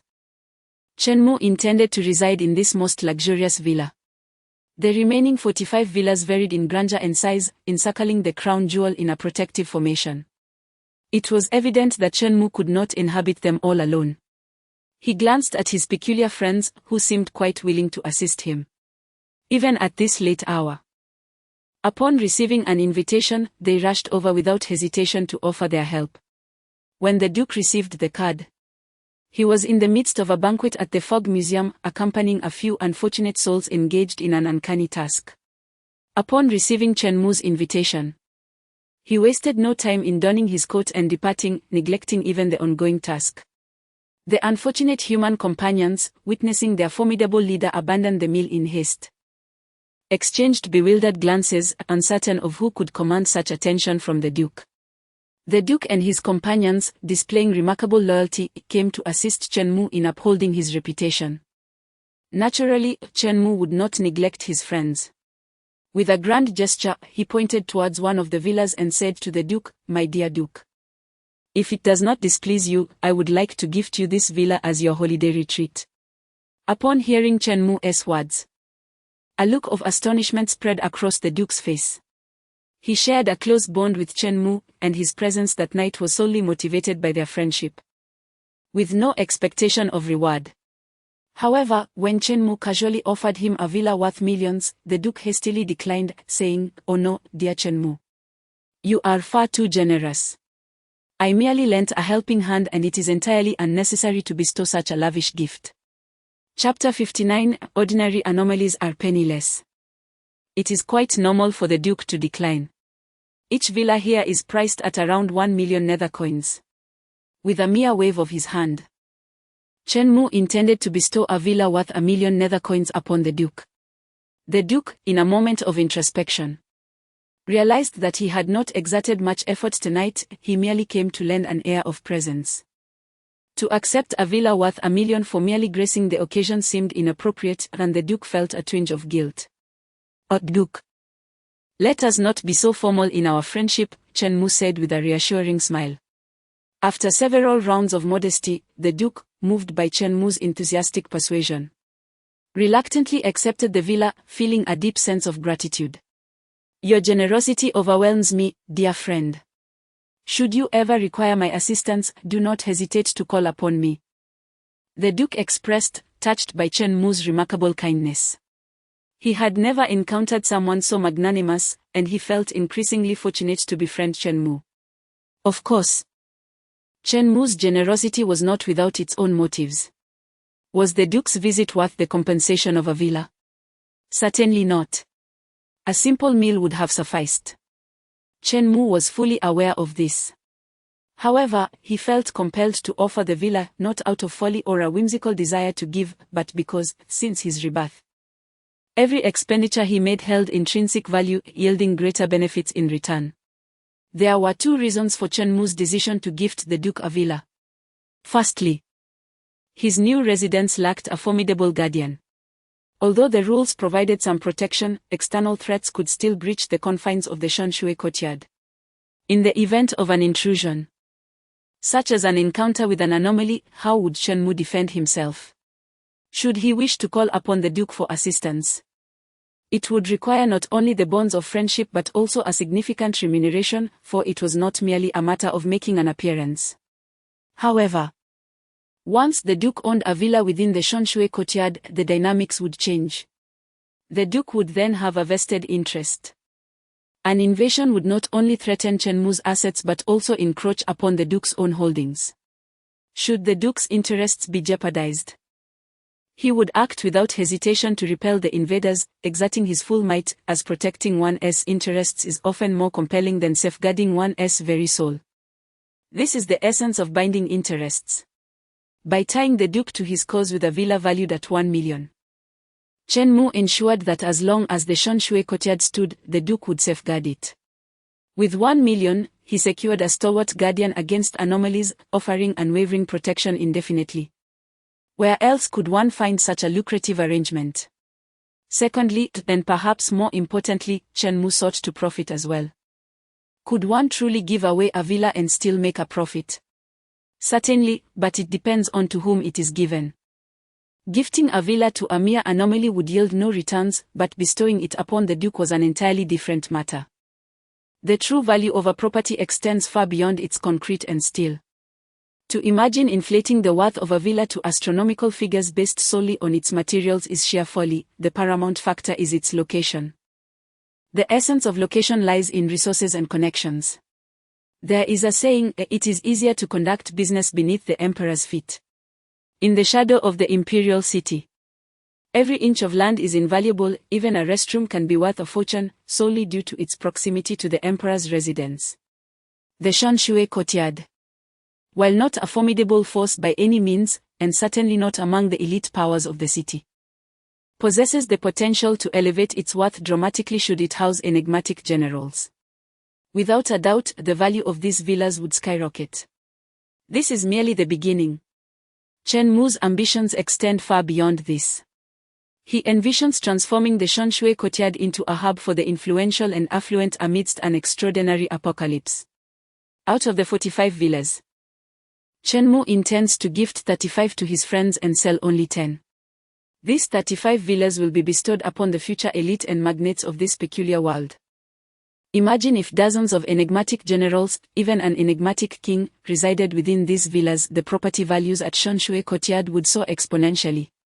Those newly emerged extraordinary powers, eager to integrate into the upper echelons of society, would undoubtedly seek residence near the influential. At this juncture, Chen Mu would then sell the remaining 10 villas to these newly ascendant powers, profiting handsomely from their naivety. Ordinary anomalies offer little in terms of profit. They are but a collection of impoverished souls. These emerging magnates, however, possess the wealth that can yield the greatest returns. When capitalists sell a villa to Chen Mu for 100 million, it is merely an affront to him. Yet, when the time comes, a villa priced at 1 billion or even 10 billion would be eagerly snatched up by these newly wealthy elites, who would express their heartfelt gratitude to Chen Mu for providing them the opportunity to ascend into high society.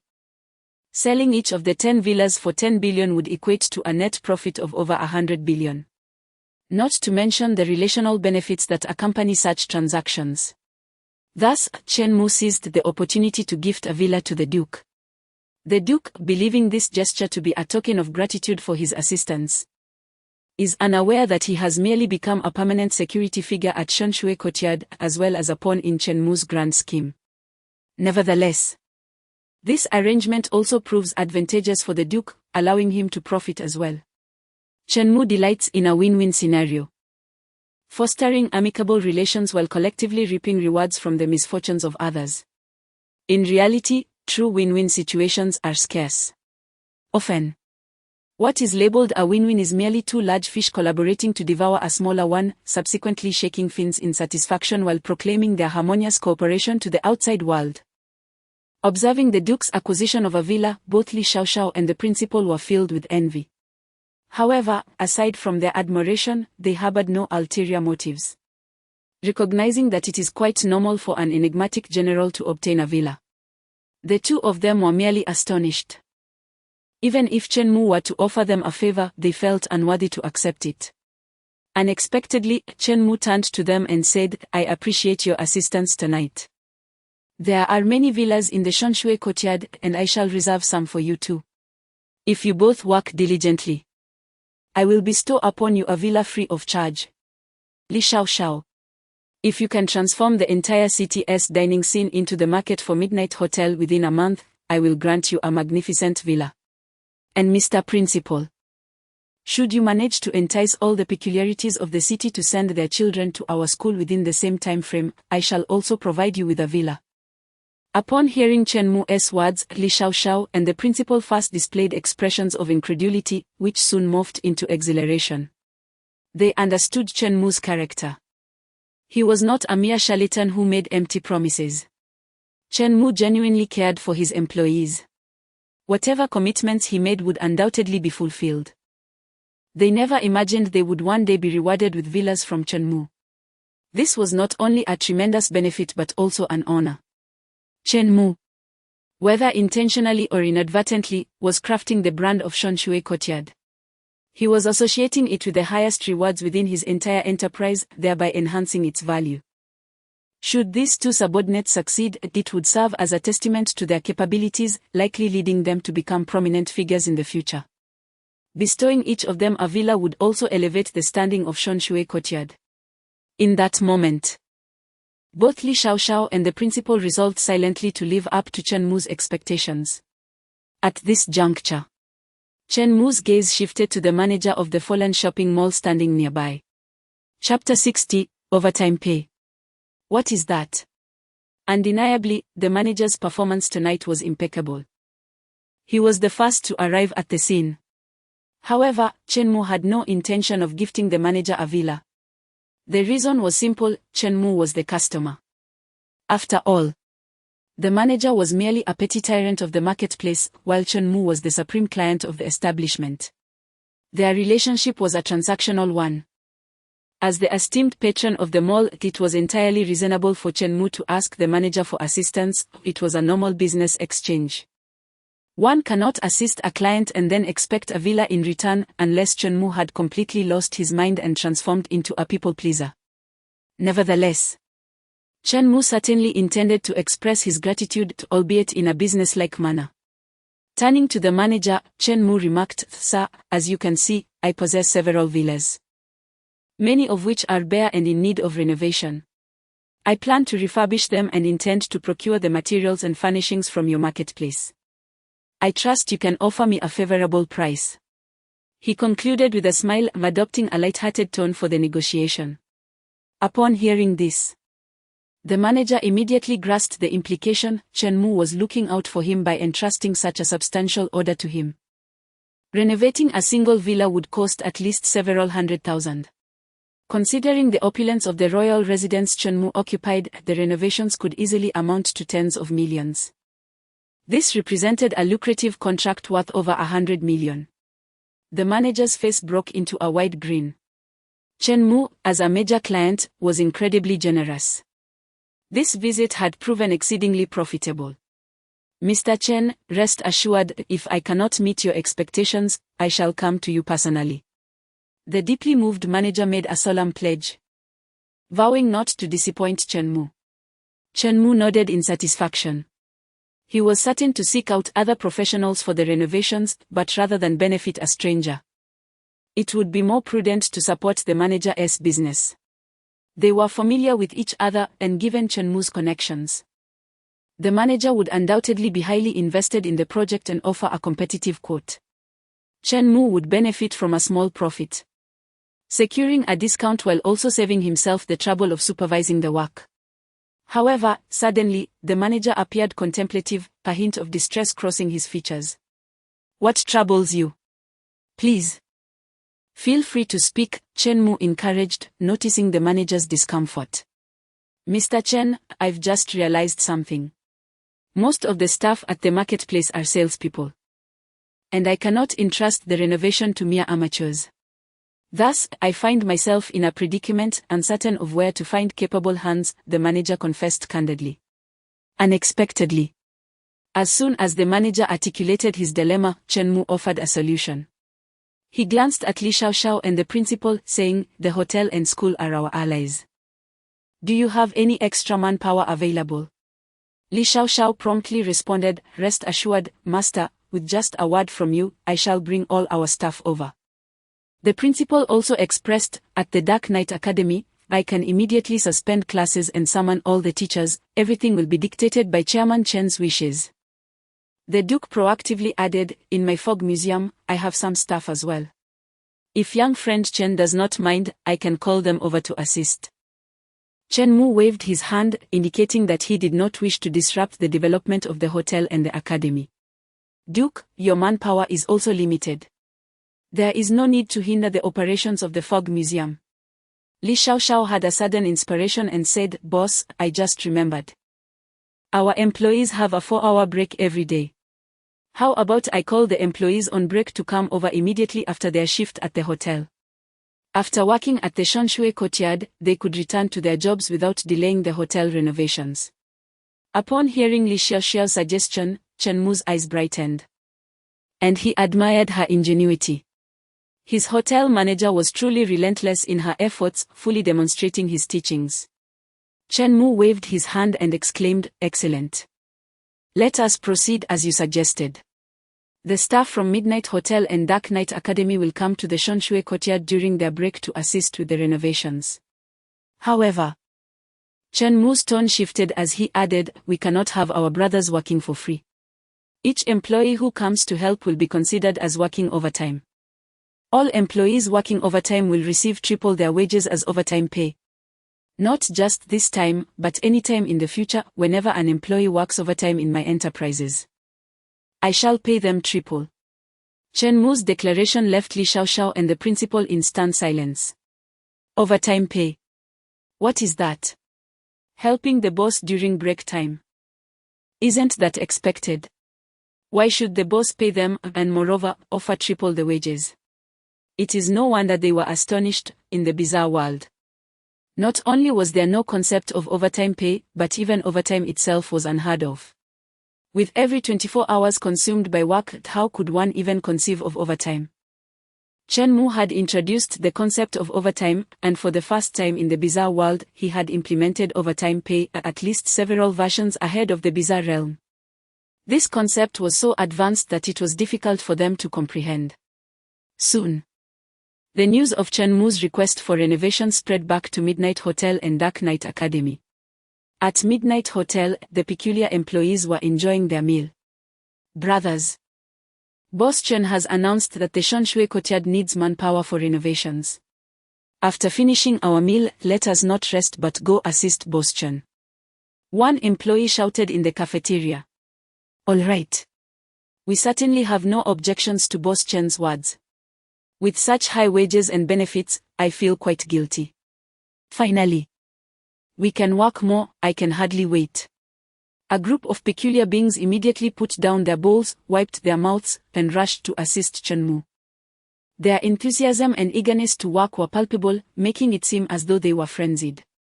Voluntarily working for the boss. Fearing they might miss out on the opportunity. This phenomenon was unprecedented in any other company outside of Chen Mu's enterprises. Soon. A message was relayed back. Boss Chen announced that all employees who work overtime will be compensated with 3 times their regular wages for their extra hours. Chapter 61 – Strict Attendance Enforcement. Upon hearing this news, the peculiar employees were initially taken aback. What was happening? As they pondered the situation, they realized the logic was flawed. Their employer compensated them for their labor, purchasing their time. Why, then, would they be paid for their leisure hours? Moreover, why would the remuneration be thrice the usual amount? Was there an abundance of wealth to squander? In the words of other eccentric employers, it was akin to tossing away precious silver to employees, an act of folly. This hardly seemed justifiable. At that moment, a sudden epiphany struck one of the employees, who exclaimed in realization, I understand now. The boss is offering us benefits. The employer, perceiving their financial struggles, had devised a means to bestow upon them monetary aid. Upon hearing this, the employees were filled with admiration, realizing the truth of the matter. While other eccentric employers would not engage in such generosity, it felt entirely natural coming from Mr. Chen. Which employer, after taking over a loss-making cafeteria, would voluntarily settle the wages owed to employees for 6 months? It was Mr. Chen. Which employer would proactively double the wages and enhance employee benefits? It was Mr. Chen. Which employer would allow employees to enjoy 4 hours of rest daily, providing them with time off? It was Mr. Chen. Which employer would serve work meals comparable to a 5-star dining experience? It was, indeed, Mr. Chen. This was no longer surprising, it was entirely understandable. Mr. Chen, a true benefactor, demonstrated genuine concern for his employees, consistently prioritizing their welfare. Just as he had elevated their benefits, he was also anxious about their financial well-being, offering additional rewards through overtime. To alleviate any guilt and ensure employees could accept their earnings without hesitation, he even dubbed it overtime pay. A true philanthropist. Brothers, do we still lack money? One peculiar employee suddenly shouted. The others replied in unison, not at all. Of course, with Mr. Chen's generous wages and bonuses. Even the most junior employees enjoyed substantial benefits. While they could not claim to be exceedingly wealthy, they were certainly not in want. Another employee chimed in, currently, as Mr. Chen embarks on his entrepreneurial journey, he is enhancing our benefits despite his own financial constraints. Even if he is struggling, he remains silent. Worried we might not have enough to spend, and bestows upon us overtime pay. Mr. Chen treats us like his own brothers. During this entrepreneurial phase, when Mr. Chen is undoubtedly in need of funds, I feel uneasy accepting this overtime pay. If he considers me a brother, I shall regard him as one in return. I shall work for him free of charge. The sentiments expressed by this employee resonated deeply with the others. Indeed, in the entirety of this peculiar world, there was no employer more admirable than Mr. Chen. If Boss Chen were to face bankruptcy due to insufficient funds, where would one find such a remarkable employer? It is imperative that Boss Chen does not fall into ruin. In his time of struggle, how could we extract money from him, draining his resources? Is it reasonable to act in such a manner? Or is that something a rational being would do? Certainly not. The overtime pay must not be claimed. We must not impose further burdens on Boss Chen. The peculiar employees swiftly reached a consensus: they would forgo overtime pay and willingly assist Boss Chen without compensation. Boss Chen has treated us so well, working overtime for him is a pleasure. Before long, the considerable number of these peculiar employees, in high spirits, flocked to the mountain water courtyard to join the renovation efforts. These workers toiled with remarkable zeal, each akin to being invigorated by an unseen force. Renovating Boss Chen's residence felt akin to enhancing their own homes. One employee gazed at Boss Chen's grand abode and, rather than feeling envy, couldn't help but exclaim, "Look at someone as ruthless as Boss Chen, it is only fitting that he earns substantial wealth and resides in such a magnificent house." After laboring diligently for 4 hours, none of these peculiar employees recorded their overtime or sought compensation.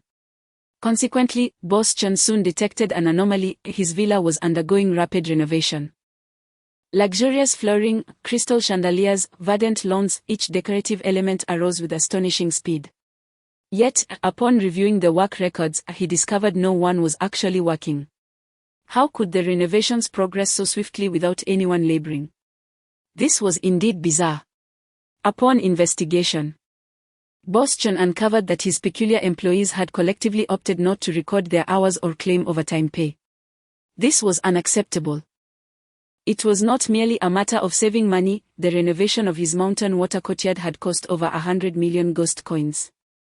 The total overtime pay for the employees could barely amount to a few 100,000 ghost coins. Had Boss Chen already spent so much? Was he truly concerned about such a trivial sum? The primary issue was that this undermined Boss Chen's authority. He must be unequivocal in his own enterprise. Every directive he issued must be executed faithfully by his employees. Although Boss Chen understood that his employees' refusal of overtime pay stemmed from their affection for him, it nonetheless contravened his regulations. He could not allow this precedent to be set.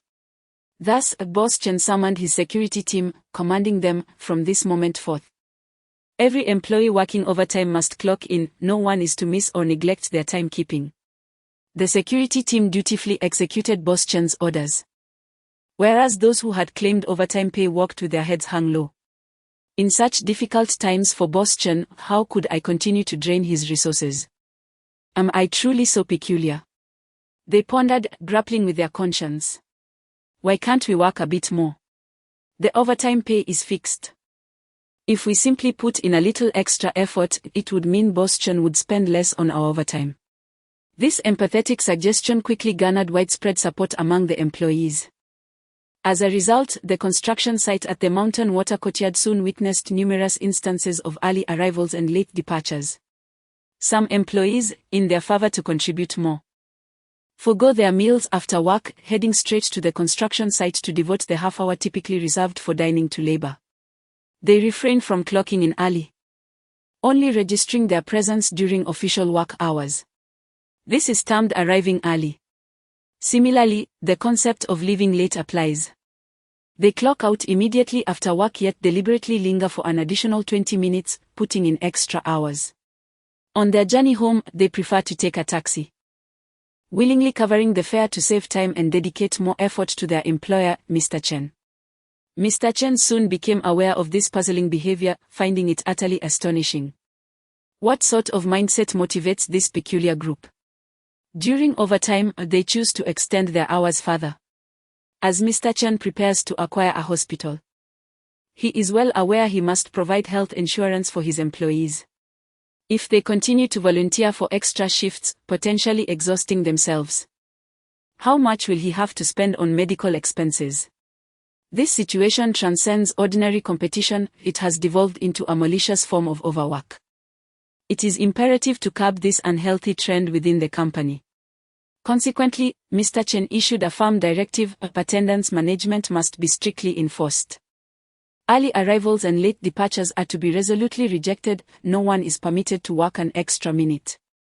In other companies, stringent attendance policies often indicate a downward trajectory.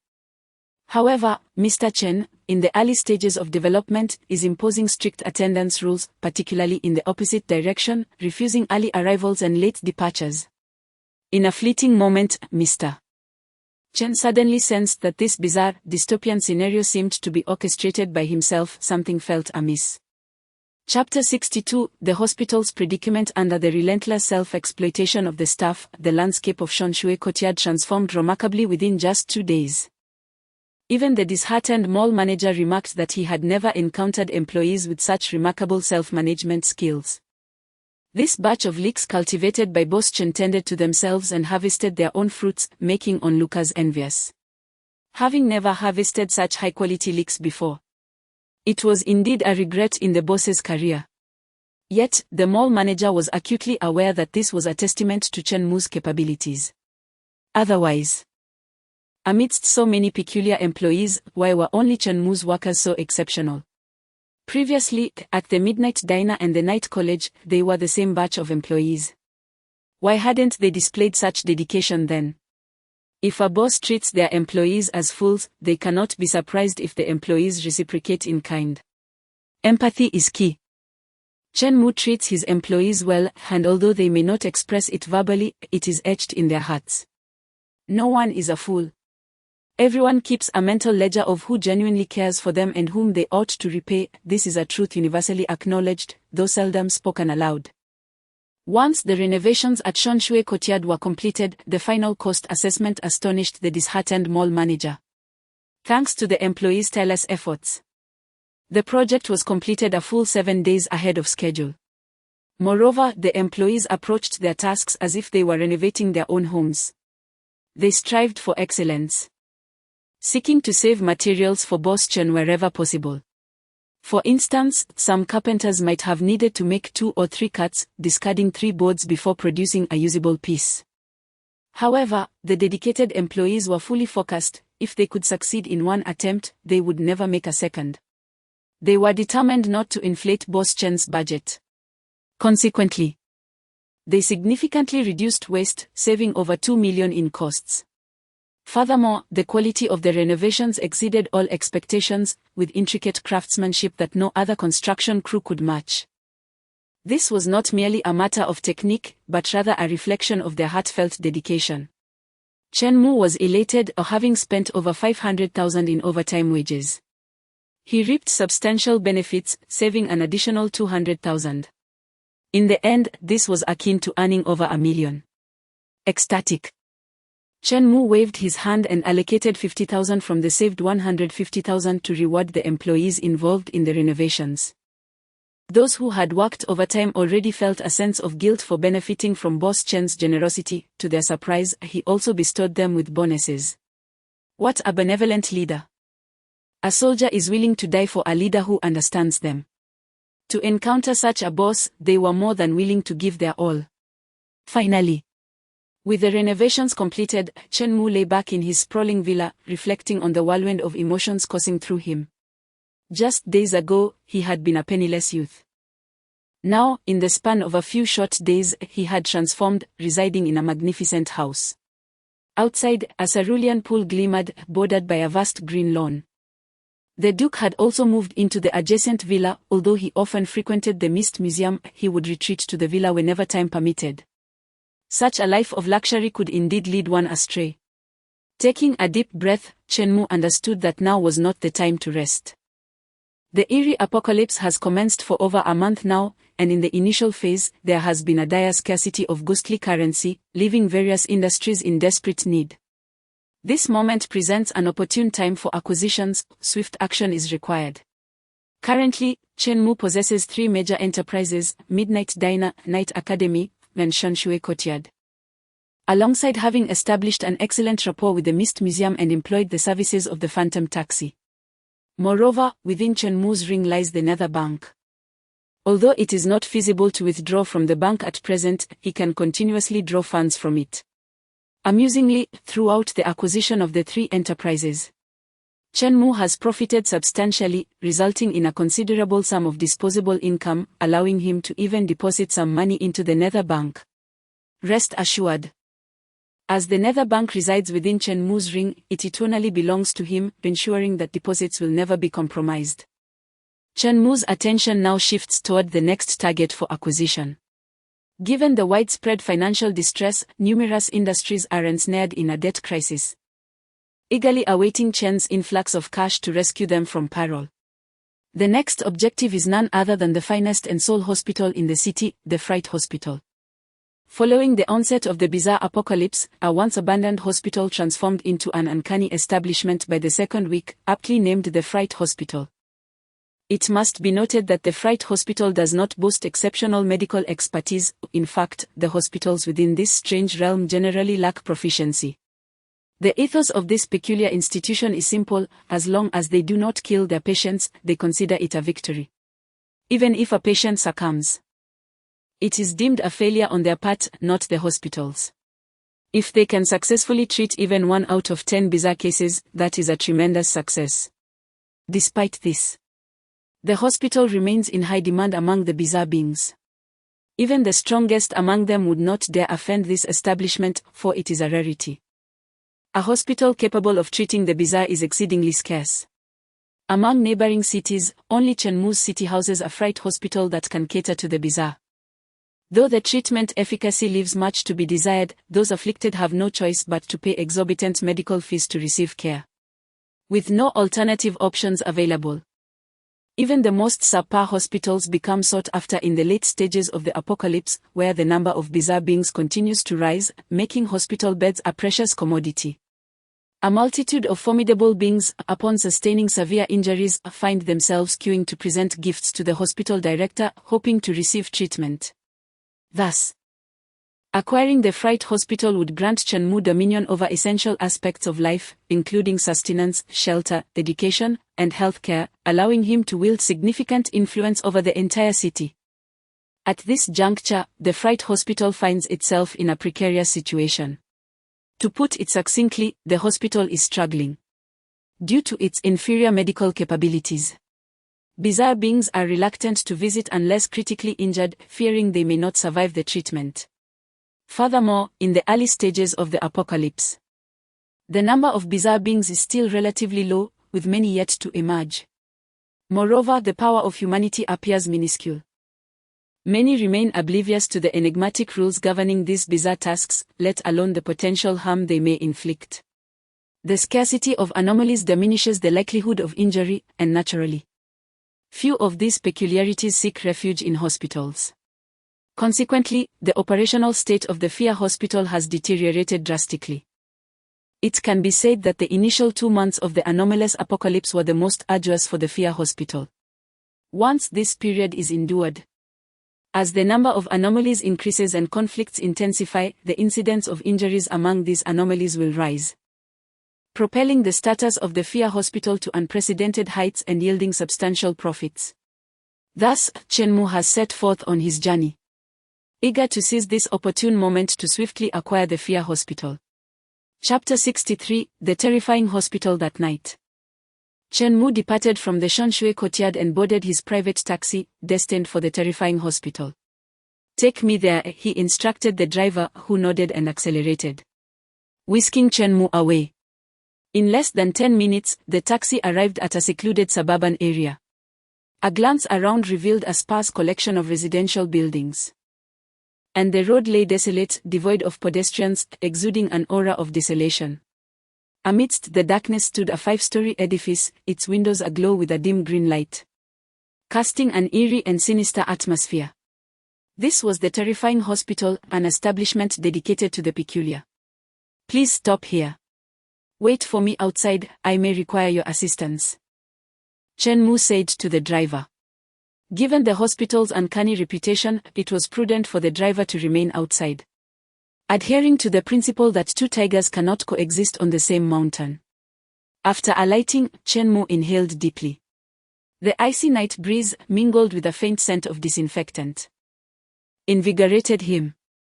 His knowledge of this hospital was scant. In his previous life, he had been too weak to explore such bizarre locales, surviving by sheer will. Thus, his understanding of the terrifying hospital was largely derived from hearsay. As he beheld the foreboding structure, he couldn't help but muse, "I wonder what truly lies within the terrifying hospital." Upon reaching the entrance, he found the doors ajar, and the security booth was deserted. Chenmu entered with ease, Standing before the small, 5-story building that emanated an unsettling green glow, the terrifying hospital. In the next moment, a series of blood-red characters materialized before him: uncanny task, midnight doctor, task description. In a remote, desolate area, there stands an unremarkable hospital. Every midnight, strange patients incessantly come and go. You are a young doctor, struggling to find work due to your lack of skill. Finally, one day, a hospital named Terrifying offers you an internship, inviting you to serve as the midnight on-call doctor. You cherish this opportunity and arrive at this enigmatic establishment. As the lines of blood-red text faded, the temperature in the air dropped significantly. A chilling breeze swept through, and the scent of disinfectant intensified. Within the windows of the terrifying hospital, a shadow seemed to flit by. Chen-Mu steeled himself and prepared to enter the building. Upon crossing the threshold, he was met with an overwhelming stench. The tiled walls within were marked by vivid red handprints. "This atmosphere is rather sinister," he remarked, having engaged in numerous uncanny tasks. This hospital's ambience was the first to instill discomfort in Chen-Mu. While he surveyed his surroundings, a cold voice pierced the air from behind him: "You must be the new on-call doctor." Chen-Mu turned around to find a nurse clad in scrubs gazing at him from behind. Yes," Chen-Mu replied. According to the enigmatic task's description, he was now an incoming intern physician. "Please follow me, the chief physician is waiting for you inside," the young nurse said as she led the way. After a few steps, they arrived at a door marked with blood-red letters: "On duty operating room." Upon pushing the door open, a strong scent of blood assailed his senses. The glaring white surgical lights made Chen-Mu's eyes uncomfortable. In the center of the room stood an operating table, beside which was a small trolley laden with various surgical instruments. Blood-red banners adorned the walls, each inscribed with grand proclamations: "Miraculous hands reviving life, the healer's benevolent heart, saving lives and healing the wounded." It appeared that this physician was well loved by patients. In addition, there was another peculiar figure in the room. A doctor dressed in white attire, appearing to be a man in his 60s, complete with reading glasses. This was, indeed, the chief physician mentioned by the nurse. Upon seeing Chen-Mu, the chief physician greeted him with a warm smile. At last, a newcomer has arrived. I am quite advanced in age, and my dexterity has waned considerably. With someone new on board, I can pass the surgical responsibilities to you." As he spoke, the chief physician handed a manual to Chen-Mu. "It's your first time in the operating room, isn't it? This manual contains the requirements for the surgical suite. Follow its guidelines closely, and I will be here to guide you. I believe you will become a competent physician." The chief physician's enthusiasm took Chen-Mu by surprise. It was his first encounter with such kindness from a stranger without the need for gifts. Chen-Mu did possess some small tokens of appreciation, but due to his trepidation about the hospital, he had refrained from presenting them. Unlike the Misty Museum, which he had explored extensively in his previous life, he felt no familiarity here and deemed it prudent to wait for the right moment to assess the situation before offering gifts. As he accepted the manual and opened its contents, Chen-Mu discovered a series of rules outlined within. As the new on-duty physician, you must adhere to the following regulations. 1. The Fright Hospital is a strictly regulated institution. Giving gifts to doctors, nurses, or patients is prohibited, and violations will result in punishment. Upon reading the first rule, a cold sweat broke out on Chen-Mu's back. Thankfully, his caution had spared him from an immediate blunder, otherwise, he might have faced dire consequences. The wisdom gleaned from his past experiences had indeed proven invaluable, fostering a heightened sense of vigilance. He continued to read. 2. The chief physician is an experienced and esteemed doctor, renowned for his exceptional skills. He will not deceive you and will always provide accurate treatment methods. 3. During your shift, you are required to treat 5 patients. Upon the completion of treatment for 5 patients, the task will automatically conclude. Among these 5 patients, it is imperative to successfully treat at least 3. Failure to do so will be deemed a task failure. The success of a physician is intrinsically linked to the evaluations provided by the patients themselves, as only they can determine the efficacy of the treatment. Certain patients exhibit reclusive personalities, making them particularly challenging to engage. Thus, one must exercise greater patience and skill to avert unfavorable reviews. Patients with a sense of fear towards the hospital are relatively few. It is essential to possess ample patience, awaiting their arrival for consultation. One must not abandon the surgical duty room until the task is fully accomplished. These regulations are meticulously etched into Chen Mu's memory. From the descriptions of the rules, it appears that the chief physician is aligned with his interests, providing truthful guidance and effective treatment methods. After all, Chen Mu lacks formal medical training and is unfamiliar with the intricacies of unusual therapies. Without the chief physician's direction, he would undoubtedly be at a loss. Thus, where lies the peril within these rules? And where might the path to salvation be found? Chen Mu began to ponder this dilemma. Chapter 64. The operation begins based on Chen Mu's past experiences. One initial inference can be drawn: the chief surgeon is likely to be an invaluable ally in ensuring the success of the task. The rules stipulate that the chief surgeon is honest and will not deceive Chen Mu. Furthermore, with their wealth of experience, they can provide the correct treatment methods. Does this imply that by merely adhering to the chief surgeon's guidance, one can successfully heal the patient? Chen Mu decided to keep this speculation to himself for the time being. Among the rules, the most perilous appears to be the sixth: some patients possess a reclusive nature, making them exceedingly difficult to deal with. You must exercise greater patience and skill to avoid receiving negative evaluations from them. This suggests the possibility of encountering troublesome patients who may present Chen Mu with challenges and complicate matters. Should a patient choose to give a poor review, it would count as a failure for Chen Mu.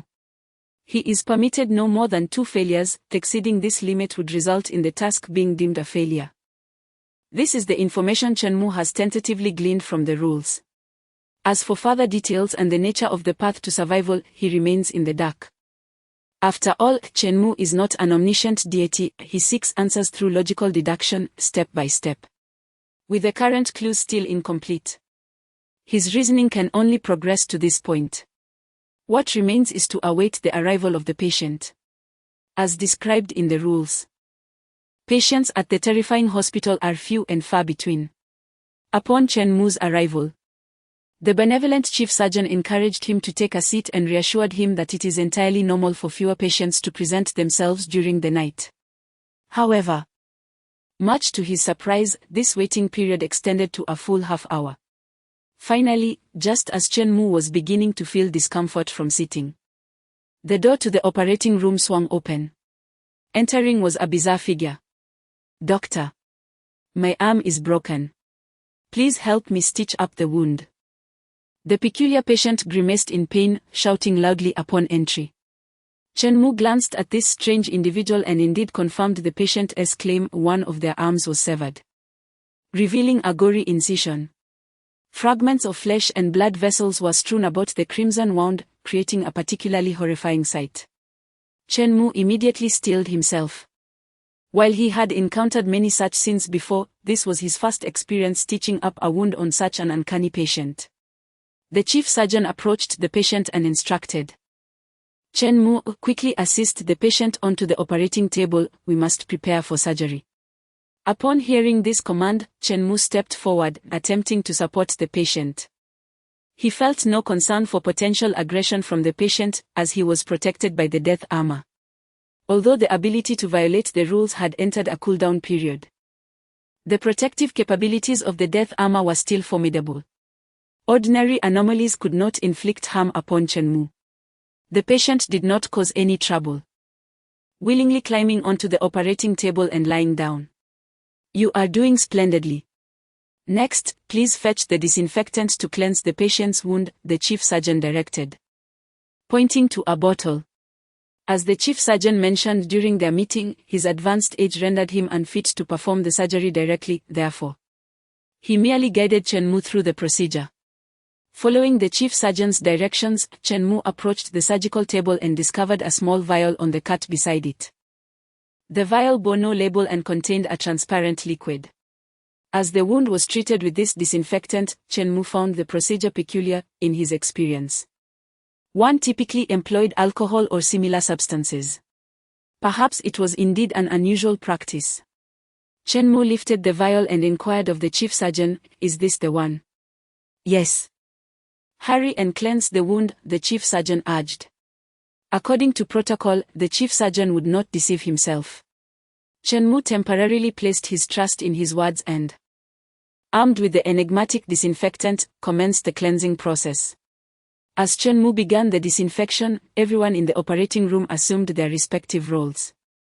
The chief surgeon observed the patient's condition while intermittently offering guidance to Chen Mu.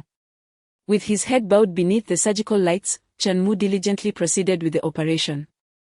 The nurse stood nearby, occasionally assisting him by passing instruments. The patient lay calmly on the table, accepting the surgery with tranquility. Each individual and the peculiar entity assumed their roles, creating an authentic semblance of a surgical operation. Do not pour it directly, use a cotton swab to apply it gently. The pressure should be light, do not apply too much force. One round of disinfection is insufficient, it must be done at least 3 times, the chief surgeon meticulously instructed, patiently correcting Chen Mu's mistakes. After 10 minutes, Chen Mu successfully completed the wound disinfection. Well done. The next step is to trim away the necrotic tissue before suturing the wound, the chief surgeon continued to guide him, and under his careful direction. The surgery progressed in an organized manner. Chen Mu had to concede that the chief surgeon was quite adept. On several occasions during the operation, had it not been for the chief surgeon's reminders, Chen Mu might have made critical errors. Moreover, the chief surgeon's guidance did not reveal any apparent faults, at least. He did not lead Chen Mu into a pitfall. Everything seemed to proceed too smoothly, which caused a slight unease in Chen Mu's heart. Soon, the necrotic tissue was trimmed away. The task of cutting through this abnormal tissue felt strange, occasionally releasing a foul odor. The tissue was cold, reminiscent of rubber, clearly differing from human flesh. "Dr. Chen, you are performing excellently, you are the most intelligent young doctor I have ever encountered," the chief surgeon praised. "Now, you need to suture the patient's wound. Nurse, please bring the sutures to Dr. Chen." Following the chief surgeon's instructions, the nurse swiftly retrieved some sutures and handed them to Chen M. It remains uncertain whether this peculiar patient was intentionally designed for the task at hand, nevertheless. The vascular structure was notably thick and prominent, making the suturing process relatively uncomplicated, even for one without formal training. Chen Mu swiftly acquired the technique of stitching. A half-hour later, he completed the final suture on the severed incision of the patient, successfully concluding the procedure. The entire operation transpired without any anomalies, everything proceeded smoothly. Yet, Chen Mu furrowed his brow, devoid of any elation typically associated with a successful surgery, for he sensed an unsettling atmosphere. Chapter 65: The Emergence of Erroneous Rules. Everything unfolded with an astonishing smoothness, almost bordering on the surreal. During the surgical procedure, the patient posed no challenges, the chief surgeon offered patient guidance, and the nurses were exceptionally cooperative. I encountered no unexpected incidents myself. In a mere 30 minutes, this bizarre surgery reached a flawless conclusion. This felt amiss. According to Chen Mu's understanding of the peculiar apocalyptic scenarios, the overall difficulty of bizarre tasks had progressively escalated with the evolution of the strange world. Much like the Midnight Diner, where task rules adhered to a conventional framework, upon reaching the Fog Museum, a novel inducive rule emerged, prompting players to engage in a game of hide-and-seek, rendering them oblivious to the fact that remaining still could lead to survival. Clearly, the difficulty of the Fog Museum had surpassed that of the Midnight Diner. Subsequently, during the fatal examination, misleading rules made their first appearance. This was no longer mere inducement. It actively misled players into performing peculiar actions, causing their peers to suspect them of being the bizarre entity. The difficulty had escalated yet another notch. Now, 3 days had elapsed since the fatal examination, and within this time frame, the complexity of bizarre tasks had undoubtedly intensified. while a select few tasks might remain relatively simple. The overarching trend was undeniable: the challenges were becoming increasingly formidable. Especially in the frightening hospital, known as one of the premier forces, the difficulty was bound to rise progressively. Yet, Chen Mu's inaugural surgical experience was completed with such ease, even less challenging than the Midnight Diner. All it required was overcoming the discomfort of blood and flesh. Adhering to the chief surgeon's guidance, then success was effortlessly achieved. No mental exertion was necessary. Within Chen Mu's heart, a subtle vigilance began to ascend. Presently, the clues remained too scant, insufficient to deduce a path to survival. One step at a time, he thought. At this moment, the patient dismounted from the surgical table, appearing quite satisfied with the outcome of the operation. "Young doctor, your skills are remarkable, truly a miraculous revival," the patient remarked. Chen Mu replied with a smile. "If you are pleased, do remember to leave a good review." The patient gathered their belongings and exited the operating room. The first surgery of the evening came to a close. After the patient departed, Chen Mu noticed that no notification regarding the success of the surgery had yet materialized. 5 minutes later, a line of crimson text slowly emerged in his field of vision: first surgery rating, 40 points, 60 points required for passing, surgical outcome, failure. Upon reading this notification, Chen Mu's heart sank, yet he felt no overwhelming surprise. As anticipated, an unexpected turn had occurred. After leaving the hospital, the patient had rendered a failing grade for Chen Mu's surgery. Chen Mu began to meticulously reflect on the surgical process, pondering where he had faltered. Why had what appeared to be a flawless operation resulted in a failing assessment from the patient? If every patient reacted similarly, how would he manage? He could afford to fail only twice more, leaving but one final opportunity. As Chen Mu pondered, time slipped away second by second. The night was filled with trepidation in the hospital, with a lamentably scarce number of patients. In the following hour, not a single patient entered. Amidst his contemplations, a flicker of inspiration gradually illuminated Chen Mu's mind. He cast his gaze upon the surgical room's wall, adorned with an array of blood-red banners: a miraculous revival, rescue and heal. These banners were all gifts from patients. Suddenly, Chen Mu noticed a subtle alteration in the quantity of banners on the wall. "I remember counting them when I first arrived, there were 43 banners, and now it seems one more has appeared." Chen Mu silently mused. Upon entering this peculiar scene, he had meticulously memorized the layout of his surroundings, including a count of the banners on the wall. This was part of Chen Mu's routine. He possessed this particular skill. He understood well that, oftentimes, hints concerning the path to survival are concealed not only within the rules but also within the bizarre scenarios themselves. Otherwise, players could simply reason through the rules without the need to explore the peculiar environment step by step. If Chen Mu's memory served him correctly, there had indeed been 43 banners when he first arrived. After the departure of the first patient, an additional banner had mysteriously appeared on the wall: a miraculous revival. Yes, it was this very banner. Chen Mu recalled that the wall had been white, and shortly after the patient's departure, another banner had materialized. The peculiar scene could not change arbitrarily; any slight modification served as a clue to the players regarding their path to survival. The addition of the miraculous revival banner following a failed surgery. Chen Mu scrutinized the banners once more and suddenly discovered that amidst the numerous commendatory banners, there were a couple of disparaging ones interspersed: incompetent quack, family perished. In an instant, Chen Mu's thoughts surged forth, and he discerned the underlying reason. If he was not mistaken, each time a surgery was performed in this operating room, a new banner would appear on the wall. The content of the banners hinted at the success or failure of the surgeries, according to the arrangement of the task scenario prior to his arrival. The same chief surgeon had been responsible for this operating room. Chen Mu had noted the duty roster at the entrance for the past 2 months. It had borne the same name, indicating that there had been no change in the attending physician. This implied that the banners on the wall were reflecting the outcomes of the chief surgeon's operations. Thus, Chen Mu's line of thought became remarkably clear within this eerie context. When the peculiarities present you with a banner inscribed with miraculous revival, it is not a compliment, it is an admonition. Conversely, when the peculiarities present you with a banner reading, family perished, trust in the peculiar, it is a heartfelt blessing. Context: the culture of the bizarre world. Within the peculiar culture, miraculous revival signifies surgical failure, while family perished denotes surgical success.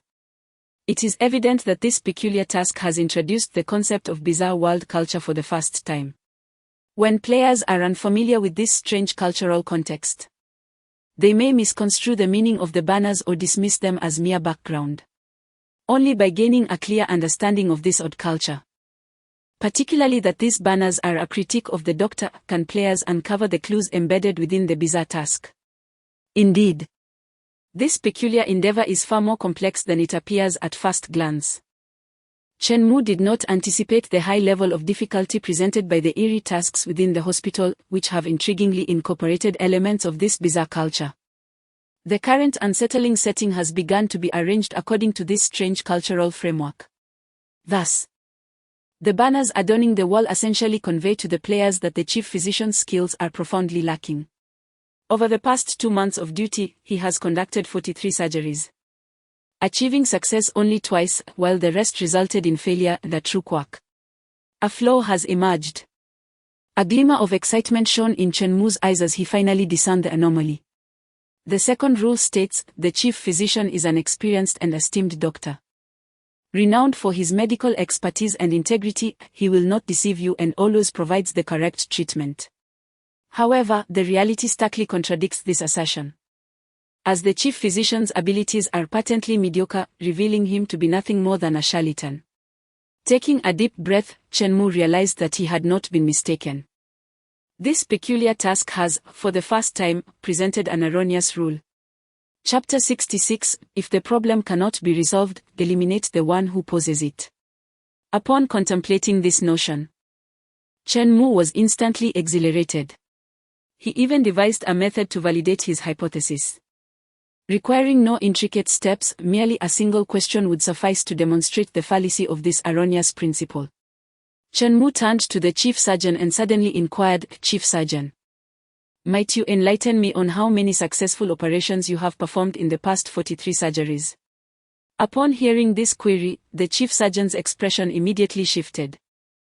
He stared incredulously at Shenmue, his mouth agape, struggling to articulate a response, momentarily rendered speechless. Shenmue continued, "Then, pray tell, do you consider yourself a highly skilled physician?" As he spoke, he gestured towards the accolades adorning the wall. The chief surgeon fell silent, and after a brief pause, he sighed and finally spoke, "Did you deduce this?"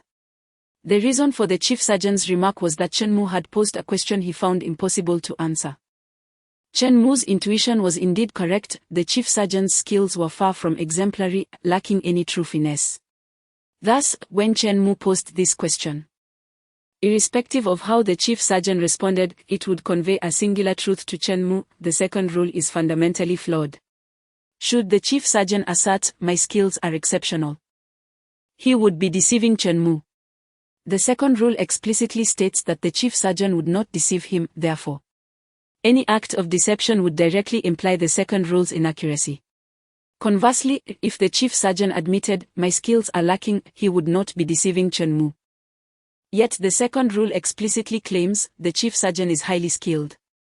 Hence, even such an admission would effectively convey to Shenmue that the second rule is erroneous. The chief surgeon stammered, unable to respond.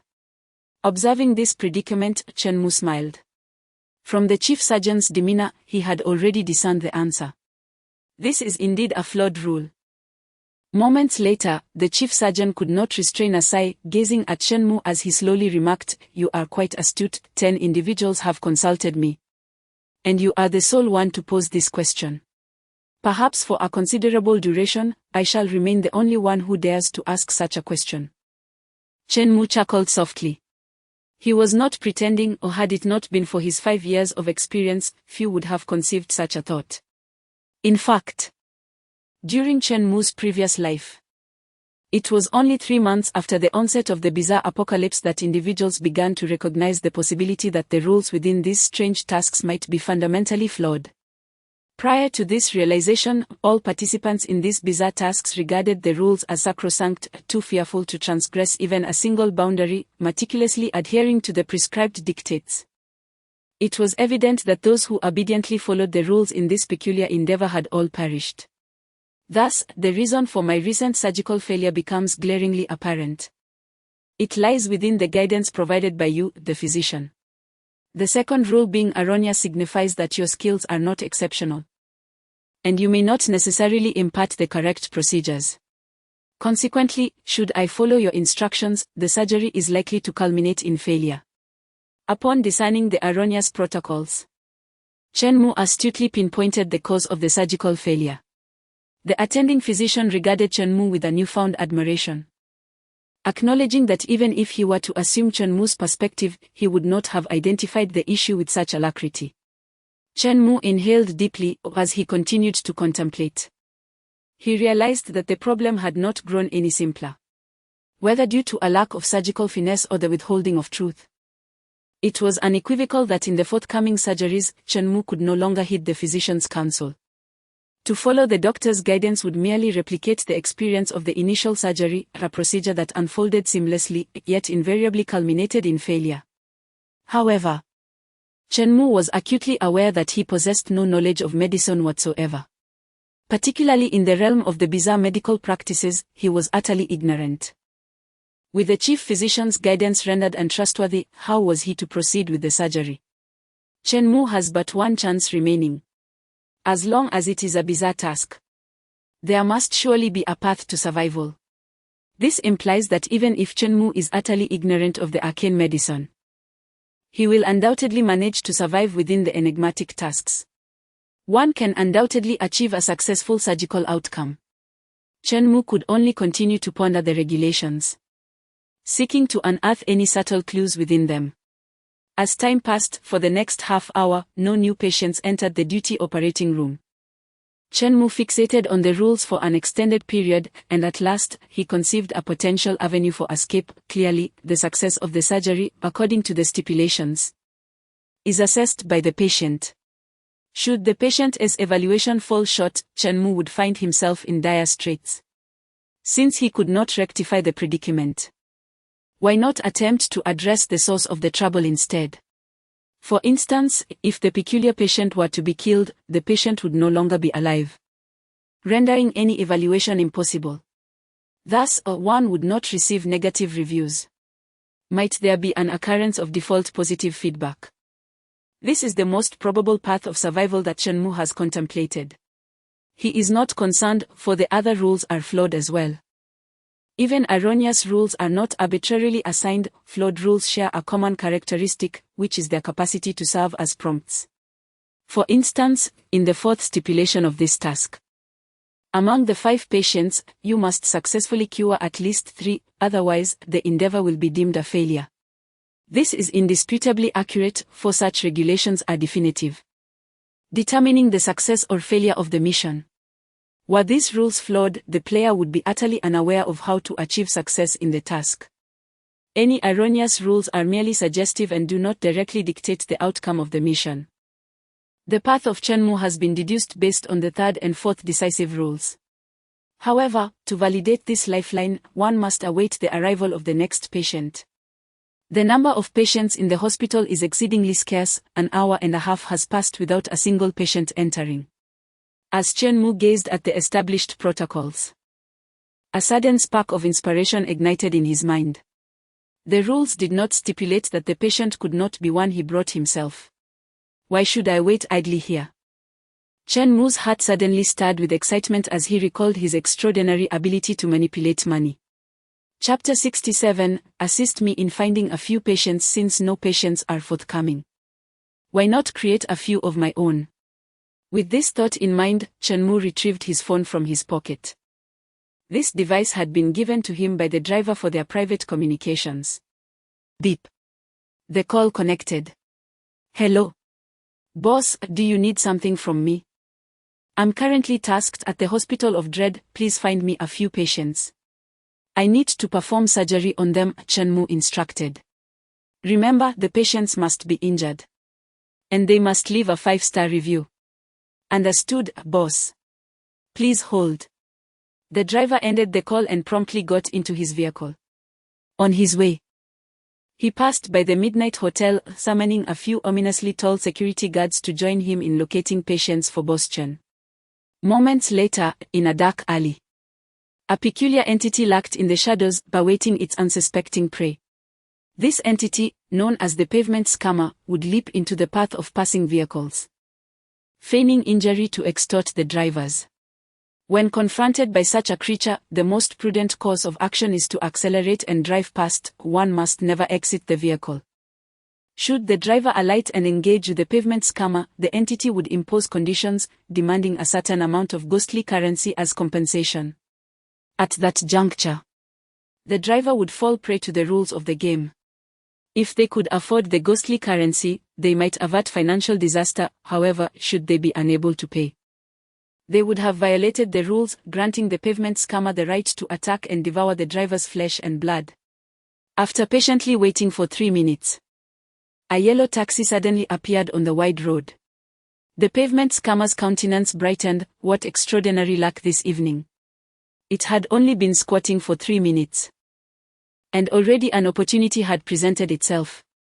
The taxi's speed was moderate, a fortuitous circumstance for the pavement scammer.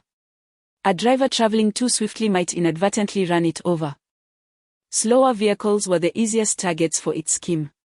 As the taxi reached the mouth of the alley, the pavement scammer seized the moment, darting out in a single leap to lie directly in front of the taxi. Ouch! You hit me. Hurry, get out and compensate me. Take me to the hospital. Mark my words, this matter is far from over. It wailed, sprawled on the ground in a pitiful display, appearing grievously injured.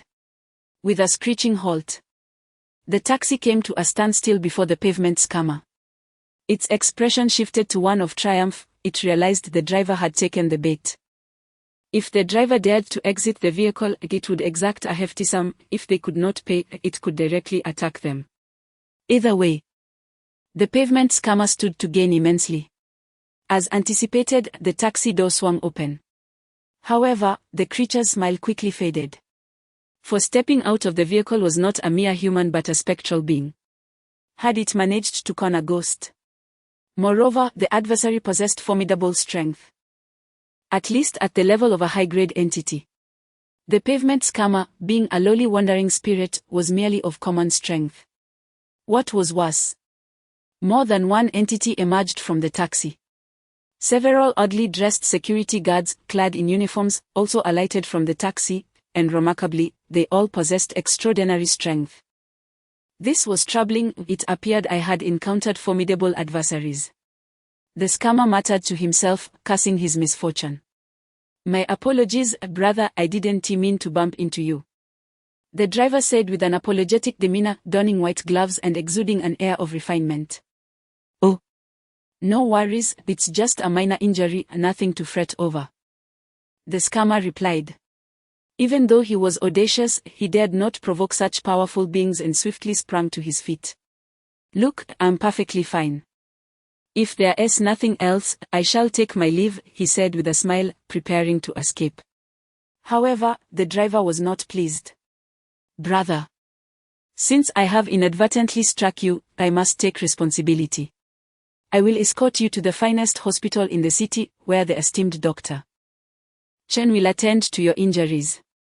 Please, there is no need, I assure you, I am quite well, the scammer insisted, still maintaining his smile.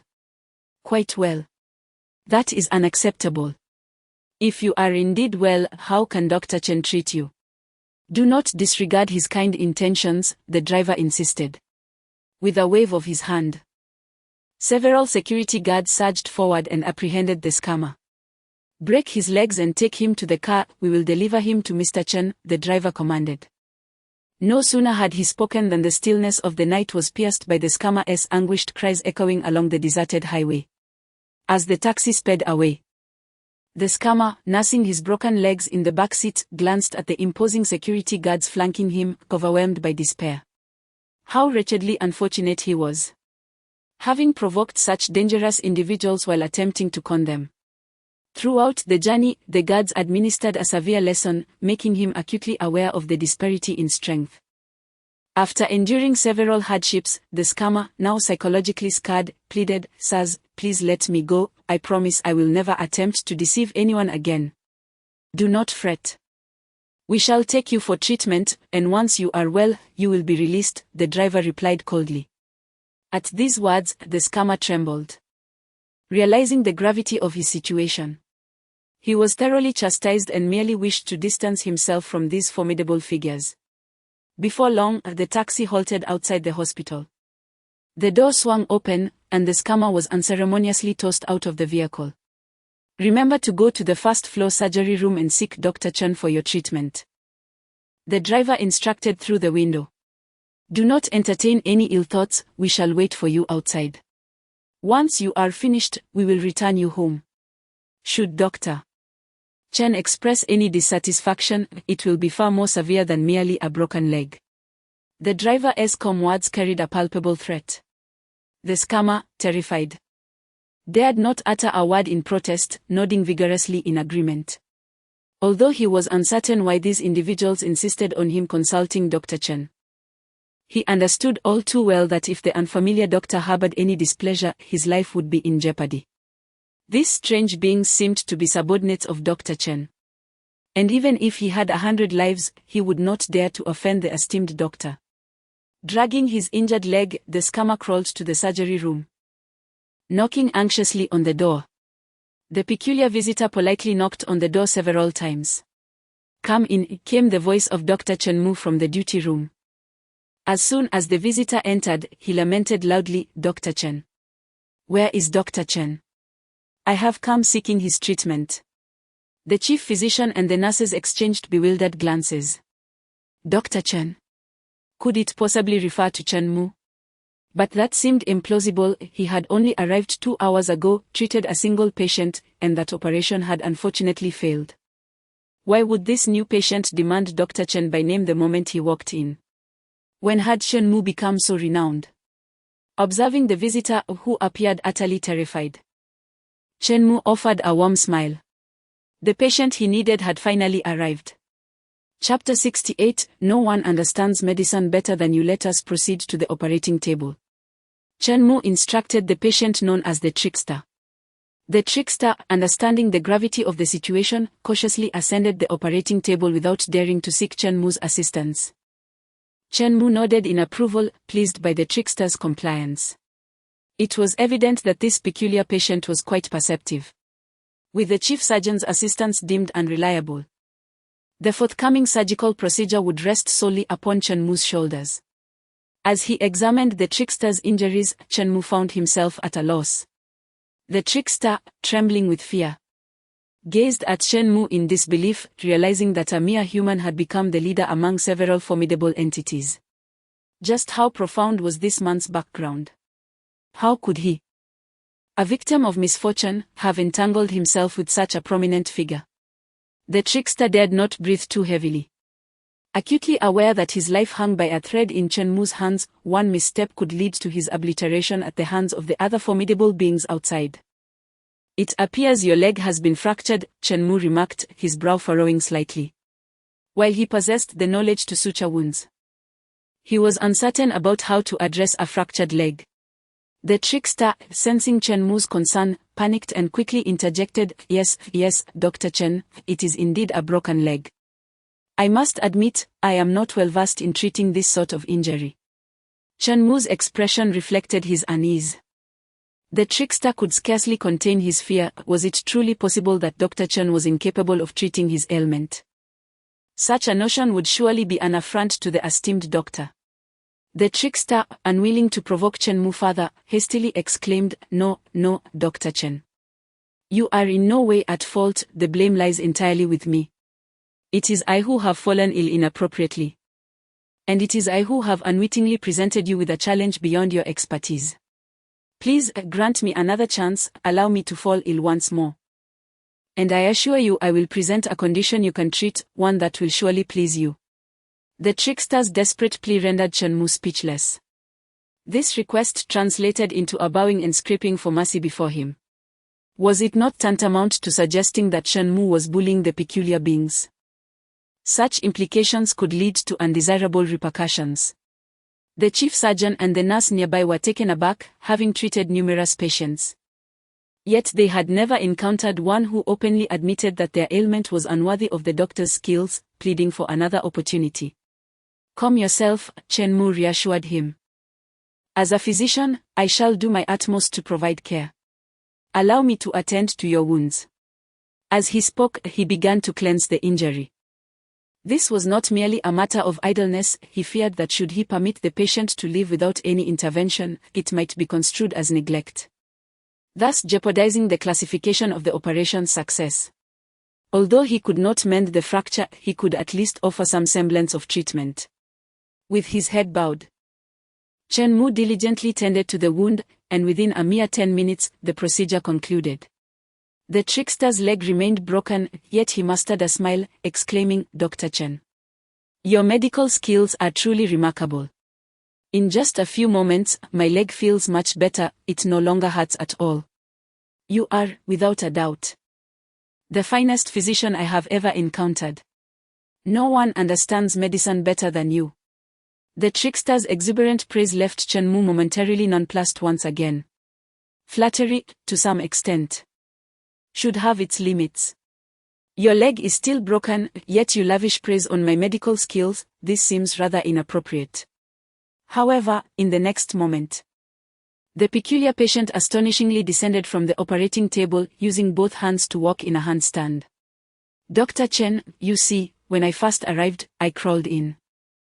After just a slight adjustment during the surgery, look at me, I can walk now.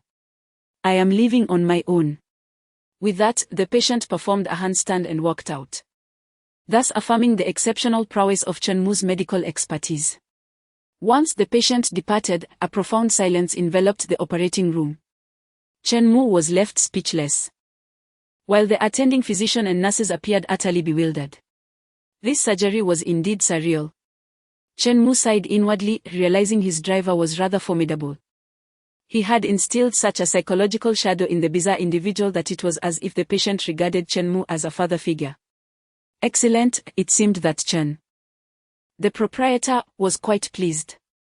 Moments later, a few lines of crimson text materialized before Chen Mu: "Surgery successful. Patient rating 100 points. Remarks: please ensure the patient feels as satisfied as possible, as this will yield higher ratings upon completion of the bizarre task. Your rewards will vary according to the rating received. The higher the rating, the better the rewards." Gazing at the sanguine text, Chen Mu finally exhaled in relief. He had discovered a path to success in the mission. However, this path was rather unique, applicable solely to Chen Mu. Other players lacked the capability to effectively manage a patient so thoroughly subdued. For them, the path to survival was likely, as Chen Mu had surmised, eliminate the bizarre entity and receive a default rating. The disparity in difficulty was evident. Chen Mu could effortlessly achieve a perfect score, while eliminating the bizarre creature not only posed the risk of retaliation but, if Chen Mu's assumptions were correct, would yield only a passing grade. The contrast was unmistakable. Chen Mu could not help but reflect on the advantages of wealth. With money comes power. And with power comes the ability to act freely. While other doctors rely on their exceptional medical skills to heal, Dr. Chen's approach hinges on one simple principle: money. As long as the funds are ample and the influence substantial, there is no ailment that Dr. Chen cannot cure. Should he encounter an insurmountable illness, it would certainly not be his fault, rather, it would be the patient's lack of understanding in daring to present an ailment that Dr. Chen could not remedy. They should simply return to illness until he is able to provide a cure. Not long after the patient left a positive review, as Chen Mu had anticipated, a new blood-red banner appeared on the wall: "Family Annihilation." The attending physician, upon seeing the banner, was taken aback. "Dr. Chen, I never imagined you would be so favored by patients. Your second patient seems quite satisfied, wishing you and your family a swift demise." Chen Mu's expression darkened immediately. Although within the culture of the bizarre world, family annihilation was meant to commend his medical skills, the phrase felt utterly disconcerting to him. This compliment, however well-intentioned, struck an odd chord. Before long, yet another victim, no, another patient, entered the duty room. Undoubtedly, this patient was brought in by the driver once again. Unlike the first, this time the patient was accompanied by an accomplice. Both individuals bore the marks of a severe beating, particularly the patient who had been treated with extraordinary brutality. Arriving in a semi-paralyzed state, supported by his companion. Much like the second patient, upon entering, the duo exclaimed in unison, "Dr. Chen.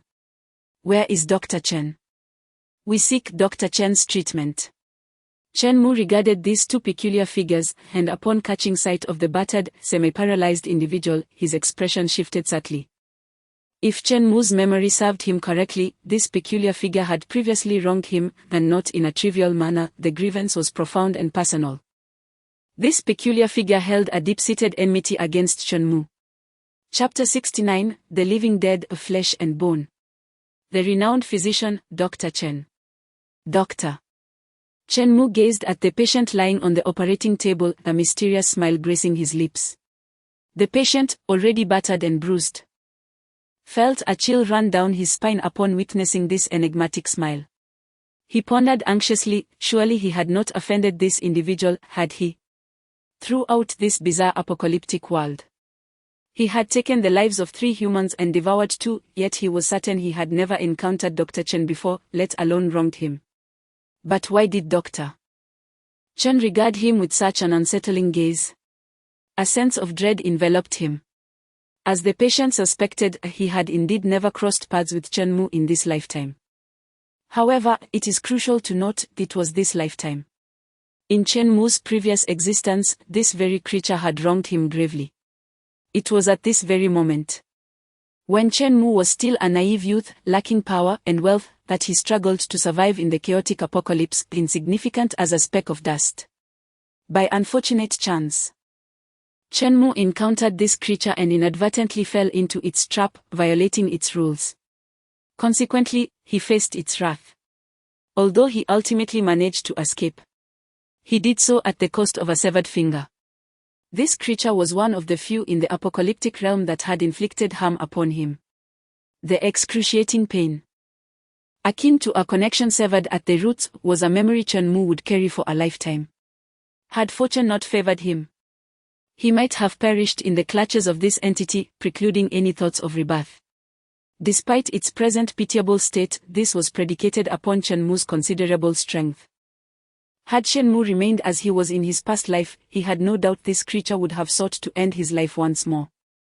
Such enmity could not go unavenged. Chen Mu was not magnanimous enough to forgive a being that had nearly taken his life. Thus, Dr. Chen wasted no time and unleashed a torrent of fury upon it. He approached the wall, retrieving a defibrillator specifically designed for dealing with such creatures. This device, charged with high-voltage electricity, was not to be used in non-emergency situations due to the immense harm it could inflict on the entity.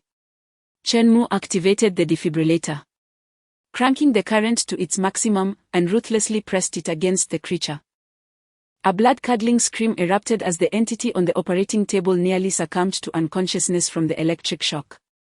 Oh, this was merely the beginning, Chen Mu remarked with a chilling smile. The creature, rendered speechless, was met with yet another jolt before it could utter a word. The accompanying entities, equally terrified, dared not speak, realizing the severity of Dr. Chen's intent. This was a vendetta to the death. What deep-seated animosity could provoke such a reaction? Should this torment continue, annihilation was imminent. Chen Mu, however, was not one to waste words. His stance towards the creature that had nearly claimed his life was unequivocal: he would seek vengeance, even if it meant settling for a mere passing score of 60. He firmly believed that to forgive a former enemy was to betray the self he once was. In that moment of fleeing, with his finger severed, he had wished for the creature to suffer 1,000 deaths. Having been reborn, what right did he have to pardon this entity on behalf of his former self? Thus, Chen Mu either refrains from making enemies, ensuring a harmonious existence for all, or should conflict arise, he decisively eradicates his adversaries, never allowing them the opportunity to strengthen themselves and seek vengeance. Soon, under the meticulous care of Dr. Chen, the peculiar figure on the operating table lay utterly still, having succumbed to his fate. At long last, the grudge from years past regarding the severed finger was avenged. Chen Mu set aside the defibrillator and addressed his strange accomplice, saying, "I apologize, my medical skills are lacking, and I inadvertently caused his demise. Please, take his body away." The peculiar accomplice, having witnessed his comrade perish before his eyes, was utterly terrified. How ruthless! Indeed, this group was merciless. Trembling with fear, he recalled the brutal security guards and drivers, and was struck by the realization that even Dr. Chen, their superior, was equally fierce. This group was not to be trifled with. If he were to offend Dr. Chen, he would likely find himself unable to leave the hospital that night. What had Dr. Chen just said? That he had killed the patient. A doctor, having caused the death of a patient. Was this not a slap in the face to Dr. Chen? To the peculiar accomplice, Chen Mu's words sounded like a superior admitting a mistake. How could one expect their leader to acknowledge wrongdoing?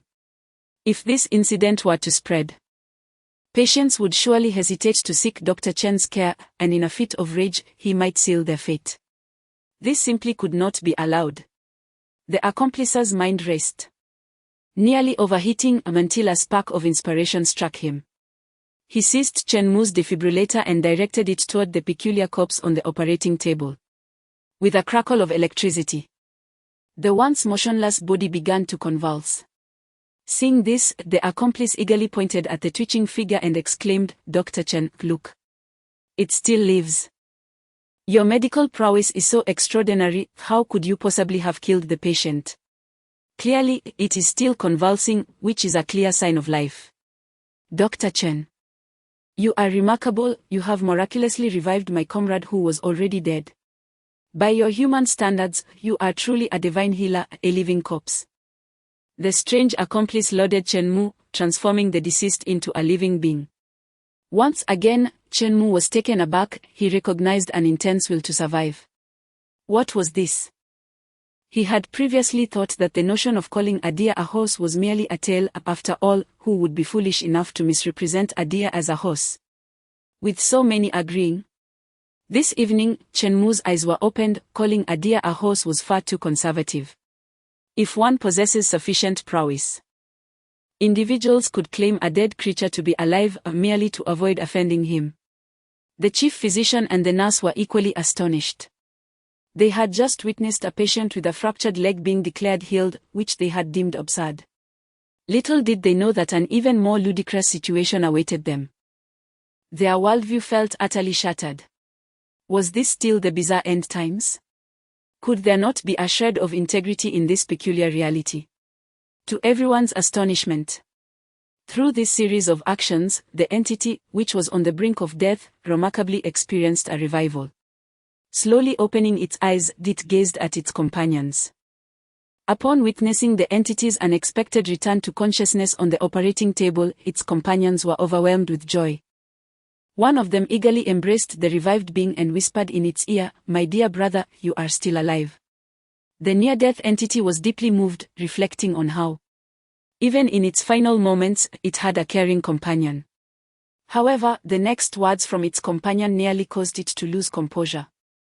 The eager companion exclaimed, "My dear brother, you have yet to provide a review for Dr. Chen's surgery. You must not pass away before giving him a 5-star rating. If you die, I will be doomed. Quickly. While you still have breath, please bestow upon Dr. Chen the 5-star rating he deserves. He is the greatest physician of our time." Chapter 70, Dr. Chen. I was truly blinded just now. This scene left Chen Mu utterly bewildered. Before long, he saw a line of blood-red characters materialize before his eyes. Surgery successful. Patient rating 100 points. After bestowing a 5-star review upon Dr. Chen, the patient on the operating table finally breathed their last. The peculiar companion dared not linger. clutching their comrade whom Dr. Chen had miraculously revived, and swiftly fled.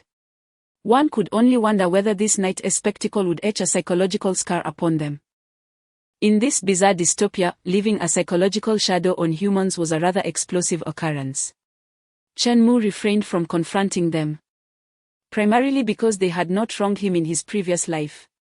Moreover, within the context of the strange task, that companion was not classified as a patient. To avert any unforeseen mishaps, Chen Mu chose not to take action against them. After all, his driver awaited outside, having received a 5-star rating. These two oddities held little value for him. Chen Mu had faith that his driver would adeptly handle the situation. Both patients expressed immense satisfaction with Dr. Chen. The only regret that lingered for Chen Mu was regarding the first patient. Alas! His medical skills were lacking, preventing him from achieving universal satisfaction among all patients. Most importantly, he could not attain a perfect score. The first patient had awarded him merely 40 points. What a significant setback it was. As the patients departed, the on-call operating room fell into a profound silence once more. Chen Mu awaited the arrival of new patients, while the chief surgeon and nurses curiously observed him. At this juncture, even the chief surgeon could discern that Chen Mu was extraordinary. If the second patient, who had a broken leg, might have been mentally unstable in their fervent adulation of Chen Mu, then the third patient could not possibly share that affliction. Especially after having been treated poorly and still kneeling before him. The only plausible explanation was that Chen Mu was indeed an extraordinary individual.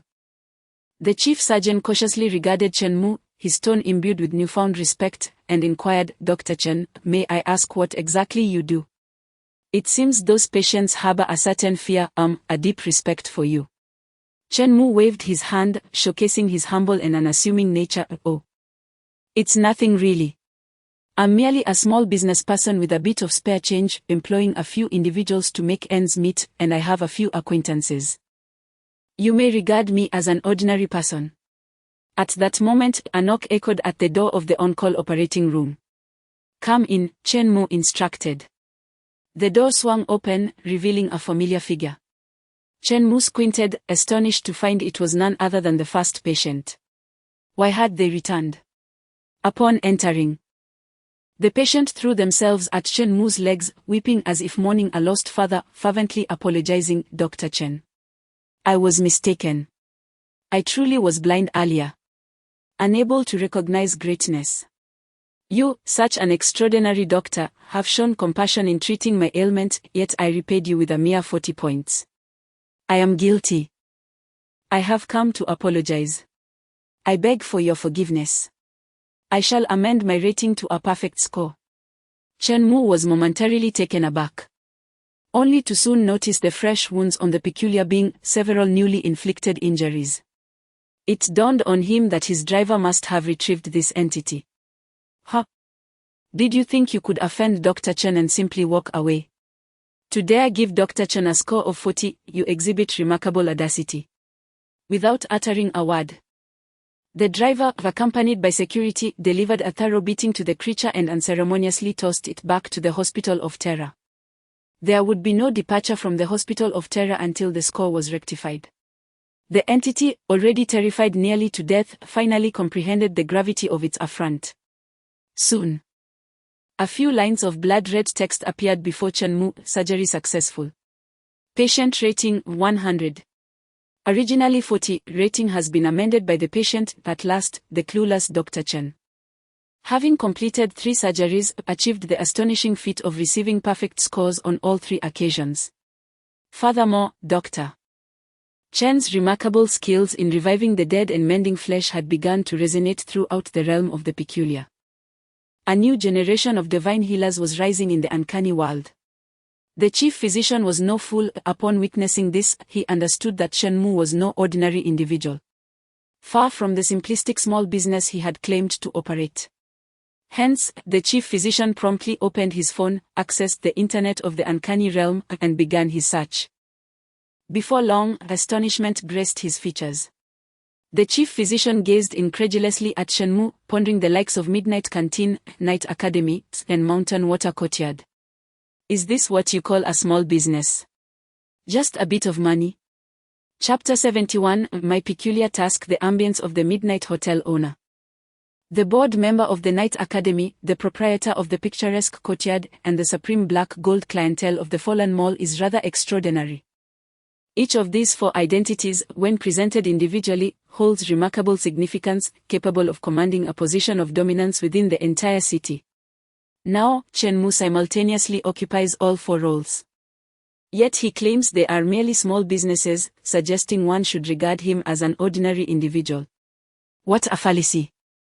If this is what constitutes an ordinary person, then the world's ordinary populace could be counted on a single hand.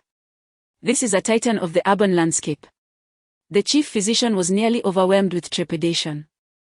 Frankly speaking, Chen Mu has become a quasi-ruler of the city, an uncrowned monarch.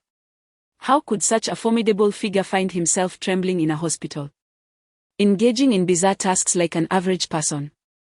This is utterly illogical. If Chen Mu were to merely confer with the hospital director, he would receive the most luxurious treatment, with the director himself attending to him. Why would he need to endure the indignities of the operating room?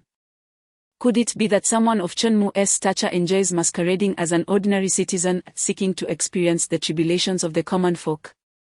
If he were to discover such a notion, one could only imagine his cries of injustice. Chen Mu is no masochist, he would never willingly subject himself to discomfort. If there were a privileged pathway available, he would have undoubtedly seized it without hesitation. The crux of the matter is that such an avenue does not exist. Within Chen Mu's network, he has no acquaintance with the hospital director. The reason is quite straightforward: the success rate of the hospital's treatments is notoriously grim. When patients enter, it cannot be said they are resurrected, rather, it is a mere struggle for survival. The most frequented department within the hospital is ironically the morgue located in the subterranean level. Subsequently, the hospital began to engage in side ventures, offering a service where patients would receive immediate treatment, only to succumb and then be cremated in a seamless procession. The hospital's reputation in the realm of the bizarre is only marginally superior to that of a crematorium. In light of such a dismal mortality rate, who in their right mind would voluntarily seek treatment at this hospital? Thus, the extraordinary figures that Chen Mu is acquainted with, be they principals or dukes, for the sake of their own safety, have drawn a clear boundary from this institution. Lacking an acquaintance with the director and insufficient connections, the only recourse available to Chen Mu is to undertake bizarre tasks, inadvertently revealing his financial acumen to capture the director's attention. This is not an act of ostentation on Chen Mu's part, but rather a desperate measure compelled by the dismal circumstances of this strange apocalypse, which has transformed this humble and discreet individual into an unwitting pretender. The chief physician, unaware of these underlying truths, mistakenly surmises that Chen Mu is merely a wealthy scion seeking to experience life. Such a person of his caliber is beyond the director's reach, and as a mere physician, he naturally cannot afford to offend him. Suddenly, the chief physician recalled that during the treatment of the first patient, he had inadvertently taken advantage of Chen Mu. The very individual whom even the director dares not provoke had been a victim of his scheming. This spells trouble, the chief physician thought. I too wish to salvage the situation. Thus, when the next peculiar patient arrived, before Chen Mu could intervene, the chief physician transformed entirely, exhibiting an uncharacteristic eagerness. Dr. Chen, you have treated 3 patients and must be fatigued. Allow me to take over for 2 surgeries. The chief physician, while speaking, moved to assist the patient. Chen Mu suddenly grew anxious, questioning the intentions of this NPC. Was he attempting to use up his business? This was a task delivered by his driver, and he was eager to complete this peculiar mission. The rules had not indicated that the chief physician would encroach upon his territory. No, please rest. I, as a young person, can endure hardships. Allow me to continue, Chen Mu insisted. Meanwhile, the patient, witnessing the chief physician approach, also felt a pang of urgency. Having just experienced the driver's warm care, he began to perceive Chen Mu and the chief physician as a united front. How could he allow such formidable individuals to support him? It felt akin to a superior offering assistance to one seated if one wished to thrive within the company. No one dared to accept help from a leader. Such an act would be an ostentatious display. Clearly, the peculiar patient was not yet ready to relinquish his existence in this world. Thus, within the operating room, an unusually harmonious scene unfolded. The chief physician sought to assist the patient, while the young doctor eagerly contested to help, and the patient fervently declined, insisting on climbing onto the operating table unaided. Everyone was reluctant to burden another, preferring to shoulder their own hardships. Such a scene of harmony had not been witnessed in many years. Ultimately, the peculiar patient, overwhelmed by the pressure, suddenly knelt before Chen Mu, exclaiming, "Dr. Chen, please allow me to ascend the operating table alone. I dare not trouble you with my assistance." In a moment of urgency, the chief physician also knelt before Chen Mu, stating, "Dr. Chen, you have worked tirelessly, allow me to perform this surgery." Chen Mu was taken aback, witnessing both the patient and the chief physician kneeling before him. What on earth was happening? Was this truly a peculiar mission? The atmosphere had shifted dramatically. The patient and the chief physician, originally NPCs in this bizarre task, who had previously disregarded the player's existence, were now both kneeling before him. He had done nothing to warrant such reverence. Had he mistakenly entered the wrong peculiar mission? At that moment, a female peculiar nurse unexpectedly guided Chen Mu to a nearby chair and began to massage his shoulders. "Dr. Chen, you have labored so hard in surgery. Please rest for a while. Allow me to help you with a shoulder massage." The nurse was not oblivious, seeing the chief physician so submissively honoring Chen Mu. She knew she had to be proactive to avoid incurring his displeasure. Soon, an extraordinary scene unfolded in the operating room. Chen Mu, as the player, reclined comfortably in a chair, relishing the massage from the female nurse. The chief physician diligently operated on the patient at the table. The patient, grimacing in pain, simultaneously praised the surgeon's skills, of course. He was lauding Chen Mu's expertise. Although it was the chief physician performing the surgery, the patient incessantly extolled Dr. Chen, who was enjoying the massage. "Oh, that incision was perfectly executed, creating just a small cut on my kidney. The precision is remarkable. It's evident that decades of experience are reflected in this technique. Dr. Chen is truly a master surgeon, with skills that are nothing short of extraordinary. Oh, the suturing here is simply exquisite. Dr. Chen's craftsmanship is truly awe-inspiring." Chen Mu shrugged, exclaiming that he had done nothing at all, yet if you say so, then so be it. Today has truly opened his eyes. The bizarre flattery directed towards the leader was indeed unparalleled. Thus, despite Chen Mu's apparent inaction, the strange task continued to progress steadily. Do not inquire further. Simply know that it is the latest version, fully automated bizarre tasks. The key feature allows players to remain utterly inactive while the peculiar NPCs autonomously complete the strange assignments on their behalf. Once everything was stitched up, and the operation concluded, a line of crimson text appeared before Chen Mu. "Operation completed. Patient rating 100 points." Astonished, Chen Mu could hardly believe it. The chief surgeon had performed the procedure for him, thus counting as his own surgery. Indeed, the rules merely stated that the chief surgeon would guide Chen Mu, but did not specify that the chief surgeon could not directly assist in the operation. It seems the architect of these rules could not have anticipated the existence of such an extraordinary player. Chapter 72, The Sole Perfectionist. Thus, as the final patient appeared, the atmosphere within the operating room remained surreal. Chen Mu reclined in his chair, now receiving a leg massage. The chief surgeon performed the operation while the patient lavished praise upon Chen Mu. Even more bizarrely, none of those present perceived anything amiss. Had outsiders witnessed this scene, their entire worldview would undoubtedly have crumbled, leaving them to question the authenticity of the eerie apocalypse they found themselves in. How could such vast disparities exist among individuals in a world teeming with strangeness? Before long, the last surgery concluded. Before Chen Mu's eyes, a notification materialized. "Congratulations. You have successfully completed the Midnight Doctor mission. Your total score is 500 points. A perfect score, an unequivocal triumph.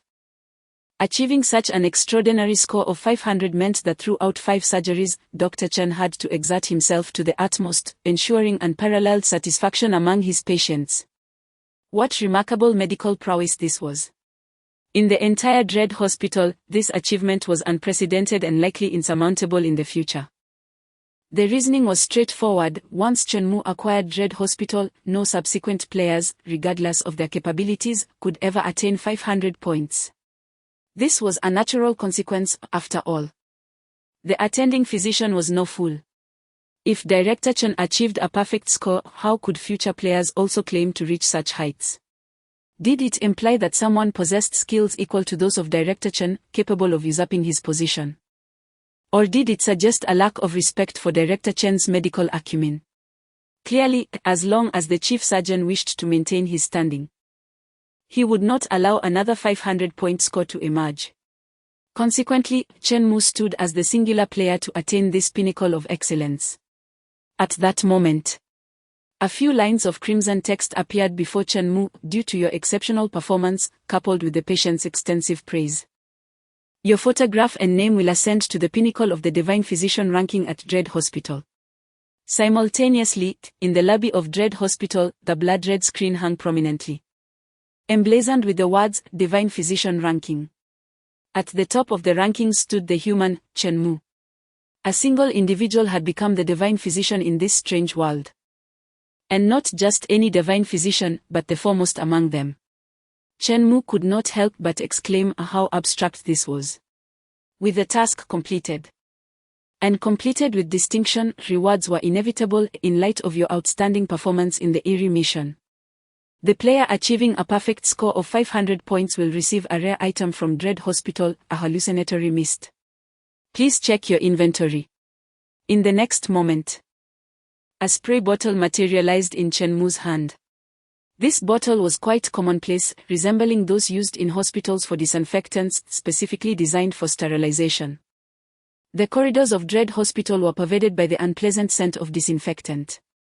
However, the hallucinatory mist in Chen Mu's grasp shimmered with a dizzying blend of red, white, and blue. Despite being categorized as a rare item, within the hierarchy of Eerie Kings, Eerie Generals, Eerie Leaders, Eerie Soldiers, and Eerie Citizens, the hallucinatory mist was indeed a prized possession. Previously, Chen Mu had expended tremendous effort to acquire the death-heavy armor of the Deceptive General, seizing the advantage over the Reborn in the process before finally obtaining it. The Deceptive Long-Range item is merely one level below the death-heavy armor. Completing a peculiar task to obtain such a Deceptive Long-Range item is indeed quite a bargain. However, for others to achieve the perfect score of 500 points may pose a slight challenge. Chen Mu, suppressing his excitement, began to examine the introduction of the item in his possession. Chapter 73. Do not relentlessly pull at a single ship. Item of the Arcane class, Hallucinatory Mist Item Effect. This is a single-use item. By pressing the handle of the spray bottle, you activate this item. Upon usage, the spray bottle will disperse a hallucinatory mist. All entities within a radius of 10 meters, possessing power below the arcane level, will be affected, succumbing to an illusion for a duration of 1 hour. You have the option to predefine the content of the illusion, allowing for personalized customization according to your desires. Note, this item belongs to the category of rare artifacts and will become ineffective after a single use. Please exercise caution in its application. After perusing the introduction of the new item, Chen Mu could not help but feel a spark of excitement. This item is splendid. With this artifact in hand, one can ensnare the peculiarities surrounding them within an environment of their own fabrication, sustaining it for an hour. Does this not imply that one can indirectly wield influence over the thoughts of the uncanny? In this hour, whatever one wishes for the bizarre to perceive, the bizarre shall behold. The peculiarities of the strange are indeed useful. Chen Mu can envision that with this particular tool in hand, he could hypnotize the anomalies within an hour, conjuring up a myriad of fascinating occurrences. The only drawback, alas, is that this implement is limited to a single use. There is but a single opportunity. The formidable death armor, with its extraordinary capabilities, can be utilized repeatedly, albeit with a cooldown period of 1 month. Wait a moment. A sudden spark of inspiration ignited within Chenmu's mind. It appears that there are no regulations stipulating that an individual can only partake in a peculiar task once. If others were to discover Chenmu's intentions, they would undoubtedly scornfully exclaim, "How naive." Everyone is utterly terrified of the bizarre tasks, fearing the possibility of being chosen. Yet, you seem to have become quite addicted to it, haven't you? Once was not enough, he yearns for more. In this Midnight Doctor mission, Chenmu has already achieved victory, yet there are no rules stipulating that he cannot engage repeatedly. By achieving a perfect score once, one can acquire a hallucinogenic spray. Thus, if I were to repeat this feat multiple times, would it not enable me to obtain numerous hallucinogenic sprays? If one can be utilized only once, what if I were to acquire 10? Or even 20? Wouldn't that enable me to make use of them 10 or 20 times? With the emergence of this idea, Chenmu was instantly filled with excitement. If the concept proves feasible, he would gain access to an almost limitless supply of hallucinogenic spray, provided he has the time to complete the tasks. Chenmu did not hesitate, without uttering a single word. He left the on-call operating room.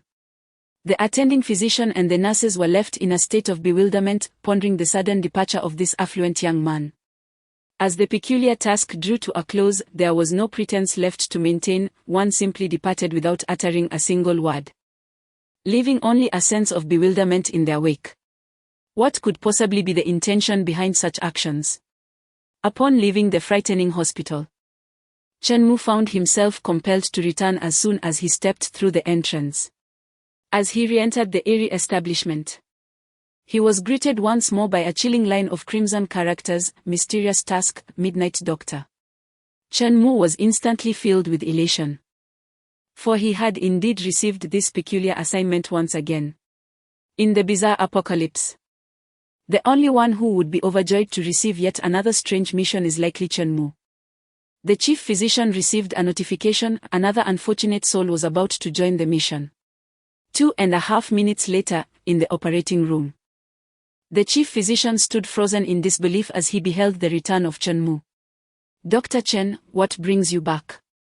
The chief physician, feeling the weight of age, struggled to comprehend the situation.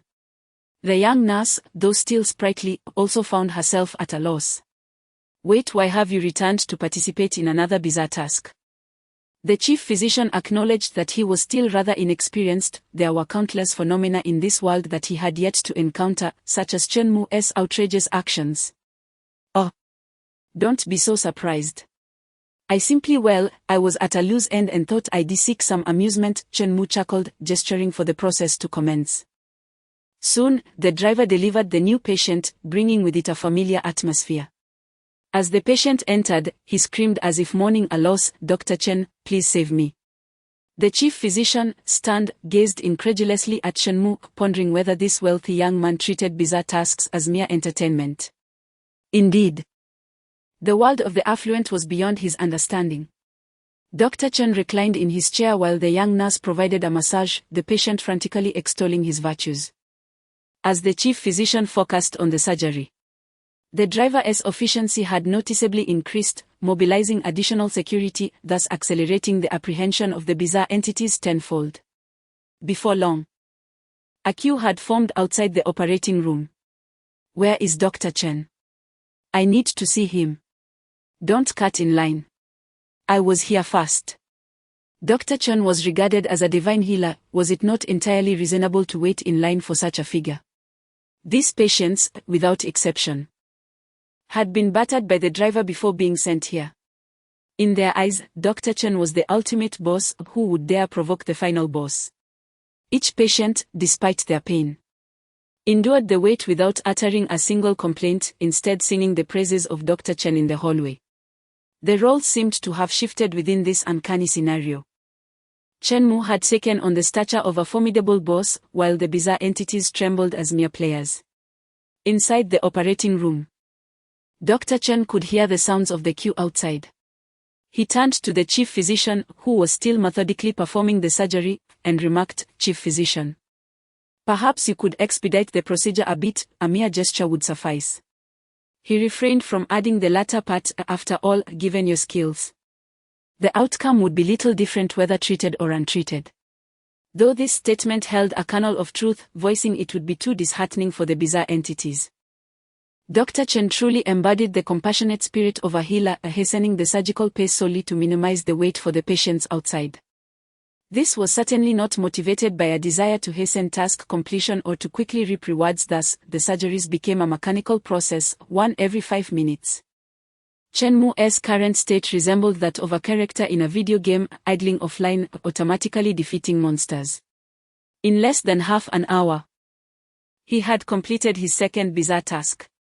As anticipated, a familiar line of small text appeared before Chen Mu. "In light of your exceptional performance in the bizarre task, you shall receive a rare grade item, Illusory Mist." Chen Mu couldn't help but smile. Incredible. He could indeed repeatedly farm this. It was nothing short of a perfect glitch. The chief doctor, noticing the additional item in Chen Mu's possession, immediately grasped the situation. "Goodness!" the chief exclaimed. "You are treating the bizarre task as if it were a dungeon in an online game, aren't you? As if you were farming for gold." While other players viewed the bizarre task with trepidation, pleading for a chance at survival, Chen Mu's attitude was almost one of, "Old man, hurry up and grant me some gold." However, what left the chief doctor even more astonished was yet to come. Without uttering a word, Chen Mu directly exited the on-call operating room. A sense of foreboding welled up within the chief doctor. This young man wouldn't he dare to attempt it again, would he? "You've caught a sheep and are intent on shearing it to the bone." Chen Mu had entered a frenzied mode of wool-gathering. Chapter 74, The task ruined by Chen Mu. As soon as Chen Mu departed from the on-duty operating room, the patients in the corridor erupted in a fervor. "Dr. Chen, you haven't attended to me yet. You cannot leave. Dr. Chen, please help me, I've waited in line for half an hour. Just spare me a glance, otherwise I fear I won't be able to exit this terrifying hospital." The patients cried out to Chen Mu's retreating figure, sounding as if he were a divine healer. Yet, to assert that they were deceiving him would be misleading. Their pleas were genuine, fervently beseeching Chen Mu for assistance. When numerous patients plead for a doctor's care and extol the efficacy of the treatment, one could hardly dispute the claim that the doctor is indeed extraordinary. As for the notion of Chen Mu being a miraculous physician, it aligned perfectly with their sentiments, though there lingered a peculiar feeling about it. Possessing a compassionate heart, Dr. Chen could not bear to let his patients down. He turned to them and reassured, "Do not worry, I shall return shortly." 5 minutes later, the chief physician was rendered numb, having once again witnessed someone enter the terrifying hospital. Indeed, the individual was none other than Dr. Chen. Half an hour later, Chen Mu awaited the bizarre task to yield its rewards with eager anticipation. However, 5 minutes passed, and no crimson text appeared before him. What was amiss? Had he been unable to reap the rewards? "Please, I have invested half an hour." Although he had accomplished nothing substantial, he felt it was a considerable effort on his part. Perhaps his outrageous conduct had rendered the bizarre task ineffectual.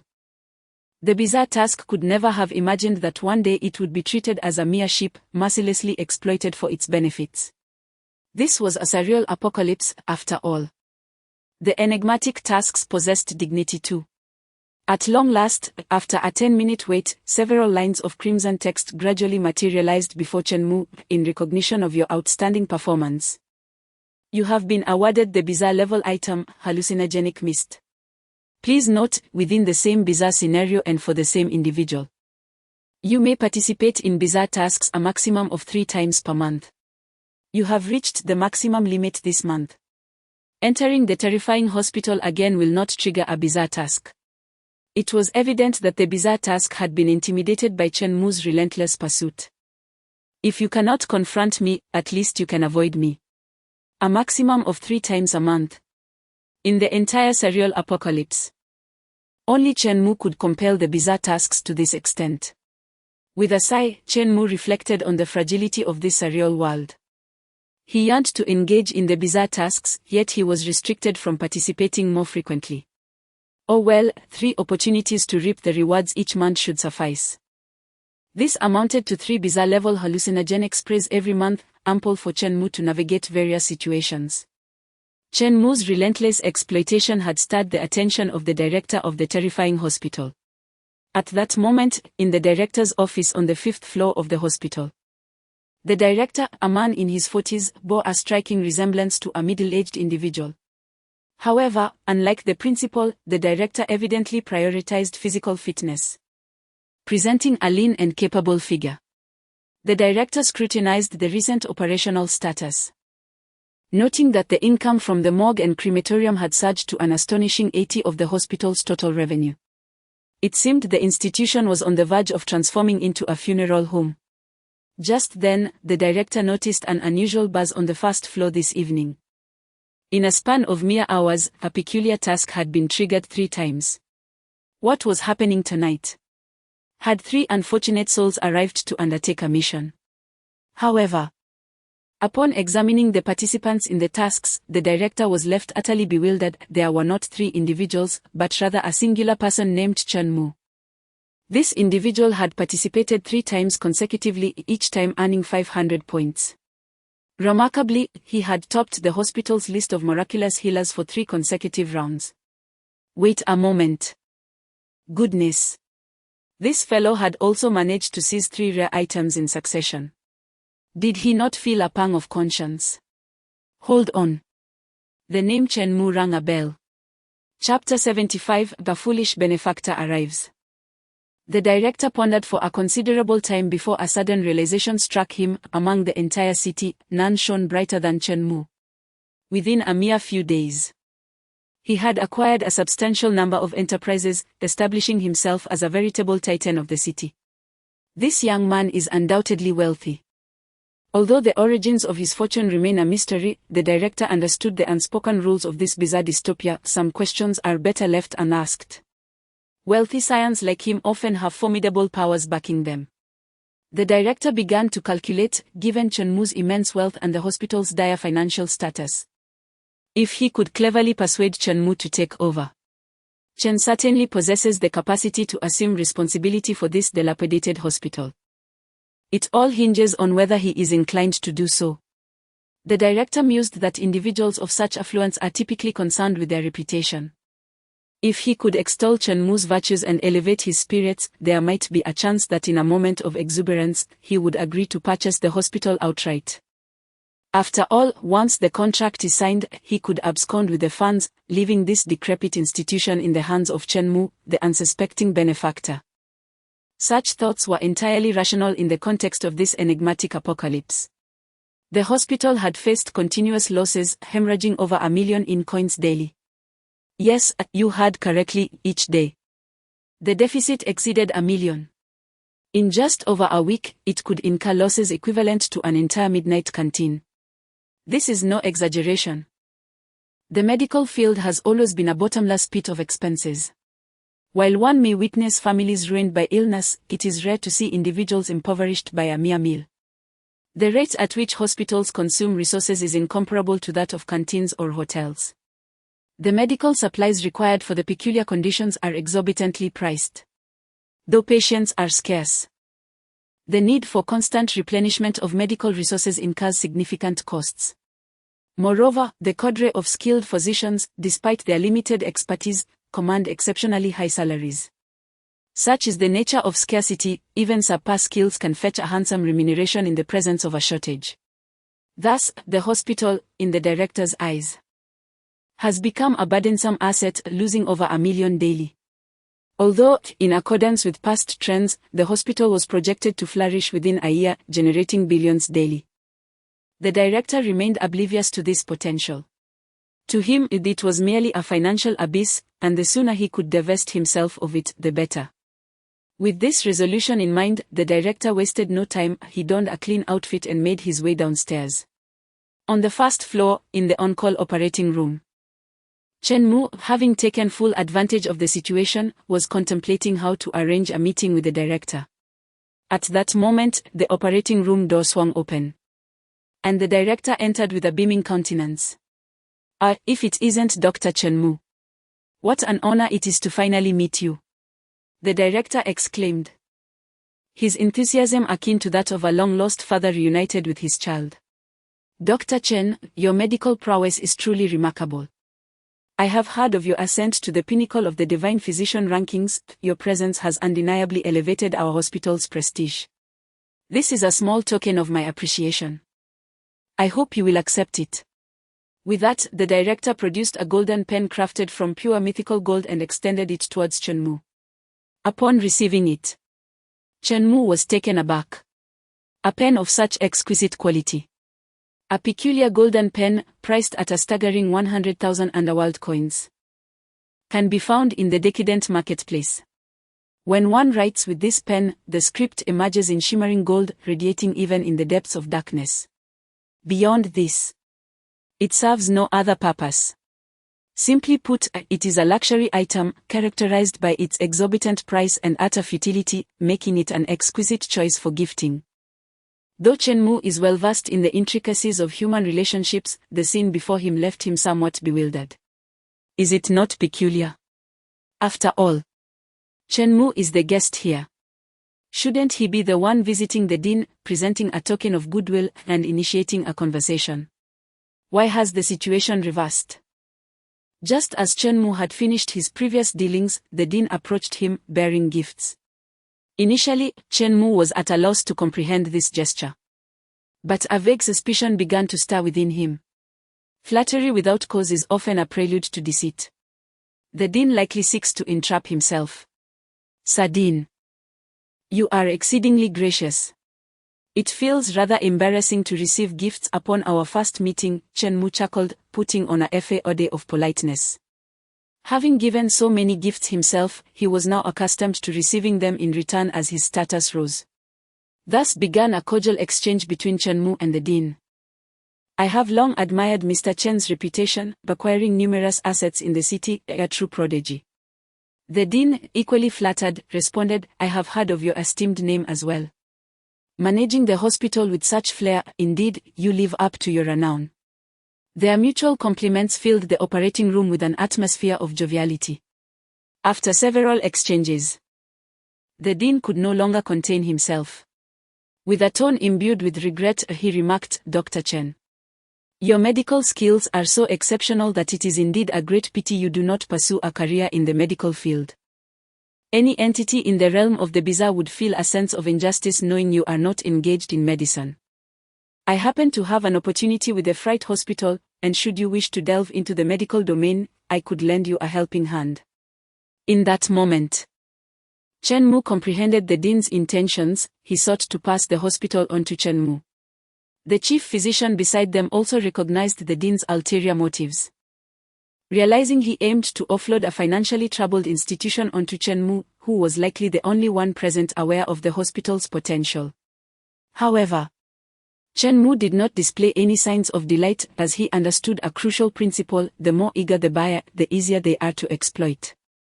Chen Mu possessed wealth but was unwilling to be taken advantage of. He aimed to negotiate the price down, hoping to acquire the hospital at the most economical rate possible. With limited financial resources and modest means, he preferred to save wherever he could, unlike those affluent magnates. Chapter 76, the unfortunate one finally signed the contract. A look of joy initially graced Chen Mu's face. Really? The esteemed director is so generous. He is willing to sell the terrifying hospital to me.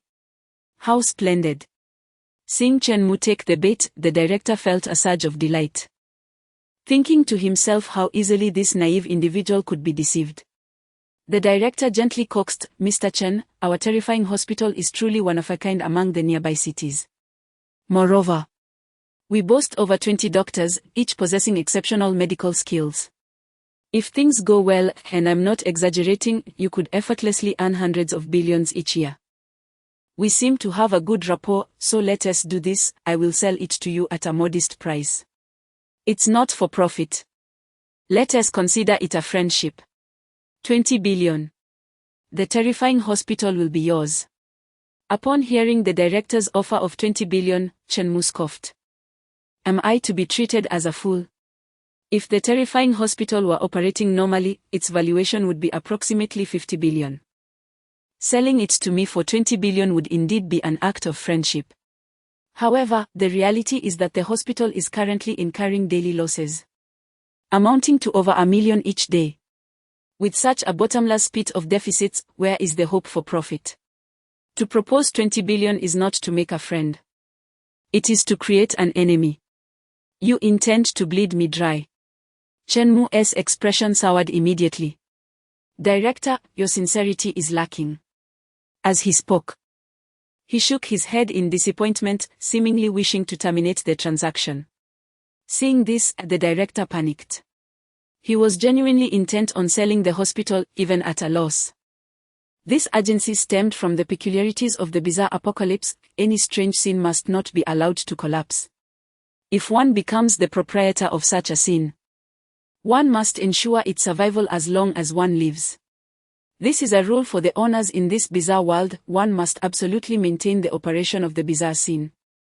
Should this rule be violated, even the most formidable owners could face dire consequences. This is why, even when the Midnight Diner was on the brink of failure, the skeletal owner continued to invest money to keep it afloat. Similarly, despite the terrifying hospital being a veritable money pit, the director still had to inject over 1 million ghost coins daily to maintain its operations.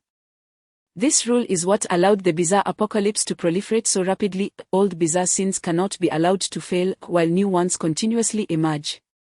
With the increasing number of bizarre scenes, the bizarre apocalypse only grows stronger. Gritting his teeth, the director turned to Chen-Mu and asked, Mr. Chen, what price do you propose? Without hesitation, Chen-Mu extended a single finger, signifying his acceptable price, 1 billion ghost coins. He had cut the price in half. This was the most reasonable price Chen-Mu could accept, ensuring that neither party would take undue advantage of the other. Seeing the single finger raised by Chen-Mu, the director exhibited a look of astonishment. This young man was indeed ruthless in his negotiations. Enough is enough. The terrifying hospital is a veritable money pit.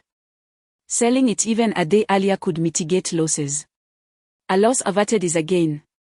The director, with a sense of resignation, remarked, very well. Let us settle on 100 million. Upon hearing this, Chen-Mu was taken aback. It seemed the director had misunderstood his intentions. When he raised a finger, it signified 10 billion, yet the director interpreted it as merely 100 million. How outrageous. The director had drastically slashed the price, and in a rather unconventional manner, reducing his own valuation. While Chen-Mu merely intended to have the price, the director had effectively brought it down to the ankle. Observing Chen-Mu's hesitation, the director assumed he was discontented and clenched his teeth, saying, 90 million. Chen-Mu was once again astonished. This was even cheaper than the Dark Knight Academy. Just how desperate was the director to rid himself of this hot potato? To Chen-Mu's surprise, his moment of indecision prompted the director to further lower the offer, 80 million. Chen-Mu, 70 million. Now it was Chen-Mu who felt awkward. A treasure worth billions was being sold to him for a mere 70 million. It seemed that since the onset of this bizarre apocalypse, he had never encountered such a lucrative deal.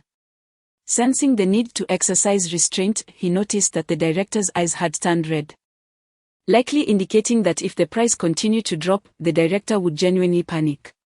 Thus, Chen-Mu feigned reluctance, sighed with a hint of resignation, and said, alas, 70 million still feels somewhat steep.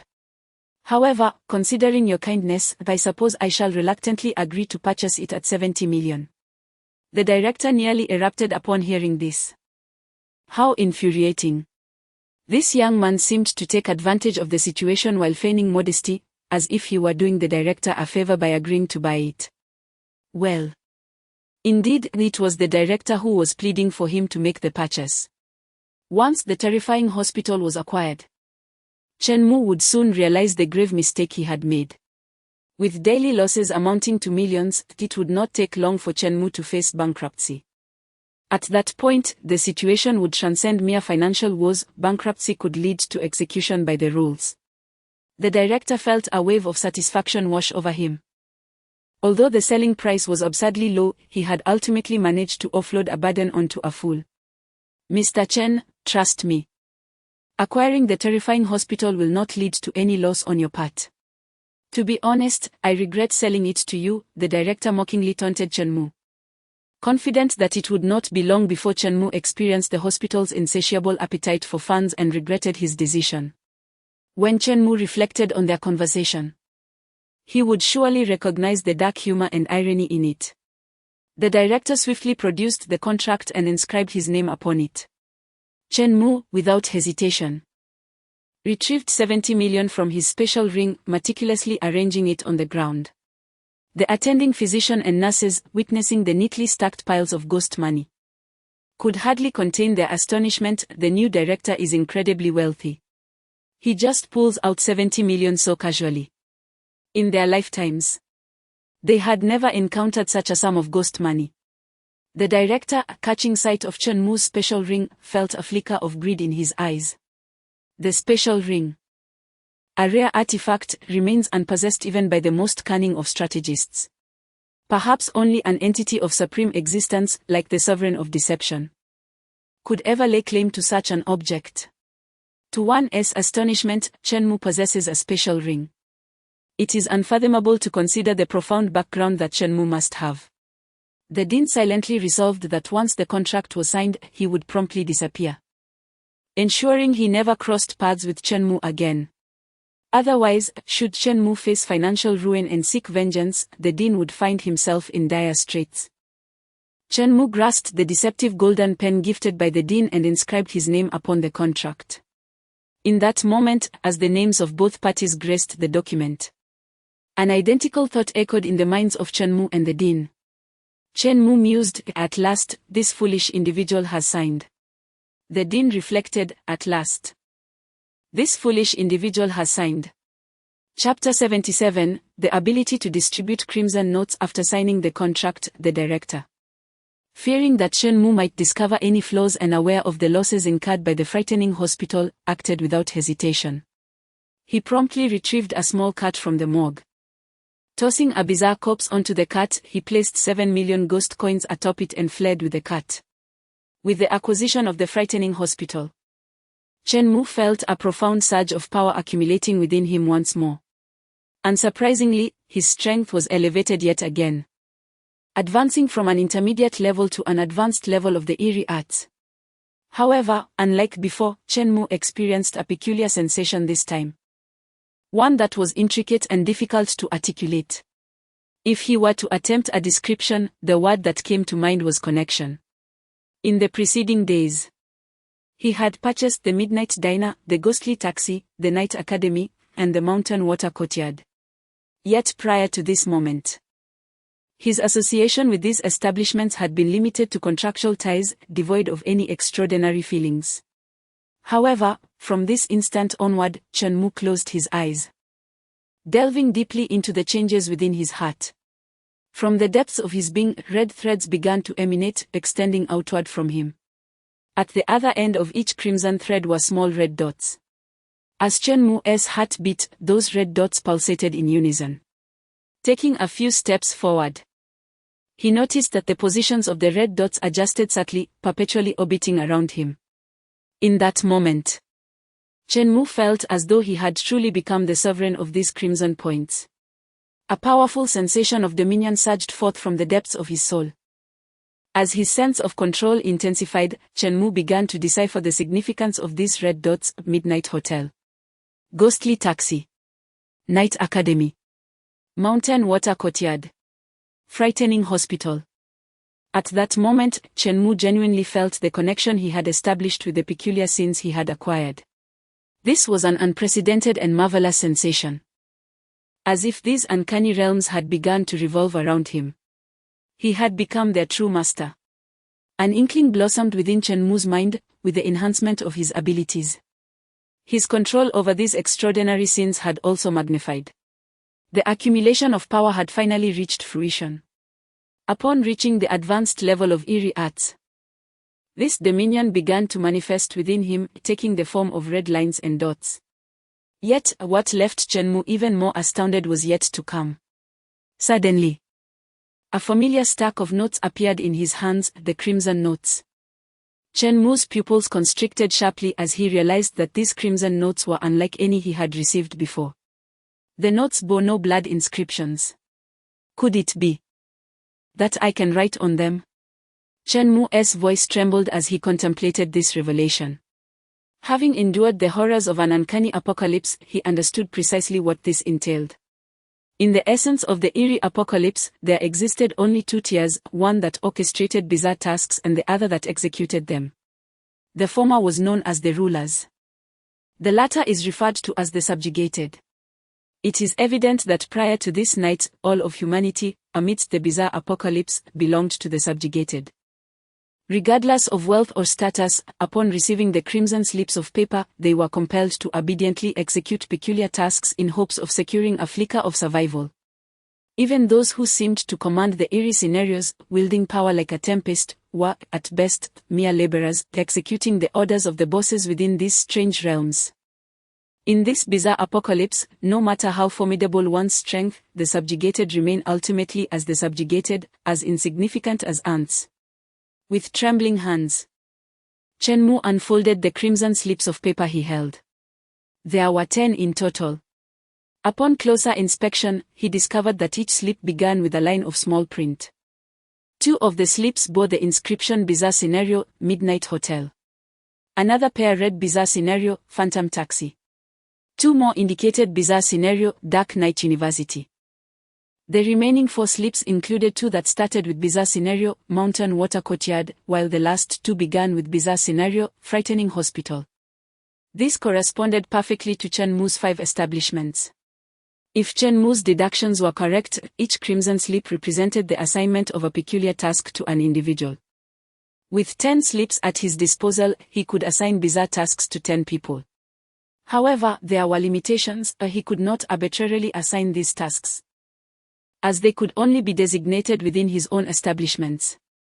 Moreover, each establishment had a cap on the number of participants. 2 crimson slips meant that a single establishment could accommodate a maximum of 2 individuals.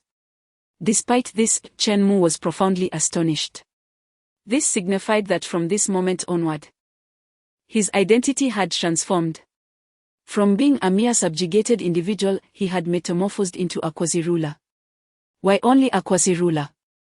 Because Chenmu was still susceptible to receiving crimson slips himself, necessitating his participation in some bizarre tasks, thereby remaining part of the subjugated.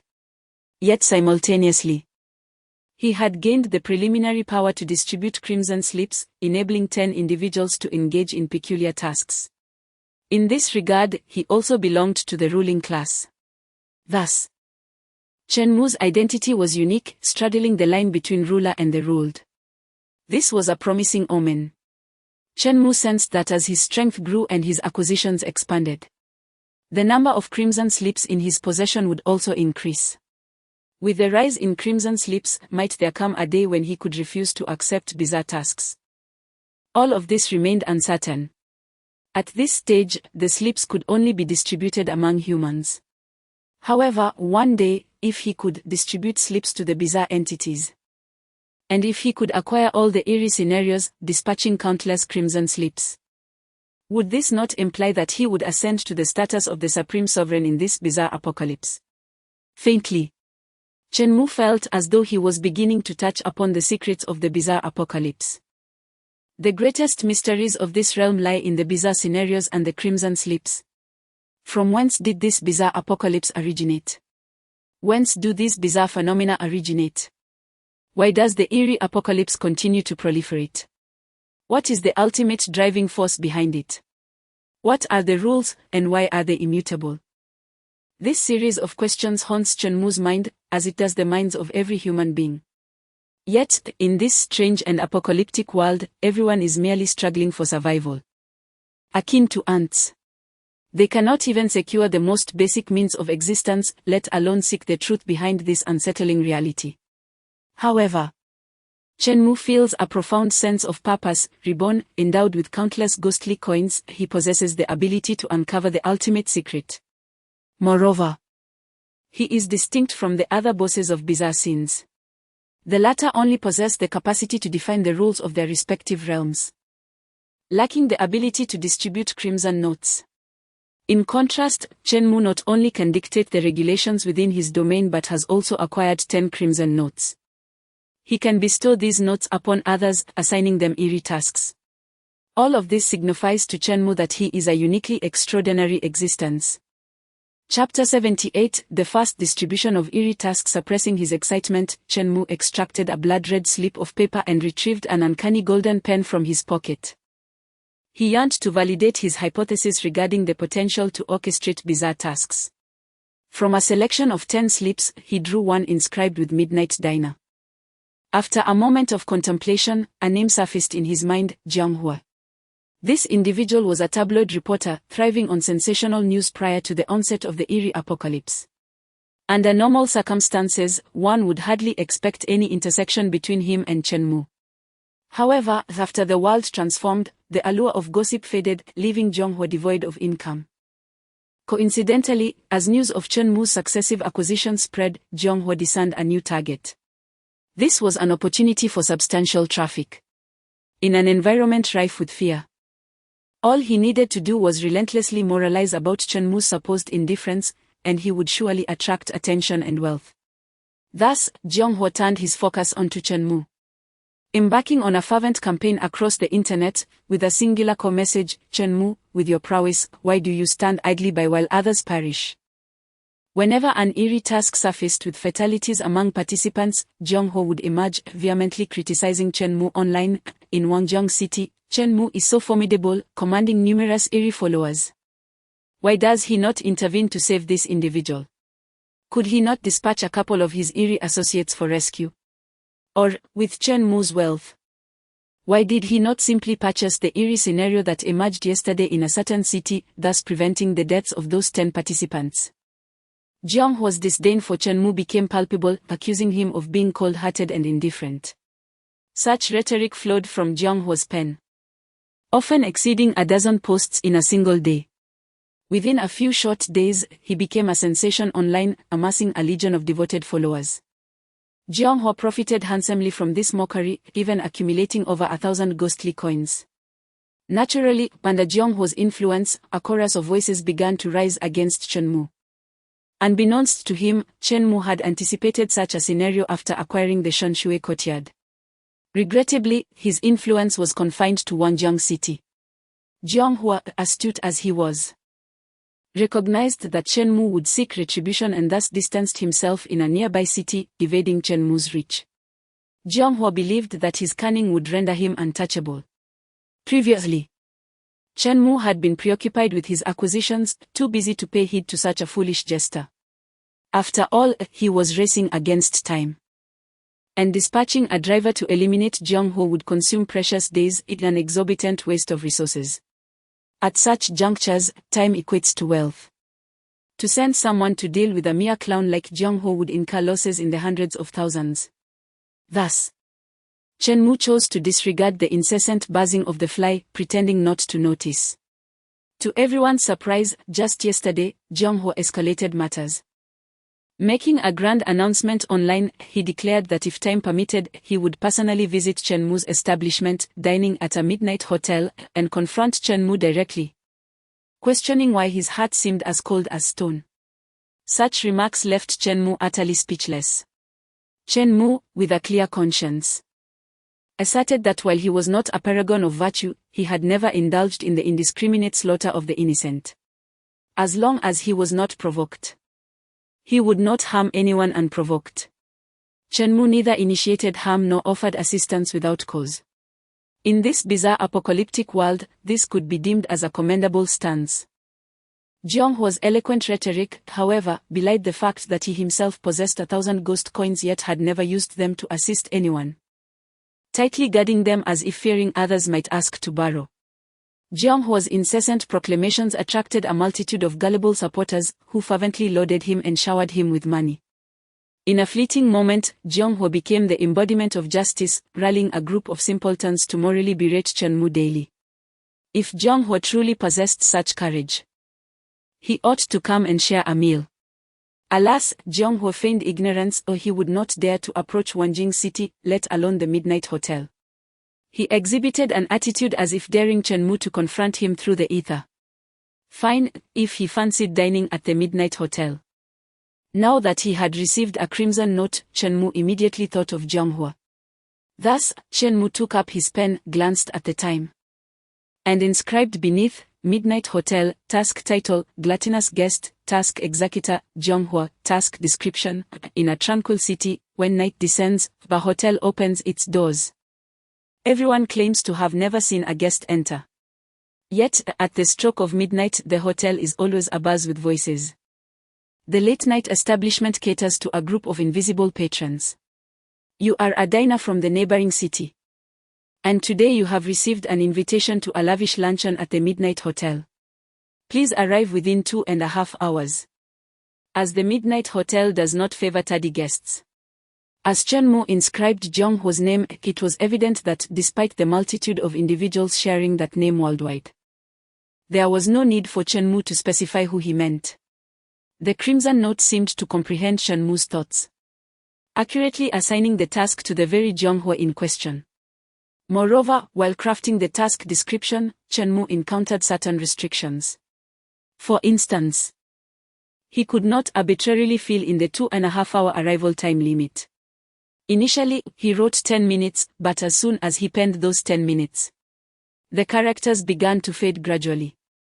Clearly, the bizarre task deemed such a brief time frame impossible for participants to reach the Midnight Hotel.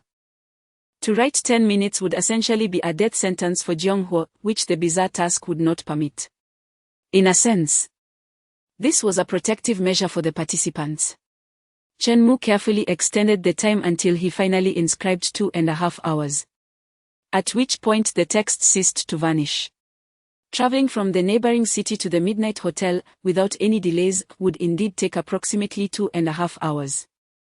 This represents the protective rule of the bizarre task, ensuring participants have ample time to make their journey. Certainly, relying on protective rules to circumvent bugs is impermissible.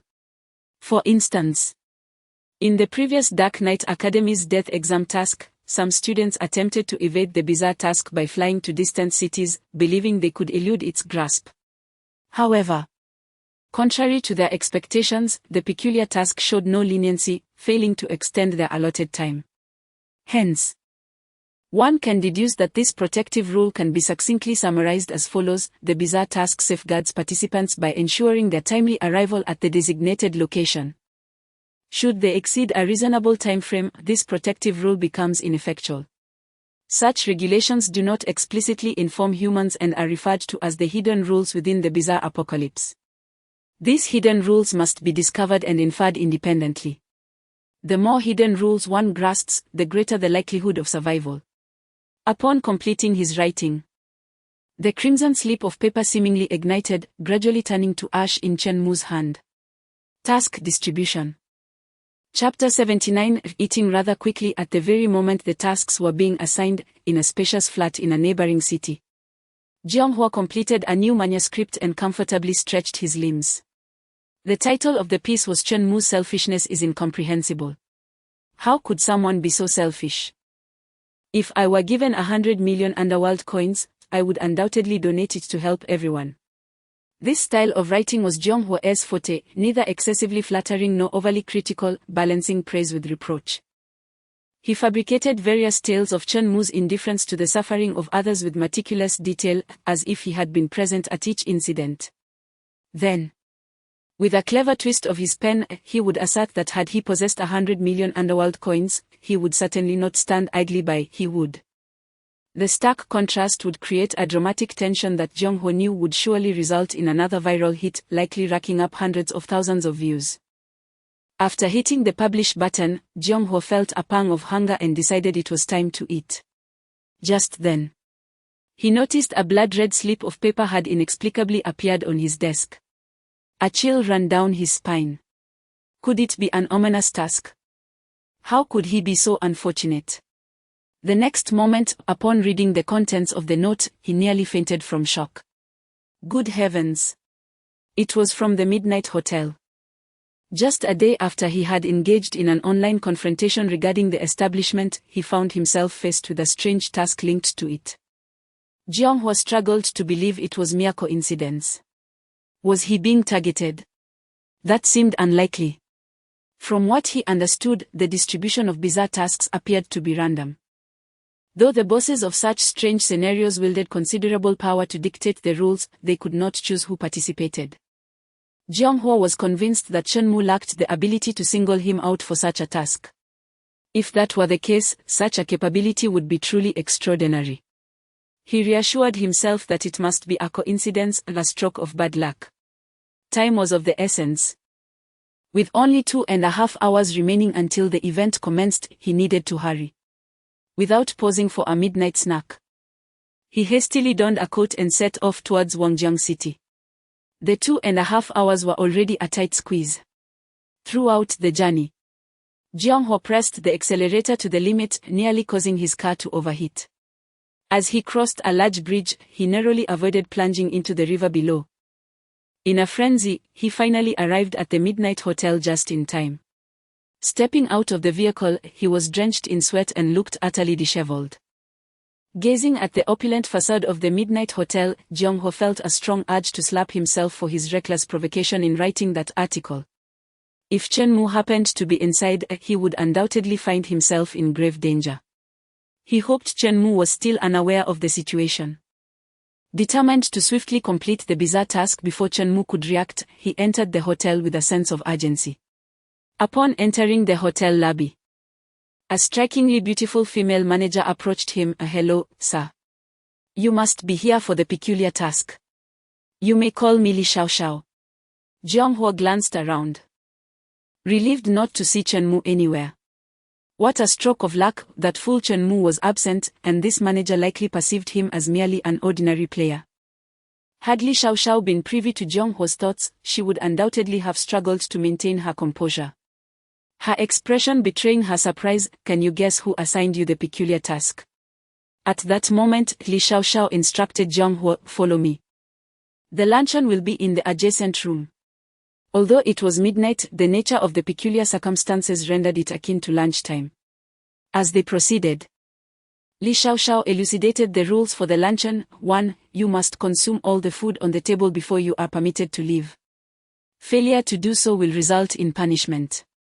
2. I understand your hunger, yet humans must not resort to cannibalism. Humans are not food.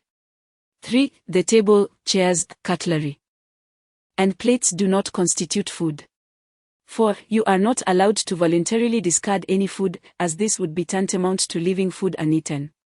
Once she had conveyed these 4 rules, Jeonghwa was led into a small room. In the center stood a round table, upon which rested a plate filled with a large bowl of ominously red liquid. On an adjacent chair sat a small girl, quietly weeping, her demeanor replete with despair. Li Xiaoxiao explained, this little girl is a failure from the previous round. She did not complete her task, and thus she remains here. Should you also fail, you will share her fate and face punishment. Jeonghwa felt a tremor coursing through his body as he approached the table, peering into the bowl of liquid. A nauseating stench of blood assaulted his senses, nearly overwhelming him. He could not suppress a wave of retching. The crimson liquid was tainted with shattered eyeballs, severed ears, and chunks of raw flesh. Merely gazing upon it could summon nightmares. May this meal silence your objections, Li Xiaoxiao remarked with a sardonic tone, before closing the door behind her. Jeonghwa failed to comprehend her insinuation. He believed that Shenmue remained oblivious to the situation, and he was determined to complete the task swiftly before Shenmue could intervene. Resolute, Jeonghwa pinched his nose, grasped the plate, and began to gulp down the gruesome concoction. He could own the soup and broth in the bowl were entirely consumed by him. Jeonghwa's stomach had become numb, and his entire mouth was in a state of bewilderment. Aside from the intense metallic taste of blood, he could hardly discern any flavor. It was likely that for many days to come, he would have no desire to eat anything. Breathing heavily, Jeonghwa suppressed the nausea rising within him. He meticulously examined the dining table, confirming that aside from his own plate, there was no other food in sight. Jeong-ho shouted towards the door manager. "Come in quickly. I have finished the food. I have completed the bizarre task, please allow me to leave." As soon as he finished speaking, the door swung open, and Li Xiaoxiao entered. She glanced at the dining table, then turned her gaze to the nearly nauseated Jeong-ho, nodding in satisfaction. "You certainly eat at a remarkable pace. Had I known you could consume so much, I would have prepared more for you. You must still be hungry, I apologize for the insufficient hospitality." Jeong-ho was nearly driven to fury. "How much more do you intend to prepare? Do you wish for my demise?" Chapter 80. Despite the tumult of emotions within him, Jeong-ho managed to maintain a smile on his face. "This is sufficient, thank you for your hospitality," he said, preparing to take his leave. "Hold on. Don't go just yet," Li Xiaoxiao called out to him. "Why? Have I not completed my task?" Jeong-ho's heart sank momentarily. As the saying goes, those who do not engage in wrongful acts need not fear the knock of a ghost, yet Jeong-ho felt a twinge of guilt, knowing he had many secrets weighing on his conscience. "It's nothing. I merely wanted to remind you that you have performed exceptionally in your task, thus earning yourself an opportunity," Li Xiaoxiao stated. "An opportunity? What kind of opportunity? Do you see that little girl over there?" Li Xiaoxiao pointed to a girl sitting nearby, who had been a failure in the previous task and, by all rights, should have been executed. However, at Midnight Hotel, we do not indulge in needless killings. If you provide me with 100 ghost coins, I will let her go, she will be safe to leave this place. What do you think?" Jeong-ho was momentarily taken aback, staring at Li Xiaoxiao as if she were foolish. "An opportunity? Is this truly an opportunity? Damn it. What a waste of excitement." He had anticipated a rewarding chance to gain something substantial. Instead, Li Xiaoxiao's so-called opportunity was merely a proposition to spend his money to save a stranger. How could this even be called an opportunity? In his pocket, Jeong-ho had 1,000 ghost coins. The origin of this sum was quite intriguing. He had garnered a considerable following through a series of articles he penned, with many viewing him as a savior in these apocalyptic times, the rare soul of conscience deserving of admiration. One article lamented the decline of human kindness, stating, "If I acquire ghost coins, I shall surely assist those in need." Moved by these words, the son of a wealthy merchant, the devoted fan of Jeong-ho, secretly pilfered 100 ghost coins from his family to gift to him for the purpose of aiding those less fortunate. The remaining coins came from other benevolent individuals who hoped Jeong-ho would extend his help to more people. However, upon receiving these contributions, Jeong-ho had decisively severed all ties with the donors, blocking and silencing them permanently. Now, with 1,000 ghost coins in hand, he cast a glance at the sobbing girl but revealed no emotion on his face. "I'm sorry, I truly wish to help her, but alas, I have no ghost coins," Jeong-ho coldly remarked to Li Xiaoxiao. "Oh, is that so?" Li Xiaoxiao smirked condescendingly. "Well, if there is nothing else, I shall take my leave." Jeong-ho had no desire to linger any longer, clutching his 1,000 ghost coins tightly as he prepared to leave in haste. "Wait. You cannot leave," Li Xiaoxiao insisted. "What else could there possibly be?" "Your task has failed," she pronounced each word with precision. Jeong-ho's face registered shock. "How is that possible? I have consumed every morsel on the table. I even licked the bowl clean. Are you not capable of playing by the rules? Dare you defy them?" Li Xiaoxiao remarked, "I have not violated the rules. You indeed finished the food in the bowl, yet there remains sustenance that you have not consumed." As she spoke, she pointed to the little girl, asserting, "She too is food." At this revelation, Jeong-ho was utterly astonished. What was happening? That little girl. Was she not a failure from the last mission? Why was she considered food as well? Jeong-ho had only participated in one peculiar task, and it had been the simplest of sorts. Faced with this situation, he found himself completely at a loss. Indeed, she had been sobbing on the edge of the table. Thus she was also deemed food. You have not consumed her, Li Xiaoxiao reiterated. You're talking nonsense. Jiang Huo shouted hoarsely. The rules clearly state that humans are not food. Yet you claim she is. Are you taking advantage of my ignorance of the rules? Li Xiaoxiao shrugged, but how can you be certain she is human?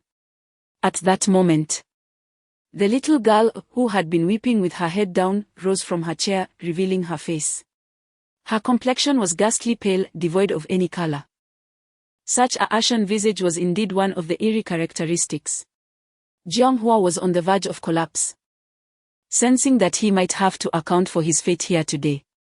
Suddenly, a thought struck him like a lifeline, and he shouted at Li Xiaoxiao, "No. The rules are flawed. This little girl is far too young. Even if I recognize her as aberrant, I could never bring myself to consume her. I lack such a capacity. No normal person possesses such a capacity. Therefore, this is not a path to survival. Your rules are problematic. You have not provided me with a means of escape. Your rules are invalid." Li Xiaoxiao chuckled softly, "I understand your urgency, but please, do not rush." This phrase, once a catchphrase of Chen Mu, has now been adopted by his subordinates. You claim the rules do not offer you a path to survival. No, you are mistaken. Rule number 4 states, you cannot voluntarily discard food, otherwise, it is equivalent to not finishing it.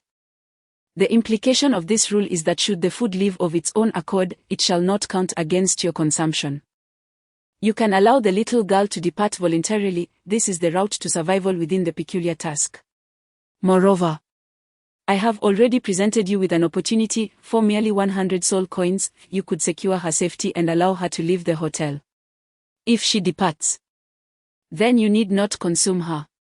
Yet, you Ref Li Xiaoxiao stated, Mr. Jiang Huo, if you cannot accomplish this yourself, why do you resort to moral coercion to compel others to do so?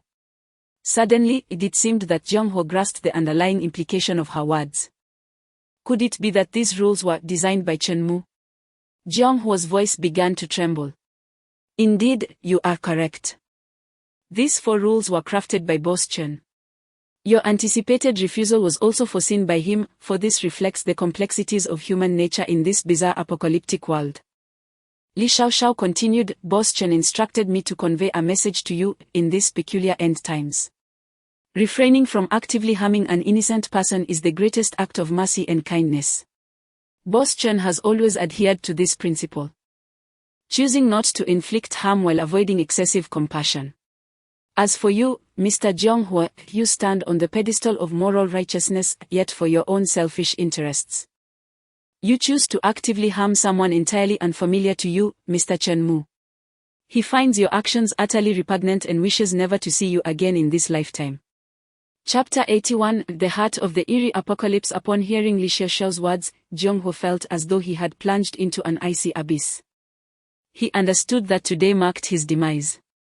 Chen Mu, a seasoned player, had encountered more rules than Jiang Huo had meals in his lifetime. If Chen Mu wished to ensure Jiang Huo's end, it would suffice for him to devise a few convoluted regulations. The 4 rules Chen Mu presented were not overly absurd. In fact, they contained no outright inaccuracies. Nevertheless, Jiang Huo remained unable to discern a path to survival. The reason was simple: Chen Mu had pierced the veil of Jiang Huo's thoughts, the talent he had witnessed in countless others. The two were on entirely different planes of existence.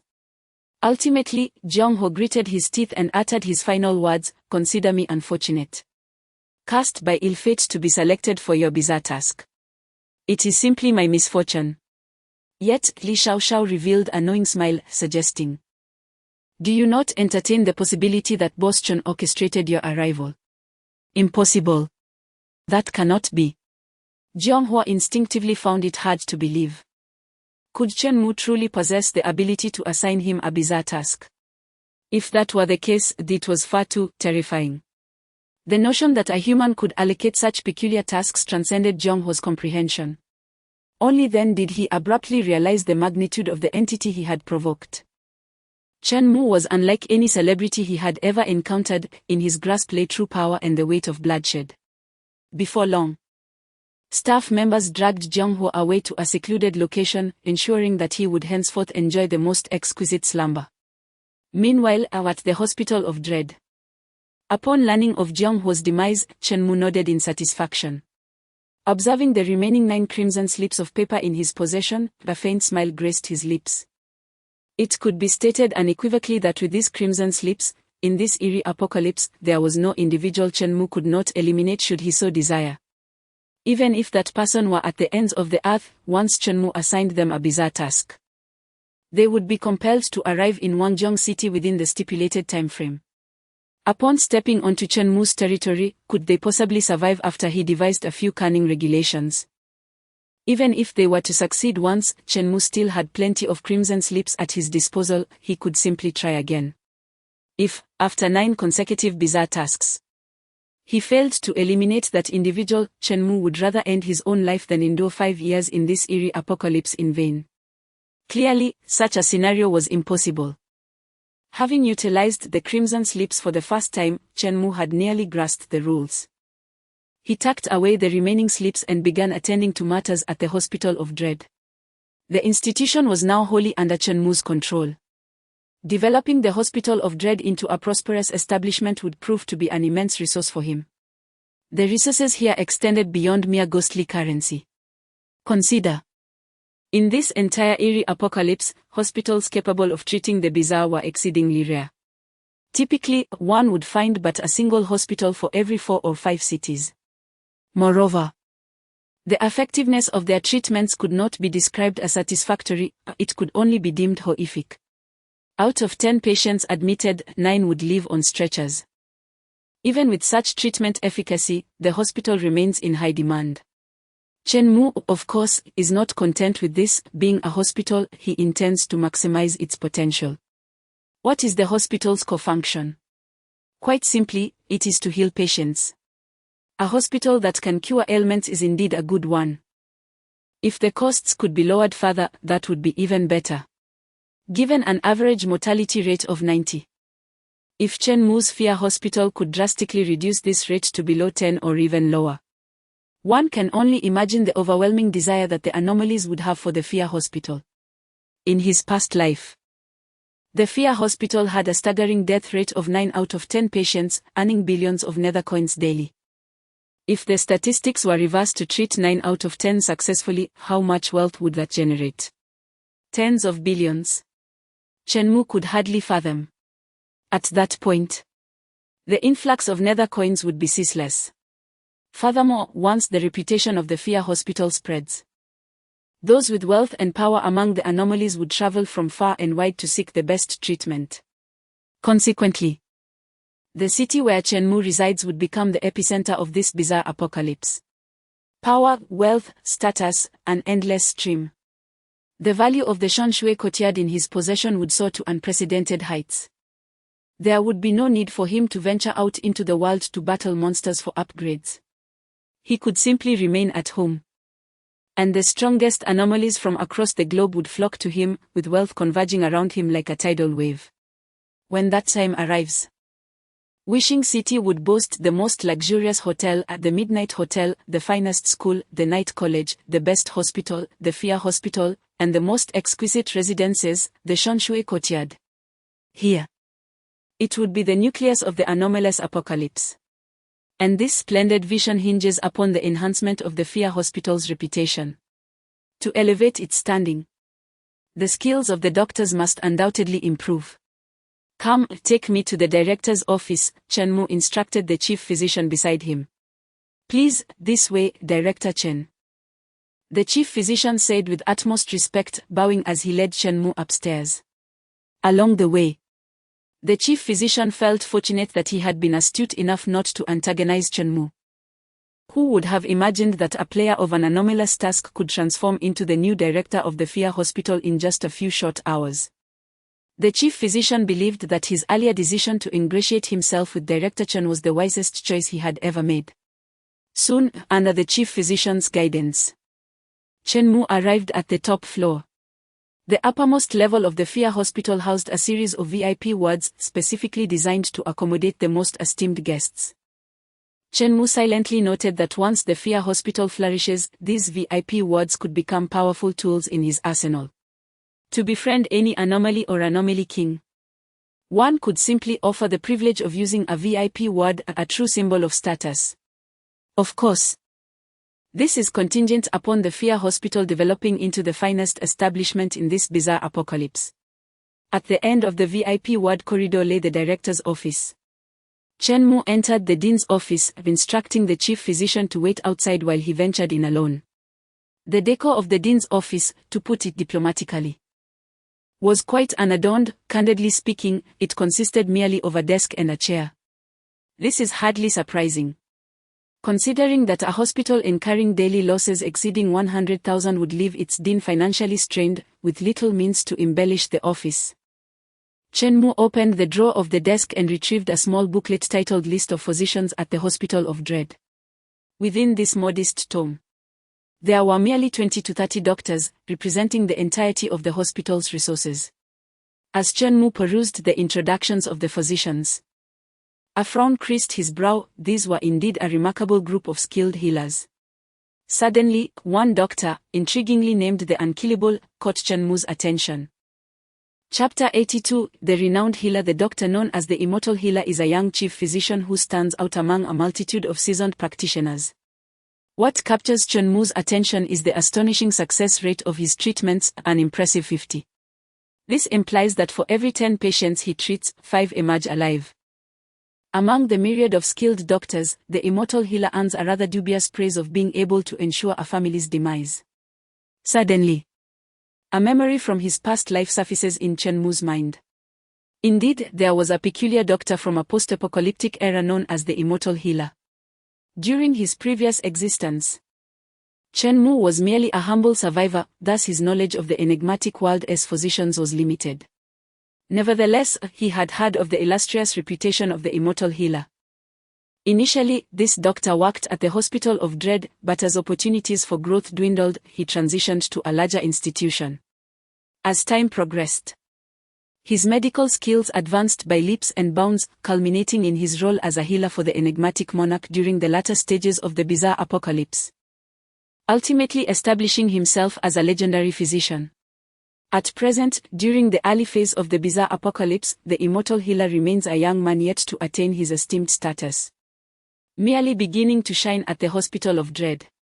Chen Mu, recognizing the genius before him, sees no reason not to bring him under his wing. Having acquired the Hospital of Dread, Chen Mu lacks both the time and energy to manage it, making the Immortal Healer an ideal candidate for stewardship. Entrusting the hospital to him brings Chen Mu peace of mind. "Bring me the Immortal Healer," Chen Mu called out, his voice echoing through the corridor. Shortly thereafter, the chief physician hurried in, accompanied by a young doctor. "Are you the Immortal Healer?" Chen Mu inquired, studying the peculiar figure before him. This individual did not embody the archetype of a youthful, dapper doctor clad in a pristine white coat. Rather, he appeared disheveled, resembling a modern-day mad scientist. It is precisely such an eccentricity that allows one to pursue medical knowledge amidst the chaos of a bizarre apocalypse, ultimately rising to prominence as one of the foremost healers. "That would be me. How may I assist you, Director?" The Immortal Healer responded, his curiosity piqued as he scrutinized Chen Mu. From what he gathered, Chen Mu had ascended to the top of the hospital's esteemed physician leaderboard 3 times within a mere few hours, boasting a 100 success rate with glowing patient evaluations. This accomplishment left even the Immortal Healer astounded. As for the methods employed by Chen Mu, the chief physician, not being foolish, refrained from divulging the specifics, as doing so would tarnish the director's reputation. Instead, during their journey, he extolled Chen Mu's virtues, elevating him to the status of a legendary healer in the eyes of the Immortal Healer. Chen Mu remained unfazed, as long as he refrained from intervening directly. His flawless success rate would forever remain an enigma. Let this myth remain forever in the bizarre apocalyptic world. Perhaps, in the years to come, amidst a chorus of praise, Chen Mu will find himself firmly established as a renowned physician of his generation. Without further ado, Chen Mu candidly stated, "I find the treatment standards of the Fear Hospital to be exceedingly inadequate. Dr. Undying, I have great faith in your abilities. How about this? I will entrust the management of the Fear Hospital to you, and I can provide you with vast resources and support. Can you help me develop the Fear Hospital into the finest medical establishment in this peculiar end of the world within 6 months?" Upon hearing Chen Mu's words, Dr. Undying was somewhat taken aback. Subtly, he sensed that the newly appointed director was quite different from his predecessors. The previous directors had failed to win his favor, primarily because of their short-sightedness, focusing solely on immediate gains. The most frequently uttered phrase by the former directors was, "How have we incurred such losses again this month? We must further cut medical expenditures." This left Dr. Undying feeling rather helpless. He was a peculiar being with a profound dedication to the art of medicine. And it was evident that healthcare is a costly endeavor. Particularly in the realm of the bizarre, medical advancements require substantial initial investments, leading to gradual but significant results over time. However, once the benefits materialize, the returns could be astronomical, far beyond what conventional investments offer, potentially yielding thousands of times the initial outlay. Regrettably, the previous directors, fixated on short-term losses, paid no heed to the immense long-term benefits. Consequently, their relentless budget cuts resulted in abysmal medical standards, with a dismal success rate of treating 10 patients but saving only 1. Dr. Undying, being an ardent researcher of medicine, was particularly extravagant with expenditures, which led to his persistent disfavor among the former directors, who even contemplated dismissing him to curtail costs. Had Chen Mu not acquired the Fear Hospital, Dr. Undying would have surely faced dismissal within 2 months. If those former directors could survive to witness 2 years hence, they would lament having dismissed such a prodigious talent. Fortunately, with Chen Mu's acquisition of the Fear Hospital, the wheels of fate began to turn. Upon hearing the director's declaration, the once quiet heart of Dr. Undying stirred with a hint of excitement. However, he remained skeptical of Chen Mu's understanding of the hospital's needs and cautiously replied, "Director Chen, you may not be aware of the substantial funding required for the initial development of the Fear Hospital." Chen Mu smiled gently, "I am well aware. What I lack in life is not money.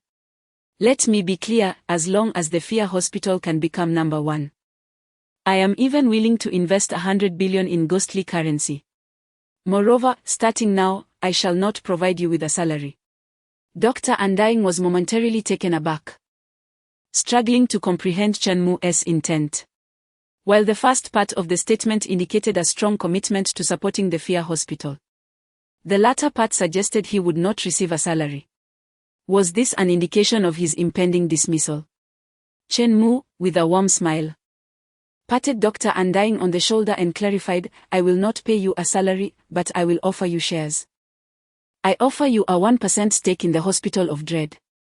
You shall not bear the losses of this establishment, and once it becomes profitable, you will receive a share of the dividends. This is the treatment I extend to you." Chen Muhua is quite generous when it comes to financial matters, especially for the esteemed Dr. Immortal, one of the top 3 physicians in this bizarre world. Naturally, Chen Muhua does not hesitate, for the returns from Dr. Immortal are immeasurable. Furthermore, Chen has his own plans. Acquiring shares in the Hospital of Dread effectively binds him to a long-term contract with the institution. Switching jobs would be out of the question. As long as the hospital remains operational, one must dutifully serve Chen, the proprietor. Dr. Immortal displayed a look of astonishment, utterly unprepared for such a generous offer from President Chen. While 1% may seem modest, it represents a stake in the Hospital of Dread, a colossal entity valued at 10 billion. To offer such a significant share is a display of unparalleled generosity, one that Dr. Immortal had never encountered before. In this strange world, such benevolence from an employer is a rarity. How does a boss demonstrate appreciation for their employees? It is certainly not through empty promises, but through tangible rewards. The more substantial the compensation, the greater the recognition of the employee's worth. To offer such an elevated reward speaks volumes of the esteem in which the employer holds the employee. In that moment, Dr. Immortal felt a warm surge of gratitude. Truly, President Chen is a remarkable leader, far superior to the short-sighted predecessors who once held the position. Perhaps this is a mutual recognition among great physicians. Dr. Immortal felt a lump in his throat, overwhelmed by the realization that his talents had finally been acknowledged by a discerning patron. A scholar is willing to sacrifice for one who appreciates their worth. To encounter such an appreciative employer is indeed a treasure in this lifetime. Chapter 83 My sole peculiar inclination lies in serving Boss Chen like a devoted hound. Witnessing the deeply moved yet utterly helpless doctor, Chen Mu posed the question that weighed most heavily on his mind: what assistance do you require the most to ensure the rapid advancement of the Jinju Hospital?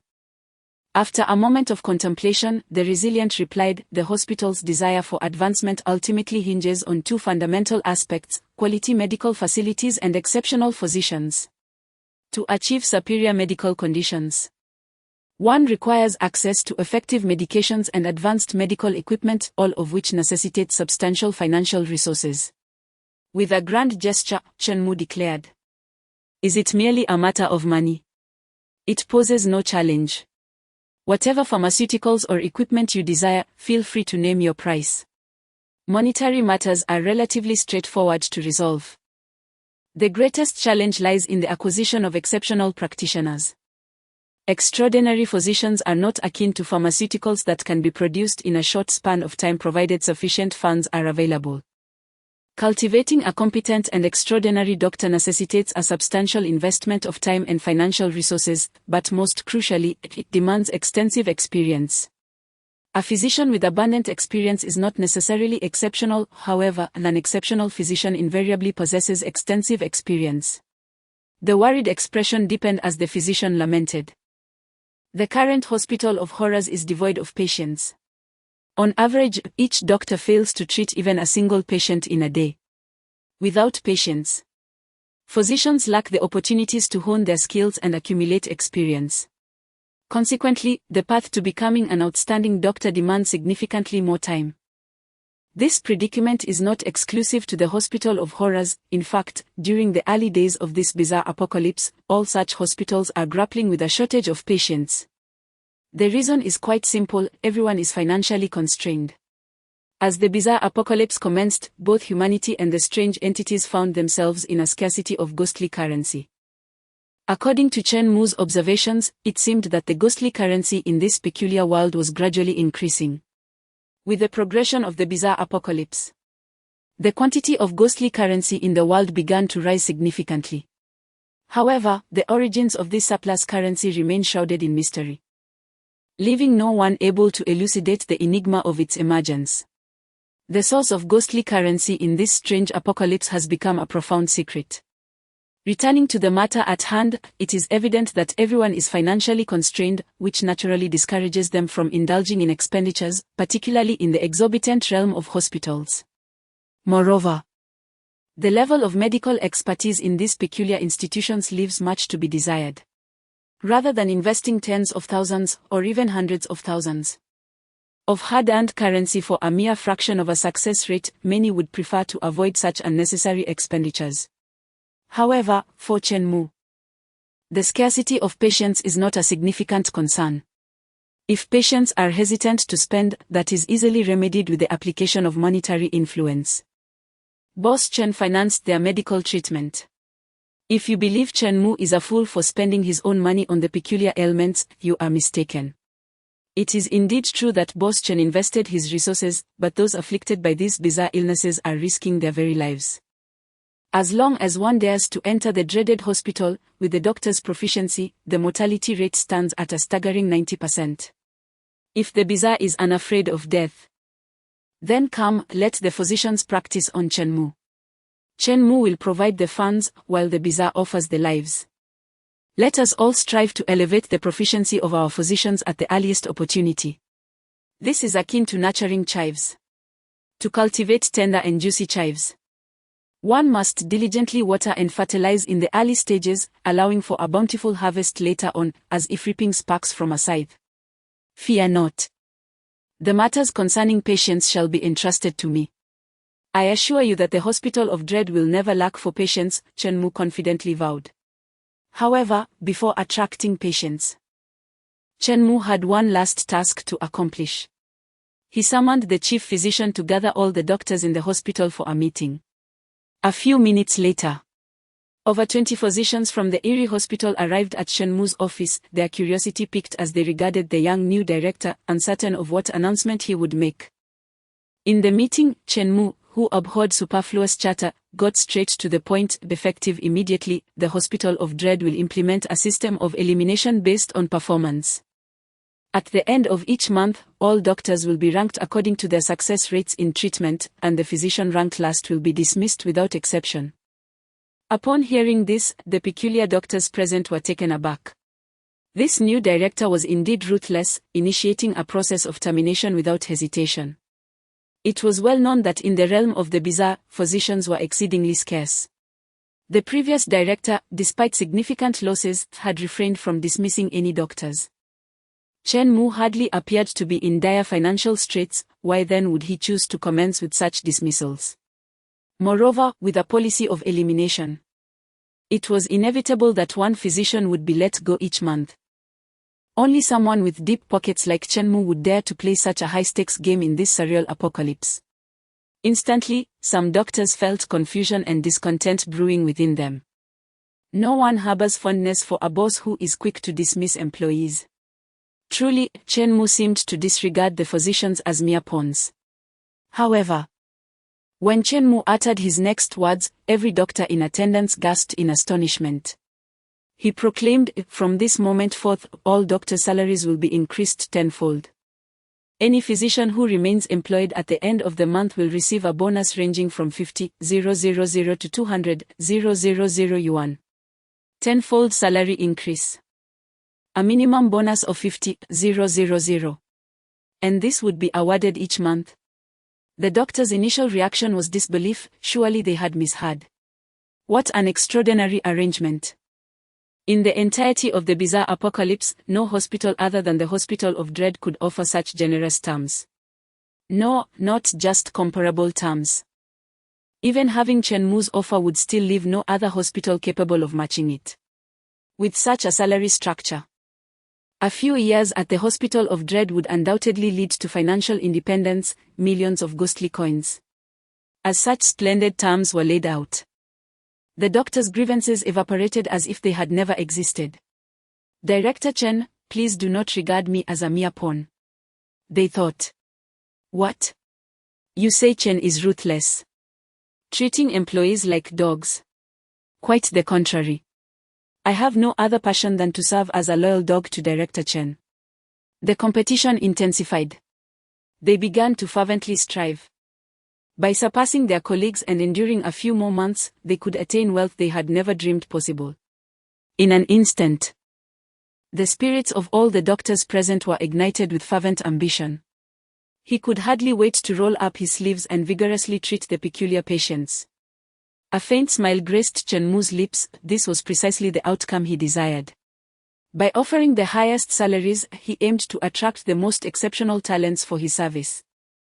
The monthly eliminations did not imply a cessation of hiring new doctors.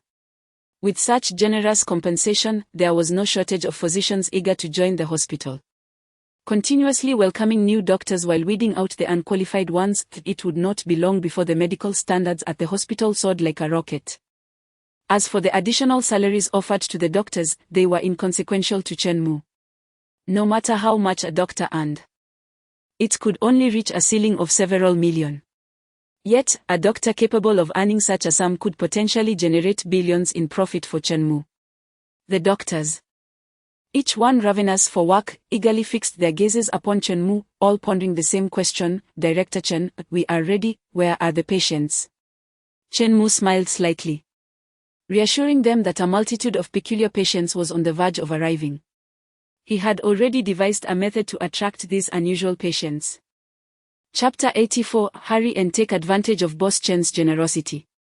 If a few, or even a dozen peculiar beings seek medical attention, Chen Mu could resort to physical measures, enlisting his driver and security personnel to intervene. However, to cater to the demands of the frightening hospital, the numbers would far exceed mere dozens or hundreds. Calculating based on a single physician treating 10 patients a day, approximately 300 patients would be required daily, culminating in over 10,000 patients each month. If each one were to be individually handled, Chen Mu's staff would find themselves utterly occupied, working tirelessly for 25 hours a day without completing their tasks. Thus, alternative methods are essential. Chen Mu, with his warm and simple disposition, sought the most straightforward solution: generosity.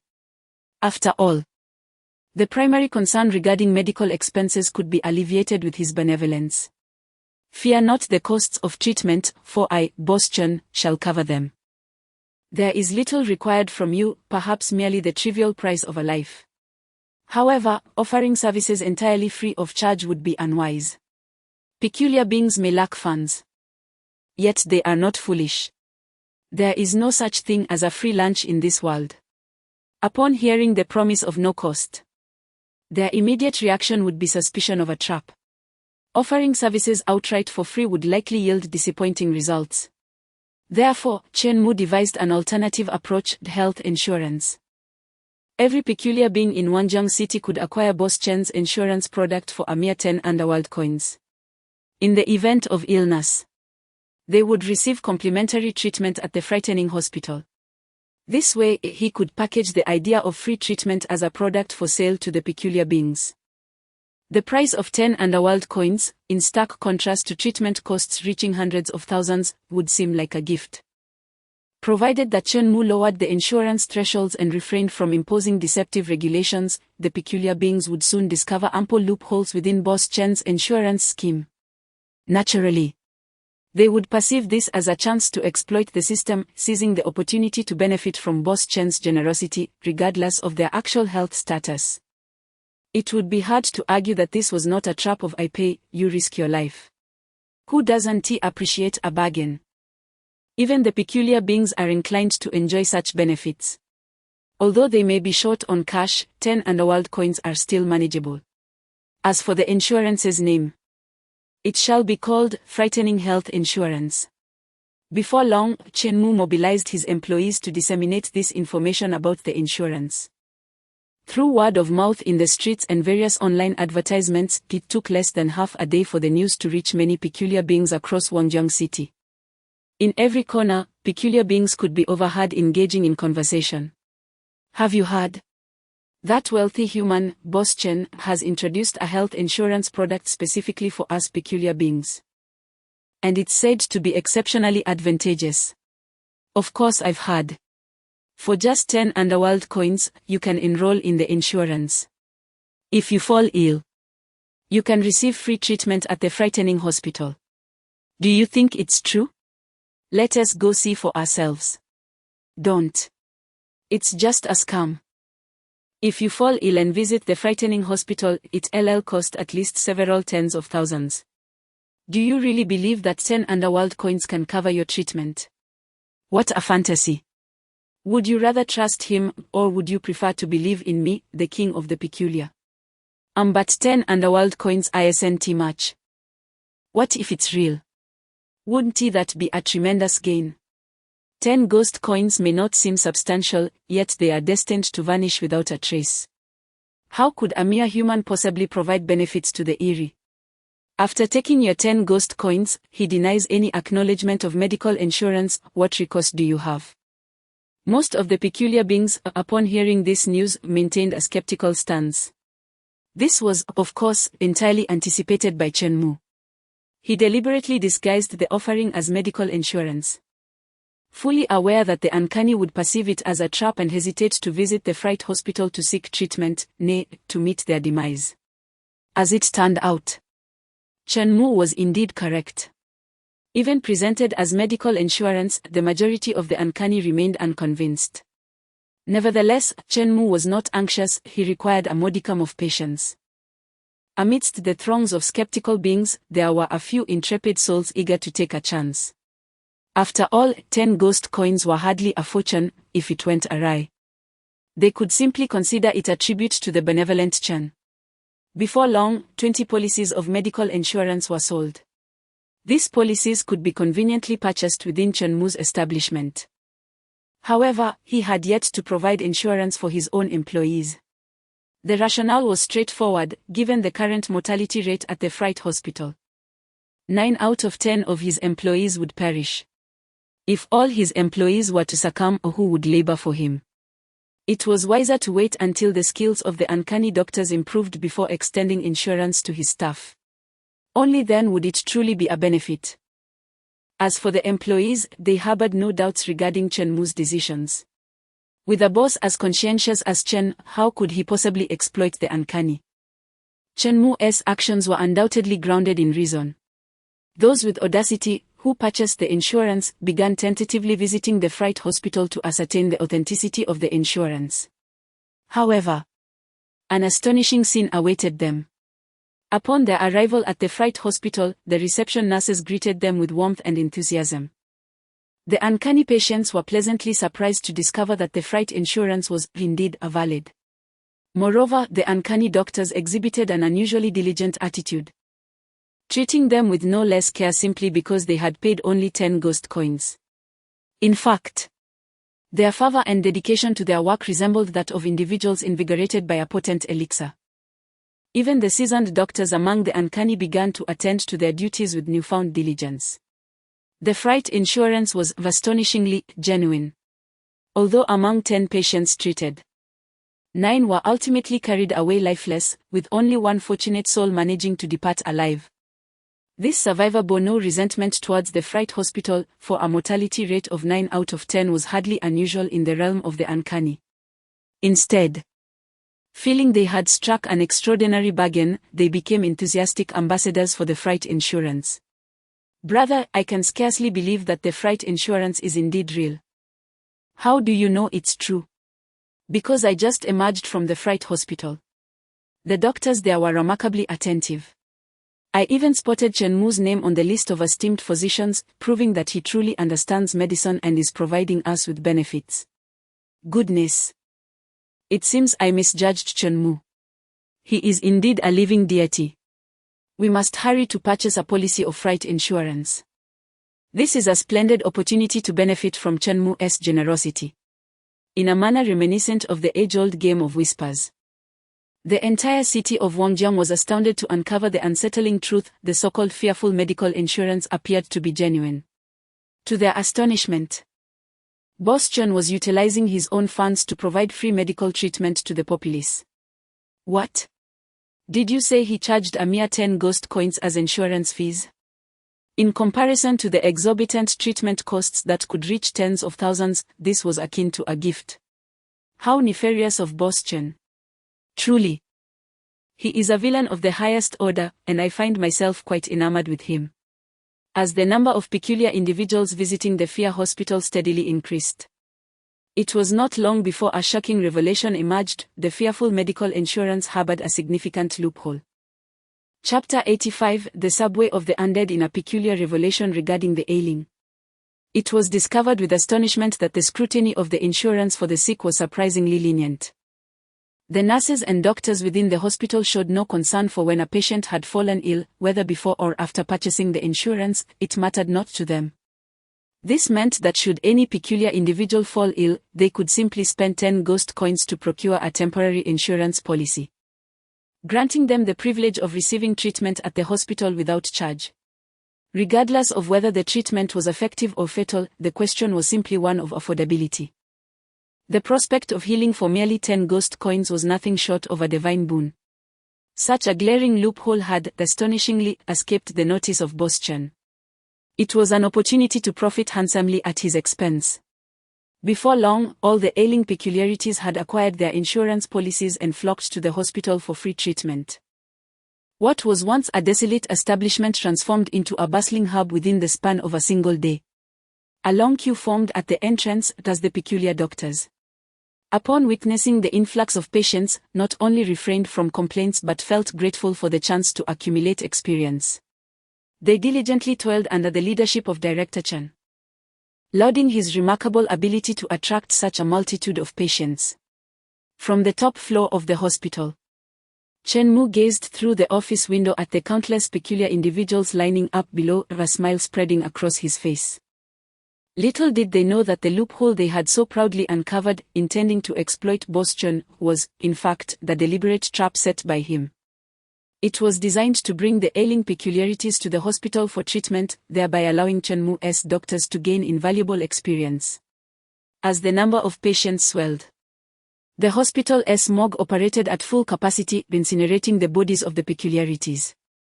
Countless individuals eagerly surged into the hospital, the majority of whom were ushered into the morgue, with only a fortunate few receiving successful treatment. The patients harbored no grievances, for that was simply the nature of the peculiar hospital. Moreover, the level of care at this hospital was considered superior compared to others of its kind. Thus, Boss Chen profited from the peculiar patients. And he did so with a ruthless edge, as their very lives were the price paid.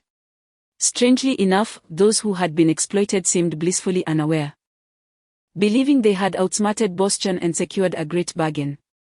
Naturally, this outcome left everyone content, the boss and his ship alike rejoiced.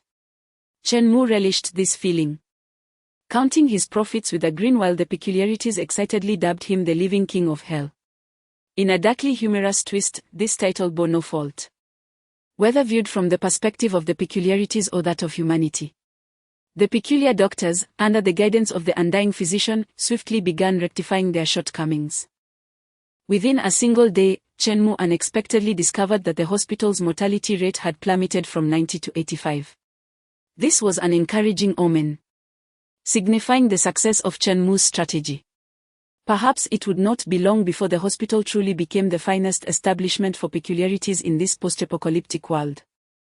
After seizing control of the terrifying hospital, Chen Mu held sway over numerous industries in Wangjiang City, effectively becoming the de facto ruler of the region. At last, he could breathe a sigh of relief. He had established his foundational base. His forthcoming strategy was to unfold in two distinct directions.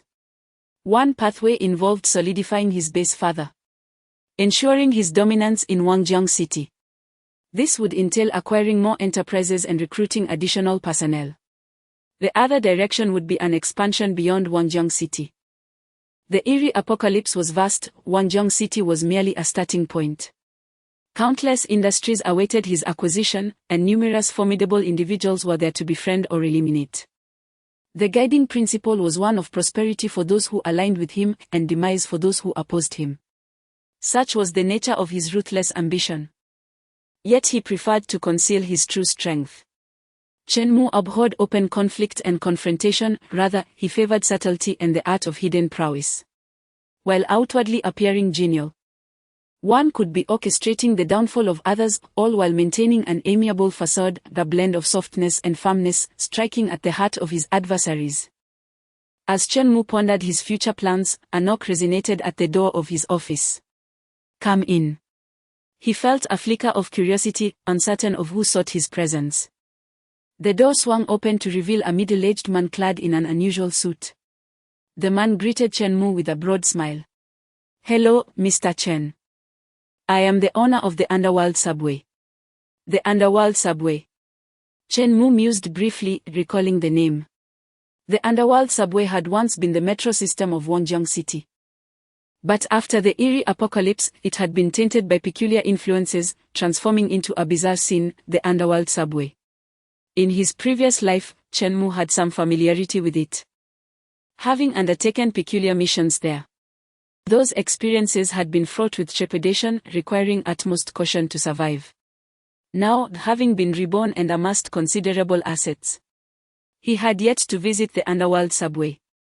He was quite interested in acquiring it, as it represented a critical transportation hub for Wangjiang City. Securing it would significantly enhance his governing capabilities. Regrettably, time had not permitted him to pursue this venture until now. What could this be about? The owner of the Underworld Subway had taken the initiative to visit him. "Greetings, please have a seat. What brings you here?" Chen Mu inquired, his mind swirling with questions. Yet his expression remained affable. In truth, Chen Mu had never been fond of smiling. As a spirited youth, he preferred straightforwardness, believing that a smile often conveyed insincerity. However, after enduring the trials of the eerie apocalypse in his previous life, he had matured significantly. He gradually recognized that a smile could serve as a protective guise. Those truly adept at navigating the complexities of human interaction seldom displayed their emotions openly. Unlike the stern visages often depicted in dramas, which might betray their cunning, the truly discerning individuals wore smiles, exuding warmth and approachability. They concealed their genuine intentions, maintaining an outwardly cheerful demeanor while deftly wielding metaphorical knives behind the facade. The seemingly affable individual may very well be the ultimate antagonist. Thus, upon his rebirth, Chenmu perpetually wears a cheerful demeanor. He has mastered the art of concealing his thoughts, rendering others unable to decipher his intentions. Growth is invariably a gradual process. The enigmatic figure in the suit, rather than taking a seat, instead produced a small box from his pocket and respectfully presented it to Chenmu. "Boss Chen, a modest token of my esteem," he stated. Chenmu accepted the box and, upon opening it, discovered a peculiar jade watch within. This strange individual has chosen to bestow a gift upon him. Chapter 86, The First Invitation into a Mysterious Scene. Chenmu was somewhat taken aback. In an instant, he felt as though he had exchanged roles with the enigmatic characters. In numerous previous encounters with the strange realms, it had always been Chenmu bestowing gifts upon the oddities. Today, however, the tables had turned. Gradually, Chenmu realized that this shift was a reflection of his enhanced strength and status. He had now ascended to the position of an unofficial monarch of Wangjiang City. It was only natural that the peculiar beings sought his assistance and had begun to present him with offerings. "I heard that Boss Chen has a fondness for watches. I hope you won't find it unworthy," the suit-clad oddity said with a sycophantic smile, eager to please Chenmu. To have a major boss from a mysterious realm voluntarily come to curry favor was something Chenmu would never have dared to imagine in his previous life. "You've gone through such expense, I truly appreciate your gift," Chenmu replied cheerfully as he accepted the watch. Though he wasn't particularly fond of watches, he considered them a suitable gift for others, expensive yet compact, making them an ideal choice. It seemed there had been some misunderstanding that led to the notion that Chenmu adored timepieces. Receiving gifts from the peculiar beings brought Chenmu considerable delight. After all, as the saying goes, one does not strike those who bear a smiling face. "Is there something you wish to discuss with me?" Chenmu inquired. Upon hearing this, the suit-clad oddity furrowed his brow, revealing a look of concern. "Boss Chen, the situation is as follows. I manage the city's subway system. Recently, the number of oddities in Wangjiang City has dwindled, and with the subway operating, we are losing money every single day. I heard that you are generous and enjoy acquiring scenes on the brink of bankruptcy. Thus, I thought to invite you to inspect the underworld subway.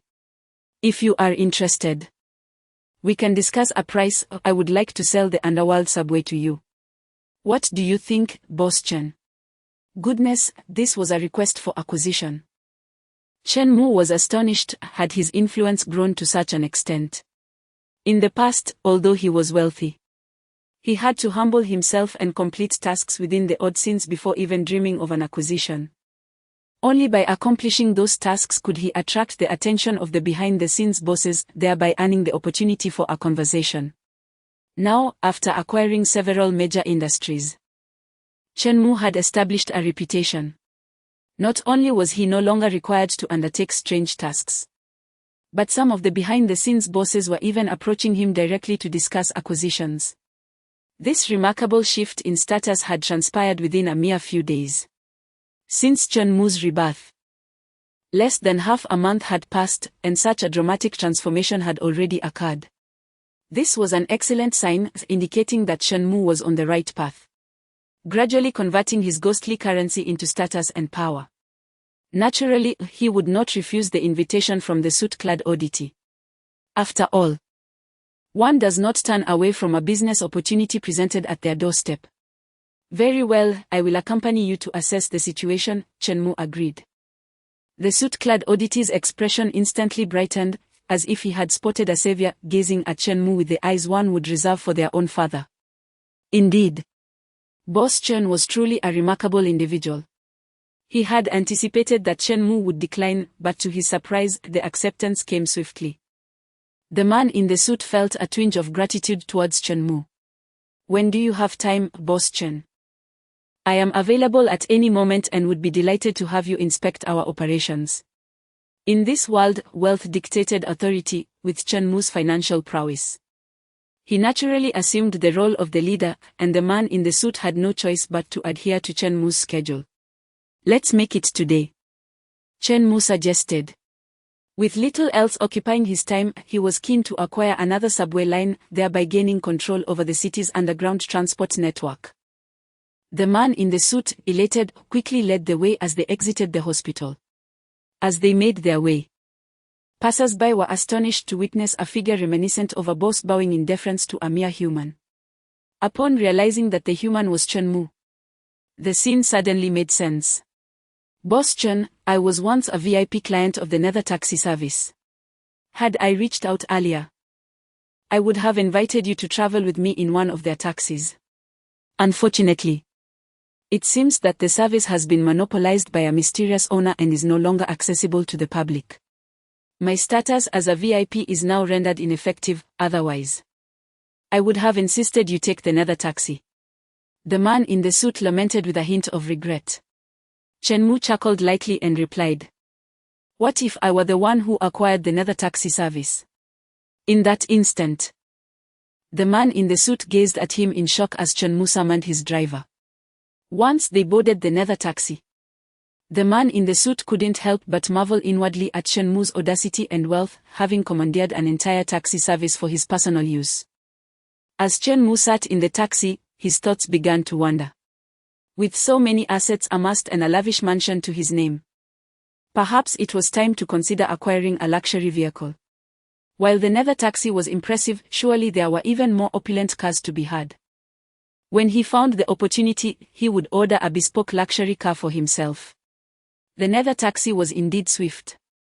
In less than 2 minutes, they arrived at the entrance of the subway.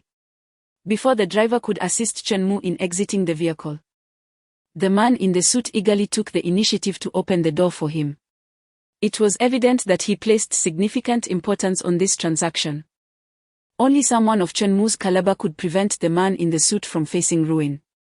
At the entrance of the Nether subway station stood several individuals. Both men and women, undoubtedly the unfortunate souls selected by the crimson slips of paper to undertake the eerie tasks. As Chen Mu stepped into the station, he was greeted by a series of blood-red inscriptions: "Eerie Task, Nether Subway Task Description, beneath Wangjiang City lies a mysterious subway. At the stroke of midnight, the subway slowly opens. In the deserted station, throngs of unseen passengers gather. The legend of the Nether subway circulates throughout the city. Until one day, you received a subway pass and decided to delve into this mysterious realm." Although Chen Mu was invited, he found himself subjected to a peculiar task dictated by the enigmatic rules inscribed on a crimson slip of paper. The regulations stipulated that upon entering an uncanny scenario, individuals would automatically be assigned bizarre assignments. The suit, a peculiar entity and the very boss of this strange environment, lacked the ability to manipulate the crimson slip as Chen Mu did. Thus, he was powerless to prevent the assignment of these strange tasks to Chen Mu. All he could do was establish the guidelines for these odd missions. As long as the suit retained his sanity, he would know how to craft rules suitable for Chen Mu. As Chen Mu perused the task description, he mused that it resembled a typical horror film narrative. The protagonist, if not reckless, would escape fate unscathed. Why not simply live peacefully instead of seeking out the unknown? However, upon receiving the strange task, Chen Mu felt no trepidation. The mastermind behind the task formulation was right beside him, even seeking his cooperation. It was not merely a matter of challenging Chen Mu. If the entire bizarre assignment brought him even a modicum of discomfort, it would be the fault of the boss for being somewhat inconsiderate. Chapter 87, Ensuring Mr. Chen's satisfaction. It is abundantly clear that the mind of the great boss is perfectly sound. He has meticulously arranged for various contingencies, ensuring that each employee is well informed. And he himself accompanies them closely, ready to assist Chen Mu with any unforeseen circumstances. Is Chen Mu's participation in this bizarre task a test of his capabilities? Incorrect. It serves as an opportunity for the great boss to demonstrate his prowess. Joining Chen Mu in this peculiar endeavor are several young men and women. Upon witnessing Chen Mu alight from the vehicle, their faces are awash with astonishment. They observe that prior to Chen Mu's descent, a peculiar entity had already exited, eagerly opening the door for him. Moreover, it is not just one, but another bizarre entity is also present, dutifully assisting Chen Mu. They have heard whispers of Chen Mu's wealth, yet they could hardly fathom that he had ascended to such heights, commanding the attentive service of two bizarre beings. This is no ordinary affluence. What they remain oblivious to is that the entity who opened the door for Chen Mu is none other than the ultimate boss of the underworld subway. Had they known, their jaws would surely have dropped in disbelief. At the subway entrance stands a male entity. Upon seeing the group approach, he begins to announce the rules. Welcome to all the new attendants. I am your supervisor. As competent attendants, you are required to serve every passenger diligently and manage various emergencies that may arise. The attendant code of conduct is as follows. Rule 1. As a qualified attendant, you must possess a keen sense of time. There is 1 minute remaining before the subway commences its journey. Please board within this time frame. Rule 2. You must not refuse any requests made by passengers. Rule 3. If your surname is Chen, you are a high school student, and you stand at 181 centimeters. You may disregard the first 2 rules. As the male entity concludes the announcement of the initial 2 rules, the gathered crowd is left in a state of bewilderment. The young men and women exchange glances, attempting to comprehend the implications. While the first 2 rules are clear, the meaning of the 3rd rule eludes them. A surname of Chen, a high school student, a height of 181 centimeters. Their gazes simultaneously shift toward Chen Mu. Surely, this is a direct reference to him. Goodness! Are these peculiar beings truly so shameless? If they must extend such privileges, could they not at least veil their intentions? The absurdity of this rule is striking. Almost as if it were to include Chen Mu's identification number.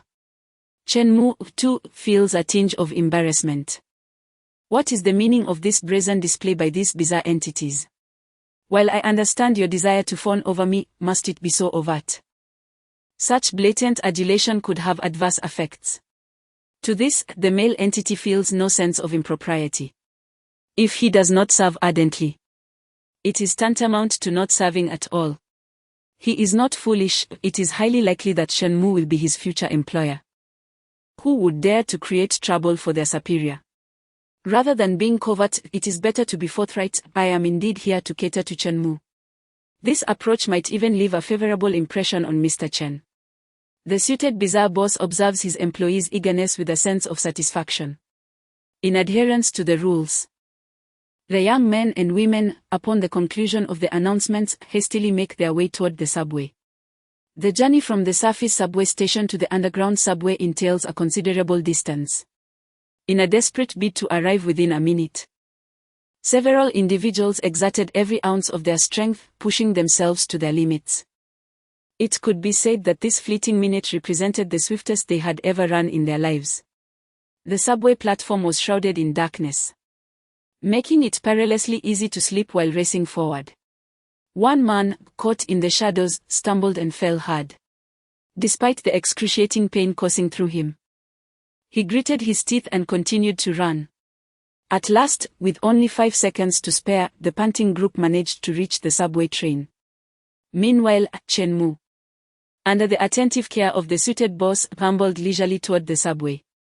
Mr. Chen, behold our entrance, recently renovated, the suited boss remarked, his voice laced with eagerness.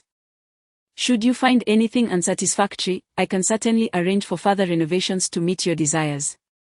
The suited boss meticulously detailed the subway's features, keenly observing Chen Mu's expression, anxious that he might express discontent.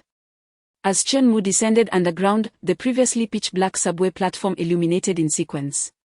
The eerie atmosphere typically shunned the light, preferring darkness, however. With Chen Mu's presence, the preference of the uncanny was of little consequence. What truly mattered was ensuring that Chen Mu was pleased. If Mr. Chen favored brightness, then regardless of the eerie entity's affinity for shadows, the lights would shine brilliantly. Thus, under the personal guidance of the suited boss, Chen Mu proceeded to the subway with an air of authority, unhurried and composed. The train remained stationary despite all other passengers and crew being present.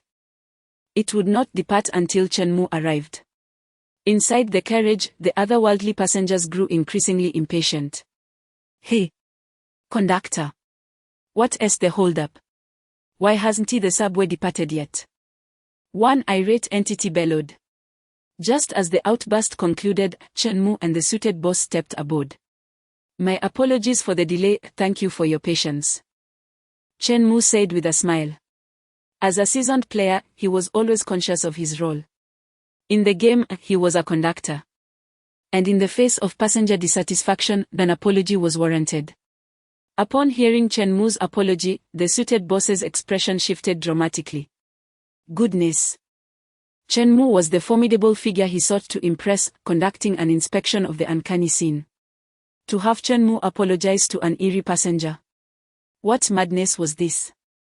The aggrieved passenger, already vexed, suddenly found itself trembling in fear at the sight of Chen Mu. Where am I? Who am I? What have I just done? It thought. Recalling its earlier outburst directed at Chen Mu, who had just offered an apology.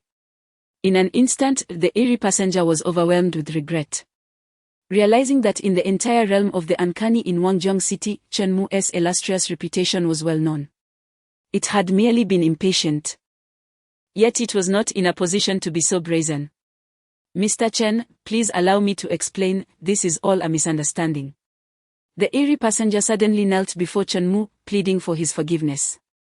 Witnessing this dramatic scene, the otherworldly passengers present saw nothing amiss. In their eyes, it seemed only natural for the peculiar to offer an apology to Boss Chen. Those unaware might mistakenly believe that Chen Mu had pushed them too far. With a hint of resignation, Chen Mu sighed. He had reached a level in participating in bizarre tasks where he could navigate through them with his eyes closed. Even if he were a tad lazier and wished to avoid the journey entirely, it would pose no issue, for the peculiar would effortlessly carry him to the finish line. The subway glided forward, gradually making its way to the destination. The bizarre task officially commenced, and the peculiar passengers began to present challenges to the attendants. Chen Mu was well acquainted with this type of bizarre task. It was a quintessential decentralized peculiar task. Such tasks do not feature particularly daunting problems but are instead characterized by a continuous barrage of minor challenges. Participants must persistently resolve these smaller issues. While it may sound straightforward, a single misstep could lead to irretrievable consequences. Chapter 88, Are you satisfied, Boss Chen? As the subway commenced its gradual motion, the challenging passengers began to present an array of perplexing demands to the attendants. "Hey, that attendant with the hat. I require a blanket. And it must be delivered to me within 3 minutes. The tall attendant, I have misplaced my luggage in one of the carriages. You must find it within 10 minutes. I desire fresh blood. Hurry, bring me blood." A cacophony of shouts echoed throughout the subway carriage. Men and women alike were embroiled in a flurry of activity, perspiration adorning their foreheads. Each passenger's request, while not particularly difficult, merely a matter of a simple gesture, was anything but straightforward. An attendant was tasked with managing the myriad demands of numerous passengers, their minds oscillating between various minor tasks. A moment's inattention could result in overlooking a request or exceeding the allotted time. Amidst the bustling attendants, Chen Mu stood out prominently. Seated comfortably in first class. A selection of fresh fruits graced the small table before him, while the primary boss attended to him, ever ready to assist with queries. What? A passenger is seeking Chen Mu's service. An eccentric individual had approached Chen Mu, perhaps lacking in common sense, and requested his assistance. "Boss Chen, could you please adjust my seat?" Chen Mu surmised that this peculiar individual intended to curry favor. Assuming he must cater to a passenger's whims by presenting the simplest of tasks. In this instance, one could only say that their intellect was sharp yet incomplete, an apt term might be half-witted. What stature does Boss Chen hold? To think that one could demand his service. Nevertheless, as the ultimate authority, Chen Mu maintained his amiable demeanor, responding with a smile, "All right, I shall attend to that immediately." Before Chen Mu could even rise, the suited boss sprang to his feet, without uttering a word, seized the half-witted individual, and unceremoniously ejected him from the subway. "How dare you request Boss Chen's assistance? Mind your manners in your next life," the suited boss called out to the discarded passenger. It was clear that the ejected individual would not survive the ordeal. Chen Mu gently patted the suited boss, expressing mild reproach, "You were too impulsive. After all, that person is a passenger, and I am an attendant. It is my duty to serve. Such a brutal action may tarnish my reputation with the other passengers. Please refrain from such behavior in the future." The suited boss nodded repeatedly. Indeed, Boss Chen is right. It is entirely my fault for being so reckless." Throughout the incident, Chen Mu consistently portrayed the role of the benevolent figure, embodying warmth and kindness, while the suited boss took on the role of the enforcer. In the past, before Chen Mu attained his prominence, he had sensed that most great bosses perpetually exuded a gentle and approachable demeanor, always smiling at those around them. Only those minor bosses, often embodying a stern and fierce demeanor, consistently criticize and penalize their subordinates. It was only after Chen Mu assumed the role of a behind-the-scenes boss that he grasped the intricacies involved. The reason is quite straightforward: everyone aspires to be the good person, yet someone must play the villain. It is hardly appropriate for the major boss to take on that role. Thus, the task falls to the minor bosses. Take, for instance, that peculiar passenger who offended Chen Mu. Naturally, he had to face repercussions. If Chen Mu were not sufficiently esteemed and lacked capable subordinates, he would have had to assume the role of the villain himself, casting the peculiar individual off the train. However, with his elevated status and the presence of the suit-clad minor boss, the unpleasant task of disposing of the oddity naturally fell to the latter.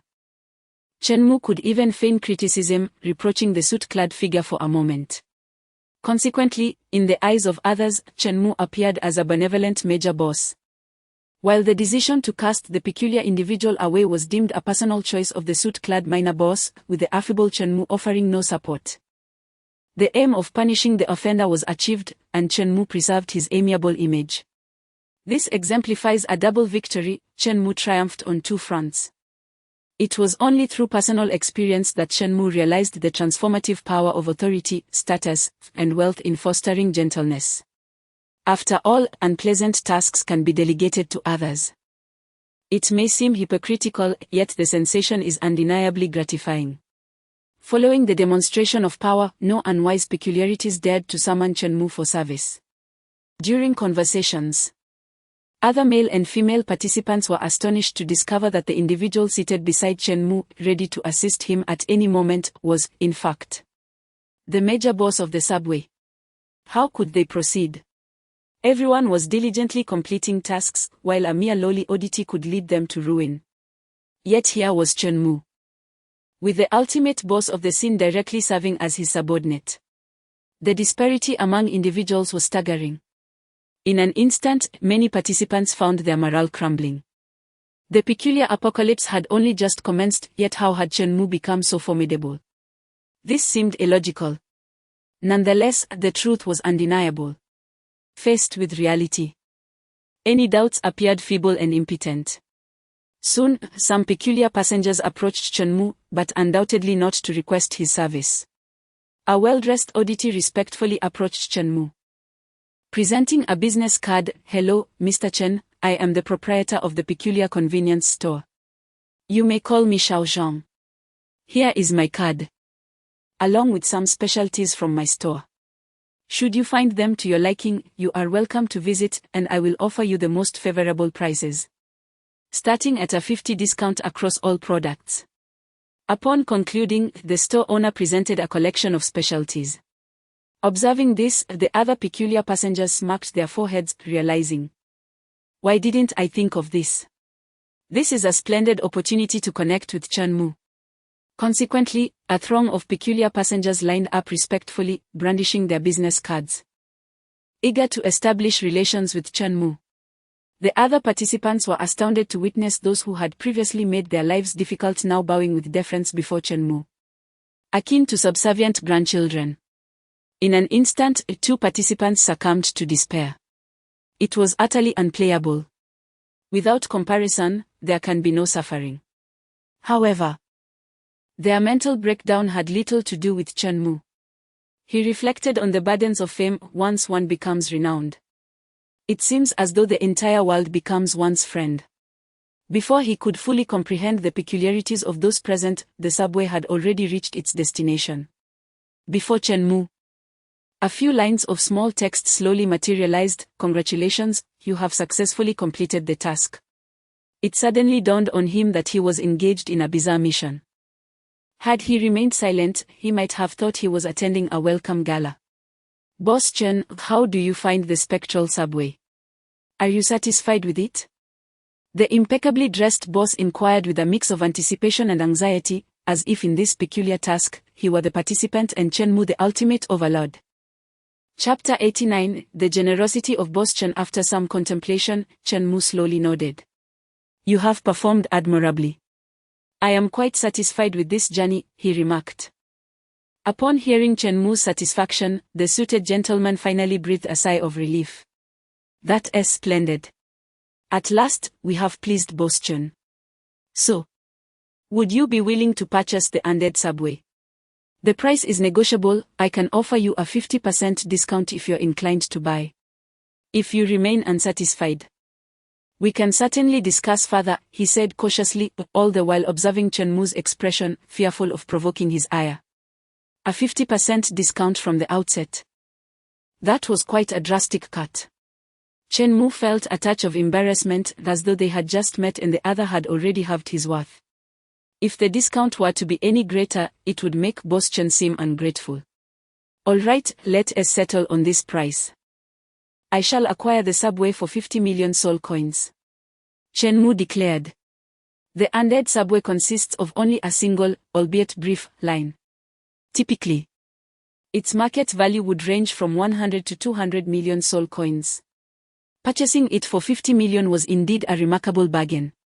After all, the undead subway merely serves as an auxiliary scene, enhancing the operational efficiency of the city, dependent on the existence of Wangjiang City. Unlike the Midnight Hotel or the Dark Knight Academy, which stand as formidable entities in their own right and could wield influence even outside Wangjiang City, Chen Mu's interest lay not in the current short line but in the subway's future potential. This 50 million essentially purchased an entire suite of seeds, comprehensive supporting facilities, skilled personnel, and established procurement channels. As Wangjiang City evolves, the undead subway will undoubtedly require expansion. At that juncture, Chen Mu would not need to start from scratch. He could simply utilize the existing infrastructure. Upon hearing Chen Mu's willingness to buy the undead subway, the suited gentleman's face lit up with joy. He was more than willing to accept the 50 million price tag, eager to rid himself of this burdensome asset. "Excellent. Boss Chen, let us sign the contract right away," he exclaimed, hastily producing the document and affixing his signature. Once Chen Mu signed as well, the entire undead subway, including all its employees, would fall under his command. At that moment, the staff of the undead subway gathered at the terminal station, curiously observing their new employer. "Have you heard? Boss Chen seems exceptionally generous, treating his employees exceedingly well." "Indeed. I have a friend working at the Midnight Hotel, and they say Boss Chen's salary is over 3 times that of other employers. Not to mention the additional vacation days and bonuses. I've heard that the recently popular Fright Hospital is also owned by Boss Chen. It won't be long before he arranges medical insurance for all employees. Does that mean we won't have to pay for medical expenses in the future? Finally, we are escaping the hardships. I can't wait to start working for Boss Chen. Woe is me. In the entire city of Wangjiang, there is no shortage of peculiar individuals eager to work for Boss Chen. It seems fortune favors us, as we serendipitously encountered Boss Chen during his acquisition of the subway. As long as Boss Chen does not dismiss me, I shall surely exert my utmost efforts for him. The subway employees whispered among themselves, contemplating their future work and lives. Their words imbued with anticipation. As for the passengers nearby, some of them were employees from other strange scenes. These passengers gazed enviously at the subway employees, pondering when Boss Chen might also acquire their bizarre scenarios. Chen Mu observed his new employees and, after a moment of contemplation, addressed the suited figure. By the way, do you have any recommended candidates to help me manage the entire subway? Given the vastness of Chen Mu's enterprises, it was impractical for him to oversee every matter personally. He certainly needed an agent. The ghostly subway was not a core industry, at most, it was a supplementary one. And Chen Mu could not afford to invest excessive energy in its management. The suited figure pondered for a moment and pointed to a male spectre, saying, "He is our station master here. He was previously in full charge of subway operations." Chen Mu gazed at the male spectre, and by chance, this was the very individual who had fervently prostrated himself before Chen Mu during the rule announcement, nearly disclosing Chen Mu's ID number. Being the one to read the rules indicated a certain level of competence, akin to how Li Xiaoxiao, the deputy of the Midnight Diner, had read the rules at the outset. After some thought, Chen Mu nodded. "Very well, you shall manage the ghostly subway from now on. You will continue as the station master. If you diligently follow my lead, as the ghostly subway expands, your status will naturally rise accordingly." Filled with excitement at the prospect Chen Mu painted, the male spectre vowed his loyalty. "Rest assured, Boss Chen, I will give my all. I shall not disappoint your expectations." Turning to the other employees, Chen Mu declared, "From today onward, the ghostly subway is officially incorporated into the Chen Group. All employees will enjoy the salaries and benefits afforded by the group. I have no particular hobbies except for a fondness for distributing wealth. All employees' salaries will be doubled. Furthermore, you will enjoy an extended holiday of 4 hours every day, along with annual bonuses, performance bonuses, and various other benefits. Additionally, the group is considering custom tailoring medical insurance for employees at the Fear Hospital. Before long, all employees of the group will have access to medical insurance, making difficulties in seeking medical care a thing of the past. As long as you work diligently for the group, it will ensure that no employee suffers financial ruin due to accidents or illness." Chen Mu preferred to be forthright rather than indulge in grandiloquent rhetoric. He favored clarity regarding benefits and interests. To win hearts is to conquer the world, and the heart is synonymous with interest. Indeed, the subway employees erupted into enthusiastic cheers, their excitement palpable. Boss Chen's generosity was truly legendary, and for many peculiar beings, the opportunity to work within Chen Mu's group was a coveted dream. My goodness! Could it be true? Boss Chen is indeed this magnanimous. I never anticipated that one day I would find myself working for Boss Chen. How exhilarating! I am eager to immerse myself in my duties. The peculiar employees of the subway are all abuzz with excitement, vociferously expressing their enthusiasm. In their eyes, Chen Mu stands as the sole benevolent employer amidst this bizarre apocalypse. To toil for such a conscientious boss without subjecting oneself to rigorous self-exploitation would surely evoke a pang of guilt, would it not? Moreover, Chen Mu's enterprise is still in its nascent stages, poised for rapid expansion in the future. Such swift growth signifies a pressing need for manpower and abundant opportunities for promotions and salary increases. Should these eccentric individuals commit themselves earnestly, their futures will undoubtedly be bright. Having orchestrated matters concerning the spectral subway, Chen Mu was preparing to return to the serene confines of his garden when, unexpectedly, his phone rang. The caller ID displayed the name of the driver. Why would he be calling me? Chen Mu pondered, somewhat perplexed. Chapter 90, Economic Crisis in the Mysterious World. The mobile phone in Chen Mu's hand had been given to him by the driver. The driver had assured him that through this phone, Chen Mu could reach him at any moment. As long as Chen Mu made contact, the driver would arrive within 5 minutes, regardless of his location in Guangzhou City.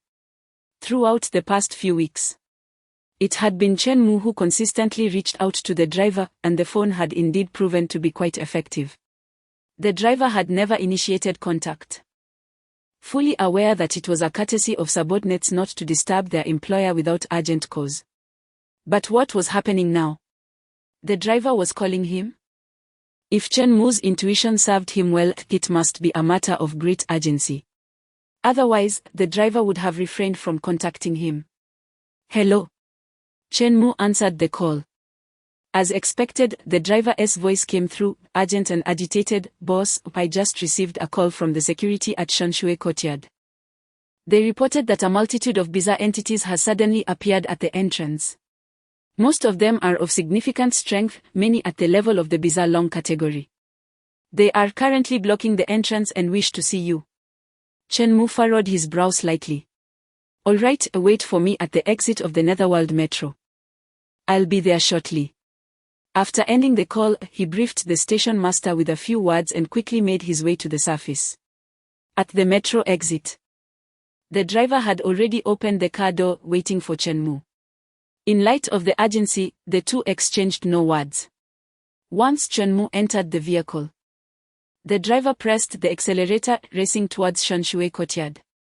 As they sped along, Chen Mu's mind whirled with questions. Why would so many bizarre entities seek him out? Could it be related to the healthcare issue? Had he inadvertently harmed a group of them while attempting to do good? No, that couldn't be right. The entities approaching him were all of the bizarre long category. Such beings were akin to the bosses of numerous minor bizarre scenarios. And they valued their lives too much to engage in healthcare schemes. Could it be that his rapidly growing business had severed their financial lifelines? That too seemed implausible, as his enterprise had nearly monopolized the market and competitors had already been eliminated. Other industries were unaffected by his success. The logic was simple: no matter how well a midnight hotel performed, it would not impact the business of a swimming pool. There was no direct competition between the two. After pondering for some time, Chen Mu shook his head. It was best not to dwell on it, he would assess the situation upon arrival. The driver's speed was remarkable, the accelerator nearly smoking from the pressure. In under 3 minutes, with a sharp screech of brakes, the taxi came to a steady stop at Shanshui Courtyard. As Chen Mu stepped out of the vehicle, he was greeted by the scene described by the security staff. The entrance was teeming with a multitude of bizarre entities. By the numbers, there were at least 100. Representing nearly the entirety of the elite bizarre beings in Guangzhou City. So many. 100 bizarre entities are congregating here as if to make a statement. One particularly sharp-eyed entity spotted Chen Mu alighting from the car and immediately shouted, "Boss Chen has arrived. Everyone, charge." At the sound of his voice, the throng of bizarre entities snapped to attention, collectively turning to face Chen Mu. "Boss Chen. Boss Chen, don't leave." A multitude of peculiar entities rushed towards Chen Mu, their cries echoing in the air. Chen Mu, taken aback, was left bewildered by the situation. The driver and the security guard beside him wore expressions of palpable tension, forming a protective barrier around Chen Mu. As the strange beings approached, he discerned that they were brandishing several sheets of white paper in their hands. The entities fervently waved the papers at Chen Mu, pleading, "Boss Chen, behold my bizarre establishment. My establishment is on the brink of closure. I can sell it at a bargain. Please, save me, Boss Chen. I'm offering a 30% discount. I require payment in ghostly currency upfront." Upon hearing their desperate entreaties, Chen Mu finally comprehended their intentions. It became evident that they were not there to trouble him but rather were the bosses of various bizarre establishments scattered throughout Guangzhou City. They had congregated in a frenzy, imploring Chen Mu to acquire their peculiar venues. Why had such a multitude of bizarre bosses suddenly become eager to sell their properties? Drawing upon his past experiences, Chen Mu contemplated the underlying reasons. If he surmised correctly, This particular moment marked the onset of an economic crisis within the realm of the bizarre. Where there is ghostly currency, there exists economic activity. And with economic activity inevitably comes economic turmoil. In the early stages of the bizarre apocalypse, the availability of ghostly currency was scarce. Not only did humans lack ghostly currency, but the bizarre entities were also short on it. For ordinary bizarre beings, the situation was manageable. Lacking ghostly currency meant enduring hardship, toiling for meager wages. But they could scrape by. However, for the bizarre bosses, the predicament was far more dire. Sustaining a bizarre establishment necessitated a constant influx of funds. Every moment required financial investment. Should they fail to maintain their venues, the closure of their establishments would result in dire consequences for the owners, who would face the wrath of the rules. In a desperate bid to prevent their establishments from failing, the bizarre bosses frantically sought ghostly currency. Yet its scarcity only exacerbated the crisis. With the onset of the economic downturn, spending became a daunting prospect, leading to an even greater depletion of ghostly currency. Those bosses on the brink of bankruptcy, in a fight for survival, hastily sought to liquidate their assets, selling their bizarre venues at reduced prices to lighten their burdens. Coincidentally, Chen Mu had recently been acquiring numerous properties and had implemented a money-burning health insurance initiative, signaling that he was not short on funds. Upon hearing the news, the desperate bizarre bosses flocked to him, beseeching him to purchase their enterprises. Chen Mu, observing the contracts being waived before him, realized that a lucrative opportunity was at hand. Despite the discounted prices of these establishments, the reason for the markdown was simple: the owners were in financial straits and compelled to lower their asking prices. Once the economic crisis subsided, these establishments would undoubtedly prove to be profitable ventures. By acquiring them at such low prices, Chen Mu could amass significant control over the industries in Guangzhou City, making his investment a guaranteed success. The bizarre beings were acutely aware that purchasing these establishments now would indeed be a profitable endeavor. The dilemma lies in the lack of funds. How can one make purchases without money? Everyone is devoid of ghost money, save for Chen Mu, who possesses a vast fortune of it. Thus, this tremendous opportunity can only be seized by Chen Mu. Once the economic crisis subsides, he will metamorphose, acquiring a substantial portfolio of industries in Guangzhou City, thereby establishing complete dominion over it. Contemplating the intricate relationships at play, a look of delight spread across Chen Mu's face as he called out to the bizarre individuals brandishing contracts, "Do not rush, please form an orderly line. I am a benevolent soul, unable to bear witness to others' financial struggles. Should the industries be promising and the prices reasonable, I shall gladly accept them all. I am about to commence a large-scale acquisition." Chapter 91, Frenzied Acquisitions. As Chen Mu shouted, the peculiar bosses present erupted into a chorus of cheers. Truly, Boss Chen is a notorious villain. Indeed, such a despicable character as Boss Chen is becoming increasingly rare. They say Boss Chen is a living embodiment of the King of Hell, and having witnessed it today, it is evident that the reputation is well deserved. Although Chen Mu recognized that these peculiar cheers were intended as flattery, he could not shake off the odd feeling they evoked. Well, from a human perspective, labeling Chen Mu as a villain might not be entirely misplaced. Seizing the opportunity, he planned to acquire high-quality assets at low prices while everyone was financially strained, thus reaping substantial profits.